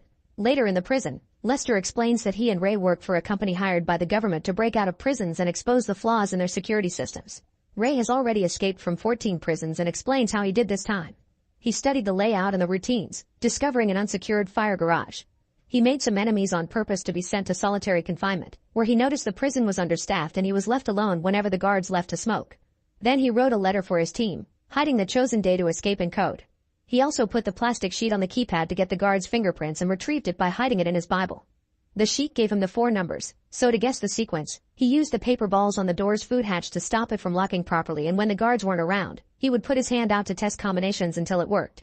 While the guards were out smoking, Ray came out, rewound the security cameras a few hours to cover his absence, then used the vents to reach the fire apartment right before Abigail started the fire. Now the warden is annoyed but lets Ray go. Sometime later in Los Angeles, Ray helps Hush with some computer problems before meeting CIA representative Jessica, who has a job offer. She explains that the CIA has created a new prison whose location can't be shared with Ray or his team, but if he manages to escape from it, they'll pay $5 million instead of the usual $2.5. Ray agrees to do it even if Abigail and Hush are wary, and Jessica provides Ray with a cover ID, an explosives terrorist named Portos. His contact in the prison will be Warden Marsh and Ray is given an evacuation code. A few days later in New Orleans, Abigail and Hush are still worried about the lack of information they have on this prison and convince Ray to wear a tracking device, which they inject into his arm. Then Ray goes to stand on the street to be picked up, only to suddenly be tased down and thrown into the back of a van. While the vehicle takes off, the masked men scan Ray's body and find the tracker, so they immediately take it out. Abigail's and Hush's computer instantly loses Ray's signal at the same time Ray is put to sleep with an injection. Sometime later, Ray wakes up inside a helicopter while still in a groggy state. He watches as guard Drake beats another inmate up before stabbing him and throwing him out of the helicopter. Then Drake notices Ray is awake and orders his men to put him to sleep again. When Ray wakes up again, he's finally in prison, but it's nothing like he's ever seen before. All cells are plexiglass cubes hanging from the air, and guards wear black masks to hide their identities. There's also a huge sphere with a camera that moves around to keep an eye on the prisoners. Now that he's awake, Ray is taken to see the warden, who is a man called Hobbs. Worried because this isn't the warden they told him about, Ray gives out his evacuation code, but Hobbs doesn't know what he means and doesn't care. Later, when everyone is taken out of their cells for a break, Ray watches how the guards don't hesitate to brutally beat up anyone who doesn't obey them. The prisoners' jumpsuits have a special code on them, and they're scanned through every door. At that moment, Hobbs says the name of Ray's fake identity through the speakers, as if announcing his presence. After watching another man getting beat up, Ray is approached by some thugs who want to take advantage of the new guy, but Ray immediately breaks the leader's hand and punches him down. Before the others can react, prisoner Emil tells them to back away. Emil tries to befriend Ray and explains he used to work for Mannheim, a powerful man who stole from the rich to give to the poor. Mannheim is a wanted man, but Emil refuses to tell Hobbs anything. However, Ray doesn't care about Emil's story. Meanwhile, Hobbs scolds Drake for killing that inmate since it was a capture for a client, implying many people here aren't criminals and they just got on someone's bad side. It's also revealed he has the book Ray wrote. The rest of the day, Ray continues to study the layout of the prison and the behavior of the inmates, like noticing the Muslim prisoners that still pray even if they can't see the sunset. Emil notices Ray watches everything and points out he's the guy to go for favors, so Ray explains he needs to get into the isolation area. Eager to help, Emil immediately punches him and makes him fall, but when Ray punches back, Emil just laughs. Then Ray starts hitting him harder and an actual fight ensues until the guards come to drag Ray and Emil to the isolation area. The isolation rooms are tiny metal boxes with blinding lights on the side, which torture the prisoners with unbearable heat. Ray does his best to withstand the suffering and inspects the box for anything he can use to escape. A few days later, Dr. Kyrie comes to check on Ray's health and Ray tries to get information from him, but Kyrie doesn't say anything. On his way out, Kyrie is approached by Drake who demands to know what they talked about. Kyrie lies, which tells Ray he may have a conscience after all. Afterward, Emil and Ray are sent back to the general area, where Ray starts making a drawing on the table while telling Emil he'll need a piece of metal, promising to get Emil out too if he helps. Next, Emil asks to speak to Hobbs and pretends he'll finally confess Mannheim's location. He asks for some paper to draw a map, only to make a very rude drawing instead. A furious Hobbs makes his men hold Emil down to waterboard him, and after enduring lots of pain, Emil uses the chance to steal a metal drain cover. Later in the common area, Emil gives the cover to Ray, who tells him his real identity and how he got there. By having watched the layout, Ray guesses this prison has been built underground and there's something under the box's hatch that should allow him to escape. Since the place is subterranean, there's moisture in the air that has caused the steel rivets to rust, so Ray will apply toothpaste and heat with the metal cover to make the rivets snap. First, they need to be sent to the isolation again, so Emil approaches Javed and starts a fight by insulting his mother. Javed's Muslim group comes in his defense and after hiding some bread in his clothes, Ray joins the fight, but they only get to exchange a few hits before the guards arrive to subdue everyone with tasers. Once everyone is back in the heat boxes, Ray starts working on the rivets while hiding what he's doing with his own body. It's very hard to work because of the heat and his hands start bleeding, so whenever he makes too much noise, Emil hides it by yelling his pain. Eventually, Ray manages to remove all the rivets and covers the security camera with the bread before knocking on the wall to give Emil a signal. At that moment, Emil begins to cry and yell like crazy in German, getting all the guards' attention on him. Ray uses the chance to finally open the hatch and begins going down a ladder until he lands on a corridor. The door is locked, so he decides to use some pipes to start climbing up, only to accidentally tear off some electrical cables and break a few pipes in the process. Ray just keeps going until he finds another hatch, which he opens to find the shocking truth. This prison is inside an oil tanker ship in the middle of the ocean. Suddenly he notices some guards nearby, so he quickly hides and goes back into the hatch to climb down. The leaking water pushes him away and he ends up falling, but the corridor is getting flooded so he lands safely in the water. As the boxes slowly get flooded too, an alarm starts ringing and the guards rush to take the prisoners out of isolation. Ray swims as fast as he can and after lots of effort to go against the water pressure on the stairs, he returns to his box right before the guards come for him. Meanwhile, Abigail and Hush inform Lester that Jessica's payment has been frozen, but Lester tells them he's already talked to her and everything is going well. After the water is taken care of, Hobbs finds the rivets in Ray's box and starts getting suspicious. He makes a call that reveals Lester has been in contact with him all along, and Lester tells Hobbs Ray's real identity. Lester asks him to keep Ray forever and then asks Hobbs for information on Mannheim because banks all over the world want his head. Hobbs explains Emil may be working with Ray, so Lester gives him permission to break Ray too. Later in the evening, Ray is trying to sleep but a guard keeps tapping on his wall to keep him awake, and he beats him up in the morning as a wake-up call. This starts happening every day, and Ray's body begins getting so weak that he can barely move. Emil gives him as many pep talks as possible to keep up Ray's spirit, and Ray ends up sharing his story. He used to be a prosecutor, and a criminal he sent to jail one day escaped to kill his family for revenge. The drawing Ray is making is the last memory of his kid. Since then he makes sure criminals won't escape ever again. For the next few days, Ray studies the guards' routine to find any useful habits, starting to assign names to them by differencing them through body shapes. To start making a plan, he first needs to know where they are, but there were no landmarks when he went out. One day during lunch, Emil discreetly stabs Ray, who is taken to Kyrie's office for stitches. Ray suddenly pretends he's in great pain and falls, using the chance to steal a few things from a tray. He also reminds Kyrie of his oath, but the doctor still ignores his questions. When Ray returns to the common area, Emil gives him a pen and a prisoner's glasses. Hiding his hands under the table, Ray builds a sextant, which should help them determine where they're based on the stars. Drake and Hobbs notice weird movements on the security camera, so Hobbs asks to see Ray. Fortunately, he hides the tool before he's dragged away to a new section, where Hobbs tells him he knows his identity and admits he used his book to design this facility. Hobbs is ready to leave him there forever, so Ray lies and says he can get information on Mannheim from Emil. Then Ray is sent back to the common area and tells Emil of the new plan. Later, while Ray is giving a bunch of fake information to Hobbs, Emil approaches Javed and gives him the sextant, promising to help him escape too if he helps them. Afterward, Javed contacts Hobbs and tells him the others are planning to escape, so Hobbs agrees to buy his information by letting him pray in open air as his beliefs demand. This is all part of the plan, and that night in his new cell, Javed uses the sextant to get the coordinates of their location. The next day over lunch, Javed gives his notes to Ray, who puts it together with things like the weather he felt when he was out, the date mentioned by a newbie, and the direction the water goes down in the toilet to conclude they're near the coast of Morocco. Next, Ray swallows some clothing powder to get sick and be sent to Kyrie's office, where he tells the doctor to go to Hobbs' office and read a passage on a particular page in a certain book. After some hesitation, Kyrie checks the book and finds the Hippocratic Oath. The next day, Kyrie asks the guards to bring Ray to his office for a checkup. He wonders how Kyrie knew the exact page, and Ray explains he wrote it, which confirms his identity and finally convinces Kyrie to help. Afterward, Ray gives Hobbs a fake location to find Mannheim, so they have 24 hours to escape before Hobbs catches on. As part of the plan, Javed also meets with Hobbs and tells him about the incoming escape, so Hobbs rushes to check the cameras and notices Ray tapping on his cell wall. Recognizing Morse code, they discover a message about a plan to riot in Block C during transfer.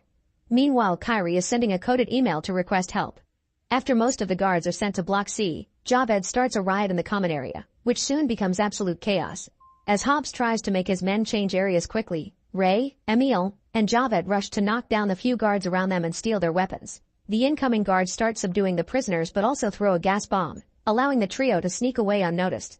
Ray explains that they only have 11 minutes to meet with the rescuers, who are approaching in a helicopter. They rush upstairs and shoot a door open before Ray finds a security camera, but since the cameras are connected, Ray messes with this one to disable them all. At that moment, Hobbs activates lockdown protocol, so when the trio is about to get out, they find the exit locked. The trio starts wandering around looking for another exit, and soon they're surrounded by guards who open fire. They immediately shoot back and quickly bring down all the men, but Javed gets wounded in the process. More guards are coming, so Emil and Ray drag Javed as they run to hide behind another door. Ray realizes they were found by a motion detector, so he disables it while a furious Hobbs taunts him through the speakers. Then Ray decides he must find the engine room to shut down the power, so he gives his gun to Javed and tells him and Emil to take the stairs. After Ray leaves, Javed admits he won't make it, so he takes Emil's gun too and asks him to go on without him. Soon after Emil also leaves, Javed is surrounded by guards, and he bravely makes sure to shoot all of them down before he's brought down by a hidden shooter. When Hobbs finds him, Javed says his last words to his god before he's killed. Meanwhile, Drake goes after Ray in the engine room. Ray jumps around and runs to dodge Drake's bullets, then he manages to surprise him from behind.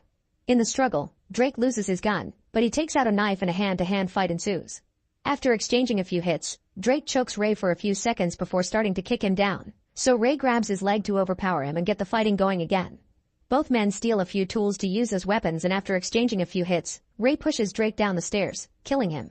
Afterward, Ray rushes to the control panel, knocks out the technician, and turns off the ship's generators. All lights go out in the ship and the doors open, allowing Emil to come out. At that moment a helicopter opens fire on the ship before landing on the deck, where a few men come out to start a gunfight with the guards. Emil sneaks around while avoiding bullets and makes it to the chopper, where one of the soldiers has been shot down. The pilot wants to take off, but Emil asks him to wait for Ray before he takes over a machine gun to join the fight, killing dozens of guards in seconds. In the engine room, Hobbs is looking for Ray, who is hiding inside a water tank. At that moment the guards turn the ship's systems back on, so Emil has no choice but to leave with his guys in the helicopter. Ray's tank starts filling with water, but before he can drown, the tank automatically flushes itself and expels Ray into the ocean. He immediately swims to the surface and Emil throws a ladder down for him, but as he climbs up, Hobbs and the guards open fire on them. Emil gives Ray a gun and they both fire back until Emil gets wounded in the shoulder. Hobbs keeps missing his moving target and Ray uses the chance to shoot a bunch of oil tanks, causing a big explosion that kills Hobbs. A few hours later, the helicopter drops the duo on the Moroccan beach, where they're picked up by Jessica. It turns out Emil is Mannheim and Jessica is his daughter, so she hired Ray to get her dad out of prison. She also confirms that Lester is dirty and betrayed her too. Sometime later, Ray reunites with Abigail, who has acquired information on Lester. He had been offered to be CEO of the prison program if Ray was unable to get out. Now Lester is trying to get away, but Hush is waiting for him in his car and quickly knocks him out. When Lester wakes up, he discovers the car is inside a box on top of a ship in the middle of the ocean. Make sure to subscribe and turn on notifications so you can watch more videos like this. Thanks for watching.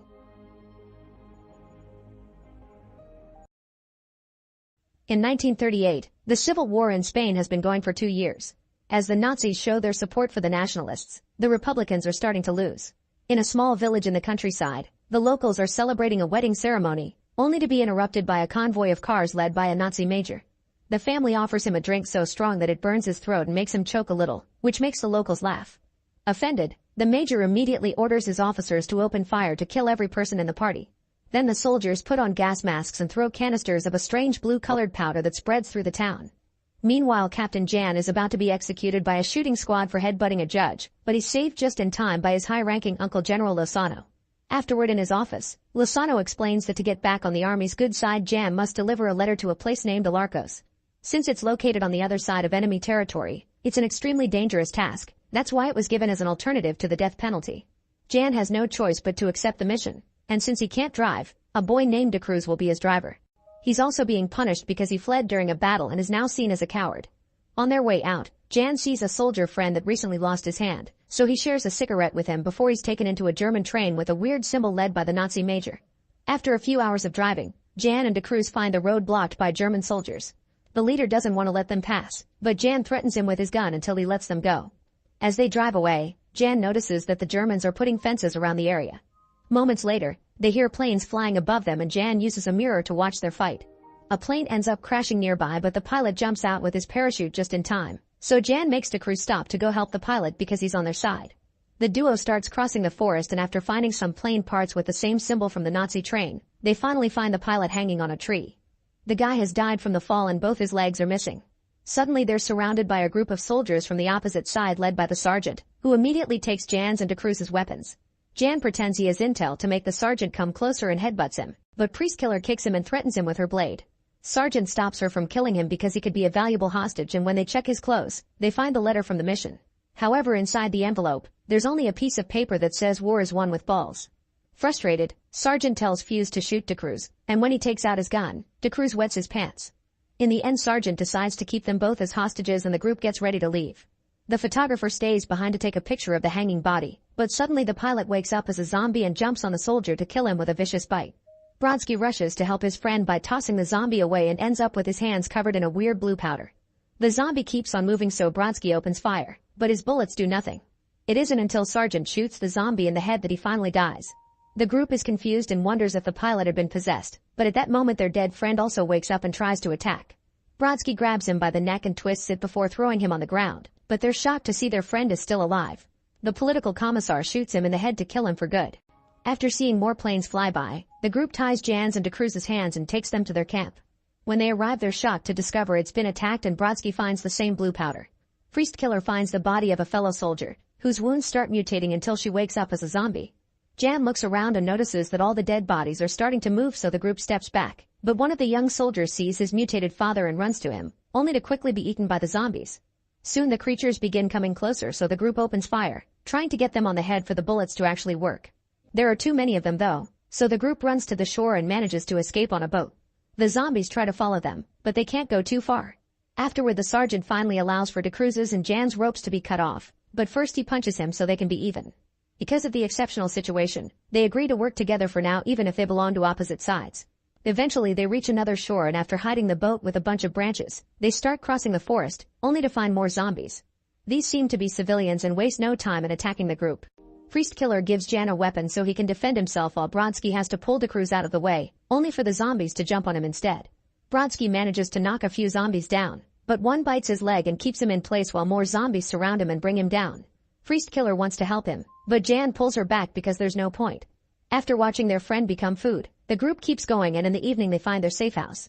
As soon they enter, they find 3 people pointing their weapons at them: Lieutenant Jurel, Private Rafir, and Sister Fleur. The group also takes out their weapons and an argument ensues, but when they realize they're all running away from the zombies, they agree to work together. They spend the night in the safe house and Fleur takes care of any wounds. While sharing dinner, DeCruz realizes Fuse is a famous bike racer who signed an autograph for him when he was a child, but Fuse denies it. Jurel tries to hit on Priest Killer, so to get him off her back, she tells him the gruesome thing she did to the priest that abused her little sister. The commissar finds a private spot and reveals he has a phone, which he uses to make a mysterious call in secret.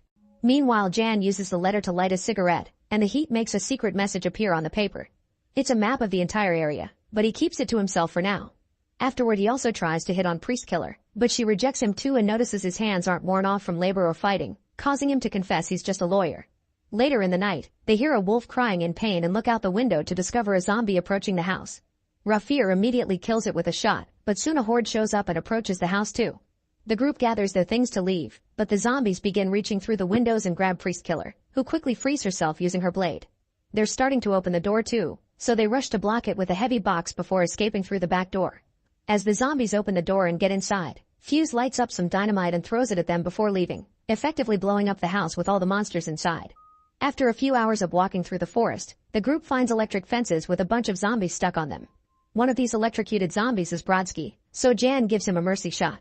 Afterward, Jan shows the others the map, which is written in German. It seems that the Nazis knew about the zombie hordes coming out of the valley and calculated the time and direction these hordes would take, so they put up fences to stop them. This makes the group think the Nazis are responsible for the experiment that created the zombies in the first place. Since they're inside the fenced area, they have no way to escape. The team decides to look for the location marked with an X on the map to investigate what's going on. Moments later, they find the village from the beginning, but they don't see anyone around, just a destroyed party covered in blue powder. While DeCruz begins working on fixing a truck, Priest Killer notices lights in the church, so they go inside, only to discover a rather disturbing lab. Among all the blood-covered tools, there's a container with the same symbol from the train. Suddenly they hear a noise and find a woman coming out of hiding. It's Anna, the bride from the wedding. She explains that when the Nazis opened fire, she was saved by her husband falling on top of her. Then they threw the blue powder, and Anna used the distraction to hide. Soon she heard the dead people moving again and the Nazis laughing while watching from afar. Every now and then they would capture some zombies and bring them into the church, where they put up a lab to experiment on them. All of a sudden there was an explosion and the blue powder started to spread, and then there were Nazi zombies too. The few survivors tried to escape, but they never stood a chance. While the group hears the story, the commissar finds all the paperwork related to the experiments and steals it. At that moment they hear the engine of the vehicle, but when the group tries to leave, the commissar blocks the door with his gun out. He confesses he's stolen the formula for the blue powder and wants to use it to win the war, but he also wants to leave anyone from the opposite side behind. His team refuses, and when Sergeant threatens him, DeCruz enters the building, so Commissar takes him hostage. Using him as a shield, Commissar slowly leaves the church before throwing DeCruz back into the team. However, before he can shoot, a horde of zombies jumps on him to eat him. Flora immediately closes the door and reveals she knows this church, so she guides them to the back where a secret underground tunnel hides behind another door. As the group rushes through the tunnel, Anna suddenly transforms into a zombie and attacks Jurel. The others push her away from him, and as they struggle, Anna bites Rafir on the foot. He kicks her away, and while Jurel holds her down, Priest Killer shoots her in the head. Rafir's foot has a red stain, so the others make him take off his shoe and sock to prove Anna's teeth didn't reach his skin. At that moment they hear the zombies coming closer, so they keep on running and reach a gate, which they shoot open to escape. Once everyone is out, Fleur closes it again from the inside as she reveals she's been bitten. Sergeant says goodbye to her by giving her a few extra bullets, and Fleur goes down shooting as many zombies as possible. While DeCruz runs back into town to retrieve the truck, Jan proposes to go to the Nazi outpost where he saw the train with the same symbol from the containers in the church. Jan thinks they'll have an antidote, and when the others refuse to walk into enemy territory, Jan offers a heartful speech about how the zombie infection will kill civilians as well. At that moment, DeCruz shows up with the truck, hiding the fact he's been bitten. Everyone accepts to follow Jan and they make it to the outpost in the morning. While the group hides, Jan approaches the entrance and almost gets shot by a guard. Soon Lozano and the Major come out and reveal they already know everything that happened thanks to the commissar's phone call. So Lozano will allow Jan to come in because he's his nephew but not the rest of the group. He also explains that the higher-ups will bomb the area soon, but Jar refuses to leave anyone behind and goes back to his team. Lozano wants to delay the bombing for the sake of his nephew, but the Major shoots him to stop him. Meanwhile, the group doesn't want to die without causing some ruckus first, so DeCruz reveals he was bitten by a zombie hidden in the truck and volunteers to take an explosive to the gates. Before he leaves, Fuse confesses he does remember the day he signed an autograph for him. DeCruz approaches the gates with a grenade in hand, only to get shot by the guards. However, he immediately turns into a zombie and lets the guards keep on shooting him until he reaches the gate. Rafir tries to provide some backup with his sharpshooting, but DeCruz gets shot in the head anyway. As he falls, so does a grenade, and the front gate is blown up. The group rushes inside and crosses a tunnel, where they quickly shoot a few guards before moving on. Soon they find the train, where everyone is getting ready to leave the outpost before the bombing starts. Jan wants to find the antidote, but Fuse and Jurel aren't interested in saving the world and mingle with the crowd, hoping to escape. At that moment, the zombies come out of the tunnel too and the Nazis get busy trying to fight them, so the rest of the group starts making their way further inside. A zombie manages to find them and tries to attack, but he's shot down by Rafir, who has climbed on top of the train. The room has become a vicious bloodbath, so Rafir decides to stay on the train to provide cover while Jan, Sergeant, and Priest Killer run ahead. They also keep encountering zombies, so they shoot whoever gets in their way. Nearby, Jurel is also shooting zombies down and soon runs out of bullets, so he thinks of fighting with his fists. Rafir uses a few bullets to save him too, only to suddenly get dragged down by another zombie. Terrified, Jurel runs to hide inside a truck at the same time that Fuse does the same. As they proceed to bond over missing their wives, they look in the mirror and notice that the back of the truck is filled with explosives. Fuse has some dynamite left, so Jurel lights it up with his cigarette and the guys go down with a huge explosion, bringing a bunch of zombies with them. Back to the trio, they finally find the train car with the symbol, so Sergeant decides to find the engine to drive the train out while Jan and Priest Killer look for the antidote. Inside the train they find the Major, who just gave himself an injection. Jan thinks he wasted the antidote, but the Major explains there isn't one. He proudly admits he created the powder and gets excited when his body starts transforming, but Priest Killer immediately shoots him in the head. At that moment the zombies start pounding the door and Jan steps back, only to find a chained zombie behind a curtain that bites his hand.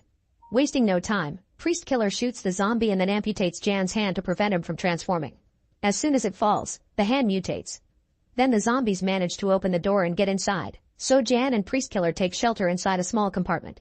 At the engine, Sergeant manages to get the train going, but he's soon surrounded by zombies. After shooting a few, he uses the last bullet to self-delete and avoid becoming a zombie too. As the train leaves the tunnel, a bunch of planes finally bomb the area, killing all the zombies while Jan and Priest Killer kiss. Moments later, Rafir wakes up and is surprised to see the train has safely escaped the area. Jan and Priest Killer are also fine thanks to the protection of the compartment. Eventually they get off the train and Jan offers Priest Killer to come with him, but she turns him down and chooses to go to France instead. As she leaves, she refuses to tell Jan her name. Back on the train, a dead soldier's hand moves. Make sure to subscribe and turn on notifications so you can watch more videos like this. Thanks for watching.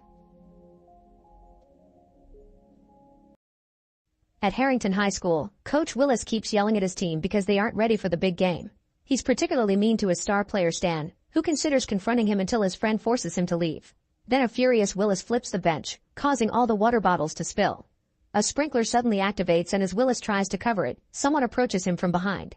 That night, the teachers are leaving the school after a faculty meeting and Principal Drake realizes she forgot her keys. When she goes back inside to retrieve them, she's startled by Willis, who keeps acting strange and asking for a pencil. He refuses to let her move, so Drake takes a pencil from her desk and gives it to him. Willis uses it to stab her hand and Drake retaliates by scratching him with her keys before running away, dropping the keys in the struggle. She checks all the doors and finds them locked, so instead she rushes to the science room to try to escape through the window. Unfortunately, Willis catches up to her, so Drake takes a glass and smashes it on his head before pushing him off. Then she grabs a pair of scissors and runs again until she makes it to the main entrance, seeing Mrs. Olsen outside. Drake begs for help but Olsen doesn't have her keys, meaning Drake has to return to her office. She finds the keys on the floor only to hear Olsen screaming a warning, so Drake rushes to the door while a bleeding Willis approaches.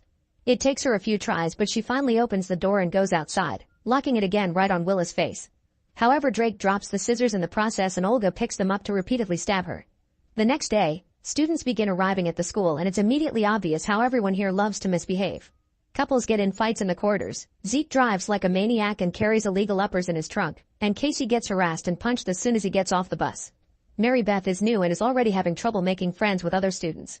Zeke rushes to the bathroom and sells his uppers plus fake IDs to other boys while Casey deals with his wound in a stall. In the teacher's lounge, the faculty members notice that Willis has been drinking much more water than usual. Olsen comes in and has a very awkward conversation with him.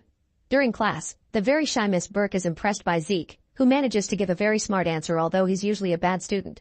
In the corridor, Stan tells his girlfriend Delilah that he's quitting the team to concentrate on his studies. Delilah breaks up with him because she thinks cheerleaders must only date football players. Later during lunch break, Mary Beth tries to befriend Stokely and they get interrupted by Delilah, who keeps mocking Stokely and causes her to leave. Stokely goes back inside and notices Olsen behaving very strange. Meanwhile, Casey finishes having lunch near the football field and on his way out, he finds a strange bug on the grass. Casey goes to science class and shows the bug to Mr. Furlong, who puts it on the microscope. He thinks it's similar to a species that usually lives inside the kidney of squid and octopi, which doesn't make sense because they're on Ohio. There are parts of the creature that Furlong doesn't recognize, meaning it may be a new species. When the students accidentally spill a glass of water on the creature, it starts moving, so Furlong throws it in their aquarium. The little animal immediately starts swimming and even reveals very thin barbels. Furlong puts his hand inside as the creature suddenly replicates itself and bites his finger with sharp teeth. They decide they'll call the university to let them handle this. Back to Stan, he tells Willis that he's quitting the team. To his shock, Willis takes it quite well. Afterward, Stan goes to the showers, where he's suddenly startled by a sick-looking Mrs. Brummel. She says that she can't breathe and that they want everyone while Stan yells at Casey to get help. Then Stan tries to comfort her only for a chunk of her scalp to get stuck on his hand. After class, Olsen tells Stan and Casey that Brummel had cancer, asking them to keep her privacy. Casey looks through the window and notices Willis standing under a bunch of sprinklers, but Olsen stops him from taking a picture. In the parking lot, Zeke continues to sell naughty objects to other students. Burke sees him and tries to scold him because he could be a model student. However, she's still too shy and Zeke just mocks her with his naughty products until she leaves. Meanwhile, Casey meets with Delilah because they both work for the school paper. After noticing a delivery of too many water bottles, they enter the faculty lounge to look for dirt on their teachers. At that moment they hear Olsen and Willis coming, so they hide in the closet. Willis keeps drinking water and Olsen even throws some on her face. Then they have a strange conversation about how the climate killed Brummel and the entire faculty being commuted, so now they just need to get the students. Soon the school's nurse comes in too and Olsen and Willis surround her. They push her on the couch and Willis' face changes before he bites her ear. Casey and Delilah panic and back away, accidentally hitting and revealing Brummel's body. Hearing the noise, Willis opens the closet door and the teens immediately hit their teachers before running away. On their way out, the nurse grabs Delilah's leg but Casey pulls her away. The duo finds Drake and beg for help, but she just smiles when she sees Willis and the others. Realizing she's part of the conspiracy, the teens run out of the school.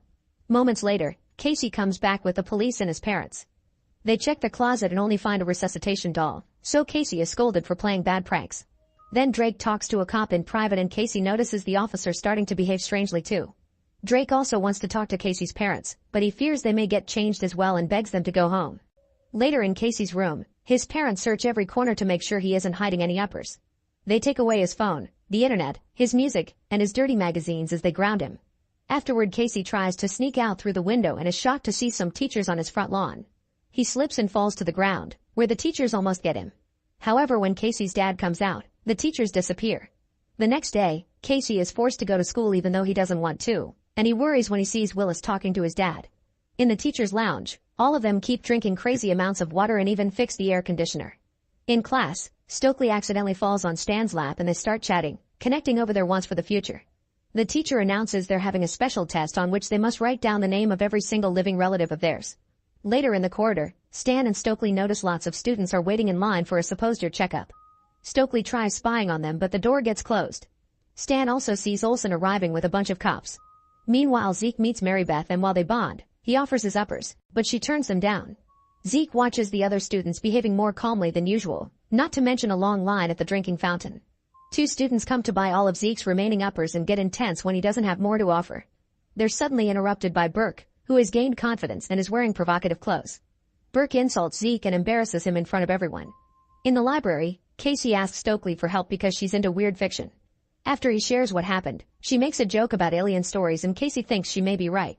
Afterward, they meet with Stan and Delilah and the group goes to the science lab, where they find the aquarium empty. While they discuss the alien theory, Zeke brings Mary Beth to the room next to the lab to search for chemical supplies to make more uppers. After sharing a kiss, they overhear the alien conversation and Zeke decides to play a prank, pretending to be hurt by aliens as he and Mary Beth enter the lab. They're suddenly interrupted by Furlong, who demands an explanation. Zeke mentions Casey's alien theory to embarrass him, only for Furlong to cover the window and claim he sent the weird creatures to the university. When Zeke tries to leave, Furlong pushes him to the ground. Casey tries to attack him and gets grabbed by the neck while Delilah is pushed when she tries the same. Zeke takes the blade off a paper cutter and when he slashes Furlong's hand, the severed fingers just start crawling towards the others.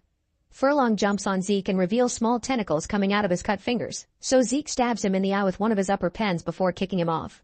As the fingers try to crawl on top of the teens, Furlong throws Zeke against the aquarium yet suddenly he starts stepping back and falls. The group checks on him and finds him dead, making them realize these creatures are weak to Zeke's illegal powder. Casey sees the parasite has come out of Furlong and grabs it for evidence. Afterward the group leaves the lab and as they walk through the corridor, they notice all the other students staring at them. Those in class are also behaving as perfect little angels. They make it to the parking lot and leave in Zeke's car, trying on the radio but it's all static.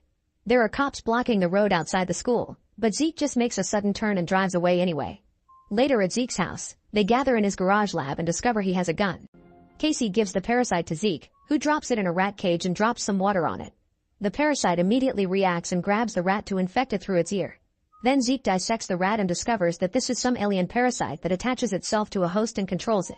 They need moisture to survive, which explains their weakness. Zeke's upper is a diuretic and it dried out the parasite inside the Furlong, killing it. Stokely theorizes that there must be an alien queen connected to the rest of the parasites. If they kill the queen, they can eliminate all the parasites at the same time. An argument ensues over how to proceed and they realize any of them could secretly have an alien inside. Zeke announces they'll have to take his powder to prove they're clean. Casey takes it first and starts giggling as it takes effect. Zeke refuses to take his own stuff, so Stan grabs the gun and forces him to. Soon Stan and Stokely also sniff the powder and join the silly giggling. When it's finally time for Mary Beth and Delilah, the girls dare each other and get ready. Mary Beth takes hers, however Delilah suddenly drops the pen and reveals she's already infected. Then Delilah pushes Stan away while Casey grabs the gun, but he doesn't dare to shoot. Stokely takes it from him and opens fire as Delilah starts trashing the lab, not wanting Zeke to make more powder to kill the other parasites. Stokely's shots miss and Delilah bursts through the door to escape. The others try chasing after her, but there's already a taxi waiting for her and she quickly goes away. After Zeke gathers the powder he has left in a jar, the group drives back to the school, where the big game is happening. There's a large amount of people attending the event, which means they must stop the aliens tonight or the parasites will spread. The group gathers at the gym and theorizes that Drake must be the queen because she's the principal and has access to all the teachers. As if summoned, Drake appears in the gym as well and Stan immediately tackles her, using a volleyball net and Zeke's help to capture her. Next Zeke rushes to lock the doors and Stan threatens Drake with the gun, asking her to sniff the powder. Drake refuses and Casey considers stabbing her with the pen, but seeing her desperately beg makes him hesitate. Frustrated, Zeke takes the gun and shoots Drake in the head. Seeing her bleed out normally, the group wonders if they've made a mistake. However, Drake stands up and the parasites begin leaving her body. Mary Beth panics and throws the entire powder jar at her, killing her. Now they need to know if the plan worked before the crowd goes home, so Stan volunteers to go out and check. Before he leaves, Zeke gives him the gun and Stokely kisses him. Stan makes it to the field and is shocked to see the football team surrounding Willis, whose parasites are coming out to enjoy the rain. Moments later, Stan reappears at the gym door and they pass him a powder pen under the door so he can prove he's fine. Stan grabs it and throws the powder out before running away. Since they're out of powder, Zeke will have to get the pens he's got in his car trunk. He and Casey leave the gym, carefully sneaking around the parking lot and hiding under a bus when they see the football team passing by. Casey decides to be bait and starts running, making the team chase him while Zeke goes to his car. Soon Casey manages to hide inside another bus, only to be found by Delilah. As she corners him, the football players surround the bus and start breaking in through the windows. Casey jumps just in time and manages to escape through the emergency roof hatch. Meanwhile, Zeke searches his trunk but can't find the pens. At that moment he's approached by Burke, who keeps flirting with him. He gets in his car and tries to start it, however Burke bursts through the window. As Zeke drives off, a bunch of pens fall from the glove compartment. He tries to grab one while Burke tries to infect him, causing him to lose control of the car. He quickly recovers and decides to crash the car against a bus, causing a small explosion and a fire. Thankfully Zeke only gets a small injury and leaves the car with the pens, only to find Burke's head moving around on tentacles. She's distracted by trying to reach her body, so Zeke runs away. At the gym, Stokely gets suspicious of Mary Beth when she talks about pretending to be someone they're not. Suddenly Marybeth punches her and starts transforming into her real alien form, revealing she's the queen. At that moment Casey comes back and runs with Stokely to the pool. The queen chases after them and jumps into the water before using her tentacles to catch Stokely, who hits her head on the floor and is dragged into the pool. Stokely soon wakes up and quickly swims to the surface before the queen can kill her. Then Casey helps her out and they run away again. In the locker room, the duo hides while Marybeth comes after them in her human form. Then Zeke also arrives and finds Stokely and Marybeth, who are accusing each other of being the queen. Remembering Marybeth being prudish, Zeke notices she's now naked and knows she's the alien. He doesn't understand how she passed the test, so Marybeth explains she cut the bottom of the pen to drop the powder while pretending to sniff it with a plugged nose. Zeke gets ready to stab her with a pen, but Stokely stops him because she's also infected. As Marybeth goes away and Stokely reveals her tentacles, Casey comes out to drag her away and lock her up in the storage cell. Afterward Casey returns to Zeke, who makes him take more powder just in case. Casey sniffs it and proves he's fine. Then he and Zeke start running as they see the shadow of the alien queen approaching. The effects of the powder make Casey slow and he loses Zeke, who suddenly is thrown across the room and falls unconscious. Casey hears the queen and when he steps back, Stokely grabs him by the hair, so he has to painfully pull to escape. Soon Marybeth takes her human form again and while she wanders around, she explains her home planet is dying and that's why she came to Earth. Meanwhile Casey sneaks back to Zeke's body and takes the pens before coming out of hiding, ready to attack. Marybeth transforms once more and her tentacles start bringing down the lockers. Casey runs to the gym and activates the retracting bleachers, hiding behind them to lure the queen there. After a short chase, he manages to jump right before the bleachers finish closing and trap the huge alien. Then Casey stabs her with the pen at the same time she infects him with a bunch of parasites. Luckily the powder quickly kills the queen and the parasites inside Casey die as well. Afterward Casey checks on Stokely and confirms she's fine. Zeke suddenly startles them, but he's fine as well. A month later, everyone in school is back to normal. Zeke has taken Stan's place on the football team and Bert comes to watch him practice. Stan is dating Stokely and Delilah is dating Casey, who has published his story and now he's seen as a national hero. Make sure to subscribe and turn on notifications so you can watch more videos like this. Thanks for watching.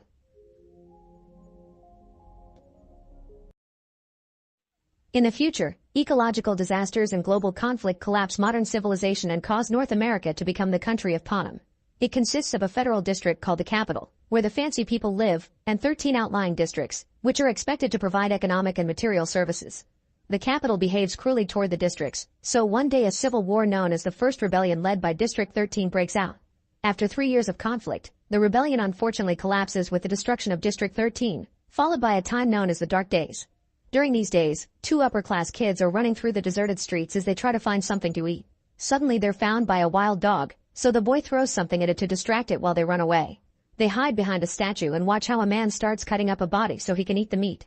Afterward the kids return home to their grandmother, who is bad news. The boy's father has been killed by rebels in District 12. 3 years later, the dark days are over when the capital creates the Treaty of Treason to ensure peace. Part of the treaty includes annually celebrating the Hunger Games, a brutal competition during which 2 teens from each district must kill each other. This is to remind the districts that the dark days can't be repeated. 10 years after the treaty is created, the boy Coriolanus lives with his grandmother and the other kid, who is his cousin Tigris. Unfortunately the family status has fallen into decline after losing their factory during the war and now they live in poverty, but they try to keep appearances not to be kicked out of the capital. Coriolanus has been studying hard at the academy in hopes of winning a scholarship for the university, which would save him from having to get a menial job. When the 10th Hunger Games are about to start, Coriolanus joins the mentor program, which means assisting one of the tributes from the districts.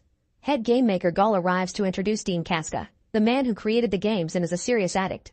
Since viewership on the games has been going down, Casca wants the mentors to focus on having their tributes entertain the audience rather than win. Now the scholarship prize won't be decided by best grades anymore, it'll be given to the best mentor. Then they watch the reaping ceremony on big screens, showing how a girl and a boy are chosen from each district. As each chosen face appears, Casca assigns them to a student, and Coriolanus is upset to hear he'll get the girl from District 12. It's known that the lower districts are the poorest, so they usually die quickly in the games. The chosen girl happens to be Lucy, who is making her way to the stage and pauses to put a snake down the blouse of Mayfair for making fun of her.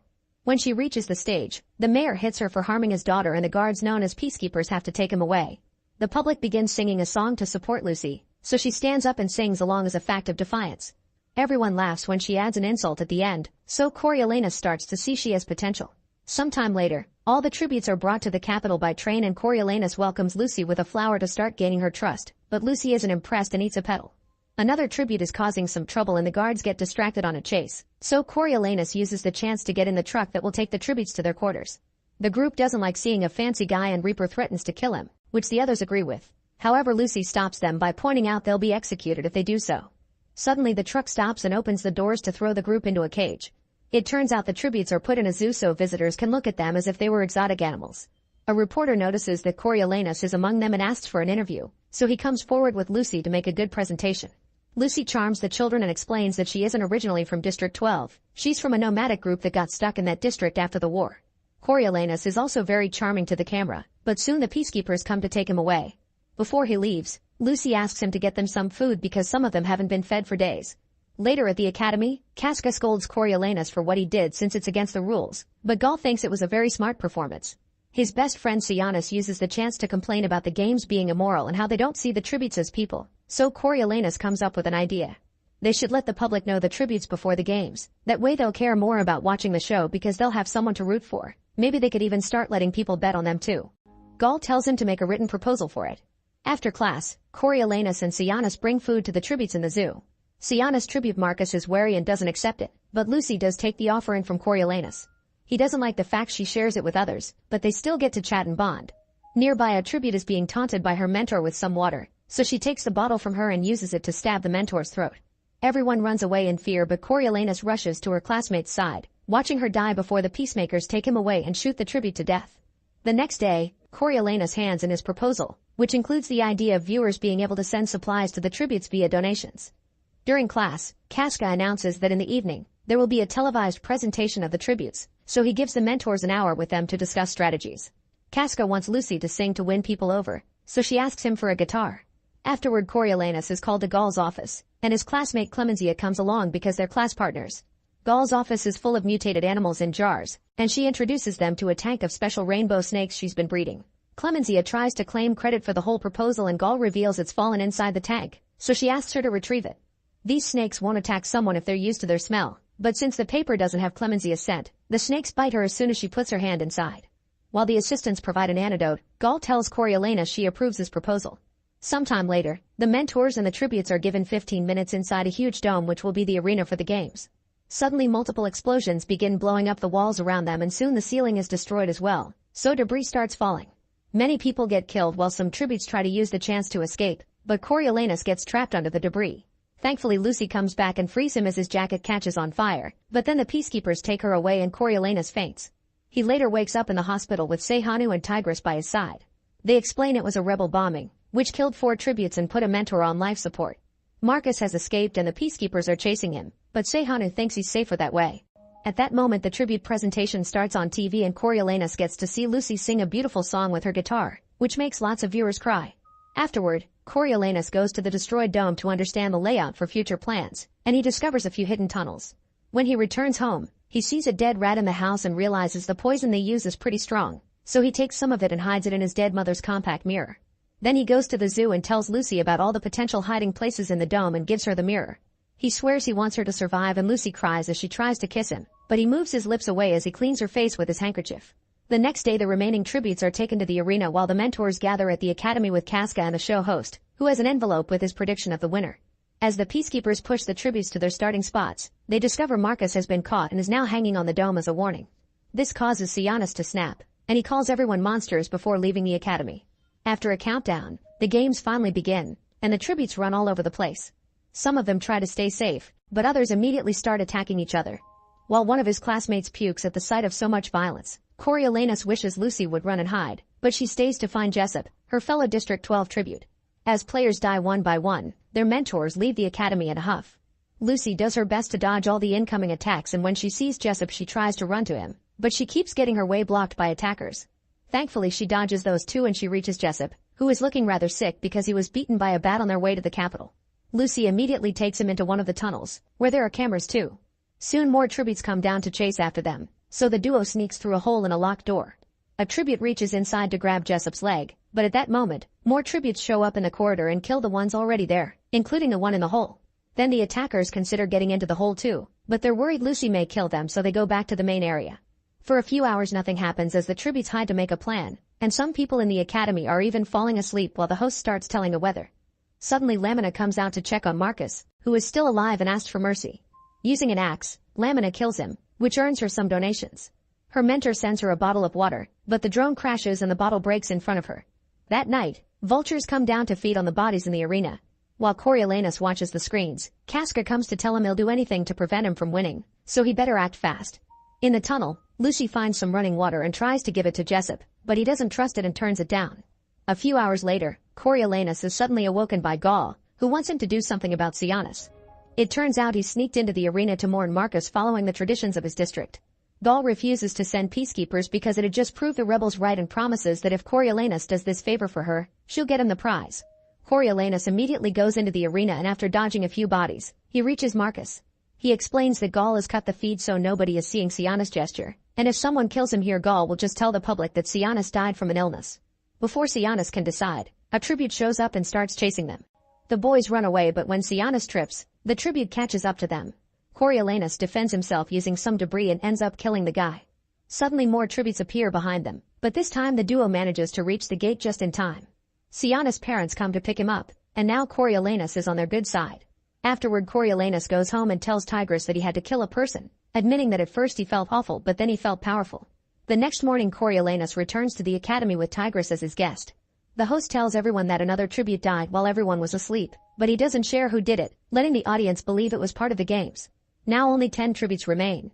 Meanwhile Jessup goes delirious from the bat bite and tries to attack Lucy, who has to run away from him. The chase leads them out of the tunnel and as they begin climbing some debris, the cameras show Jessup's face, which makes Coriolanus realize he has rabies.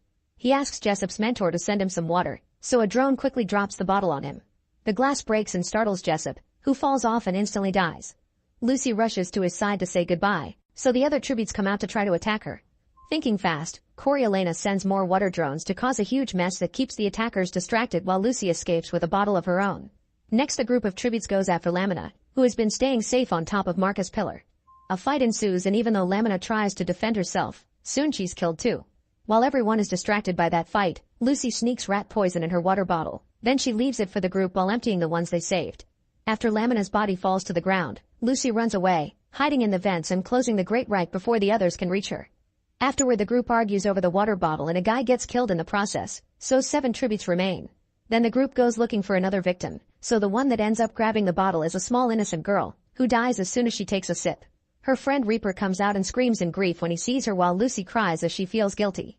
Suddenly Reaper begins gathering all the bodies and places the capital flag over them before turning to the camera, ready with a message in favor of rebelling. Unfortunately the transmission is suddenly interrupted by Gaul, who has an important announcement. The mentor who was sent to the hospital by the rebel bombs has died. That kid had been the president's son and his death is a political act, so Gaul will punish the districts by killing all the remaining tributes even if means the games won't have a winner. Because Gaul mentions she'll send a rainbow of destruction, Coriolanus guesses she meant her snakes and gets an idea. While the guards are taking the snake tank out of Gaul's office, he sneaks behind it and throws the handkerchief with Lucy's scent inside. In the arena, a tribute finds Lucy in the vent and starts poking a spear through the holes in the grate. Lucy quickly backs away and notices there are other grates right above a pair of tributes, so she throws down the rat poison. As one of the guys breathes it and dies, the other one uses a trident to try to stab Lucy through the vent. She dodges all the hits, but eventually the vent takes too much damage and breaks, causing Lucy to fall. At that moment Gaul's tank arrives and breaks open, releasing thousands of snakes that immediately cover a young girl. Then they start chasing the tributes, killing them one by one. Reaper stays on his knees and accepts his fate while a girl tries to use her last moments to kill Lucy, but the snakes kill her too. Soon they start surrounding her without attacking, and since Lucy starts to sing to them, Coriolanus tells Gaul that the song is calming the animals down and Lucy deserves to be declared the winner. At first Gaul refuses, but soon all the other mentors begin chanting for her victory, so Gaul has no choice but to announce Lucy as the winner. The host tears his envelope, claiming he had voted for Lucy. Moments later Coriolanus is taken to see Casca, who has found the mirror and the handkerchief. This goes against the rules, so Casca announces that Coriolanus' family won't see any prize money and he'll have to work as a peacekeeper in the districts for 20 years. After Coriolanus gets all the proper testing and his head shaved, he's informed he'll be sent to District 8, but he bribes the organizer to be sent to 12 instead. During the train trip, he's shocked to be joined by Sianis, who has volunteered to do this as his punishment so he can start making a real difference. When they make it to District 12, the boys are put through a strict training regime by the peacekeepers.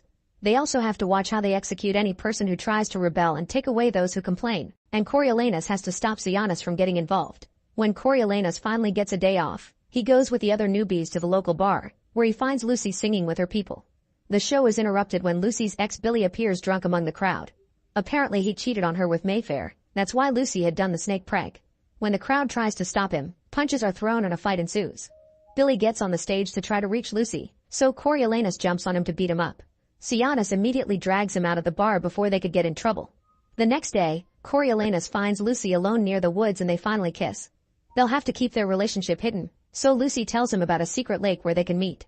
From then on, the couple begins spending lots of time together by the lake, bonding and having fun. Coriolanus confesses he wants to go back to the capital one day, but Lucy disagrees, saying they could build a life here.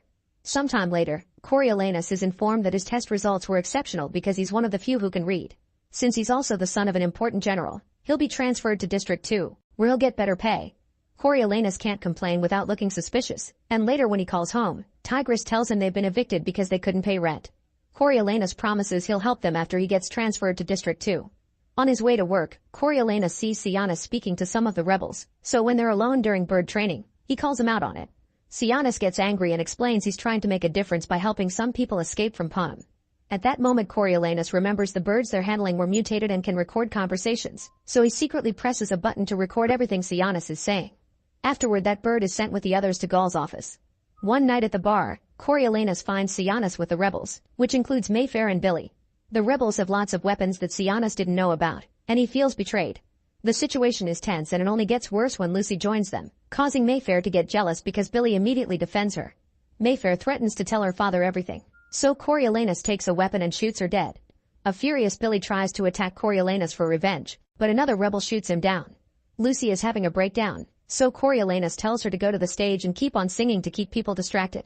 Then Coriolanus asks the rebels to get rid of the weapons and promises Cianis he can always count on him. The next day, the peacekeepers are sent to search the entire district and find the weapons that killed the major's daughter. During his search, Coriolanus finds Lucy, who tells him she wants to leave Panem because everyone suspects her and she'll probably be hanged. Coriolanus decides to leave with her and they agree to meet the next day at dawn. Afterward, the peacekeepers find the rebel who shot Billy and take him to be executed. During the ceremony, the guards also bring Cianis, who has been captured after they received orders from Gaul thanks to the birds. Cianis tries to ask Coriolanus for help, but he ignores him and has to watch his best friend be hanged. When Coriolanus returns to their room, he finds a picture among Cianis' things and he finally breaks down. At dawn, Coriolanus and Lucy meet and enter the forest to start making their way out of Panem. It's quite a long hike and while chatting, Coriolanus accidentally says something that makes Lucy realize he was behind Cianis' death. Eventually it starts raining, but thankfully they find a cabin where they can stay for a while. Under a loose floorboard, Coriolanus finds the rebels' weapons and realizes that if he gets rid of these, there won't be any loose ends. Lucy announces she's going to pick some flowers, but hours pass and she doesn't come back.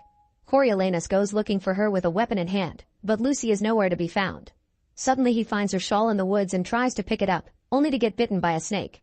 Realizing Lucy has abandoned him, Coriolanus throws a tantrum until he sees someone moving among the trees. He immediately opens fire, but when he approaches the spot there's no body, only Lucy's bracelet. Coriolanus continues to look for her and hears her sing, which causes all the birds in the forest to start singing too. Losing control, Coriolanus begins to wildly fire into the air until he runs out of bullets. When he finally gives up, he throws the weapons into the lake and returns to headquarters. Moments later, Coriolanus gets ready to be transferred to District 2, but his commander tells him there has been a change of plans. He'll be sent back to the capital since he has received a spot at the university as a gift from Cianis' parents. At the capital, Coriolanus immediately gets his family a nice home and new clothes. Then he goes to see Casca to drop Cianis' things and thank him for showing him how the real world works. Casca explains that he came up with the idea for the games while he was drinking with his best friend, who was Coriolanus' father. He never planned to present it to the higher-ups, but Coriolanus' father stole the idea and made it happen under both their names. He also explains Lucy's body hasn't been found, so nobody knows if she survived or not. After Coriolanus leaves, Casca takes a drink, only to die because he's been poisoned by Coriolanus. Afterward Coriolanus meets with Gaul to start his training as the new game maker. Eventually he'll grow into President Snow, the bad guy from Katniss story. Make sure to subscribe and turn on notifications so you can watch more videos like this. Thanks for watching. In the middle of the road, a terrified woman runs to a gas station and begs for help. However, the clerk is done for the day and turns off the lights, saying they're closed. Then the woman rushes to the phone booth and calls 911, desperately explaining that both her sons have been taken.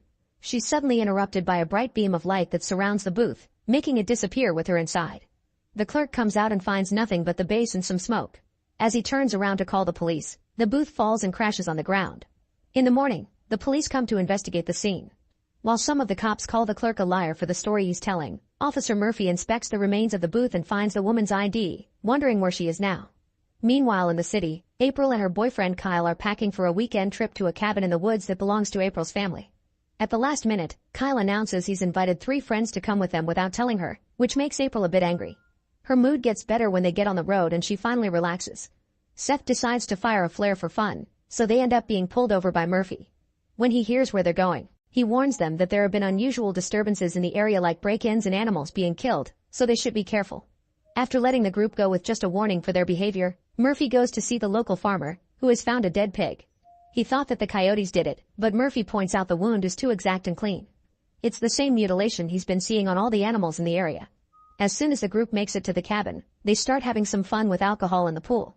After a few hours of fooling around, Mel takes her dog out for a walk and April goes with them.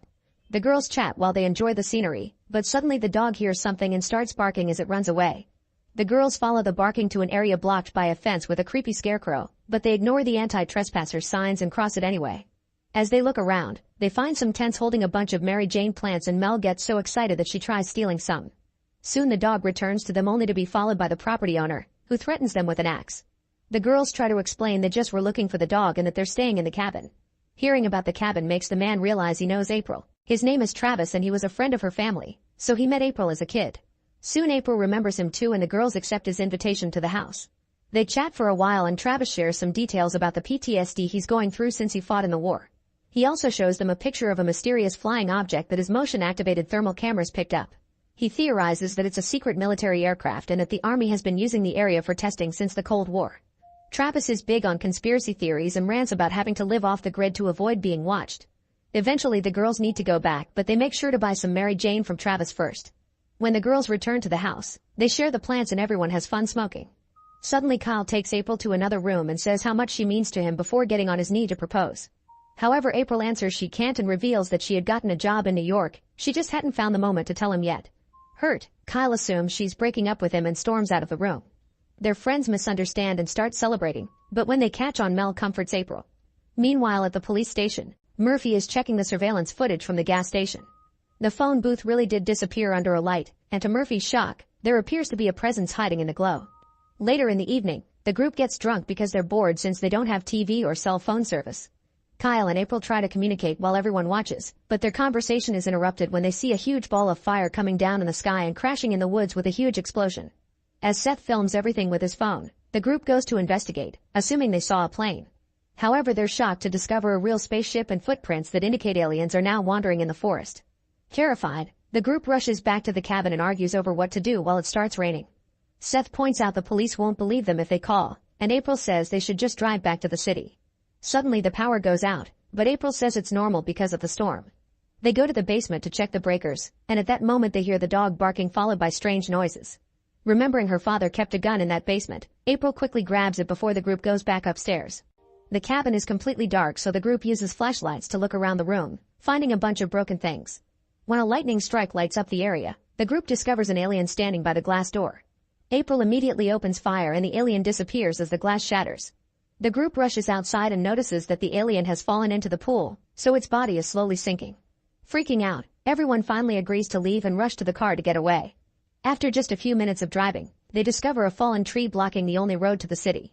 When they take a closer look, they discover the cut is too clean, so it wasn't the lightning that did it. The rain suddenly stops falling, but when they look back, they discover it's only raining in certain parts of the road. At that moment a red light covers the area and the group looks up to discover an alien spaceship hovering above them. Everyone rushes back to the car, however the spaceship fries all the electronics and now the vehicle won't start. Panicking, Lex gets out of the car, so the aliens use the chance to use their light and kidnap her. Hysteria takes over the group and they start running to the forest. Meanwhile Murphy continues to investigate and finds a camper van in the woods surrounded by a mess.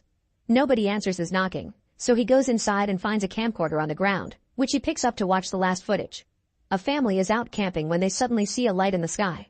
The child runs off to get a better look, only to be beamed up and kidnapped by the aliens. Once the video is over, Murphy looks deeper in the vehicle and sees blood in the bathroom. Then the mother from the video comes out of hiding to attack him. He manages to calm her down and the woman explains the aliens abducted her husband and son, claiming that they conduct experiments to learn everything about humans. Murphy calls an ambulance and before the doctors take her away, the woman urges Murphy to assist the people who are trapped in the spaceship. The aliens bring most people back but there are still hundreds up there, some have even been there for years. Back to April's group, they reach Travis' place and have to calm the guy down as he attacks them for mistaking them for trespassers. They tell him everything and show him Seth's video. Travis then explains that the US government has had a treaty with the extraterrestrials since Roosevelt's term. This treaty states that aliens are allowed to abduct humans for experiments and in return humans can keep on acting as if they own the planet. There's only one very important rule: nobody should attempt to engage with the aliens, which April broke by shooting one of them. At that moment Mel notices something on the radar and Travis confirms that it's the spaceship, which quickly disappears from the screen. Travis says that means it landed. Suddenly the lights go out so everyone starts running except for Travis, who tells them how to get back to their cabin while he stays to fight. He finds a hole in one of his tents and as soon as he hears the alien moving in the darkness, he opens fire. There's no alien body around, so next Travis hides under a table and looks around with his flashlight. When he sees the alien jump above him, he opens fire again and hears the creature's body fall before some nasty alien goo falls on his face. Thinking it's over, Travis comes out of hiding, only for another alien to grab him. In the meantime, April's group makes it to the cabin and starts boarding up all the windows. A strange noise can be heard outside and April peeks through the peephole only to find an alien standing at their doorstep at the same time that very bright lights shine through the windows. Seth panics and opens fire, almost hitting Murphy and his partner Mitchell when they suddenly burst in. The cops immediately handcuff Seth and interrogate the group, not believing their story when they smell the Mary Jane in the room. To prove it, April takes them to the pool, only to discover the body is gone. Suddenly another noise could be heard in the barn. Murphy goes inside to investigate and after finding some goo, he's horrified to see Mel's dog dead with the organs out. At that moment an alien runs past him and jumps out the window, so Murphy tries firing but misses all the shots. The alien can be heard running through the bushes, but instead of chasing after it Murphy returns to the police car and informs Mitchell that the friends are telling the truth. Mitchell starts laughing and tells Murphy that he needs to move on, saying that his girlfriend just left him for another dude. However, Murphy is sure she was abducted because she just disappeared from the bed overnight and didn't take her keys or clothes. Then the cops get ready to leave with an arrested Seth, but at that moment an alien appears in the middle of the road. Murphy freezes as he stares at the bright light, not hearing Mitchell and Seth yelling at him to go. The alien moves its hand and suddenly Murphy grabs his gun to shoot Mitchell and then self-delete. After the alien disappeared, April comes out to free Seth and take him back to the cabin.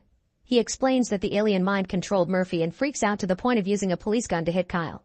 Seth blames April for what's happening and decides to escape alone, running out of the cabin while insulting the others. Seconds later, the whole building starts shaking and bright lights indicate the arrival of the spaceship. Then the aliens play a high-frequency sound wave that paralyzes everyone and causes excruciating pain. The light bulbs and various appliances explode, causing a small fire. The whole house appears to be coming down, so Mel and April rush to the basement but Kyle stays behind and blocks the door with a bookcase to protect the girls. An alien appears at the entrance and Kyle yells at it, taunting the creature into chasing him as he runs upstairs. Meanwhile, Seth runs through the forest until his flashlight runs out of battery. As he lights a glow stick, he hears a weird noise and begins shooting in random directions. At that moment the aliens show up and attack him, leaving him severely wounded. Seth manages to crawl away and handcuffs his arm to the tree, but this isn't enough and the light takes him anyway, leaving his arm behind. In the cabin, Kyle waits with a knife in the bathroom, but an alien reaches through the mirror and kidnaps him anyway. At the same time in the basement, an empty medicine bottle falls from Mel's pocket and she admits she's self-deleting because it's better than being abducted by aliens. After Mel dies in her arms, April grabs a crowbar and gets ready to go back, but she pauses when the lights and rumbling go away. Astonished, April drops the crowbar and slowly makes her way upstairs, where she discovers the power has returned. On a pool of blood on the floor, she finds Kyle's engagement ring, making her realize he was taken. A desperate April runs outside and sees the spaceship flying away, so she grabs some fireworks and starts firing them into the sky to get the attention of the aliens. At first nothing happens and April falls to her knees, thinking she lost Kyle forever. However, the spaceship then comes back and abducts her as well. Moments later, April wakes up and finds herself in a nasty cocoon. After some struggle, she breaks free and starts walking down a hallway, seeing other bodies on the way. Following a very bright light, she reaches the end of the corridor and discovers she's been brought to an alien city. In another room, Seth also wakes up and panics when he sees his arm is gone. Suddenly an alien machine begins conducting various painful experiments on him, like inserting a bug through his belly button, drawing on his skin with lasers, and inserting a probe up his rear. It eventually becomes too much and Seth dies. Back to April, she continues to wander through the corridors and looks at the bodies in the cocoons until she finds Kyle. She immediately frees him and gives him CPR as she apologizes for everything. Kyle wakes up and the couple shares a hug before the aliens find them. A light surrounds Kyle and April and they hold onto each other thinking they'll die, only to suddenly appear back in the forest. They celebrate with a kiss and leave while holding hands, hoping to find help.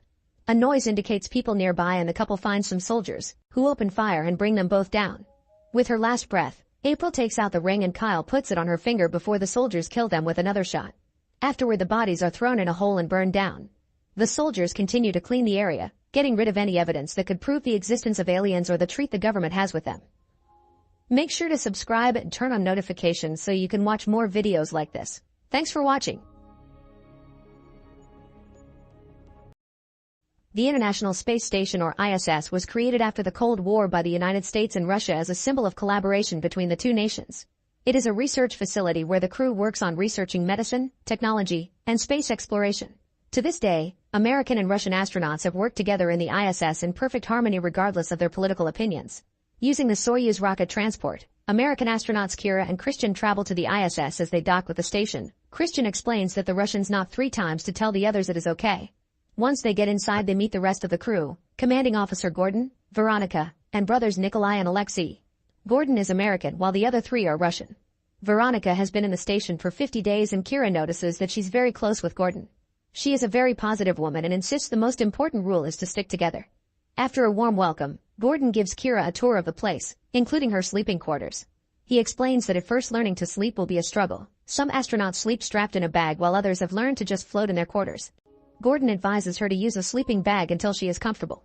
He also points out that the hum they constantly hear is the life support system. If it ever stops making noise, it means they are in trouble. Next, Gordon introduces her to her workstation and the lock boxes to secure their research, giving her a key for the American locks. She is allowed to use Russian cabinets too, but then she must trade keys. Kira immediately gets to work and brings out a few mice into a cage to observe them for her experiments. Alexei notices this and comments that they'll be working in close proximity for a while because their workstations are next to each other. Kira has read his research and asks him about his experiments, but Alexei explains he has lost all his mice. After she moves to the next room, Alexei takes a closer look at her setup. Later, while some of the crew exercises, Kira watches Christian experiment with a drill that can spray fire, which is impressive but also scary. During dinner, Christian shares some gifts from Earth and Nikolai brings out a bottle of alcohol. Kira accidentally tries to open it normally, causing bubbles of alcohol to float in the area and make everyone laugh. Afterward, the crew goes to the viewing deck, where Kira gets to see an amazing view of Earth. The group discusses the overview effect, which is this spiritual awakening some astronauts go through when they see Earth without borders and humanity as one. That night, Kira sees one of the guys sleeping by floating and can't help getting pretty anxious. Thankfully, Veronica comforts her and helps her strap herself to the bag for her first night, mentioning the hardest part of sleeping in space is having nobody to hold. The next morning, the crew begins working early. Christian tries using the computer, but the signal is down so they can't get messages out. Kira checks on her mice and discovers they have attacked each other, but she can't tell why. Feeling down, she goes to the viewing deck to look at Earth, only to see a huge eruption. At first she wonders if it's a volcano erupting and tells the others, but soon several explosions start happening in many spots in quick succession. Panicking, the crew immediately leaves the deck and closes it before trying to get in contact with Earth to no avail. Suddenly, Gordon gets a message from Mission Control telling him to remain silent because it is classified information. It turns out the United States and Russia are at war, and the involvement of other countries is being investigated. The U.S. government wants its citizens to abort all experiments and take control of the station by any means necessary. In his own station, Nikolai also gets a message and Gordon wonders if he's gotten a similar order. Nervous, he replies to the message with the word "why," but at that moment the power goes out, only to come back in a second. Gordon pretends he couldn't contact Earth, but as soon as he gets some privacy with Kira and Christian, he tells them the truth. Christian immediately assumes the Russians got the same orders and blames them for the power outage, but Gordon tells him not to jump to conclusions and to wait for now. Then Veronica announces they have a big problem. The station has lost its internal propulsion and is falling out of orbit, which means they only have a day before the entire station will burn up in the atmosphere. There's a mention of using the Soyuz rocket to escape, but it doesn't have enough room for everyone and only triggers an argument. Kira sends out a message requesting propulsion and hopes Mission Control will get it in time, so for now they can only wait. All of a sudden, Alexei informs the crew that an antenna outside the station is damaged and needs to be repaired manually. Christian snorts because he thinks it's a lie, but Gordon volunteers to go anyway. While he suits up, Veronica kisses him for good luck. Christian carefully whispers his concerns about this being a trap, but Gordon swears he trusts everyone in this crew. When Gordon goes outside, he is horrified to see the United States is now the color of bright red, meaning his homeland is destroyed and on fire. Using the comms, he asks Kira to keep everyone away from the windows. Meanwhile, Christian and Alexei try to chat, but the mood is tense and paranoid. Alexei then says he is going to the bathroom, but as soon as Christian is gone, he comes out and opens a panel. He gets ready to cut some wires, but he hesitates. Back to Gordon, he carefully moves around the station while Kira chats with him to keep him calm. After several minutes of very slow space walking, Gordon is almost at the antenna, but at that moment Alexei cuts the wire and Gordon loses communication with the station. When Kira warns the others, Christian immediately notices that Alexei isn't around and rushes to check on the panels, but Alexei has covered his sabotage with fake wires and Christian finds nothing. Then Gordon notices his tether isn't long enough to reach the antenna, so he has no choice but to disconnect it. Making a very risky but calculated leap, Gordon finally reaches the antenna, only to discover it's just fine and Christian had been right. At that moment Nikolai activates the grabber arm and swats Gordon off the station, sending him floating through space. Kira and Veronica begin to panic when they can't communicate with Gordon or see him on the cameras. Christian checks the windows and sees Gordon float away, so they run to pull the tether in only to find it empty. Upset, Kira hides in her room while trying to deal with her grief. When Christian comes to check on her, Kira says she wants to go out and find Gordon because the suit should keep him alive for a few hours, but Christian assures her it's pointless. He also scolds her for thinking it was an accident when it is quite obvious that the Russians acted first. Meanwhile, Veronica confronts Alexei and Nikolai and learns the truth. They received orders from Russia to get rid of the Americans and take over the ISS. However, Alexei swears he only wanted to cut off the comms and didn't know Nikolai's intentions. To defend himself, Nikolai says the Americans would do the same to them, but a horrified Veronica calls him a monster. Like Kira, she wants to go out and find Gordon, but the brothers refuse to help. Heartbroken, Veronica goes into another room to have a breakdown. Afterward, Veronica asks Kira to talk in private because Kira is the only one she can trust since she is new. Veronica asks Kira to exchange keys, and when Kira says she has lost hers, Veronica can tell she's lying. Then both women admit they've received orders from the government and Veronica admits the brothers killed Gordon, which makes Kira agree to help. Veronica has a plan. She'll create a distraction while Kira uses the Russian key to raid Alexei's box, which contains samples that could be used to treat radiation poisoning. Earth is going through a nuclear war and their countries want their research to use it as the ultimate bargaining chip, but Veronica thinks cures should be for everyone. She also points out that the most important samples are stored in Node 0. After they trade keys, Veronica steals the fire drill gun and turns on pure oxygen in one of the chambers, threatening to blow everything up. While Nikolai and Alexei try to calm her down, Kira goes to the research lab and starts searching for Node 0, but she can't find it. She asks Christian about it and Christian tells her there is no such thing. Believing Veronica lied, a furious Kira goes to find her and Christian follows her. The duo makes it to the other room just in time to see Veronica hit Alexei with a wrench. Christian uses this distraction to smash a tank in the back of Veronica's head, instantly killing her. Alexei and Nikolai are devastated as Christian tries to tell them he had no choice because she was going to blow the station up. While Alexei and Nikolai mourn Veronica, Christian convinces Kira to hide until communications work again. Eventually Nikolai snaps and announces he is ending all this, calling it his duty. On Earth, flames and destruction continue to spread. Alexei decides to drink to forget and when he glances at the screens, he discovers Gordon is floating nearby and still alive, so he immediately uses the grabber arm to carefully bring him back inside. Meanwhile, Kira and Christian are hiding in the luggage. When Nikolai starts searching that area, Christian throws his fidget toy to send him in the opposite direction. Kira uses the chance to come out and bumps into Alexei, who helps her hide in a different spot and lies to his brother. At that moment the toy floats by again and Nikolai finally finds Christian, so he drags him out to beat him up, only for Alexei to get hit instead when he tries to stop him. Then Kira tackles Nikolai to free Christian, so Nikolai grabs her instead and starts choking her. Suddenly Gordon shows up and knocks Nikolai down with a drill. Next he asks about Veronica and loses his mind when he learns she is dead. Furious, he locks himself up with Nikolai and a fight ensues. As the men struggle against each other and throw a few punches, Gordon loses the drill and is picked up by Nikolai, who turns it on as he impales Gordon. With the last of his strength, Gordon grabs a screwdriver from Nikolai's pocket and stabs him in the neck. By the time the others manage to open the door with a drill, it's too late, both men are dead and their bodies are floating in the room. While the world continues to burn, the remaining astronauts take a moment to grieve in private. Sometime later, Kira checks the computer and sees they are losing altitude. As she moves around the station, she finds a sign that says Node 0, meaning the one who lied was Christian and not Veronica. She rushes to his room to demand an explanation and discovers all the samples ready to go with an escape suit. It seems Christian knew everything all along and has always planned to escape alone. At that moment the life support ventilation goes out as part of Christian's plan. Kira looks for Alexei to warn him, but he is in the same room as Christian, so she makes some gestures to ask him to turn off the music. Alexei does so and realizes the hum can't be heard. Then she uses a jar to knock on the table 3 times as a sign for Alexei to be ready. Christian is making himself a sandwich and Kira tries to borrow the knife to make one too, so Christian tries to get rid of Alexei, saying they need privacy.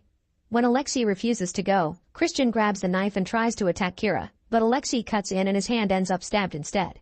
Being so close, Alexei manages to grab Christian tightly and holds him in place while Kira uses a necklace to choke him.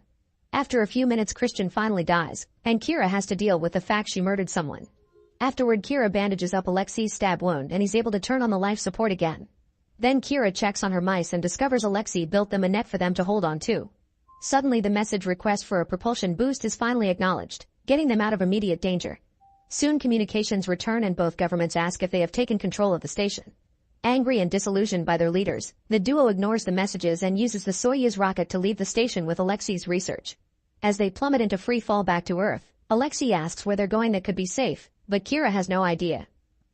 Make sure to subscribe and turn on notifications so you can watch more videos like this. Thanks for watching. It's a normal day at the office, and Vincent asks the intern to bring him coffee in a very rude manner. Moments later, the intern stares at Vincent while he works at his desk and suddenly starts beating him up with his laptop. The other employees immediately drag the intern away and Vincent is sent to take care of his wounds. Afterward, the boss says stress must have affected the boy and that she won't hire interns anymore.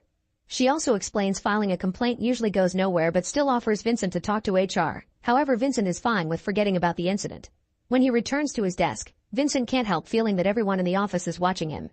In the evening, Vincent goes home and spends some time looking for a potential girlfriend on a dating app. He also takes a picture of his injury and uploads it to social media with a cheap quote to get lots of sympathetic comments. The next day at the office, Vincent is working at his desk when suddenly a coworker grabs his hand and starts stabbing his arm with a pen. Once again, the others must pull them apart and Vincent immediately runs away, causing the attacker to regain clarity. Later, after Vincent was given an arm sling by a doctor, both he and the attacker go to HR to discuss the incident, bringing a video a coworker recorded with their phone. The attacker says he wasn't in his normal state and swears he can't remember anything before he starts crying. The HR manager blames it on stress and too much workload and Vincent doesn't want to fill a complaint, so the meeting ends with the attacker and Vincent shaking hands. Afterward, another boss asks Vincent to work remotely since obviously something about him is unnerving people. Before going home, Vincent asks a coworker to check social media to see if there are any bad rumors about him, but they find nothing. In the evening, Vincent has a date with the woman he met on the app at a restaurant. Their chat goes well and they hit it off, but Vincent can't help glancing at the window because a hobo keeps staring at him. Suddenly the man starts walking toward the restaurant, but when he crosses the street he gets hit by a car. Terrified, Vincent decides to leave. On his way home, he can't stop feeling that everyone on the street is watching him, so he ends up taking a cab. The next day, Vincent goes for a ride on his bicycle and when he stops at a red light, he notices a driver in a car staring at him without blinking. Scared, Vincent ignores the red light and rides away as fast as possible, but soon the car comes chasing after him. He ends up accidentally falling off his bicycle, but at least this allows him to hide off the road and the car goes away without seeing him. When he returns home, Vincent searches the internet for news related to mysterious cases of violence and finds many examples of people suddenly dissociating and attacking whoever is around them. There are also many videos filmed by people with their own phones of such incidents happening in sports events and stores. The following day, Vincent goes to see a psychologist. Unfortunately, the man doesn't believe the part about the attackers having blank faces and says Vincent may want any kind of attention, causing the others to react. Vincent goes home and starts organizing the details he knows so far on a board. The attacks start with eye contact, so he needs to know how they stop. He goes to the balcony and says hello to the neighbor, who at first returns the greeting with good manners. However, after some staring, his face goes blank and he throws things at Vincent, who immediately hides. After waiting for a few seconds, Vincent looks out again and notices the neighbor is confused over what happened. He adds to the boards that ending eye contact also ends the attack. Later, Vincent receives a package with his latest purchase, a taser, some handcuffs, and paper spray. Then he spends a few moments practicing how to react fast with the taser in hand. Feeling safe now, Vincent goes for a walk while keeping his hood up. When he returns home, the neighbor kids see him arrive and suddenly attack him. Vincent tries pushing them away without hurting them, but the kids keep trying and even bite him, so Vincent has no choice but to throw them to the floor. At that moment he's seen by the mother who immediately calls him an abuser, but at least she stops the attack and Vincent can run to hide in the apartment. Soon all the other neighbors are gathering outside the door and they don't believe him when he says the kids attacked first. Scared, Vincent puts some furniture against the door to keep them from breaking in. When the neighbors finally give up and leave, Vincent packs up his most important things and leaves, making sure to keep his hood up. He takes a cab to his childhood home, where he learns that his father Jean-Pierre is living with a new girlfriend. Vincent borrows his dad's car and the keys to the family's country house, but when he asks to spend the night, Jean-Pierre informs him his childhood room is going through renovations. Vincent's options are the couch or the garage, where all his old things are in boxes. Seeing he's clearly being a third wheel, Vincent decides to leave, but first he stops by the garage to get some of his old stuff and a hammer for defense. After a few hours of driving, Vincent stops at a store to buy some food. He eats it at a table in the park, where he's suddenly approached by a hobo named Joachim and his dog. Thinking he's about to be attacked, Vincent tries to leave, but Joachim asks him to stay and promises it's safe. Joachim watched him buy the food and how he avoided looking at anyone, so he can tell Vincent is like him. Vincent agrees to share his food while Joachim shares his story. This has been going on for 7 months for him, and it got so bad that he had to leave his job as a university professor. He doesn't know what caused it, but he knows there are others like them that chat on forums and blogs. Joachim recommends him the one he uses, called the Watchman blog. There they discuss techniques to survive alone, since even going to the hospital is dangerous. In fact, Joachim isn't his real name, it's the username he uses on the forum. Before leaving, Joachim tells Vincent to get a dog because it won't attack him and can warn him of any danger. Afterward, Vincent goes to the gas station and fills up his tank while trying to hide from other drivers. Unfortunately, a man parks next to him and sees him to the point he grabs a shovel from his truck, ready to attack. Vincent immediately gets in his car and escapes without paying. After driving the entire night, Vincent finally makes it to the family's country house and locks the front gate with a chain. Then he uses his laptop to find the website Joachim told him about. However, to leave a message he has to create an account. To do so, the website asks him to delete all his social media accounts first. Without hesitation, Vincent deletes all his accounts and makes a new one on the mysterious website, using Dave17 as a nickname. Sometime later, Vincent orders food online, and when the delivery guy comes, Vincent makes him drop the box by the gate and doesn't pick it up until the guy is gone. At that moment, a neighbor sees him and comes to say hello. The woman is pleasant, but her daughter's face is slowly changing and she tries to reach for him, so Vincent rushes back inside. Then Vincent gets on the website again and finds Joachim's profile, so they start talking to each other through DMs. The next time Vincent goes to the bathroom, he discovers the toilet is clogged. He goes out to check the septic tank that he shares with a neighbor, finding it flooded as well. At that moment, a repairman called by the neighbor arrives and Vincent tries his best to avoid eye contact, but unfortunately the man reacts anyway and jumps on Vincent. The men start fighting, and after lots of struggle, the attacker throws Vincent on the pile of poo to beat him up. Vincent quickly makes the man fall too, and they roll on the poo until the guy starts choking Vincent, who manages to find a rock and uses it to hit the man's head until he's dead. Then Vincent quickly washes off the worst of the dong and drives away with the body in the trunk of his car. Once he's far enough, he opens the trunk and discovers the man is still alive. Vincent wonders if he should spare him, but the man attacks again, so Vincent furiously finishes him off with a hammer. After throwing away the body, he returns home and takes a thorough shower. He finds some cuts in his body, so he stitches those too. The following day, Vincent goes to the dog pound to choose a pet. All the dogs are barking except for a good boy who smiles at him, so Vincent adopts him and calls him Sultan. They go to the beach and play some games together, but soon a family arrives and starts walking toward Vincent. Sultan immediately barks to warn him and they run away together. At home, Vincent takes a picture with Sultan and the taser and sends it to Joachim. One evening, he drives to a fast food restaurant and makes an order on his phone, asking them to bring it out because he's disabled. Margot is the one who brings his order and realizes the raw meat is for Sultan, so she calls Vincent sweet. When she asks what's Vincent's disability, he confesses he lied, but Margot doesn't mind because she likes having an excuse to catch a break from the clients inside.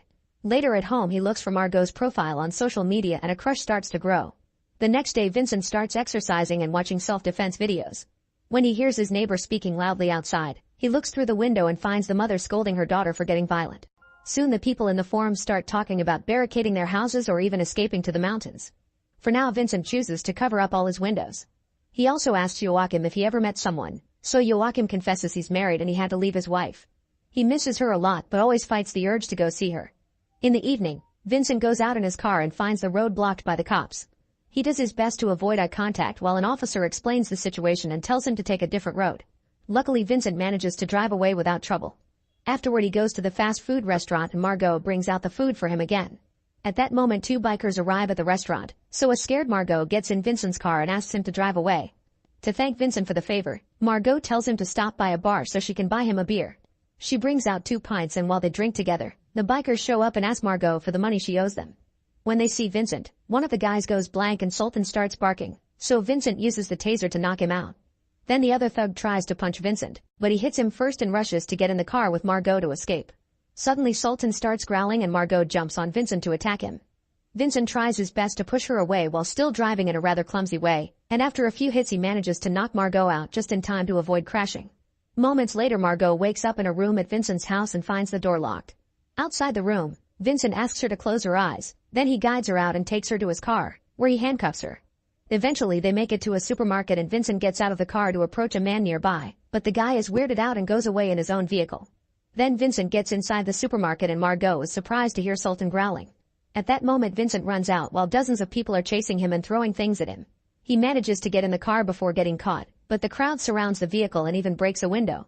Vincent makes them move by starting the car and the group gets to escape safely. Margot finally understands what happened to her last night and believes the story. Moments later they arrive at Margot's home, which turns out to be a boat. They share some drinks and food, and after chatting for a while, they end up kissing. Things quickly escalate and they decide to do the naughty, which is kinda awkward and uncomfortable because they keep handcuffing one of Margot's hands to various surfaces in case of another attack. By the time they're done, night has fallen and Margot is craving a smoke. Vincent goes out to get them from his car and receives a call from Joachim, who announces he's cured. He doesn't know how or why, but nobody attacks him anymore. Joachim wishes Vincent good luck and hangs up before going to finally see his wife again. Afterward, Vincent and Margot share some joints and fall asleep together. In the middle of the night, Vincent wakes up when he hears Sultan growl and finds Margot attacking him, so he hits her to knock her down and runs outside. Minutes later Margot calls him back but she doesn't blame him for defending himself. While Vincent takes care of the wound he gave her, Margot wonders if they can make their relationship work. Suddenly Sultan starts barking and they hear a voice, which Margot recognizes as the owner of a neighboring boat. Soon more and more voices can be heard yelling in the distance, so the group decides to leave. They drive back to town and are shocked to find a fire that has taken over a house and its surroundings. When they take a closer look, they're horrified to find a body that Vincent recognizes as his neighbor. Then they go around the house to enter Vincent's home through the back door while avoiding the fire, only to find Jean-Pierre with his weapon out. His face has multiple wounds and he explains a bunch of violent people killed his girlfriend. Retelling the story makes him have a breakdown and Vincent manages to make him drop the weapon before hugging him to comfort him. Afterward, Jean-Pierre and Margot go to sleep while Vincent checks a message from Joachim. He says things didn't go well with his wife and that destroyed his soul, so he writes to say goodbye before self-deleting. He also drops a map with the coordinates to all the shelters organized by their website. Devastated, Vincent tries to call him but Joachim doesn't pick up, meaning he's already dead. In the morning the group leaves in the car and heads toward a shelter, keeping Margot's and Jean-Pierre's hands tied to the doors. During the trip, they hear the news on the radio talking about a wave of violence taking over the country and the minister advising everyone not to leave their homes. Eventually they find the road blocked by a bunch of cars because everyone is trying to escape at the same time, and Vincent can't drive back because cars appear behind him as well.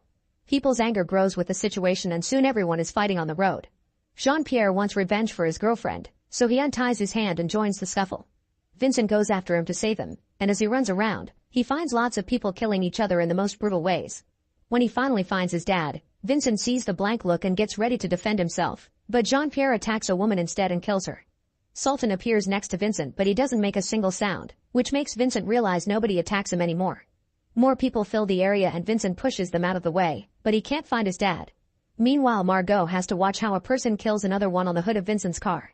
At that moment she finds the handcuffs key and frees herself to go after Vincent, who refuses to leave without Jean-Pierre. Margot points out they'll get killed if they stay, so they run away from the main road and take a trail through the forest. After a few hours of walking, Vincent's face suddenly goes blank and he attacks Margot. As he chokes her, she struggles against him and manages to cover his eyes, making him stop. Vincent feels terrible and lets Margot blindfold his eyes with a piece of her shirt before they keep going.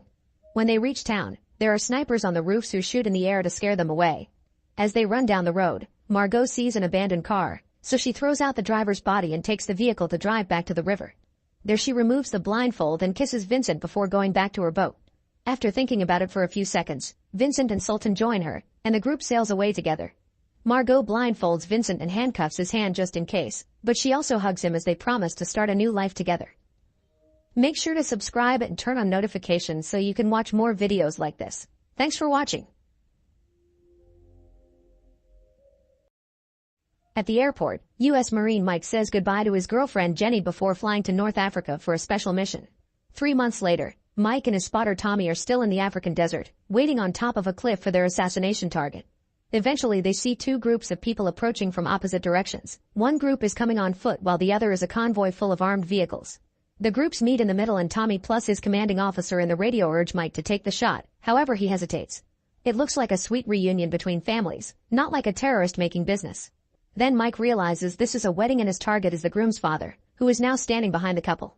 He tells his commanding officer about the situation and gets orders to kill the groom to reach their target at the same time. However, Mike refuses to cruelly kill a civilian and lies to his commanding officer, saying he's lost the target.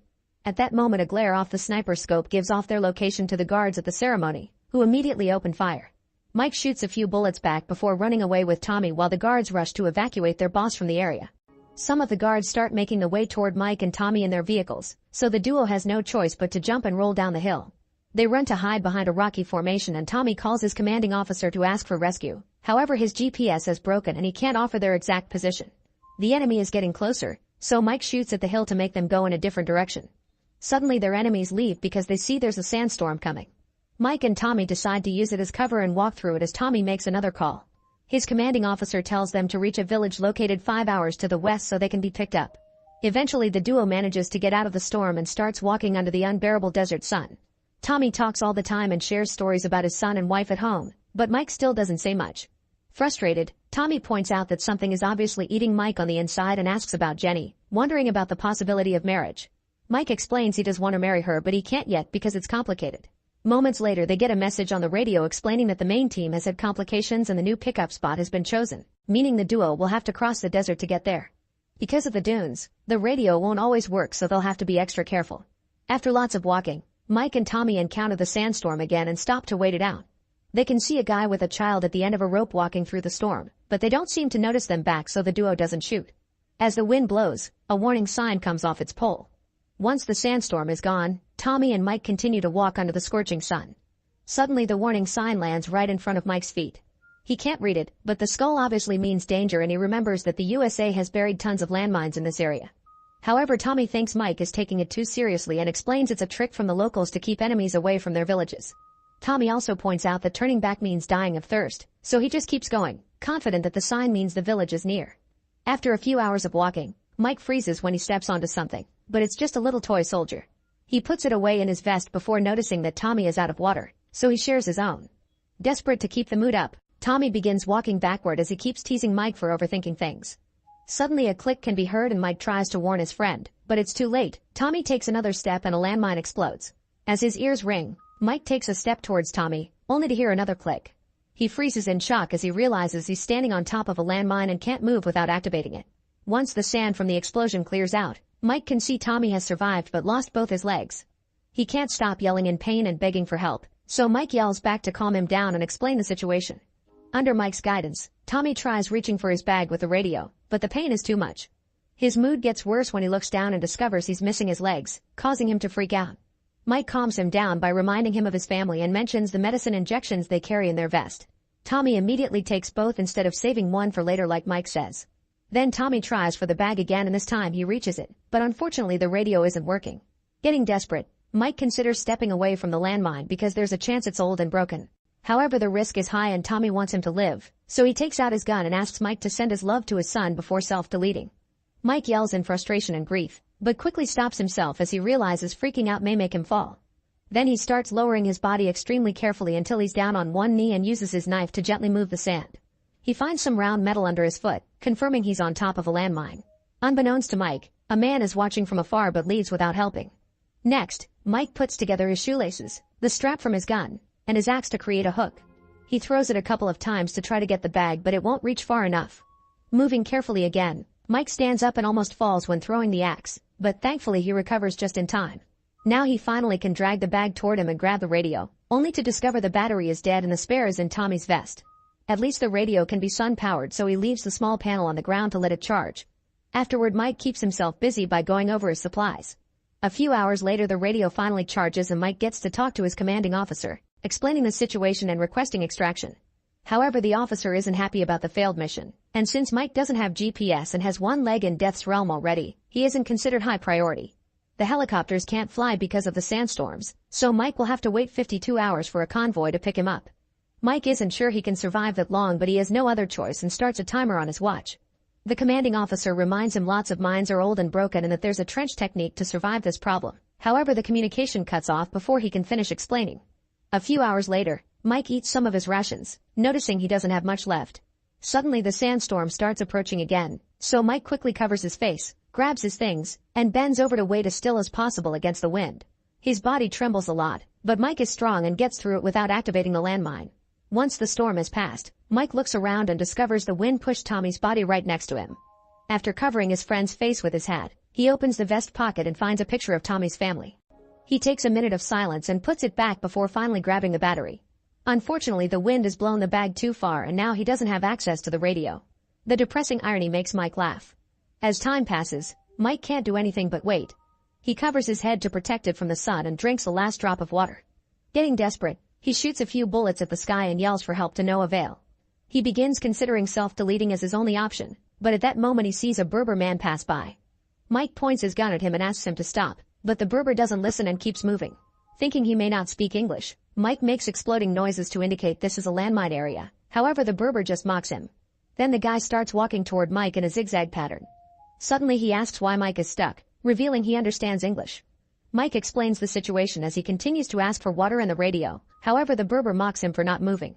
He does take his flask but doesn't help with the radio. He just leaves while ignoring Mike's yelling and questioning if his weird movements help him avoid mines. Hours later, Mike forces himself to pee in a bag to drink. He barely takes a sip before a little girl shows up, running toward him in the same zigzag pattern.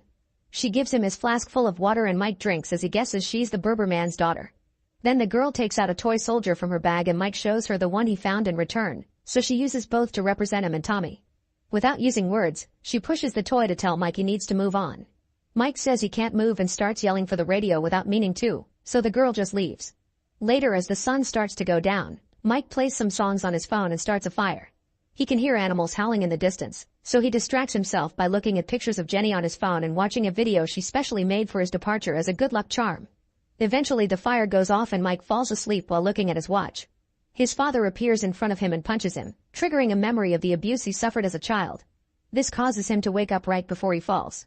Then Mike tries to restart his fire, but at that moment he hears the growling of wild dogs coming closer. He starts shooting in the dark, but none of his bullets hit. Deciding to risk using the flashlight, he discovers one of the wild dogs is taking away Tommy's bag and there's another walking toward him. After changing guns, he opens fire again, hurting the dog. As the creature steps back, it activates a landmine, and the resulting explosion scares the pack away. The next day the Berber visits Mike again, calling him a lucky man for surviving so far.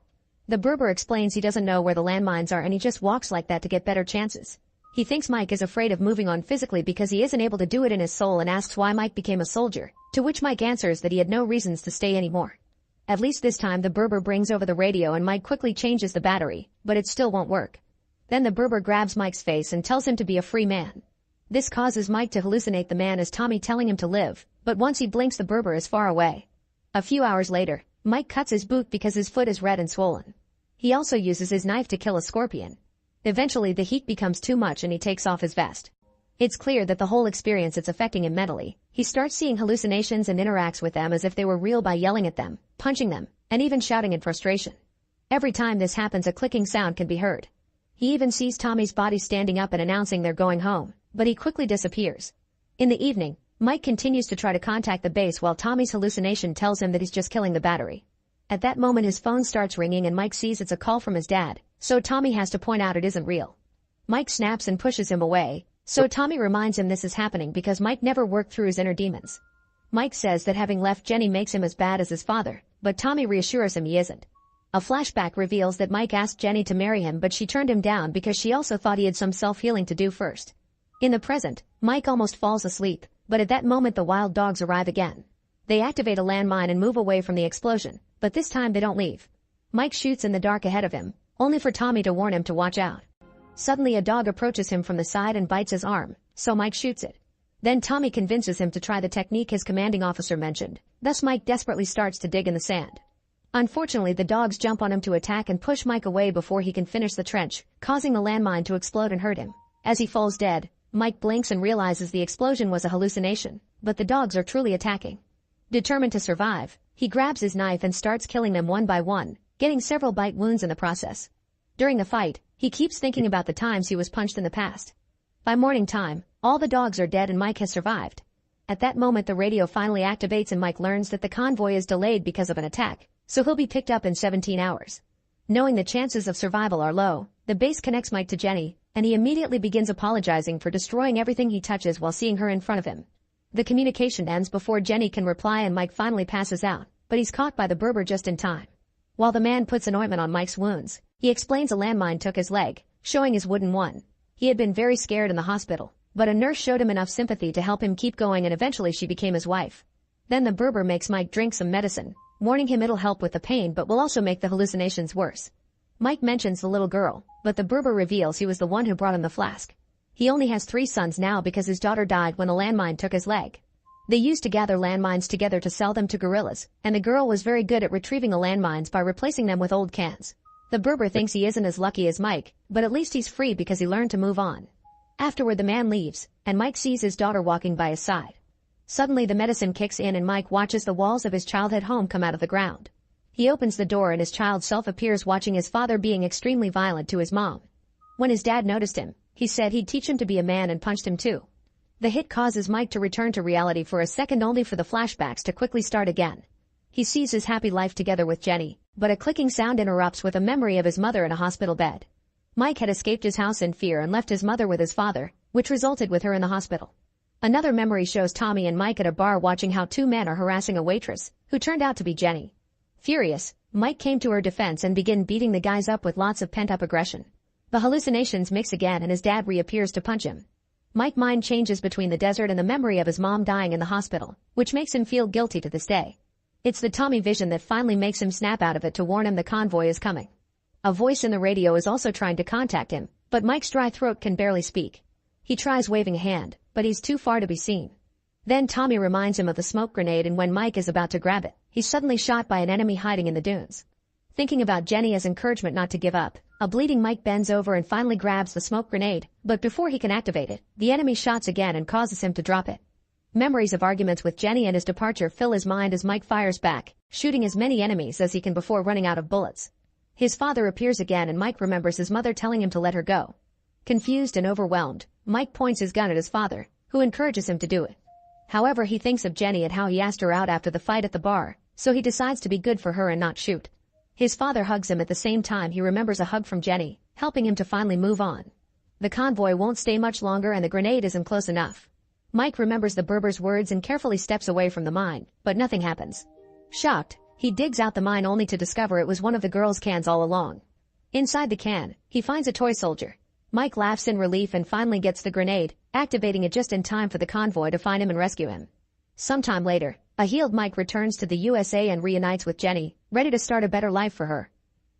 Make sure to subscribe and turn on notifications so you can watch more videos like this. Thanks for watching. At an airport in Los Angeles, flight attendants Jenny and Paula are getting ready for their next trip. Captain Forrest and his co-pilot Wilsey chat with them and they notice they won't have many passengers tonight because of the thunderstorms. Wilsey also takes some medicine because he isn't feeling well. Then the attendants meet tonight's passengers. George is a teenager who always flies alone and doesn't like to be smothered. Bev has come with her husband Dr. Kingston, whose Parkinson's doesn't allow him to move or speak. Army medic Shyla is nervous about flying while Louise is relaxing with her cat. Niall and Susan are expecting a baby and are quite germophobic, so they clean their seats before sitting, while Vorst and Nika are excited foreigners who don't speak very good English. Henry has brought a cage of hamsters and when Ralph tries to help him put it in the storage bin, he gets bitten in the process. The cage won't fit, so the flight attendants force Henry to send it to the cargo hold. Businessman Preston keeps sneezing, apparently sick with the same thing Wilsey has. As the plane finally takes off, Jenny has to remind Niall to hang up his phone, and when he refuses, Henry forces him to. Both men get angry and argue, so Jenny sends them back to their seats by reminding they could be arrested when they land if they don't behave. Afterward, Henry flirts with Jenny, telling her about his PhD and making a comment about the sorry state of society's manners. Moments later, Henry is watching the news and learns that the Center for Disease Control, or CDC, has surrounded an apartment building in Los Angeles. Meanwhile, Ralph isn't feeling well and asks for water while staring at the wound on his thumb. Jenny notices he's sitting in a weird position, and when she checks on him, he suddenly pukes all over her. His mouth is foaming as he demands to get off, so the flight attendants try their best to take care of him. Nobody notices the cat sneaking around and eating some puke off the floor. Jenny leaves the guy with Paula and goes to clean all the puke off her body, but at that moment Ralph runs down the corridor and pushes her down. He starts pounding on the cockpit door, asking for the plane to stop, so Wilsey follows protocol and locks the door while Forrest warns ground control of the situation. Henry tries to stop Ralph, but he's easily overpowered, and the same happens to George. Then Preston, George, Paula, and Shyla team up with Henry to hold Ralph and eventually knock him out. Using plastic restraints, they tie up his wrists. Afterward, Shyla checks nobody was injured while Jenny freaks out in private, telling Paula how she failed to be useful in an emergency. At that moment, Forrest announces he's been given orders to land and sends everyone to their seats. The plane shakes a lot as it goes down and the attendants teach everyone to keep their heads down. Ralph's body keeps sliding and bumping his head, so Jenny and Paula have to make an effort to move him to a seat. While Paul struggles with the seatbelt, Ralph wakes up with red eyes and bites her nose, severely injuring her. Then Ralph goes crazy and once again the passengers have to team up to push him into the bathroom, locking him up. As the plane finally lands, Shyla uses the emergency first aid kit to give Paul some medicine that will prevent her from going into shock and ties a scarf around her face, but she's losing a lot of blood and needs immediate medical attention. Forrest is frustrated because ground control tells them to wait even though they know about the emergency, and he decides to break the rules by choosing an unassigned gate. Thankfully, baggage handler Ed sees the plane coming and opens the gate just in time. Forrest and Wilsey hold the plane's bathroom door shut while everyone else desperately leaves the plane except for Bev and Kingston because they need help moving. Ed guides the group to the other end of the gate, but the door is locked and nobody answers his request on the radio. They have no choice but to follow Ed through an employee entrance to enter the staging area of the airport. The group takes the stairs and Ed reaches the other doors. However, he's shocked to discover they're all locked, which never happens. When he checks the power box, he confirms they're under lockdown and everything they do will be seen on the security cameras, which are still active. An argument on what to do ensues, but it's interrupted by the sudden sound of sirens. They look through a window and notice ambulances and police cars outside, only for the window to be covered. A voice announces that the group has been quarantined and they have to wait until help comes. The passengers call their families to tell them what's happening before teaming up to yell at Jenny, seeing her as the representation of the airline's decisions. Jenny doesn't know how to defend herself, but thankfully Shyla interrupts the yelling to point out she has a medical kit in her luggage that could help Paula survive a few more hours. Jenny takes Ed and few passengers with her to look for Shyla's luggage, but at that moment the power goes out. Ed guides them with his flashlight, and when they return to the plane, they discover Wilsey and Forrest are gone. Jenny opens the bathroom and is horrified to see blood everywhere. Preston moves to get his laptop and bumps into Kingston, who is sitting alone. His wife is gone, and when the others wonder what happened, Kingston uses his eyes to point at a pair of plastic cuffs on the floor that have been chewed through. Meanwhile, Ed cuts the carpet on the floor to reach a hatch that takes them directly to the baggage hold. Jenny reaches for Shyla's medical kit while Niall grabs a gun from his suitcase. Ed freaks out when a rodent walks by his feet and scares it away while saying it was a rat, but Henry thinks it was just one of his hamsters because he's found the broken cage. As Jenny climbs out of the hold, she looks around and notices Preston's laptop covered with blood. At the end of the corridor, Wilsey is running on his fours, growling and also covered in blood. Suddenly, an infected Forrest appears behind Jenny and attacks her. The guys immediately come out to help but punches nothing, so Niall shoots him to death as some of Forrest's blood falls on his face. Afterward, the group runs off the plane, and in the gate corridor they find Kingston thrown from his wheelchair and an unconscious Preston bitten on the back of the neck. Nearby, Jenny finds Bev crying and begging for help, but she suddenly transforms and attacks as well. Fortunately, Jenny outruns her and the guys push the door to lock her out. The group goes back to the others and Shyla does her best to take care of Paula. Susan cleans the blood off Niall's face, yet they still share a kiss. Henry and Ed put furniture in front of the door to keep Bev out, and Jenny looks around, finding drops of blood on the floor and worrying about where they came from. Finally snapping, Jenny tells everyone to shut up and takes over leadership since the captain is dead. Shyla explains this isn't any known disease, and Jenny remembers the building on the news, which was also quarantined. Kingston notices a rat with very red eyes nearby, but he can barely hum, so he isn't hurt. The rat falls on his head and manages to bite him before George knocks it off. While the guys catch the rat in a bucket, Shyla takes care of the wound. Then the group agrees to lock George and Paula up in a crate in case they'll transform as well. Then Ed uses a glove to grab the rat and notices there's a tag on its leg, meaning it escaped from a lab. George says Henry brought it and lied about the hamsters because he's certain he saw long tails in the cage earlier. When Henry denies it, Jenny takes him aside to demand the truth, and Henry swears he didn't, pointing out lab rats wouldn't have passed the security check. As they hug each other for comfort, suddenly Ralph comes out and jumps on Jenny while ignoring Henry's attempts to stop him. The others hear the screaming and rush to help, combining their strength to strangle Ralph with a hose. At that moment, Ed gets a message on the radio saying that the CDC is finally there. The group gathers at the door, but the 4 officers come in instead of letting them out. They hold the group at gunpoint while taking the rat and Niall's weapon, then they go to Paula and Kingston to give them injections. The group demands an explanation, but the officers only say it's protocol. The officers then demand the others to also agree to an injection. Everyone is hesitant, so Louise volunteers first, but before she can be injected, her cat bites her neck and runs away. While an officer opens fire and misses every shot, Kingston finally transforms and jumps on the guy to bite him. The other officers shoot Kingston down and try to take their partner away, only to find the door locked. They shoot at it to force it open and run outside, so Forrest uses the chance to follow them out. The police open fire as soon as they see them and kill them all except for one agent, who only gets shot in the leg. The group drags the surviving agent inside before closing the door. At that moment they hear the roars of the infected people getting closer, so they run to hide inside a container. Susan stops when she notices Niall foaming at the mouth, so the others have to drag her in as they explain he's infected as well. After closing the container, Shyla points out each injection had a different color, so everyone was getting a different thing and not just protocol. Henry reveals he picked up a gun and forces the officer to confess what he knows. It turns out he isn't with the CDC, he's actually with the CBDT, or Chemical Biological Domestic Terrorism Organization, which works under Homeland Security. One of their units went to that apartment in LA a few hours ago, but nobody came out. In the attic they found a bioterror laboratory created by a cult. They tried to develop a cure based on a survivor, but it only made it worse, implying this group was going to be the next human trial. After confirming the rats carry the disease, the officer takes the gun from Henry and self-deletes. Nika has a breakdown while Ed remembers this terminal often gets flooded because of an old drainage tunnel, meaning they could escape through it if they find it. Suddenly Wilsey appears on an opening on top of the container and grabs Ed's hand, so Henry tries to shoot him only to discover he has no bullets. Ed tells George to push a button that lifts the container and crushes Wilsey against a beam. Afterward the group leaves the container and Ed guides them through the area while Jenny notices Henry is missing. Nika walks at the back and suddenly something drags her away from the others, so the group hurries up the stairs to escape. In secret, Henry is accessing a bag with another gun. As the group runs, Jenny trips and finds Paula, who has transformed too. Jenny has to accept her friend is gone and uses a wrench to fight the creature until she pushes her off the platform, killing her. Then the group makes it to an office where they look for the terminal blueprints, which show them a way through a wall to find the drainage tunnel. Meanwhile, George reveals he stole Henry's bag and inside he finds suspicious documents recording lab experiments, not to mention a mysterious box.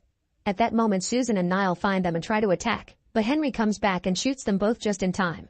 Ed notices that Henry was bitten and George uses the chance to open the box, revealing a bunch of medicine and a syringe. Henry finally admits he did bring the rats and explains he's part of the cult mentioned by the officer. Their goal is to clean the planet from humans, who keep growing more violent and destructive every day. Henry threatens to kill Jenny if George doesn't hand over the antidote, so Ed jumps on him to stop him, only to get shot dead. The others are now scared and let Henry have the antidote, which he mixes with the blood from his wound and injects in his eye while explaining his group has followers in various organizations and that's how he got the rats past security. Now Henry is ready to leave and wants to bring George as hostage. Jenny tries to stop him, but Henry knocks her down and escapes with the kid and the blueprints. Jenny is extremely dizzy, so Shyla goes out first. Minutes later Jenny comes out too and is found by an infected Preston. A chase ensues and Preston almost grabs her, so Jenny has to kick him off. Then she lures him into a machine and bashes his head with a hatch lid until he's dead. Afterward she continues to search for George and has to take a different route when she sees a transformed Nika standing nearby. Going into another room she bumps into Shyla, who has retrieved the officer's thermal goggles. She puts them on Jenny and reveals she's been bitten, so she asks Jenny to go after George while she buys her some time. Shyla goes back to the main room and talks loudly to get the attention of the remaining infected people, who immediately jump on her to kill her. Jenny finds a hole in the wall that Henry opened to go after the tunnel, and when she's about to get in, she's grabbed by Louise. Using the wrench, she hits Louise until she knocks her down. Then Jenny walks through the section between walls, noticing blood drops on the ground thanks to the goggles. She gets scared when she sees some animals, but they're just mice and not the lab rats. Following the blood trail, Jenny finds the blueprints in Henry's shirt next to a ladder that goes into the drainage tunnel. She looks down and finds George, who explains the antidote didn't work and Henry has transformed too. Ignoring George's warnings, Jenny goes down and notices some blood falling on her goggles. Suddenly Henry appears and attacks her, making her drop the goggles before he starts throwing her around. While Jenny tries her best to hold him back, George puts on the goggles and grabs the gun, shooting Henry down. Now free, Jenny takes back the goggles and uses the wrench to finish Henry off with a blow to the head. At that moment huge flames appear down the hatch, meaning the teams outside are burning down the terminal. The exit is unfortunately blocked, but Jenny finds a baggage tunnel and kicks down the lid. George is too scared to go down there, so Jenny gives him the goggles and allows him to go first for safety. As they hear explosions going off outside, the duo moves as fast as they can. However, Jenny soon begins getting tired and realizes she's infected. George turns around and notices her puking, yet he refuses to leave without her. Jenny agrees to keep on following him just for his sake. Eventually they find the exit, which is blocked by bars. George manages to simply walk through them, and when he turns around again, a transformed Jenny reaches through the bars to attack him. Thankfully she's too big to come through and George gets free by taking off his jacket. Afterward George finally gets to escape from the airport. Meanwhile Louise's cat escapes too and makes its way to the city. Make sure to subscribe and turn on notifications so you can watch more videos like this. Thanks for watching.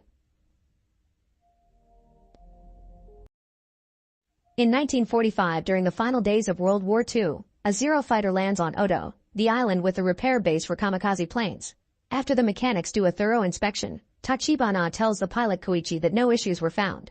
Koichi immediately gets defensive because it turns out he lied about the malfunction to save his life. As he walks away to avoid Tachibana noticing his nerves, another mechanic tells him that he wishes there were more soldiers like him because the war is pretty much lost already. At that moment Koichi is shocked to see several dead fish in the water.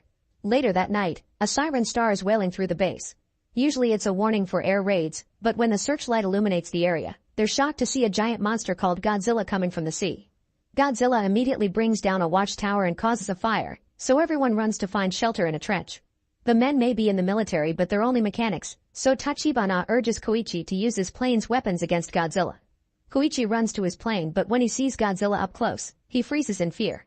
The mechanics panic and open fire on Godzilla themselves, enraging him and causing him to brutally start destroying the trenches and killing people by throwing them away, stepping on them, hitting them with his tail, or even eating them. As the mechanics run around and Godzilla destroys the base, Koichi becomes terrified and runs out of the plane right before Godzilla picks it up too. Then the monster throws the plane and the resulting explosion knocks Koichi out.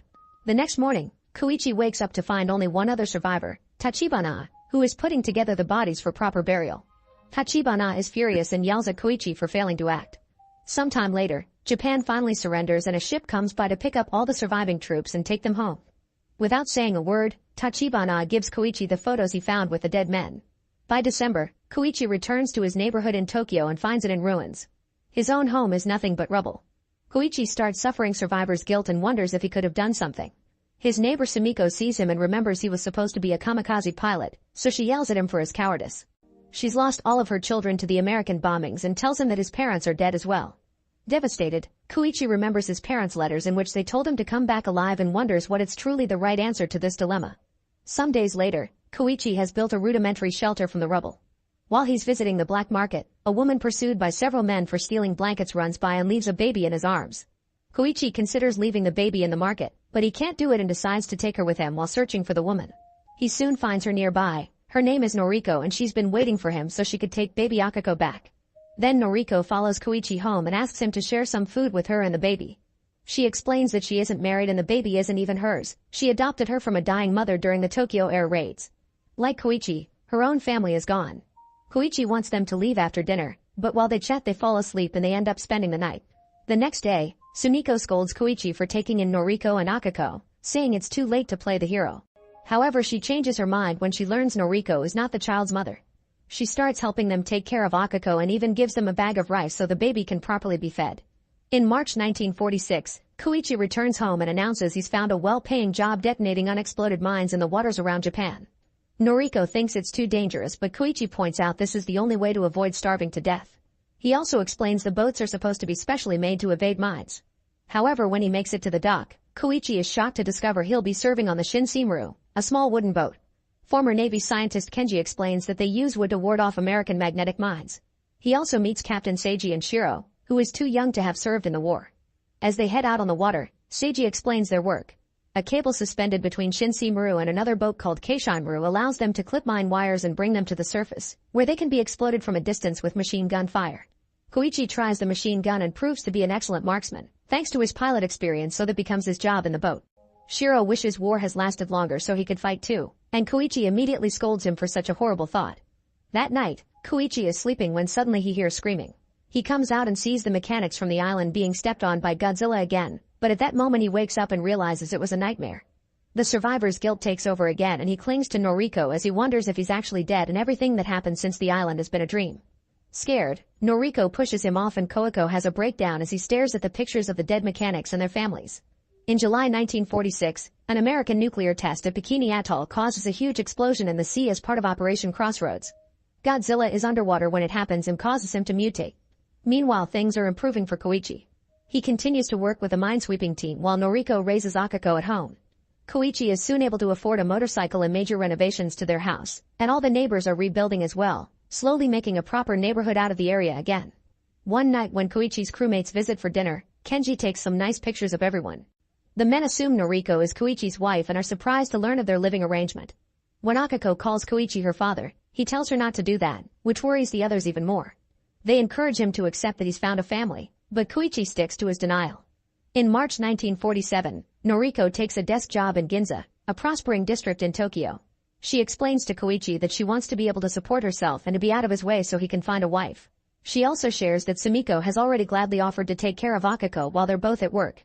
Meanwhile, the US government is hiding the fact that several of their military vessels have been destroyed by an unknown enemy. There are pictures of a strange object in the water, confirming it was Godzilla. Whenever a ship is destroyed, radioactive signals are picked up.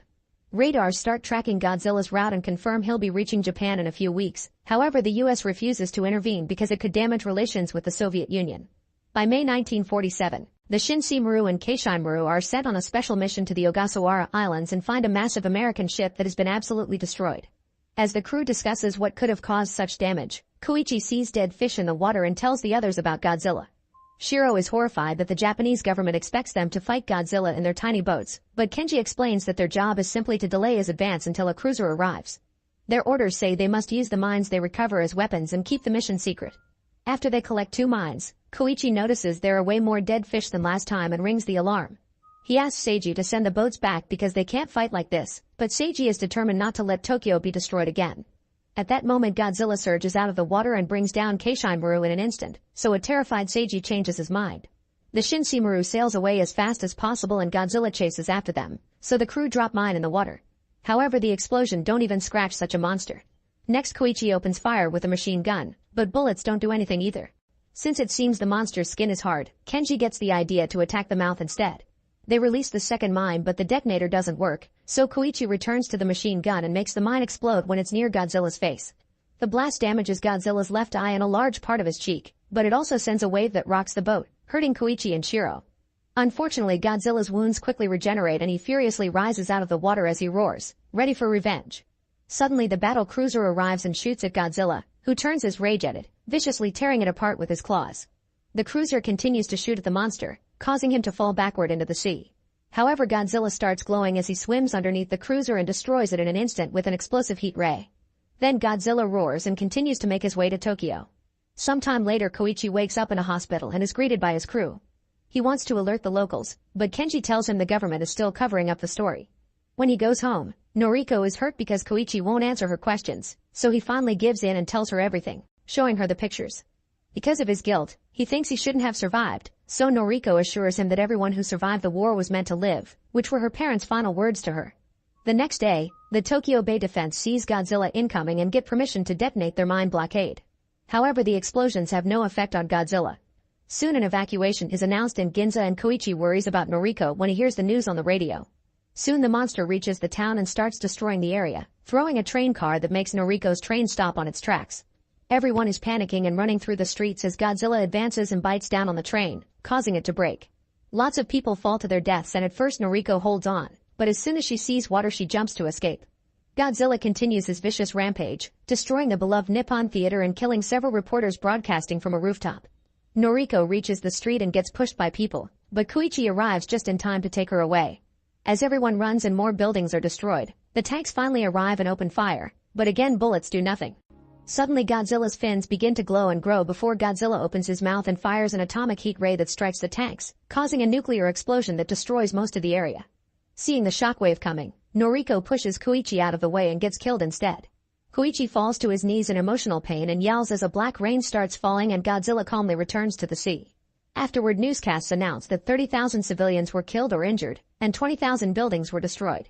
The area of Godzilla's rampage is cordoned off due to the high radiation levels. Koichi's crew helps him hold a memorial service for Noriko, but Koichi is too depressed to do anything. Akiko soon begins crying as she asks for her mother and Koichi looks at the mechanic's pictures, thinking he's being punished for his cowardice. Kenji informs him that a group of private citizens is making a plan to destroy Godzilla and invites him to the meeting. Sometime later, Koichi attends the meeting with Shiro, Seiji, and many former Navy soldiers. A captain explains that Japan has negotiated the return of 4 destroyers, but sadly they'll be stripped of their weapons. Kenji then explains his idea. They should lower Godzilla above the deepest part of Sagami Bay and tie canisters of Freon gas to him. This would lower the water's buoyancy and forcibly sink Godzilla to a depth of 1,500 meters, crushing him with a sudden pressure change. Koichi asks if this will kill Godzilla for sure, but Kenji can't guarantee it, so Koichi tries to leave.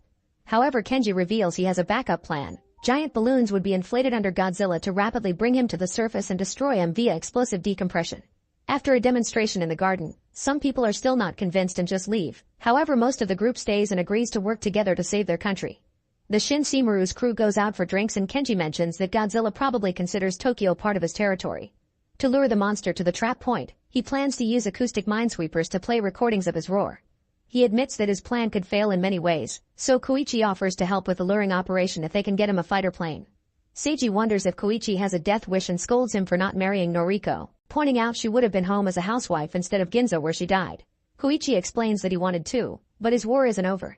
The next day, Kenji invites Koichi to a hangar where he's acquired an anti-bomber fighter. Years in storage have left the plane inoperable and will require a top mechanic to repair it. Koichi wants Tachibana to be that mechanic, but when he checks the records, there's no current address.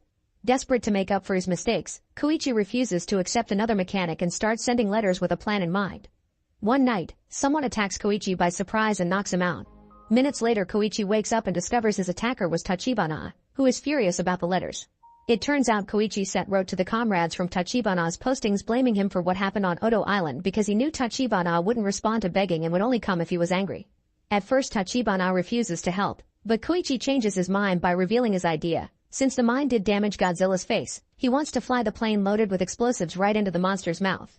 For the next few days, everyone works hard to get everything ready for their attack. One night, radiation detecting buoys indicate that Godzilla will arrive in less than a day. Kenji shares their route on a map and orders the volunteers to spend the night with their families. After the meeting, Kenji and Seiji tell Shiro, who is still injured, that he'll be staying home tomorrow. When he protests, Seiji tells him that having never seen combat should be a badge of pride.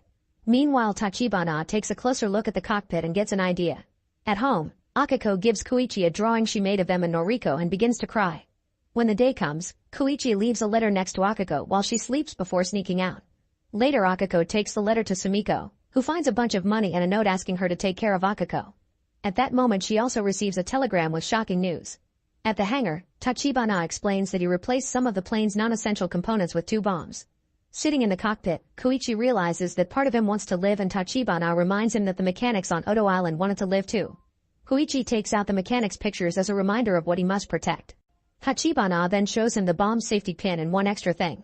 Soon the buoys detect Godzilla is getting close and the sirens go off in Sagami Bay. Suddenly a ship on fire crashes on the port, indicating that Godzilla reached the shore faster than anticipated.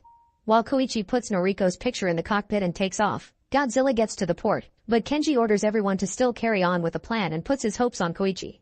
As the ships take off too, the plane reaches Godzilla and Koichi opens fire to keep him distracted as he pulls off some crazy moves to avoid getting hit. Godzilla falls for the bait and follows the plane into the sea, where 2 unmanned ships are waiting. Godzilla shoots them with his atomic breath, which hurts his own body as well and sends a wave that shakes the manned ships. It'll take a few minutes for him to regenerate, so the team can carry on the plan. 2 destroyers encircle Godzilla and tie a cable attached to gas canisters around him while Koichi continues to distract him. The ships scrape against each other as they complete the circle, but nobody gets hurt. As Godzilla prepares to fire again, the canisters are busted, forcibly pulling him underwater. Once he passes the target depth, Godzilla freezes in place and stops charging his atomic breath, but sadly he's still alive. Kenji then has the balloons inflated under Godzilla to bring him back to the surface. However, Godzilla quickly destroys them to stop them. The ships try pulling him the rest of the way themselves, but the monster's weight is too great and one of the cranes collapses. At that moment, a fleet of tugboats led by Shiro arrives to help. Everybody pulls together and soon Godzilla reappears, looking heavily wounded because of the decompression yet still alive. Godzilla starts charging again and the team thinks it's finally over. Suddenly Koichi's plane flies right into Godzilla's mouth and detonates the explosives, finally bringing Godzilla down. After a second of silence, the team sees Koichi falling with a parachute. It turns out Tachibana asked him to live and the extra thing had been an ejector. Once the smoke clears, they see that the top of Godzilla's head has been destroyed and the atomic causes the rest of his body to crumble. Every person on the ship salutes as the war finally ends. When they return to the shore, the locals receive them with gratitude and excitement, and Sumiko rushes to show Koichi the telegram. Moments later, Koichi and Akiko rush to a hospital and find Noriko is injured but still alive. She asks Koichi if his war is finally and he embraces her in tears, not noticing a pattern resembling Godzilla's dorsal fins on her neck. Meanwhile, in the bottom of the sea, a piece of Godzilla's flesh begins to regenerate. Make sure to subscribe and turn on notifications so you can watch more videos like this. Thanks for watching. In the middle of the ocean, a woman's body falls into the water, floating for a few seconds before her eyes open in panic. Suddenly Brandon wakes up and realizes it was a nightmare. He works as a bodyguard for the governor's daughter Ava, and he's been dealing with internalized guilt since he failed to protect her mother. Brandon and Ava arrive at the airport, where Ava meets with her friends Jed and Kyle. They're going on a trip together, and the boys aren't happy that Brandon is coming too, but Ava explains her father wouldn't have let her come without security. Once they board the plane, Ava and the guys sit in the back for privacy, and Ava can't help noticing it's strange for a flight to have so few passengers. Shortly after they take off, the plane shakes a little bit, but it's considered normal. Moments later the plane starts shaking again, and the engine can be seen heating up. The pilot tells the passengers that they accidentally hit some birds and there isn't anything to worry about. However, soon the plane starts shaking again, and an engine catches on fire. At that moment the pilot asks everyone to fasten their seatbelts, and as everyone starts to fear for their lives, a part of the engine breaks and flies off to hit the side of the plane, killing a passenger. The crack in the wall causes a pressure change and everything starts flying off or shaking inside the plane too, with all the bags falling off and hitting people on the head. Passengers who didn't fasten their seatbelts are pushed off their seats and thrown across the plane even when they try to hold onto other people's hands. In just a few seconds a wall blows off and creates a huge hole on the side of the plane, causing tons of people to fly away to their deaths. Brandon tries to hold onto a floating man, but the wind is too strong and the guy is blown away as well. Another guy tries to hold onto the seats, however the metal can't hold on for much longer and the few seats fall off with the guy still on them. A flight attendant tries to help a guy who is about to fall, only to end up falling with him. After losing most of its passengers, the plane starts falling at great speed and crashes into the ocean, where the water immediately starts flooding it. As Brandon is stabbed by a piece of metal, the seats are pushed forward by the impact and kill many passengers by crushing them. The plane sinks for a few minutes and eventually comes to a stop when it gets stuck on the seabed. Thanks to the plane being stuck in an angle, an airlock is formed at the back, so Ava and her friends plus flight attendant Danilo are alive. However, Kyle has a broken bone in his arm. The group stares at the water, worried about the weird noises they are hearing. Suddenly Brandon comes out, bringing Rosa and her grandmother Marty to the safe area. Marty is unconscious, so Danilo starts doing chest compressions, and after a few minutes of nothing, Marty wakes up. Then Rosa asks about her grandfather, and Brandon has to tell her and Marty that he sadly didn't make it. The group starts to panic, so Brandon immediately takes over leadership to calm everyone down. The airlock means they're safe for now, so they need to stay calm and wait for rescuers to find them. Ava checks her phone, but there's no reception under the sea. She points out there's a hole in the plane and that they should swim out, but Brandon explains their chances to survive like that are low, so they must stay and wait. Danilo informs them that the pilots must have called for help before the crash, so help should be here soon. Afterward Brandon explains they should have backup oxygen just in case. Danilo says the plane has 2 tanks in the back for emergencies, but when he checks on them he finds them empty. At that moment Marty remembers that one of the passengers had a medical oxygen tank, so Brandon volunteers to jump in to find it. Before he leaves, Marty asks him if to bring her husband's hat. Brandon dives in and swims through the corridor as he checks the passengers who died in their seats. He finds the husband's hat and takes it, not noticing something swimming by the window. Then he finds the oxygen tank and takes it as well before checking on the hole. He decides to swim further to search for anything else he can take, and to his shock, he's suddenly attacked by a shark that enters through the hole. The creature immediately bites Brandon and he struggles against it, trying his best to get it off him. Meanwhile the group gets worried because they see the ripples in the water indicating something is going on. Suddenly the ripples disappear and Brandon resurfaces, telling the others to stay back while revealing some severe wounds on his body. Breathing heavily, he hands the others the oxygen tank and the hat before apologizing to Ava. Then he's dragged back into the water and the group sees the shark's tail peek out while the creature eats the poor man. Terrified, the group moves back to hide in the employees area and agrees they should keep on waiting as Brandon says. Then Marty offers to take care of Kyle's arm, explaining she used to be a nurse during wartime and that's how she met her husband. Kyle screams in pain when Marty pushes the bone back into place, and using some thick magazines and bandages, she improvises a splint. Outside, a helicopter is flying near the area in search of the fallen plane. They have priority orders because they know the governor's daughter is among the victims, but for now they don't see anything. Back to the survivors, they hear some creaking and the plane moves for a few seconds, indicating it may fall again at any moment. Jed is starting to get too negative, and Danilo opens the oxygen tank Brandon retrieved. At that moment they see the water getting red and the noises make them realize the sharks have come inside to eat the drowned bodies. Suddenly the plane shakes a little and they see the sharks swimming by their window, hitting random plane parts as they move. Rosa is getting too scared and Ava tells her not to worry because she's sure they'll be rescued. However, the helicopter still hasn't found anything and doesn't have much fuel left. The group keeps track of the water level and calculates they still have around 3 or 4 hours before the water reaches the back. However, they also keep hearing the metal creaking and notice some water leaking through the ceiling, so they can't be sure if the plane will hold up that long. Suddenly the plane starts falling, sliding down for several minutes and causing a bunch of rocks to fall off until it gets stuck again. Thankfully the group holds on and nobody gets hurt, but this new angle is causing the water level inside the plane to rise faster.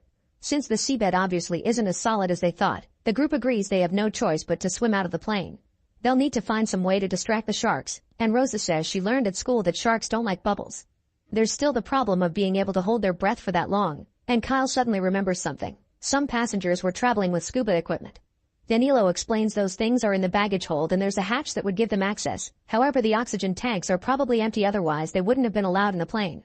Ava thinks the rest of the scuba equipment could still be useful, but Jed is too pessimistic, so Ava pretends she needs to pee and hides in the bathroom, where she has a breakdown as she hears the plane creak. When she comes out, Ava teaches Rosa it's okay to be frightened. Outside, the helicopter only has 15 minutes of fuel left. At that moment they finally find plane parts floating around, so two divers jump into the water to start the search. It doesn't take them long to find the plane, and as soon as they come closer the group starts making gestures at the window. One of the divers swims toward the hole while the other approaches the window to tell the survivors it's all fine now. Suddenly the shark appears behind him and he doesn't notice it, so the group tries to warn him. The diver turns around and finds nothing, but when he looks at the plane again, he's pulled down by the shark and killed. After hearing lots of noises above the plane, the group looks out the window and sees the diver's leg floating away. Remembering the other diver, the survivors check out the corridor, but nobody shows up, so they assume the guy is also dead. Outside, the helicopter is almost run out of fuel, so they have no choice but to leave. At least they have the coordinates and backup is already on its way. Back to the survivors, Ava points out that if the other diver is dead, they could take his oxygen tank. She looks underwater and notices a shadow, but she can't know for sure. Jed tries to get a closer look by standing on the seats, only to slip and fall into the water. The group worries because they can't see him, but he then surfaces laughing because he had been pranking them. However, he doesn't come out in time and the shark soon finds him, catching with his toothy mouth. As Jed struggles against the shark's attack, the group comes closer to grab his arms and pull, managing to get Jed away from the shark and into safety. Unfortunately, they discover that Jed is missing a leg, so Marty makes Rosa stand behind the curtain while she takes care of the wound. Using some seatbelts, Marty makes a tourniquet to stop the bleeding, and Jed cries when he realizes he won't be able to participate in any more triathlons. Still determined to get out of there, Ava volunteers to go search for the scuba equipment. Danilo opens the hatch and they discover the baggage hold is also flooded, but Ava dives in anyway. With a flare, she looks around the area, unaware that something else is swimming behind the bags. Eventually she finds the scuba equipment, only to suddenly be startled by an octopus at the same time the flare goes out. The others begin getting worried when they see no more light, but thankfully soon Ava returns with the equipment. The group opens the bags to find diving suits and masks, but there are only 4. At that moment they hear something hitting the plane and rush to check the window, but no diver is around, so it must have been a shark. By the time they turn around again, Jed is already dead. A desperate Ava tries to do chest compressions, but Marty pulls her back, making her see the truth. Suddenly the plane slides down again, but this time it stops quickly because the cockpit breaks and acts as an anchor. Water is rising faster, so they need to get out fast. Remembering Rose's fun fact, they plan to use the small oxygen canisters from the emergency masks to blow bubbles at the sharks. There's still the matter of swimming such a distance, and Kyle breaks down, confessing a childhood accident that left him traumatized and made him a bad swimmer. However, with Ava and Rose's supporting words, he agrees to try. Then Ava gathers all the oxygen masks she can find without going too deep into the water. The sharks are still hitting the plane, and the ceiling is starting to crack. The group starts changing and Marty volunteers to be the one without a suit because at her age, she would only slow everyone down anyway. After saying a final goodbye to Jed, the survivors get in the water, noticing the plane is slowly starting to slide down again. Suddenly the cockpit finishes breaking and falls into the abyss, meaning the plane will fall soon as well. Marty asks Ava to go first and take Rosa with her. The girls start swimming through the corridor only to find it blocked by a shark, so they immediately open an oxygen canister to scare it away. Once the way is cleared, they keep on moving, and soon Kyle and Danilo also join them. Marty watches the young people go as the water rises inside the plane and knows she won't be able to make it, so she stays back and waits to be reunited with her husband. At that moment Kyle panics and swims back to put his head out in the small pocket of air left. Danilo tries going back for him, but suddenly a shark comes out of the baggage hold and attacks Kyle, eating him in seconds. A terrified Danilo swims to meet with Rosa and Ava, who find the dead diver and take his tank so they can fill up their lungs. Then Ava sends Rosa and Danilo through the hole with the tank, but when she's about to leave too, a shark blocks her way. Ava swims back and freezes, so the shark swims inside without noticing her. However, her tail smacks off her mask. Then Ava discovers more sharks are coming through the hole, so she starts swimming toward the front. At that moment the plane starts falling faster and the water pressure keeps her from moving, but luckily Ava holds onto the seats and pushes through, managing to leave through the front hole right before the plane falls into the abyss. Now Ava can start swimming to the surface, however she soon runs out of air and passes out. Her body obviously stops swimming, But thankfully the floaties push her up, and as soon as she reaches the surface, she breathes and immediately wakes up. Ava panics when she doesn't see the others, but at that moment the helicopters show up and finally pull her out of the water. Danilo and Rosa have already been rescued, and when Rosa asks about her grandmother, Ava gives her the bad news. As a last goodbye to her grandparents, Rosa throws her beloved plushie into the water before falling asleep in Ava's arms. Make sure to subscribe and turn on notifications so you can watch more videos like this. Thanks for watching. In the near future, a deadly virus strikes humanity and quickly causes the collapse of civilization. The continents are nothing but chaos, violence, and cannibalism, but the virus doesn't spread offshore. In Germany, the only safe space is Helgoland, an island sealed off from the outside world. 513 people live there, and to keep up with resources, whenever someone new is born, a resident must be sacrificed. The island is ruled by brutal laws, and anyone who breaks them ends up at the bottom of a leaderboard. A mock vote decides who has to die and who still gets a chance to prove themselves. 15 years have passed since the initial virus outbreak. In Helgoland, Amelie is giving birth to her baby while reporter Lola records the whole process.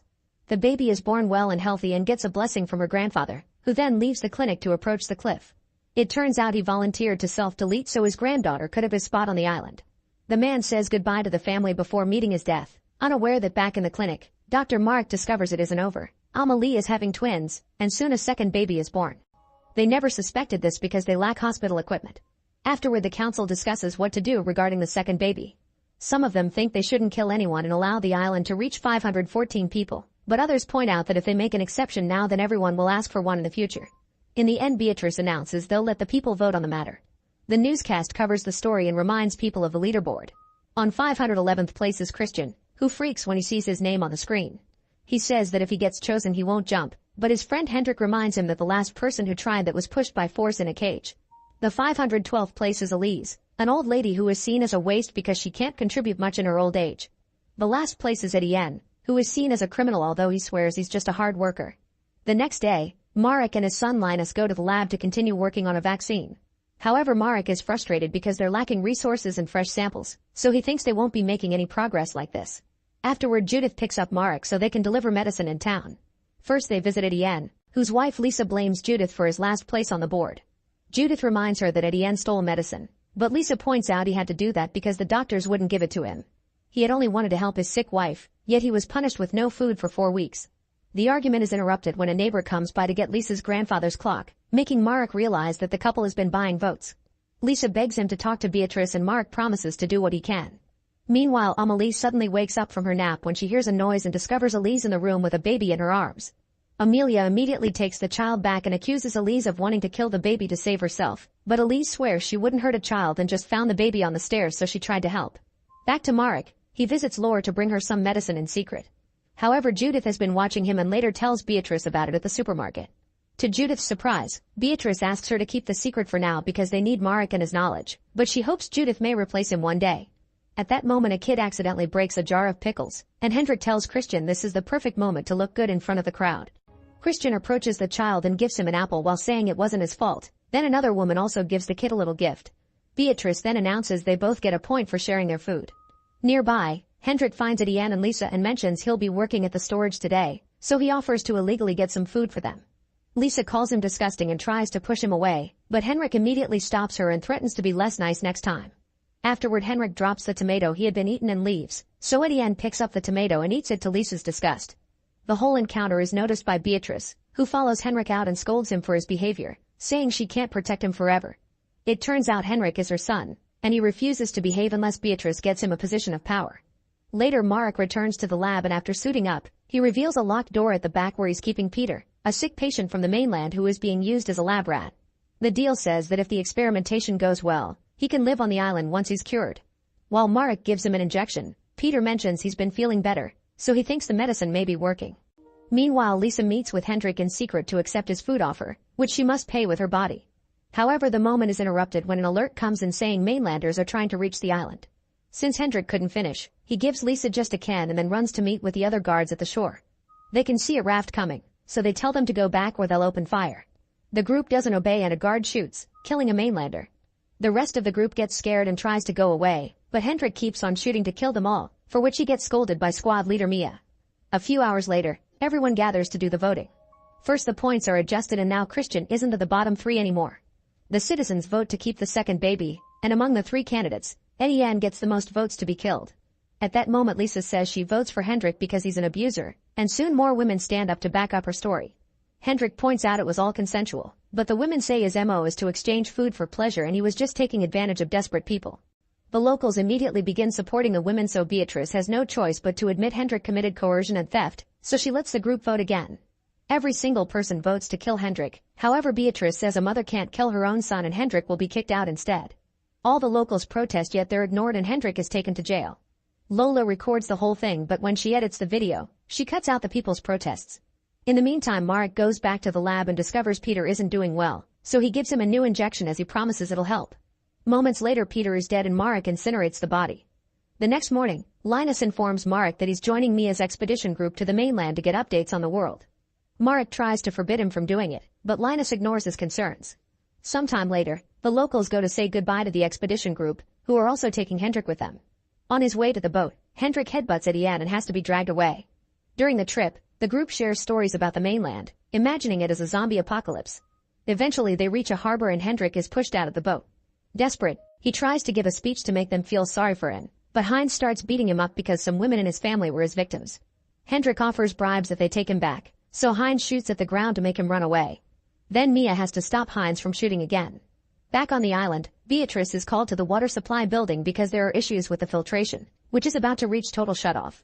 As the employees search for the problem, a woman finds a radio and shows it to Beatrice, who is surprised because radios are illegal on the island. Moments later Chief Engineer Ulik announces he solved the problem and Beatrice congratulates him for his hard work, but when he asks to bring his wife to the island because she isn't infected, Beatrice refuses. Back to the expedition group, they sail through a river to take a look at the city and find it in an awful state.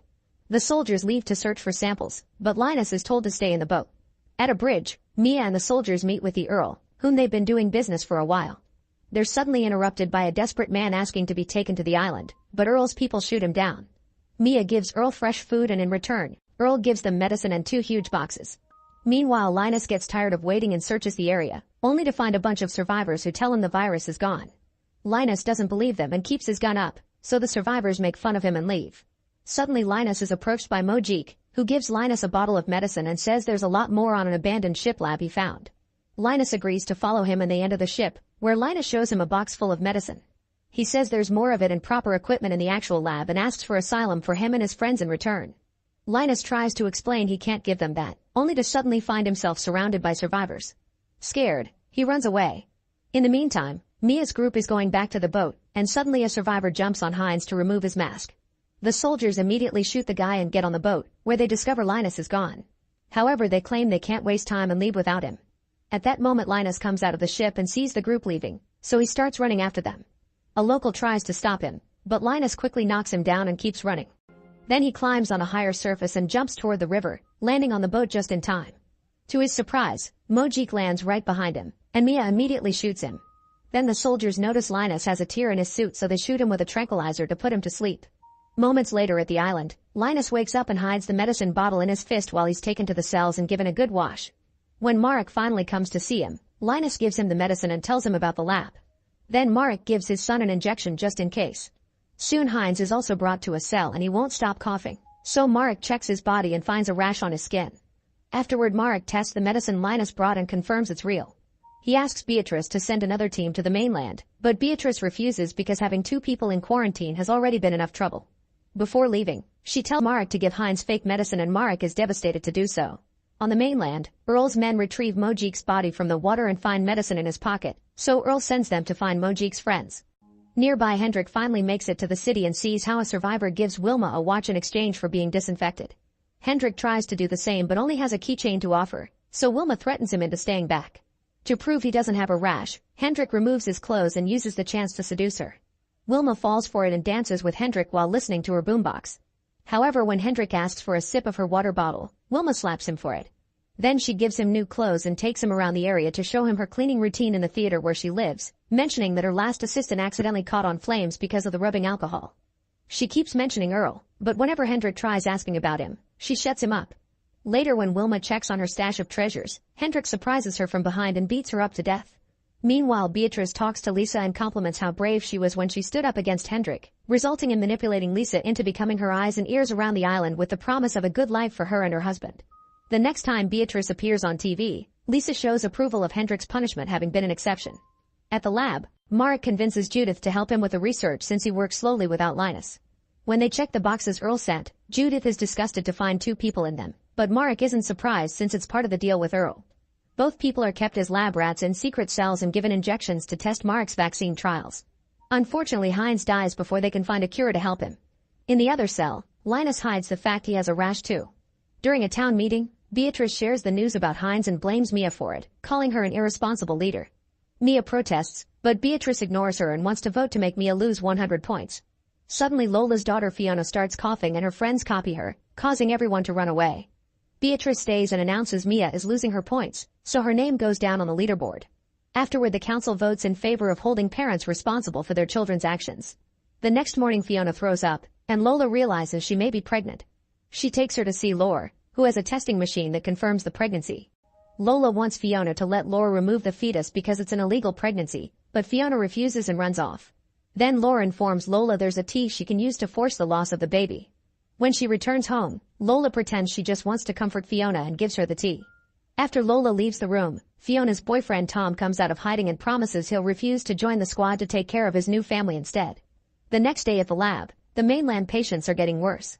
Marek says they need to work faster on a cure because they don't have time, but when Judith asks what it means, he refuses to explain. Then Judith gives another injection to a patient, who explains her brother sold her to Earl in exchange for food. Meanwhile, Marek checks on Linus, who has been feeling weird temperature changes and having weird dreams. He finally reveals his rash, only for Marek to confess he's known since Linus came back, explaining why he's in such a hurry. Linus convinces Marek to use him as a lab rat too because he wants to be useful before dying. On the mainland, Earl confronts Mojik's gang, showing them the body and telling them the islanders did it. Earl promises better living conditions and food for the whole group if they tell him where the ship is, but Spark is suspicious of Earl and tells him Mojik lied. After sending the other kids to have some food, Earl talks to Spark in private and convinces him they can make a deal. Spark knows Earl wants to reach the island, so he asks for protection and to be taken to the island too. Earl agrees and gives him his word. Back in the lab, Marek gives Linus the injection before leaving. On his way out, he finds Mia in jail preparing weapons, which is her punishment. Marek decides to offer her a deal. He'll let her out if she sneaks to the mainland to find the ship with medicine that Linus mentioned. However, Mia doesn't want any more trouble and tells him to talk to Beatrice first. Meanwhile, Hendrik begins wandering with Wilma's cart, and when he sees a young woman, he gives her some batteries in exchange for information. At that moment, 3 men appear behind him and knock him out with a taser. When Hendrik wakes up, he's hanging upside down and his clothes are missing. It turns out the woman is part of the gang that captured Hendrik and now they want to eat him, but when Hendrik says he works for Earl, they hesitate. They don't really believe him, but they can't take the risk either, so they take Hendrik to see Earl. Hendrik introduces himself as Beatrice's son and pretends he was kidnapped during the squad's last visit, making it seem like he was accidentally left behind and that Beatrice will pay well for him. He also says that Wilma died of the virus and that her last wish was for him to bring all her things to Earl.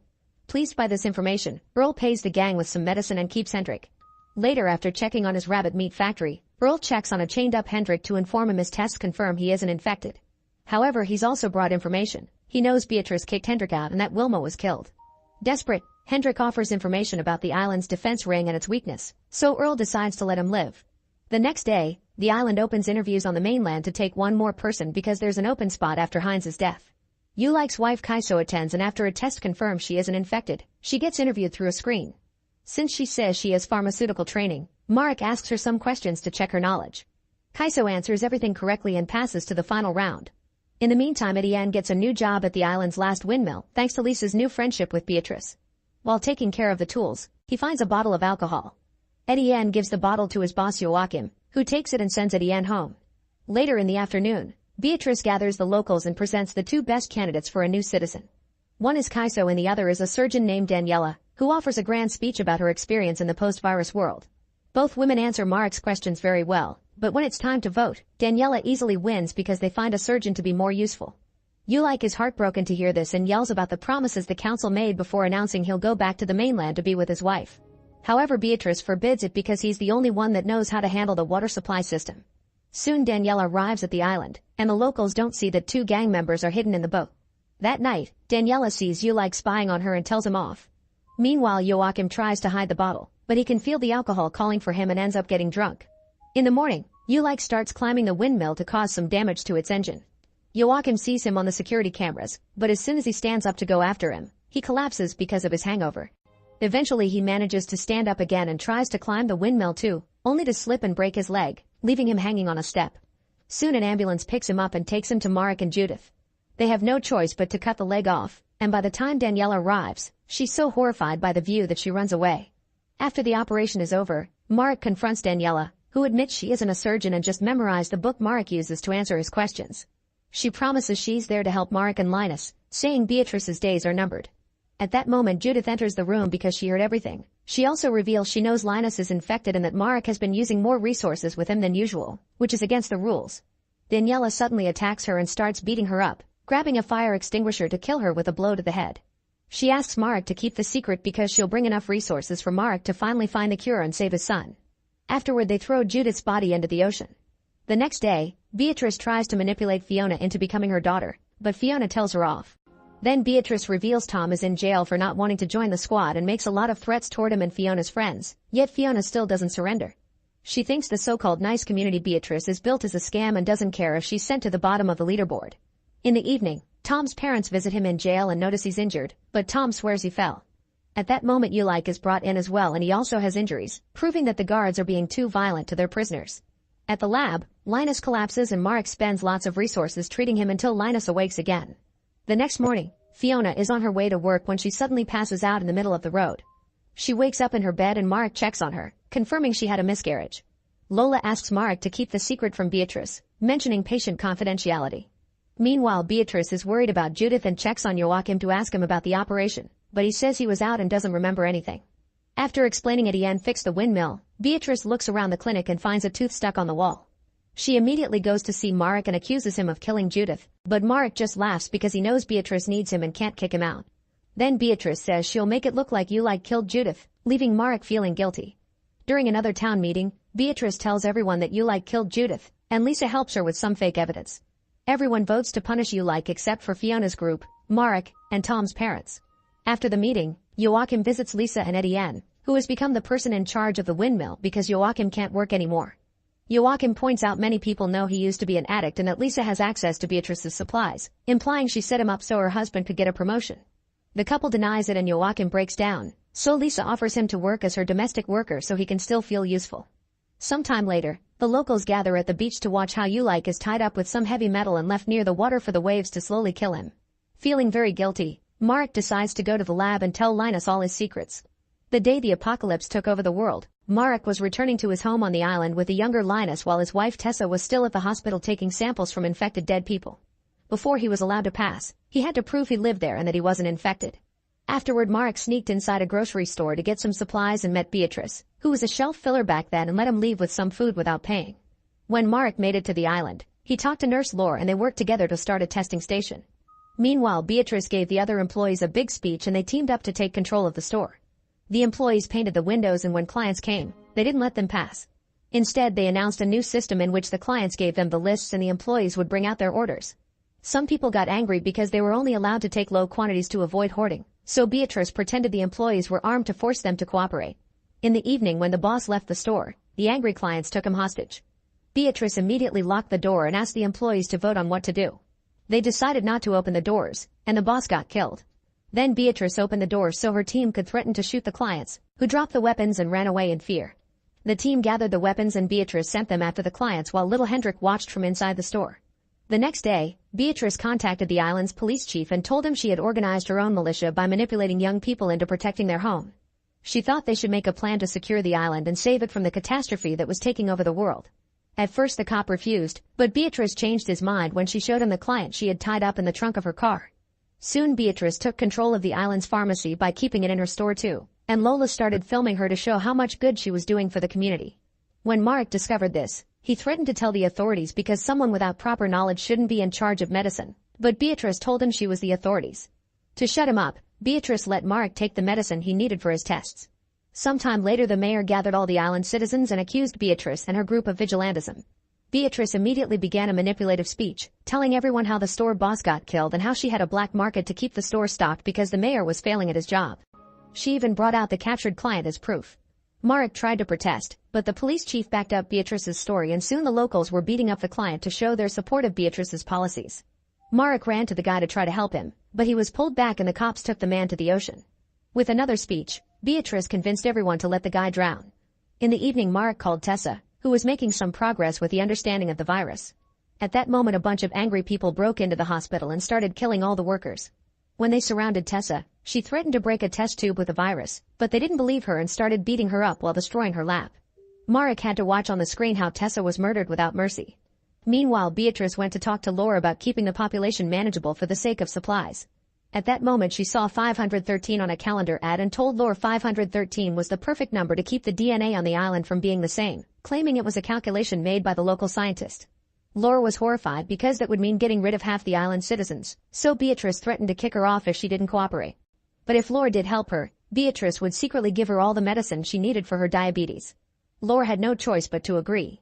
Sometime later, the tides dropped some infected bodies on the island, which were thrown out of the mainland. Laura and Beatrice took a sample of their blood and then visited a citizen to inject him with the infected blood while claiming it was protection against the virus. Later the guy felt very sick and ran out of the house, only to drop dead in front of a bunch of people who took this as more proof of Beatrice's stories. Afterward Marek started to test everyone on the island while Lola recorded everything as part of Beatrice's propaganda campaign. Marek and Laura tested all the blood and everyone came out clean. However, Beatrice marked half the island as infected. At first Marek refused to be part of it, but Beatrice reminded him of Tessa and pointed out they had to stop the same from happening on the island. Marek gave in when Beatrice promised to give him the resources to develop a vaccine, guilting him into thinking about his son. Afterward Marek visited every fake infected person with the guards and forced them to leave the island on the ferry until only 513 people were left. Some people tried to protest, only to get shot in the process. Watching with horror, Marek swore to find the vaccine and bring Beatrice to justice after the pandemic was over. In the present, Linus tells Marek that what he did was selfish but he still loves him. Then Linus dies and Marek is so devastated that he finally snaps. He takes the security tape with his confession intending to show the whole island the truth, and when Laura comes to take it from him, Fiona grabs it first because she approves of the idea.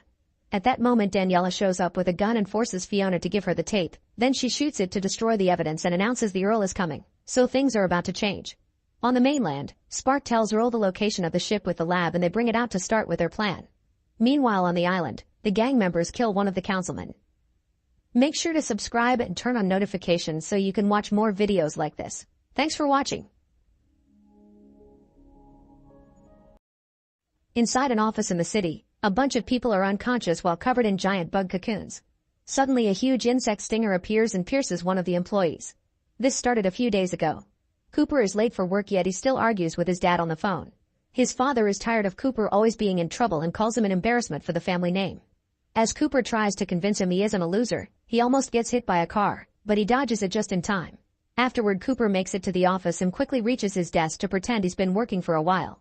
However, the boss Morin calls him to his office to play some recordings that prove Cooper has been behaving inappropriately with the clients, so she fires him.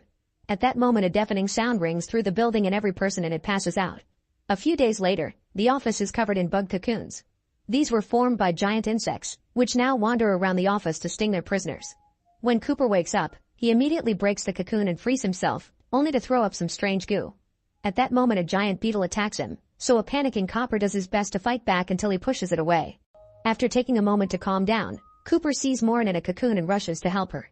When she wakes up, she feels sick too. Both she and Cooper remember hearing the noise and passing out, but they have no idea what happened next. Morin also remembers that she was supposed to meet with her daughter, so she and Cooper run outside to check on other people. The situation on the streets is the same. Every person is caught in big cocoons. They find Morin's daughter Sarah in a cocoon inside her car, so Cooper volunteers to help. He quickly breaks the cocoon, but when Sarah wakes up she misunderstands the situation and sprays gas at Cooper's eyes. Suddenly a huge wasp flies in and grabs Morin to then fly away with her. Sarah screams for her mother but she can't reach up to help her. While Cooper still feels his eyes burning, he agrees to leave with Sarah, only for giant bugs to start appearing all around them. As she moves away, Sarah accidentally knocks over a garbage can and realizes that the big bugs react to noises, so she activates the alarm on her car. The creatures immediately run to the vehicle and the duo can escape safely. Minutes later they enter a cafe, which is also full of cocoon people. Sarah wants to help them but Cooper is against it, pointing out they may react violently and that explaining things so many times will get tiring. Suddenly a man called Hugo grabs Sarah by the neck and Cooper tries to come to her defense, only to get punched in the process. Then another huge bug appears and attacks Cooper. So Hugo lets go of Sarah and immediately kills the creature.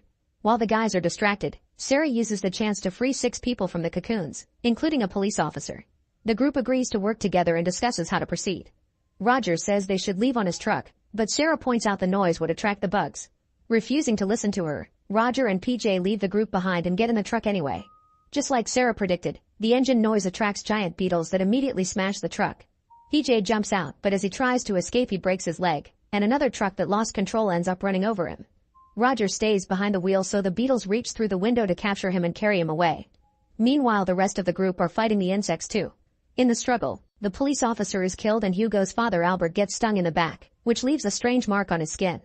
The remaining survivors hide in the nearest building and decide to go to the roof to assess the situation. They see a mysterious red smoke in the distance and a huge horde of wasps flying away from it. The group discusses what to do, so Cooper suggests going to his dad's house because he's a former soldier who has a bunker with supplies. However, it would be a long trip and they aren't sure how to reach the house safely.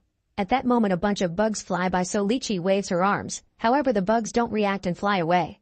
This confirms they're blind and use sound to locate their victims. The group agrees they need to learn more about their enemy before making a decision, so they put a radio inside a closet to lure a beetle into it, quickly trapping it inside. Lychee is a scientist and wants to milk the beetle like a snake to study its venom, which disgusts the others, but they agree to help anyway. They open the closet and team up to hold the beetle down, fortunately managing to get a sample of the venom without anyone getting hurt. While Lychee studies the liquid, the others share their experiences. They all have the same story. They heard the noise, passed out, and later woke up to find the cocoons. Eventually Lychee concludes that the bug's poison acts as sedative. She also discovers a red gas like the one they saw earlier. She can tell the bugs emit it, but she can't tell what it is. In the end, the group agrees to stay in the building for the night and leave for Cooper's dad's place in the morning while stopping at each team member's house on the way. Moments later, Cooper can't sleep because he's sure he met Sarah before, but he can't remember where. He goes looking for something to eat, but when he grabs a box, normal bugs begin crawling out of it. Cooper gets scared anyway and immediately drops the box, only to get startled again by Cindy. She explains she works on TV and wants to leave with him to the studio to try to call someone for help. Cooper likes the idea and says they can return for the others in the morning, but Cindy says she only wants to leave with him. Creeped out, Cooper cancels the plan. The next morning, the group wakes up when they hear a loud noise coming from the closet. It seems the beetle is trying to escape and is screeching to call its buddies for help, so Albert just breaks into the closet and quickly kills it. The group agrees it's time to leave, but Lychee decides to stay behind and wake up as many people as possible because they could help fight the creatures. The team leaves, and while they walk, Cooper tries to talk to Sarah, but he behaves like a weirdo and Sarah calls him immature. This ends up with both using sarcasm to insult each other. Moments later, they arrive at Albert and Hugo's house and Cooper goes inside with them to look for Hugo's mom. While waiting, Sarah is shocked to find a note with Cooper's phone number in her pocket. Inside, the trio is upset to find the mother dead. A furious Albert makes sure to grab a gun before rejoining the others. Cooper tries to point out that the noise of firing a gun will attract more enemies, but Albert ignores him. The group keeps going and makes it to Cindy's brother's house. There are several people in cocoons in the yard, suspiciously organized in a line. At that moment, Cindy's brother comes out of the garage carrying another cocoon and revealing his transformation. He's become a half-bug mutant. When he sees the group, he immediately attacks and wounds Cooper in the chaos. Cindy tries to connect with him, but the guy isn't human anymore and can't understand her. He thinks like a beast and immediately grabs her, so Hugo has to save her. Cindy begs the group not to kill her brother, but it's clear the guy can't be saved, so Hugo and Albert stab him to death with forks. The group rushes to Cindy's house to spend the night and Hugo and Albert lock all the windows and doors. While Sarah treats Cooper's wound, he says if he ever turns, she should run instead of hitting him. He also admits that he always dreamed of what he would do during the apocalypse. He wanted to live in the woods with a girl like Sarah and repopulate the planet. The duo chats for a while and starts bonding, especially when Cooper shares that he recently lost his mother too. Meanwhile, Albert is exploring the house and starts to feel unwell. When he bumps into Sarah, he doesn't tell her about his pain, but he does ask her to take care of his son like she takes care of Cooper. Later that night, Cooper suddenly is awakened by Cindy, who is grieving for her brother. Needing some comfort, she takes off her clothes and asks Cooper to take care of her, coming too close for comfort. However, Cooper gently pushes her away and turns her down. Hurt, Cindy leaves the room in a huff. The next day the team keeps traveling and they notice the mysterious smoke in the distance again. Sarah thinks that it's coming from the bug's nest and wants to go there to find her mom, but Cooper changes her mind by pointing out the chance of success are incredibly low. At that moment a bunch of bugs fly above them, so the group keeps silent to go unnoticed. Feeling nervous, Cooper and Sarah hold hands. Cindy notices this and the jealousy makes her snap, so she starts screaming to get the monster's attention. The others try to make her stop, but she won't listen to reason, so Albert kills her with a shot. The bugs soon attack and Albert shoots down a bunch of them in quick succession. One of the monsters still manages to reach him and grabs him to carry him away, but luckily Cooper gets the gun and kills the creature to free Albert just in time. Another monster uses the distraction to attack Cooper, so Sarah rushes to help him. The bug lets go of Cooper and grabs Sarah instead, flying away with her. In the end, only Cooper, Albert, and Hugo are left. The trio walks for a while and eventually they reach the house of Cooper's father. Ethan is in the garden calling for his dog, who has been missing for a while. Cooper asks him not to make loud noises, but Ethan won't listen. In the evening, Ethan gathers the guests and they discuss their options. Suddenly Albert loses a tooth and before everyone can react, he begins transforming into a bug mutant and attacks Cooper. A fight ensues and as Cooper tries to keep Albert distracted, Hugo has no choice but to shoot his own father. Hugo then has a breakdown while explaining that this is what his father had asked him to do. Unfortunately, the sound of the gunshot attracts more monsters. Ethan kills one of them before the three guys run to hide in the bedroom, only to bump into Ethan's dog on the way. It turns out the dog has mutated as well, but Ethan throws her favorite toy and easily distracts her.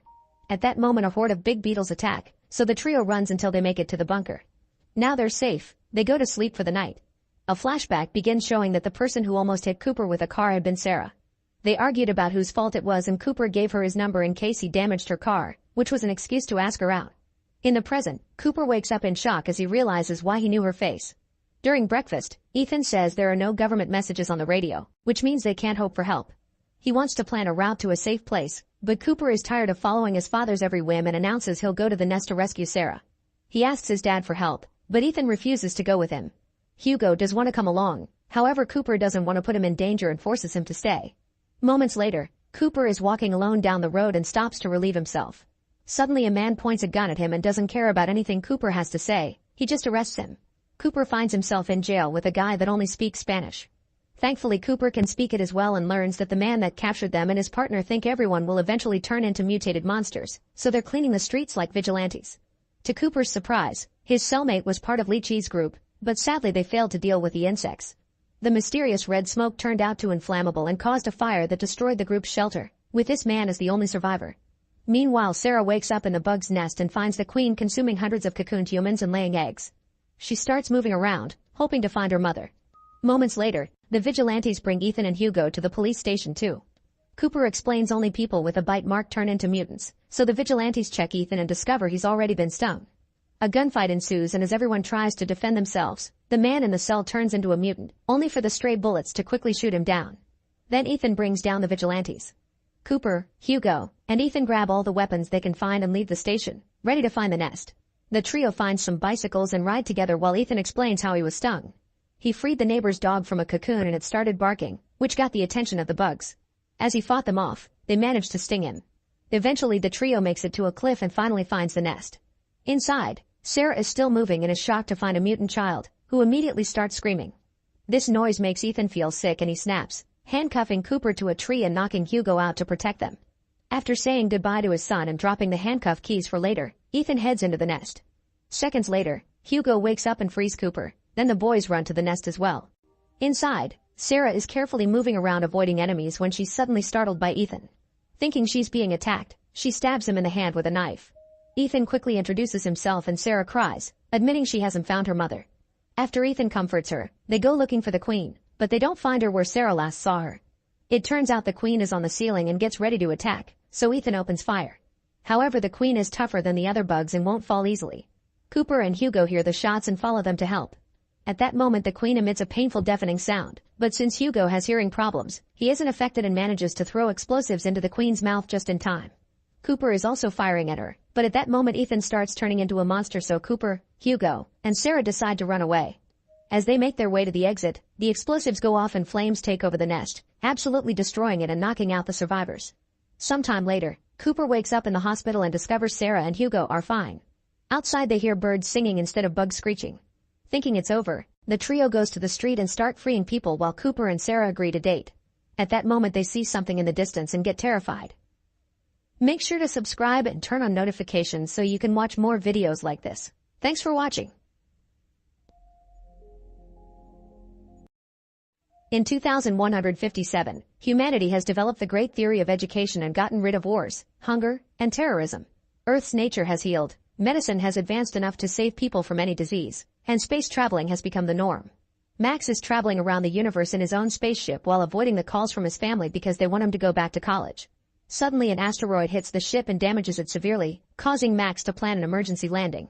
Unfortunately, the ship has become impossible to steer and crashes on the nearest planet. Max manages to get out right before it explodes, meaning he's now stuck on this strange land. He starts exploring the area and discovers signs of a bonfire, then notices a creature hiding nearby. Max tries to communicate with it, but the creature runs away when suddenly a soldier named Zeph finds them and points his gun at Max, saying something he can't understand. Max grabs from his belt a little translation device that he puts into his ear, causing the soldier to shoot at the belt to make Max lose it before arresting him and taking him to the nearest town. Max watches in shock how the town looks like a grim version of Earth, similar to what he's seen in history books. He's sent to a lab where some scientists put a helmet on his head to look into his thoughts as they interrogate him. However, they still don't believe he's an alien, and it's decided he'll be transferred to a mental hospital in the capital with Soldier Guy as his escort. At that moment, every person in the area starts enthusiastically chanting the country's anthem, promising loyalty to the government. However, Zeph collapses as he has a seizure and is taken away by the authorities.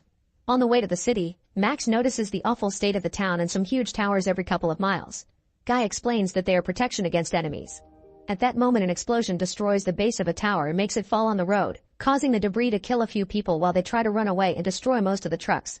When a huge metal road pierces Max's truck, Guy gets caught under the rubble, but Max immediately rushes to pull him out with outstanding strength before they could be reached by the incoming flames. Then Max learns that rebels are trying to bring down the government. That's why they need the towers. Now they have no choice but to continue their trip on foot. As soon as they arrive in the capital, the head of the Department of Special Research, Strider, hears about it and asks his employee Funk to bring Max to his office. Meanwhile, Max is being kept in a dangerous facility where they put him inside a water tank to keep on looking into his mind.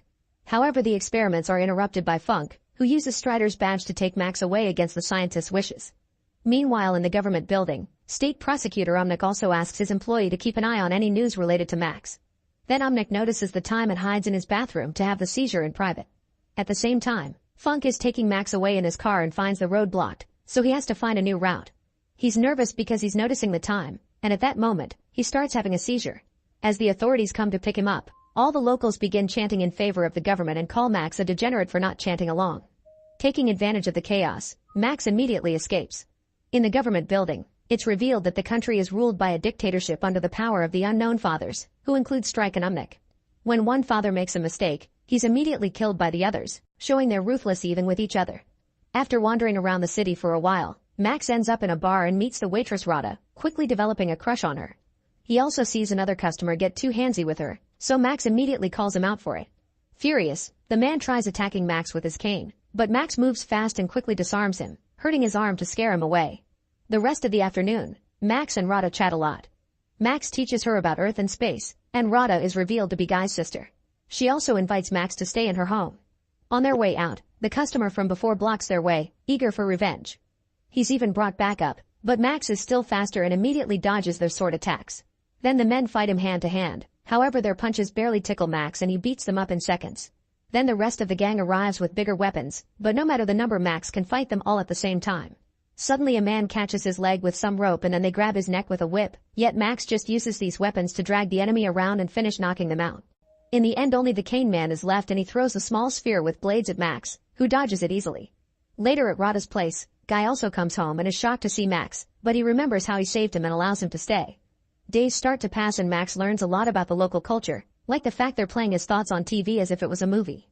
The locals are also taught that they live inside the planet, not on its surface, and there are no other planets or stars. History says that the Unknown Fathers stopped the war against the rebels known as degenerates with the towers and saved the country. Guy is very enthusiastic about wanting to defend his home and invites Max to become a guard as well. Since Max has no ID or documents, Guy has to convince Commander Chachu to allow Max to join. First he has to go through training, so Max learns the chant and joins mission trials, during which he must run through areas on fire and shoot at signs representing degenerates. Max is an excellent shot but his companion isn't, so Max gives him a few tips to pass the test. However, later Guy scolds him privately, telling him to never do that again because their superiors demand discipline. When they're at home, Max exercises hard while Guy asks him questions about the rule book to test his memory. Sometimes they also spar. In his free time, Max hangs out with Rada and they eventually kiss. When Max is finally accepted into the army, he joins his first raid in rebel lands. The soldiers storm into the buildings with the utmost brutality, using bombs and kicking people along the way. Max is shocked to discover that the so-called rebels are just terrified normal humans and immediately drops his gun. while the others arrest them. A rebel comes out of hiding and opens fire on them, but he's quickly knocked down and Chachu starts kicking him just for fun. Afterward, Max watches how dozens of normal humans are brutally arrested and pushed into trucks. Chachu asks him why he dropped his weapon and Max explains the word degenerated made him think he would see wild beasts, not just poor citizens. Chachu begins insulting the rebels and calls them trash but does admit they feel pain like everyone. However, Max explains he doesn't feel pain at all. Later, the fathers judge the rebels while flashing very hot and bright lights at them.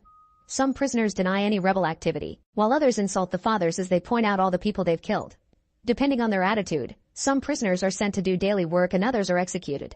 A rebel shows them the mechanical arm he had to get after the guards cut his, and the fathers punish him by putting him inside a suit filled with a gas that burns his skin. Max has to watch it all while hiding his disgust. Later, he tries to tell Guy how wrong all this is, but Guy argues back and defends his government's ways. With Max being so public, Funk finally finds his location. Later in the evening, Guy and Max are called to Chachu's office, so by the time Funk gets to their place they're already gone. After what happened earlier, Chachu wants Max to prove his loyalty, so he takes him to the forest and asks him to shoot the two rebels with death sentences. Max takes the rebels away pretending he will shoot them, however he lets them go instead. Then he confronts Chachu, announcing he is quitting. Furious, Chachu opens fire on Max, ignoring Guy's pleas for mercy. Afterward, Chachu drags Guy back to the capital, leaving Max's dead body in the forest. In the meantime, the fathers are discussing tactics to finally put an end to the rebels' attacks. However, Umnik points out this would be a great moment to put together all their guards into a huge army, implying he wants more war. The others like the idea of a full invasion, but they'll have to find a way to make the public accept the idea of war starting again, perhaps by planning a fake assassination attempt. In the evening, the rebels in the forest find Max and are shocked to see he's still alive because his body recovers very fast. Max explains Earth's health technology and points out his people don't know the meaning of fatal wound. He can only be stopped by a shot directly to the head. In return, the rebels explain that the fathers are dictators who took power by force and the towers aren't for defense. They actually send out waves to brainwash people. That's why they always go through a patriotic frenzy at the same time twice a day. Some people are immune to these waves and have seizures instead, but the government's propaganda has marked them as degenerates so they can hunt them down. At that moment, the towers send their waves, so the rebels put a stick in their mouths to avoid choking while they have a seizure. In the city, Umnek does the same thing in private. Thanks to his earthling body, Max doesn't suffer pain at all, so he helps the rebels go through it. Afterward, Max and the rebels cut down a fence to cross into tower territory. As the rebels open fire on the soldiers and the alarm is raised, Max runs through the facility without fearing incoming bullets and knocks down any soldier who dares to get in his way with his bare hands. A few rebels are killed and others try to hide behind walls to continue to shoot the enemy to the very end. Max manages to get under the tower and installs a bunch of bombs before running out, tossing a rope through the hooks on each rebel's clothes to drag them out with him regardless if they're alive or not. Thanks to Max's strength, the group manages to escape to the forest right before the tower is brought down by the explosion. Unfortunately, another rebel dies from his injuries, leaving Max and one man as the only survivors. Sometime later, Max sneaks back into the city and reunites with Rada, unaware that a neighbor sees him and calls the authorities. When Guy comes home, an argument ensues, and Guy tries to kick Max out. At that moment, the authorities arrive, so Max immediately runs out to keep the siblings out of danger and starts beating up the soldiers waiting outside. He's quick and efficient, but unfortunately Chachu takes Rada hostage and Max has no choice but to surrender. Afterward, Max is thrown in jail with a bunch of prisoners, including Zeph and the guy with the metal arm. Meanwhile, Strike visits Umnik, who makes him sit on a chair so narrow that makes guests uncomfortable on purpose as subtle torture. Since Umnik is in charge of the re-education program, Strike wants him to release Max so he can study him, and they discuss a deal. However, after Strike leaves, Umnik sees Max's profile and learns he doesn't have seizures. Wanting that power for himself, Umnik orders his employee to kidnap Max and make it look like he mysteriously disappeared, and also to send Strike a message saying Max unfortunately died in action. In the morning, the prisoners are sent to the forest to clean, meaning they must pick up every weapon left by the war. Max's group suddenly sees a bunch of defense robots and immediately drops to the ground as the robots open fire, shooting in circles with no signs of stopping. The prisoners wait for the right moment to fire back, and one by one they bring down the robots until they're all destroyed. Then the group continues to search the area, and Zeph teaches Max about the creature he saw when he arrived. He says they're dangerous mutated humans and should be killed on sight or they'll be killed first. After wandering for a while, Zeph suddenly falls into a hidden hole, so Max jumps in to help him. They discover a series of underground tunnels and start walking through them until they find an old abandoned facility. After noticing a beast sneaking around in the shadows, they turn on the power and find some old equipment. While they get distracted looking into some lenses that show them the desert, the beast uses the chance to run out, and Max tells Zeph not to shoot it. As the duo is horrified to notice human bones on the ground, the beast damages the equipment to cut the power before attacking. The beast manages to get Zeph in a very strong hold, ready to bite him off. However, Max is strong enough to fight it with his bare hands. After lots of struggle, he knocks the beast down, saving Zeph just in time. Later, while Zeph is sleeping, Max takes off the ropes and lets the beast run away. Zeph scolds him for it, but Max explains these beings aren't animals. The next morning, Max and Zeph reunite with Metal Arm Guy and continue to search the area. Among the trees they find a small red tank stuck in a bunch of vines, and when they try to come closer, they're attacked by a black tank that moves freely. The group runs to hide behind the trees and tries to open fire, but their shots don't do anything to the tanks. Thankfully, Max gets an idea. He shoots at the red tank to make it react, and when it tries to shoot back, it ends up bringing down the black tank instead. Then Max sneaks under it and appears behind to climb inside, cutting the wires to make it stop. After sharing a meal with the others, Max announces he's escaping. There are security measures at the borders to stop the prisoners from running away, but Max gets inside the tank and drives it to the south as hidden mines explode around him without causing any damage. When Omnic learns Max escaped, he throws a tantrum in his office. Eventually, Max finds a few soldiers guarding the road and is disgusted to see executed rebels nearby. He tries to stay hidden inside the tank, but rules dictate every vehicle must be searched. Max smiles when he sees the soldier jumping on the tank as Guy and immediately drags him inside before pressing forward, destroying the gate and ignoring the other soldiers opening fire because they can't damage the tank. As they cross unknown lands, Guy is furious because they may be executed for this and tries to escape, but Max keeps him in the tank and promises him a much better life. Make sure to subscribe and turn on notifications so you can watch more videos like this. Thanks for watching. In the middle of a traffic jam, Emile and his father Francois are having an argument because Emile didn't want to come and they're late because of him. Eventually, Emile gets tired of his father scolding and leaves the car, so Francois goes after him. At that moment, they notice an ambulance shaking while something screams inside before the windows break. Francois immediately drags Emile into hiding as the ambulance's doors are pushed open and a creature half bird half man comes out, landing on top of a car. Security officers rush to recapture the mutant, who struggles and yells at them, scaring everyone on the road. The mutant manages to throw the officers away from him and then runs away. Sometime later, Emile and Francois arrive at the hospital to see the doctor who is treating Emile's mother Lana, who is also mutating into an animal. It turns out that for the last 2 years, many people all over the country have suddenly started mutating into more animalistic forms, and most of the time they end up being very violent. Authorities are trying their best to catch them all and keep them in specialized institutions, where the mutants are kept calm with sedatives while they're studied, hoping to find a cure. Most people are scared of the mutants and want them to be locked up. Emile doesn't want to see his mother because he's become wary of her since she accidentally scratched his face, but Francois insists she's still family. The doctor explains a new and more advanced reception center has opened in the south and Lana should be transferred there, which Francois quickly accepts. He wants to move there with Emile so they can start a new life, away from the judgment of people who already knew Lana. When they enter Lana's room, Emile notices all the scratches on the walls and doesn't go too close. Francois does sit with her and talks to her believing it helps, but Emile doesn't think she can understand anything they say. Some weeks later, Emile, Francois, and their dog move to their new home by the forest. Soon Emile starts going to school and when the teacher introduces him to the class, Nina asks too many questions. Emile decides to lie and says his mother is dead before explaining his scar was caused by lightning. Later that night, a huge storm strikes the town. The power goes out, and Emile is woken up by the noise caused by the wind and the lightning. He goes to check the window and is startled by a creature looking into the house, but as soon as Francois brings back the power, the creature is gone. The next day, they receive an emergency call and rush to the local lake, where the police and the firemen have closed up the area. It turns out the storm has caused an ambulance to get off the road and crash into the lake, and when they see a cop retrieving the body of a creature, Francois fears the worst. This was the ambulance that was transporting all the mutants to the new center, and now half of them are dead while others have escaped. The cops hold down a desperate Francois as he yells for his wife, but Officer Julia assures him they haven't found Lana's body, so she must be somewhere in the forest. Once they return home, Francois starts hanging some of their clothes on the trees around the house, hoping the smell will guide Lana to them. The next day during class, the gym teacher sends the class to play tug of war, and Emile's whole team immediately falls to the ground except for him. Surprisingly, he's capable of pulling alone long enough for his teammates to rejoin him and win the match. Afterward, everyone is impressed by Emile's strength and invites him to a party. However, Emile is too busy inspecting his fingers and rushes back to his house, where he uses some tweezers to pull something from under his nails as he screams in pain. He's shocked to discover some small claws, meaning he's slowly starting to mutate as well. Then he checks his back in the mirror and notices the shape of his column is changing too. Furious, he throws things around the bathroom before getting in the tub to wash away the shame. His dog gets in the tub with him to comfort him. Meanwhile, Francois goes to the mail and bumps into Julia, who informs him they aren't searching anymore because the government promised to send the military. Suddenly they hear some screaming because the customers saw a mutant.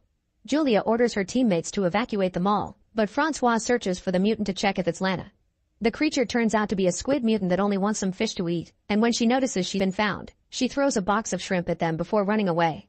She continues to throw random food at Julia as she chases after her, but this isn't enough to stop a trained officer, so Julia jumps on her to capture her. Francois looks under some grocery display and finds another mutant looking terribly scared, but he decides not to tell the cops. The following Friday, Emile goes to the party and has lots of fun. His classmates admire the swords brought by a guy who will be making a presentation at the upcoming Midsummer Festival. Suddenly the alcohol starts making Emile feel sick and he falls off his seat. Nina hands him some medicine and Emile can't stop his body from licking her hand to pick it up, causing the others to freak out. Ashamed and embarrassed, Emile escapes through the forest, hearing the noises made by other mutants. The next morning, Emile wakes up near the lake when he hears the noise made by a motorboat passing by. He finds blood in his mouth and immediately spits before leaving, seeing anti-mutant graffiti on his way home. At his house, he rushes to the bathroom and throws up a feather, which makes him realize he ate a bird last night. Afterward, Francois and Emile ignore the barriers left by the cops and go to the forest to search for Lana. Emile asks his dad how he felt when Lana started to change, and Francois explains he was never scared. She was still his wife, just a little different. When night falls, they continue the search on the car, screaming through the windows while playing Lana's favorite song at full volume. They end up spending the night in the car and in the morning, Emile notices his nails are changing again. Suddenly his dog runs away and Emile follows him, only to discover a chameleon child on a tree. At that moment the Birdman from the beginning tackles Emile to the ground and starts hitting him with his wings while his claws hurt his shoulder, making it bleed. However, the man freezes when he looks into Emile's eyes and realizes he's a mutant too. Emile screaming makes Francois run to his son, grabbing him by the arm while asking the Birdman to stay away. Once they're back in the car, Francois announces they're going to the hospital, but Emile refuses because they'll discover the truth. Their argument causes them to almost crash against a horse, but Francois stops the car just in time and they notice they've arrived at the riding school. The cops are around and Julia explains a mutant attacked the horses, so Francois uses the chance to ask for a favor. An army nurse ends up giving Emile the stitches he needs and believes the story that the dog bit his shoulder. Later at home, Emile removes some of the stitching and starts licking the dripping wound. Sometime later during lab class, Emile notices that Nina has a necklace with a feather like the one he puked and freaks out, but Nina immediately calls him out on it. Then he can't concentrate because he's distracted by the ferrets squeaking in their cage. Eventually he snaps and yells at them, telling them to shut up. After class, Emile has trouble riding his bike because of his body changes and Nina tries her best to stay supportive, even inviting Emile to hang out at her house. While preparing a snack, Emile opens the fridge and finds a dead bird, so Nina explains she found it at her door after the party and took its feather for the necklace. Emile realizes he didn't eat it, he left it for her as a gift. Nina is keeping it because she'll donate it as food for the mutants. Afterward Emile gets in the lake and catches a fish with his own hands, which is seen by a neighbor. Then he looks for the Birdman, who is trying to fly and keeps falling on the ground over and over. Emile leaves the fish for him and learns that he's called himself Fix because he can't remember his real name. Seeing Fix's wounds from his failed flights, Emile points out there's a safer spot to practice and takes Fix to the lake. After Emile removes all the branches from the water to avoid more injuries, Fix agrees to practice there. In the evening, Emile tries to ride his bike home but he keeps falling, so he decides to leave it in the forest and tell his dad that it was stolen. Meanwhile at the bar Francois is working at, he discovers the owner has made anti-mutant t-shirts, which makes him very uncomfortable. Then he takes out the trash and hears some noises in the backyard when he suddenly gets grabbed by a mutant, who pushes Francois to the ground. Noticing the creature is in chains, Francois tries to calm it down peacefully, only to see a second mutant running away. At that moment a coworker pushes the creature back with an oar, revealing the mutant is a relative of hers and she's been hiding it at work. She and Francois try to guide the creature back into hiding, but the mutant freaks out and rushes to the front of the bar, causing everyone to run in panic. Believing the other creature could have been Lana, Francois runs to the forest and finds his wife in full bear form, who makes a noise at him before leaving. Later during lunch at school, Emile feels something in his mouth and suddenly spits out a tooth. The others are grossed out so he pretends it was a baby tooth. In the afternoon he visits Fix, who keeps falling into the water over and over while trying to learn to fly. When Fix takes a break, Emile looks at his injuries and removes the bandage on his face, discovering that the doctors had done a horrible surgery job to remove the growing beak. In the evening, Julia goes with Francois to the forest to help him search for Lana, and they have to hide every time they see a police car pass by. In the end they don't find any creature, but Francois is shocked to find Emile's bicycle. When he returns home, Francois discovers the bathroom sink is clogged so he removes the pipe to empty it. Inside he finds lots of hair and some claws, which finally makes him realize Emile's also changing. Once Emile comes home too, Francois shows him the claws and the bike, but Emile denies everything. Francois has locked up the house and refuses to let him in until he confesses, so Emile tries to run away. A desperate Francois runs after him and tackles him to the ground, hugging Emile tightly as he has a breakdown. The next morning, Emile eats directly from his plate instead of using a fork, but Francois stays supportive. He also shares some of Lana's medicine so Emile can control his impulses while he's in class. Then Francois checks Emile's mouth and confirms the fangs are at the back for now, so others won't see them. He reminds his son to cut his nails every day and puts some cotton in his ears before covering them with hair. That way his enhanced hearing won't be overwhelmed by noises. Lastly, Francois shows Emile how to use a hair removal cream on his body. Later that day, Emile chats with Nina on the phone while taking a walk outside the house. He asks Nina to scream, and when she does, he's happy to discover he can hear her all the way from there. The next day, Emile visits Fix and discovers he can't talk anymore. He can only make bird sounds. After Emile hugs him, Fix climbs up a tree and then jumps, revealing he's finally able to fly and greatly enjoys doing it. Afterward, Emile goes to the festival, where his father is working. Francois is furious to see him because Emile should be hiding, and an argument ensues that quickly escalates into physical aggression. Emile growls as he bites his dad on the shoulder, not letting go until Francois threatens him with scissors. Upset and confused, Emile walks away and bumps into Nina, who invites him to take a walk through the cornfields. The teens end up kissing and things quickly heat up, so they lie down to get dirty. When Emile removes his shirt, Nina discovers the hair and the changed spine, but she says she knew it and keeps going anyway. Then they return to the festival and Emile goes to the bathroom, where he's cornered by a classmate who saw him and Nina on the field. The guy makes a noise with a little machine that only animals are supposed to hear, which immediately hurts Emile's ears. Scared, Emile attacks the boy, leaving scratch marks on his face. Emile immediately runs to hide in the field while the boy alerts all the locals, causing them to grab their weapons and call the police. Soon a dog finds him, but Emile scares him away with a bark. Seeing the dog run, two men open fire in the direction, and the alarm starts going off.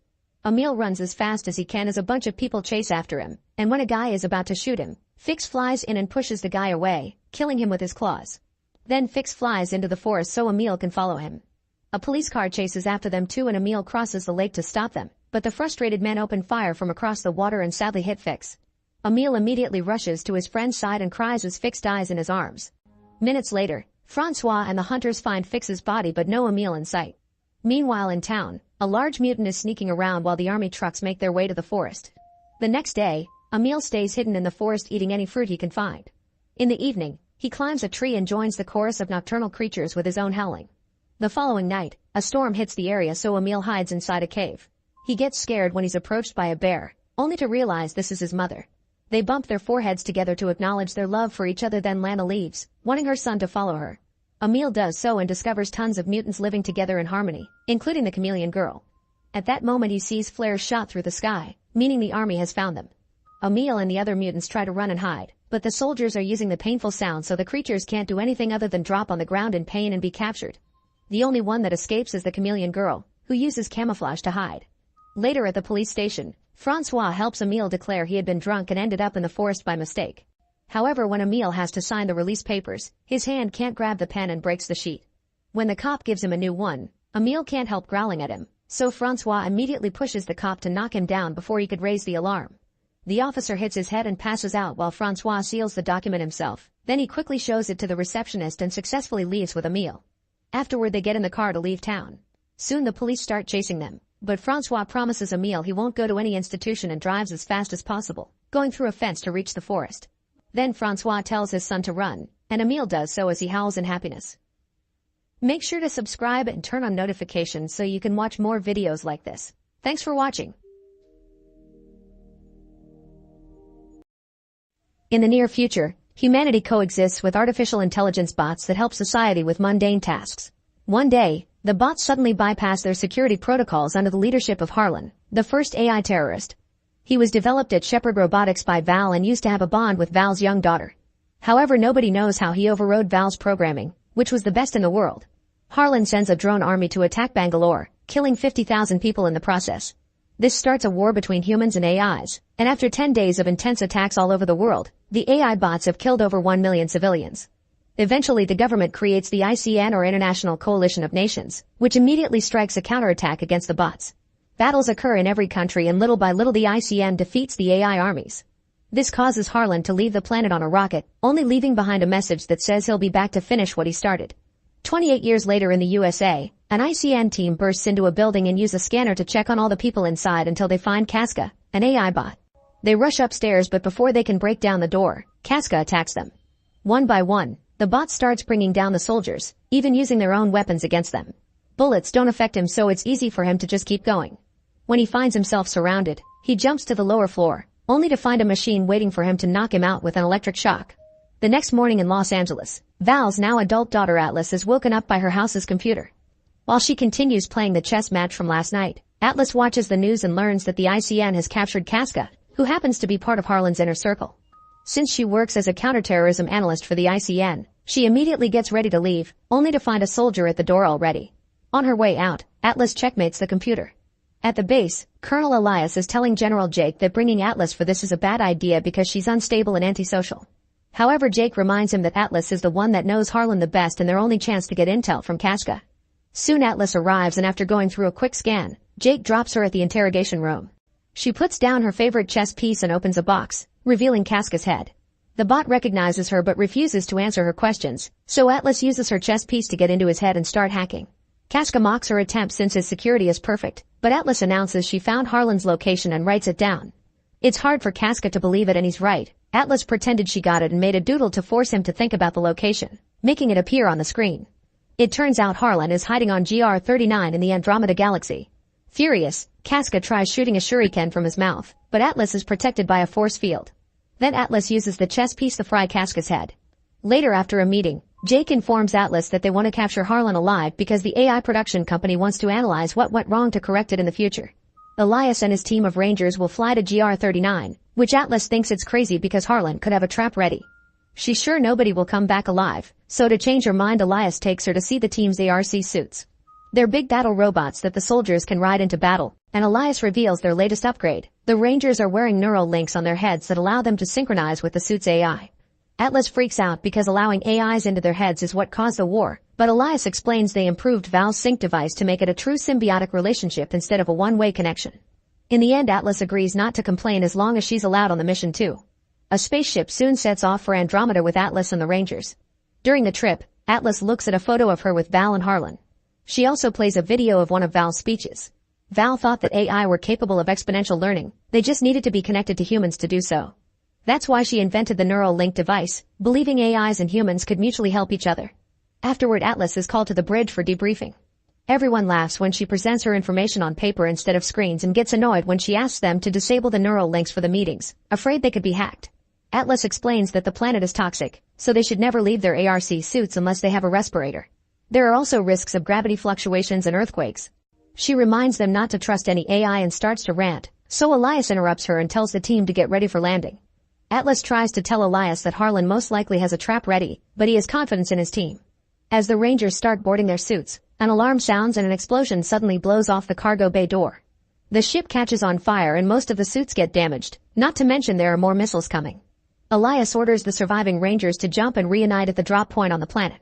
Atlas barely manages to hold on and not fly away through the hole on the ship, so Elias grabs her and puts her in a suit too. When he tries to explain how to use it, another explosion happens and Atlas' suit drops to the planet too.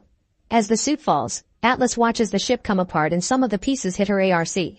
When she gets closer to the planet, she discovers the Rangers are fighting Harlan's drones, and while they do manage to shoot a few down, they still are easily overpowered. Atlas' suit gets even more damage and soon an alarm rings with a warning. A suit with a sword comes through and brings down a few more drones as it teams up with another Ranger. However, they're soon overpowered as well. The ship starts falling and almost crashes against Atlas. However, a Ranger pushes her out of the way just in time. The Ranger catches Atlas' suit with a wire to begin falling together as Elias appears on Atlas' screen, explaining she needs to sync with the suit's AI to stabilize her fall. Atlas refuses to do so and her helper gets shot down, so her suit begins falling even faster. She manages to activate the thrusters at the last second and the suit lands quite hard on the planet, but at least it doesn't kill her. After realizing she's bleeding, Atlas tries to contact the base for help to no avail. With no other choice, she activates the suit's AI, who introduces himself as Smith. He wants to go through the tutorial and setup, but Atlas skips all that and asks for a rescue pod. Smith's scanner finds 198 kilometers away and Atlas asks him to get there as fast as possible. The suit immediately starts its thrusters, yet Atlas stops him, reminding him that if they fly they'll be seen by the enemy, so they should walk. Smith thinks it's a bad idea because the suit only has 22 hours left of air, but Atlas doesn't care and overrides Smith's protocols to start walking toward the pod. During the trip, Smith tries to bond with Atlas, who still doesn't want to be friends with an AI. He also shows her the beginner's manual, including all the weapons that come with the suit. Eventually they make it to the drop point and find all the fallen suits, but unfortunately Smith's scan indicates that all the Rangers are dead. Bullet holes prove the crash didn't kill them, someone waiting here did. Atlas has a panic attack over the failure, so Smith calms her down with some classical music. Then she starts collecting the Rangers' tags and notices that Elias' suit is empty. At that moment they detect movement nearby. It's Casca. Atlas concludes Harlan made a copy and worries about the possibility of Harlan building a whole army. Smith confirms there are more bots nearby and announces they should get ready for combat because there's no escape route. Suddenly the enemy sees them and opens fire, so Atlas forces Smith to run, not believing they can win against so many bots. A chase ensues and Atlas still refuses to sink. Instead she makes Smith shoot a few missiles. Unfortunately it's not enough to bring down every enemy. Their running takes them to an atmospheric storm, which catches the suit and blows it around until the bots shoot them out of it. The suit rolls around for a while until it crashes against a rock formation. Atlas orders the use of the iron bomb, ignoring Smith's warnings. The explosion is huge and destroys the area, bringing down their enemies as well. However, Casca saved himself thanks to his thrusters and gets ready to shoot again. At that moment the ground starts to shake and Smith explains that the explosion has caused a sinkhole, which now opens under the suit and makes them fall into a chasm. After lots of rolling under the rocks, the suit lands and Atlas discovers she has a broken leg.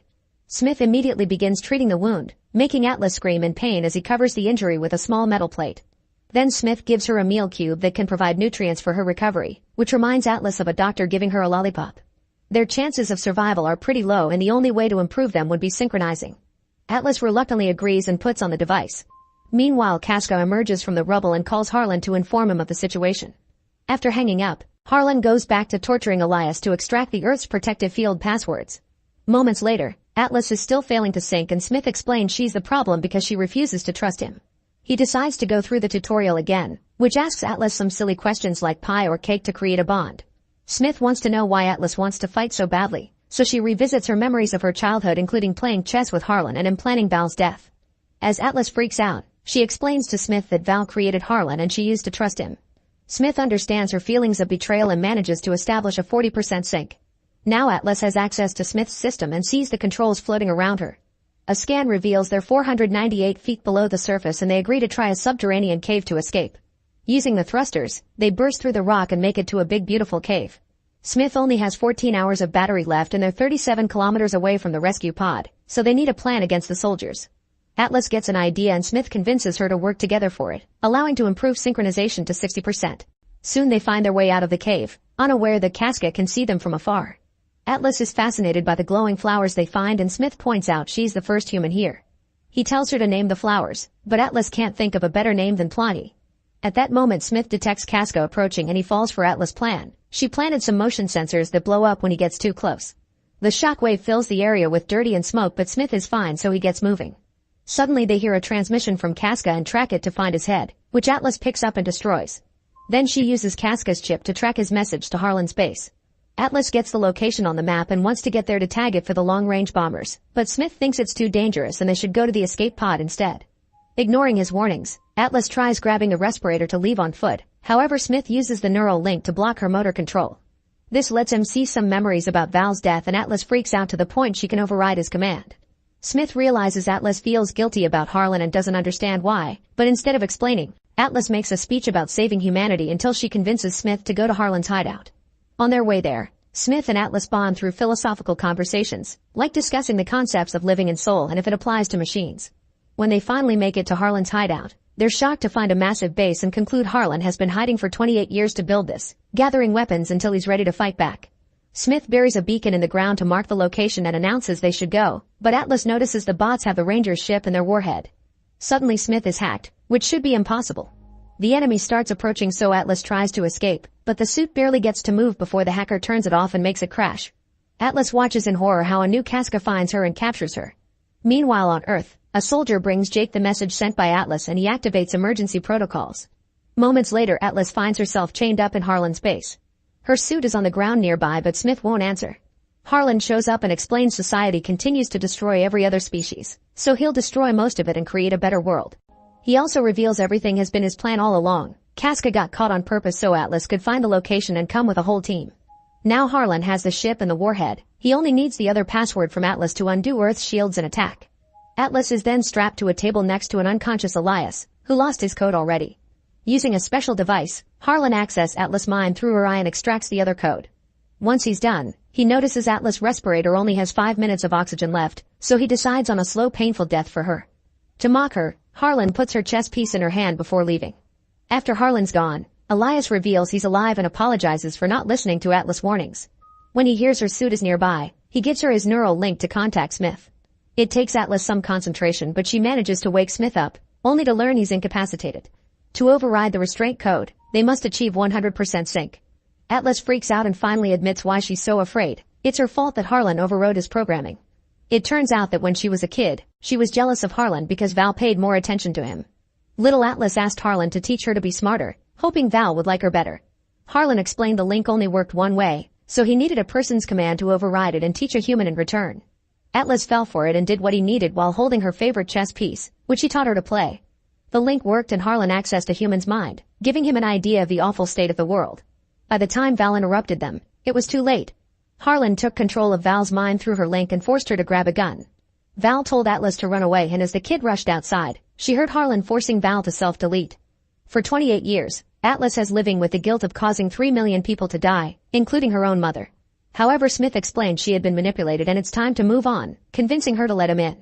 Their synchronization finally is completed 100% and the suit bursts into the room right before the respirators run out of oxygen. Smith explains his battery is low, Harlan will launch the warhead in a few minutes, and the bot stripped all his weapons except for a single shot in his chest cannon. Thankfully, there are a bunch of weapons lying around. When another Casca arrives with a team of bots, Atlas and Smith tackle them and steal more weapons to fight them. They even crash through walls as they move around, bringing down as many bots as possible on their way to the exit.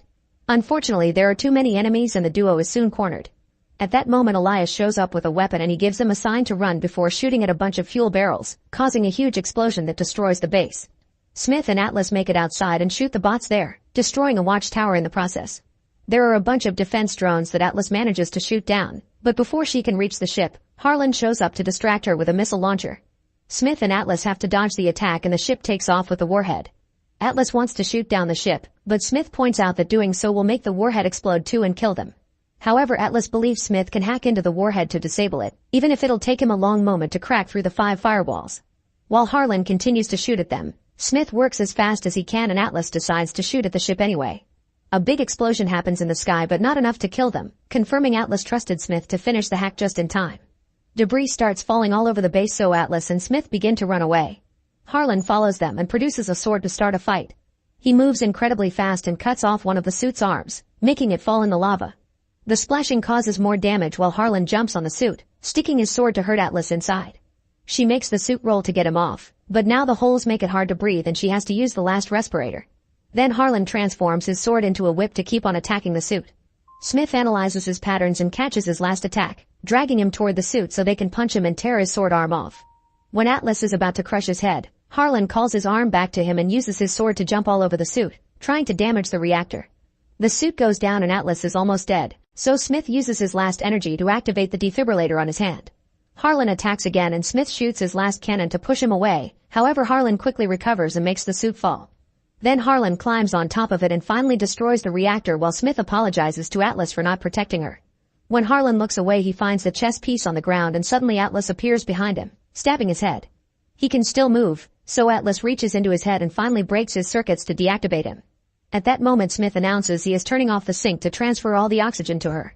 Atlas doesn't want to leave without him and starts answering the questions from the tutorial, admitting she does like him. Touched by her gesture, Smith gives her a lollipop before shutting down. At that moment, the sun rises and the rescue team from Earth finally arrives.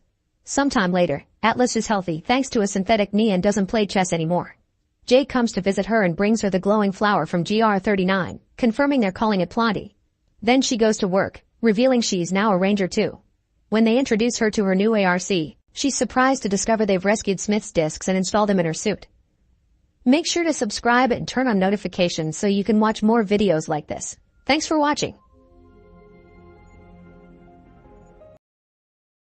In this alternate Earth, everyone gets a superpower when they turn 18, from flying to controlling the elements. However, Jen is 25 and she still hasn't found hers, which makes her very bitter. During a job interview, she discovers the boss's power is forcing people to tell the truth, causing her to say many embarrassing things and miss the chance. In the evening, Jen hooks up with her casual partner Luke. As soon as they're done, Luke waits for Jen to go to the bathroom and flies out of the window. Jen feels unappreciated because he always does the same thing. The next day, Jen's roommate Carrie is at her job in a lawyer's office. Her power allows her to let the souls of dead people take over her body for a few minutes, so lawyers use her to solve cases. Unfortunately, this causes clients to get mad at her for getting in the way. In the afternoon, Jen arrives home and finds a lost cat at the door, so she lets him in. Then she sees Carrie's boyfriend Cash trying on a homemade superhero suit and makes fun of him for it. Embarrassed, Cash uses his power to reverse time and quickly closes the door so Jen won't see him. Soon Carrie also arrives and cries while sharing how tired she's of clients taking it out on her, so Jen tells her to quit, but Carrie can't because she must support Cash until he finds a job. Then to lighten the mood, Carrie channels Hitler so they can mock him. Later, Carrie has a date with Gordon, who refuses to shake her hand without a glove because he can make people instantly climax with just a touch. After a nice dinner together, they go to Jen's place, yet Gordon refuses to use his power, wanting to prove he can be good for a woman naturally. He kisses her with plastic between their faces and does the naughty with the gloves on, but he's awful at it, so Jen has to fake it. Then Gordon goes to sleep after putting a pillow barrier between him and Jen to avoid touching her in his sleep. Meanwhile, Cash and Carrie are out in the street when suddenly an invisible man grabs Carrie's phone and asks for her purse too. Instead of reversing time, Cash throws his wallet at him and grabs Carrie to run away. Afterward, Cash admits that fighting off the robber felt good, so he wants to become an actual superhero. The next morning, Jen wakes up and decides to try to touch Gordon, but freezes when she sees the cat jump on the bed. The cat ends up touching Gordon first and wakes him up by screaming out his passion. Disgusted, Gordon goes away, telling Jen they aren't compatible. Afterward, over breakfast, the trio decides to keep the cat and named him Jizzlord for what he did on the bed. In the evening, Jen takes a cab to her half-sister's birthday party. The driver has the power to tell when someone will die, yet refuses to give her the details, only saying she must watch out for bears. During the trip, she gets a call from her father, who reminds her to be a good sister. In the house, Jen meets with her mom Mary, who has the power to command technology yet she can't control it, and her partner Ian, who can sense emotions.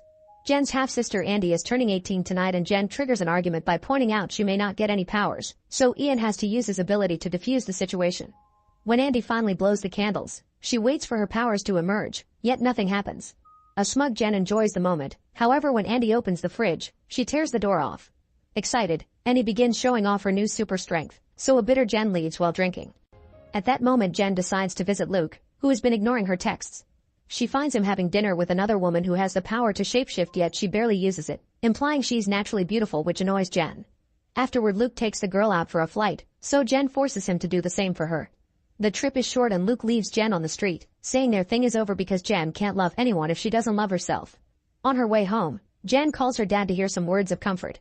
However, when she arrives, it's revealed that her dad is dead and Carrie summons his ghost when Jen needs the support.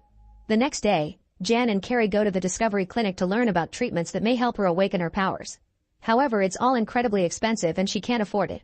That night, while Jen is sleeping, Jizzlord suddenly transforms into a human, only to quickly become a cat again before Jen can see him. Jen's next idea is to unleash her powers through stress, so she goes to a restaurant with her friends to eat the spiciest dish on the menu. Unfortunately, she can't handle it and runs to the store to drink a whole bottle of milk, which is seen by Luke and a security cameras, making the moment extra embarrassing. The following day, Carrie takes Jen to the dentist to try stress again.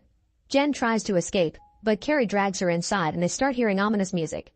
The dentist's power is to make people generate their own soundtrack, and when she shows how gentle she is, Jen's music changes from ominous to relaxing. Unfortunately, the dentist announces Jen's teeth need fillings, and her music becomes scary again. To calm her down, the dentist gives her some medicine. Meanwhile, Cash contacts an agency to put up an ad asking for superheroes. In the other room, Jizzlord transforms into a man again, but he has trouble walking like a person. He scratches the door to get Cash's attention, but when Cash goes to check on him, Jizzlord is a cat again. Back to Jen, she finishes her appointment in a very woozy state. Carrie takes her outside and they suddenly see a masked man approach them to grab Jen and push her into the trunk. This is Cash, who made this fake kidnapping plan with Carrie to add more stress. The couple decides to stop for lunch and let Jen suffer a bit, but Jen is so woozy that she leaves a voicemail for Luke saying how much she loves him. Cash and Carrie are so distracted that they don't notice the car is being towed until it's too late. Carrie calls Jen to ask for her pin location, and as the couple rushes to the car lot, Cash admits the vehicle belongs to his mother and he doesn't have a license, so he can't retrieve it legally. They end up sneaking into the impound lot only to realize they don't have the car key, and to make it worse, the effects of the medicine, and so Jen starts panicking. They have no choice but to call Andy, who smugly demands Jen to ask for the favor nicely. Jen pretends to be nice and Andy proceeds to rip the trunk hood off easily. Then Jen tries to beat her up, so Carrie has to keep the sisters apart. Suddenly they hear a car horn and the girls are horrified to see Mary and Ian have come to pick them up. While Mary scolds her daughter, Jen remembers that she left a voicemail for Luke and asks her mom to delete it. Mary tries, but she still can't control her power and ends up playing the message through the car's speakers. Andy suggests that Jen should spam Luke to distract him from the voicemail. When Jen gets home, she starts taking naughty pictures to send to Luke. Suddenly she sees Jizzlord transforming into a man and she panics, running out of the room. However, she also wonders if she has the power to transform animals by showing them her chest. Her friends join her and the guy explains he's a shapeshifter that got stuck in his cat form. Then he hugs Cash, happy that humans can see his real face again while also revealing he has amnesia. The trio continues to call him Jizzlord and asks a few questions, hearing the few things he manages to remember and concluding he's been a cat for around 3 years. Jen decides they must keep him until he recovers his memory. At that moment Jen gets a text from Luke, who has seen the pictures but also heard the voicemail, so he thinks Jen is weird. Later that night, Jen goes for a walk and sees a dog, so she flashes her chest to test her theory. The dog stays the same and its owner ends up seeing her as well. The next morning, the friends learn that Jizzlord has forgotten how to use lots of basic household objects, so he'll require lots of help. At work, Carrie channels the soul of a famous singer, who turns down a contract to get her music in elevators on cruise ships and instead asks to come back to the industry. After the meeting, the manager makes Carrie an offer. She could work with them by channeling dead celebrities to make them sing again, which Carrie happily accepts. When she makes it to the recording studio, she calls Jen and asks her to come over for moral support, promising her to pay her for it. This gives Jen an idea and she shows up at the studio pretending to be Carrie's manager, which allows her to get Carrie a juicy deal. When it's time to record, Carrie channels the singer they want, only to discover he's hard to work with and very misogynistic. The ghost even asks Jen to help him remember his lyrics, and after he disappears, Carrie searches for his songs only to learn they're all racist and misogynistic too. Carrie is uncomfortable and wants to quit, but Jen convinces her to stay for the money. Hoping the ghost's bad memory won't notice, Carrie changes the songs a bit to make them less offensive, but sadly the singer hates the nice message and makes a huge scene. Carrie and Jen are both immediately fired. Back in the house, Cash interviews a bunch of candidates for his superhero team. Seb can summon sea creatures but not control them, and he makes a fish fly through the window. Since his family is rich, Cash recruits him anyway. Ade can move through solid objects yet ends up with his hand stuck inside a wall, but he's also recruited. A woman has magnet powers but ends up attracting every object in the house over her lack of control, so Cash turns her down together with the guy who can transform anything in a PDF and the person whose eye lasers do nothing. Randall can use his rear to 3D print objects, which he demonstrates by making a small figurine. Finally, Gregor has super speed, proving it by bringing a postcard from the British Museum in just a second. Afterward, Cash is getting ready for the first official meeting when Jizzlord suddenly brings him a dead pigeon. Not wanting him to embarrass him in front of the others, Cash sends Jizzlord to do the groceries. At the store, Jizzlord is overwhelmed by everything, and seeing the female products makes him faint.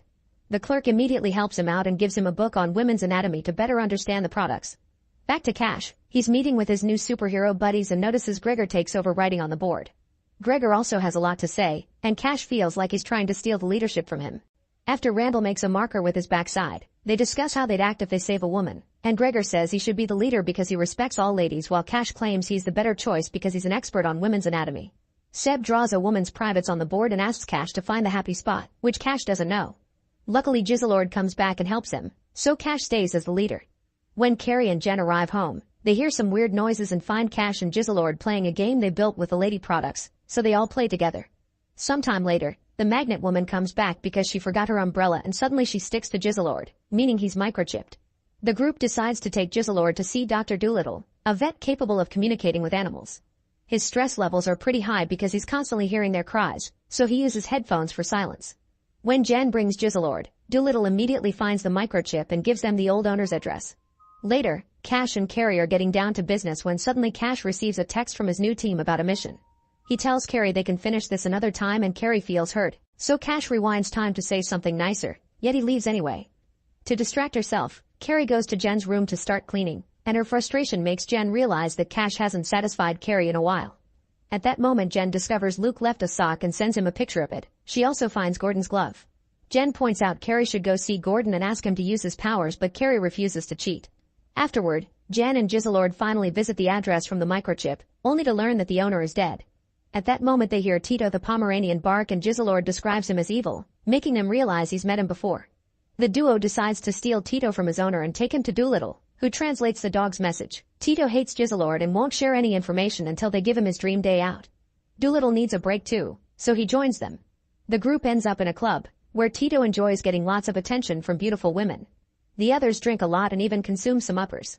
When Jan and Giselord get a private dance from a woman who duplicates herself, they feel too uncomfortable and hold hands for mutual support. Soon Doolittle is so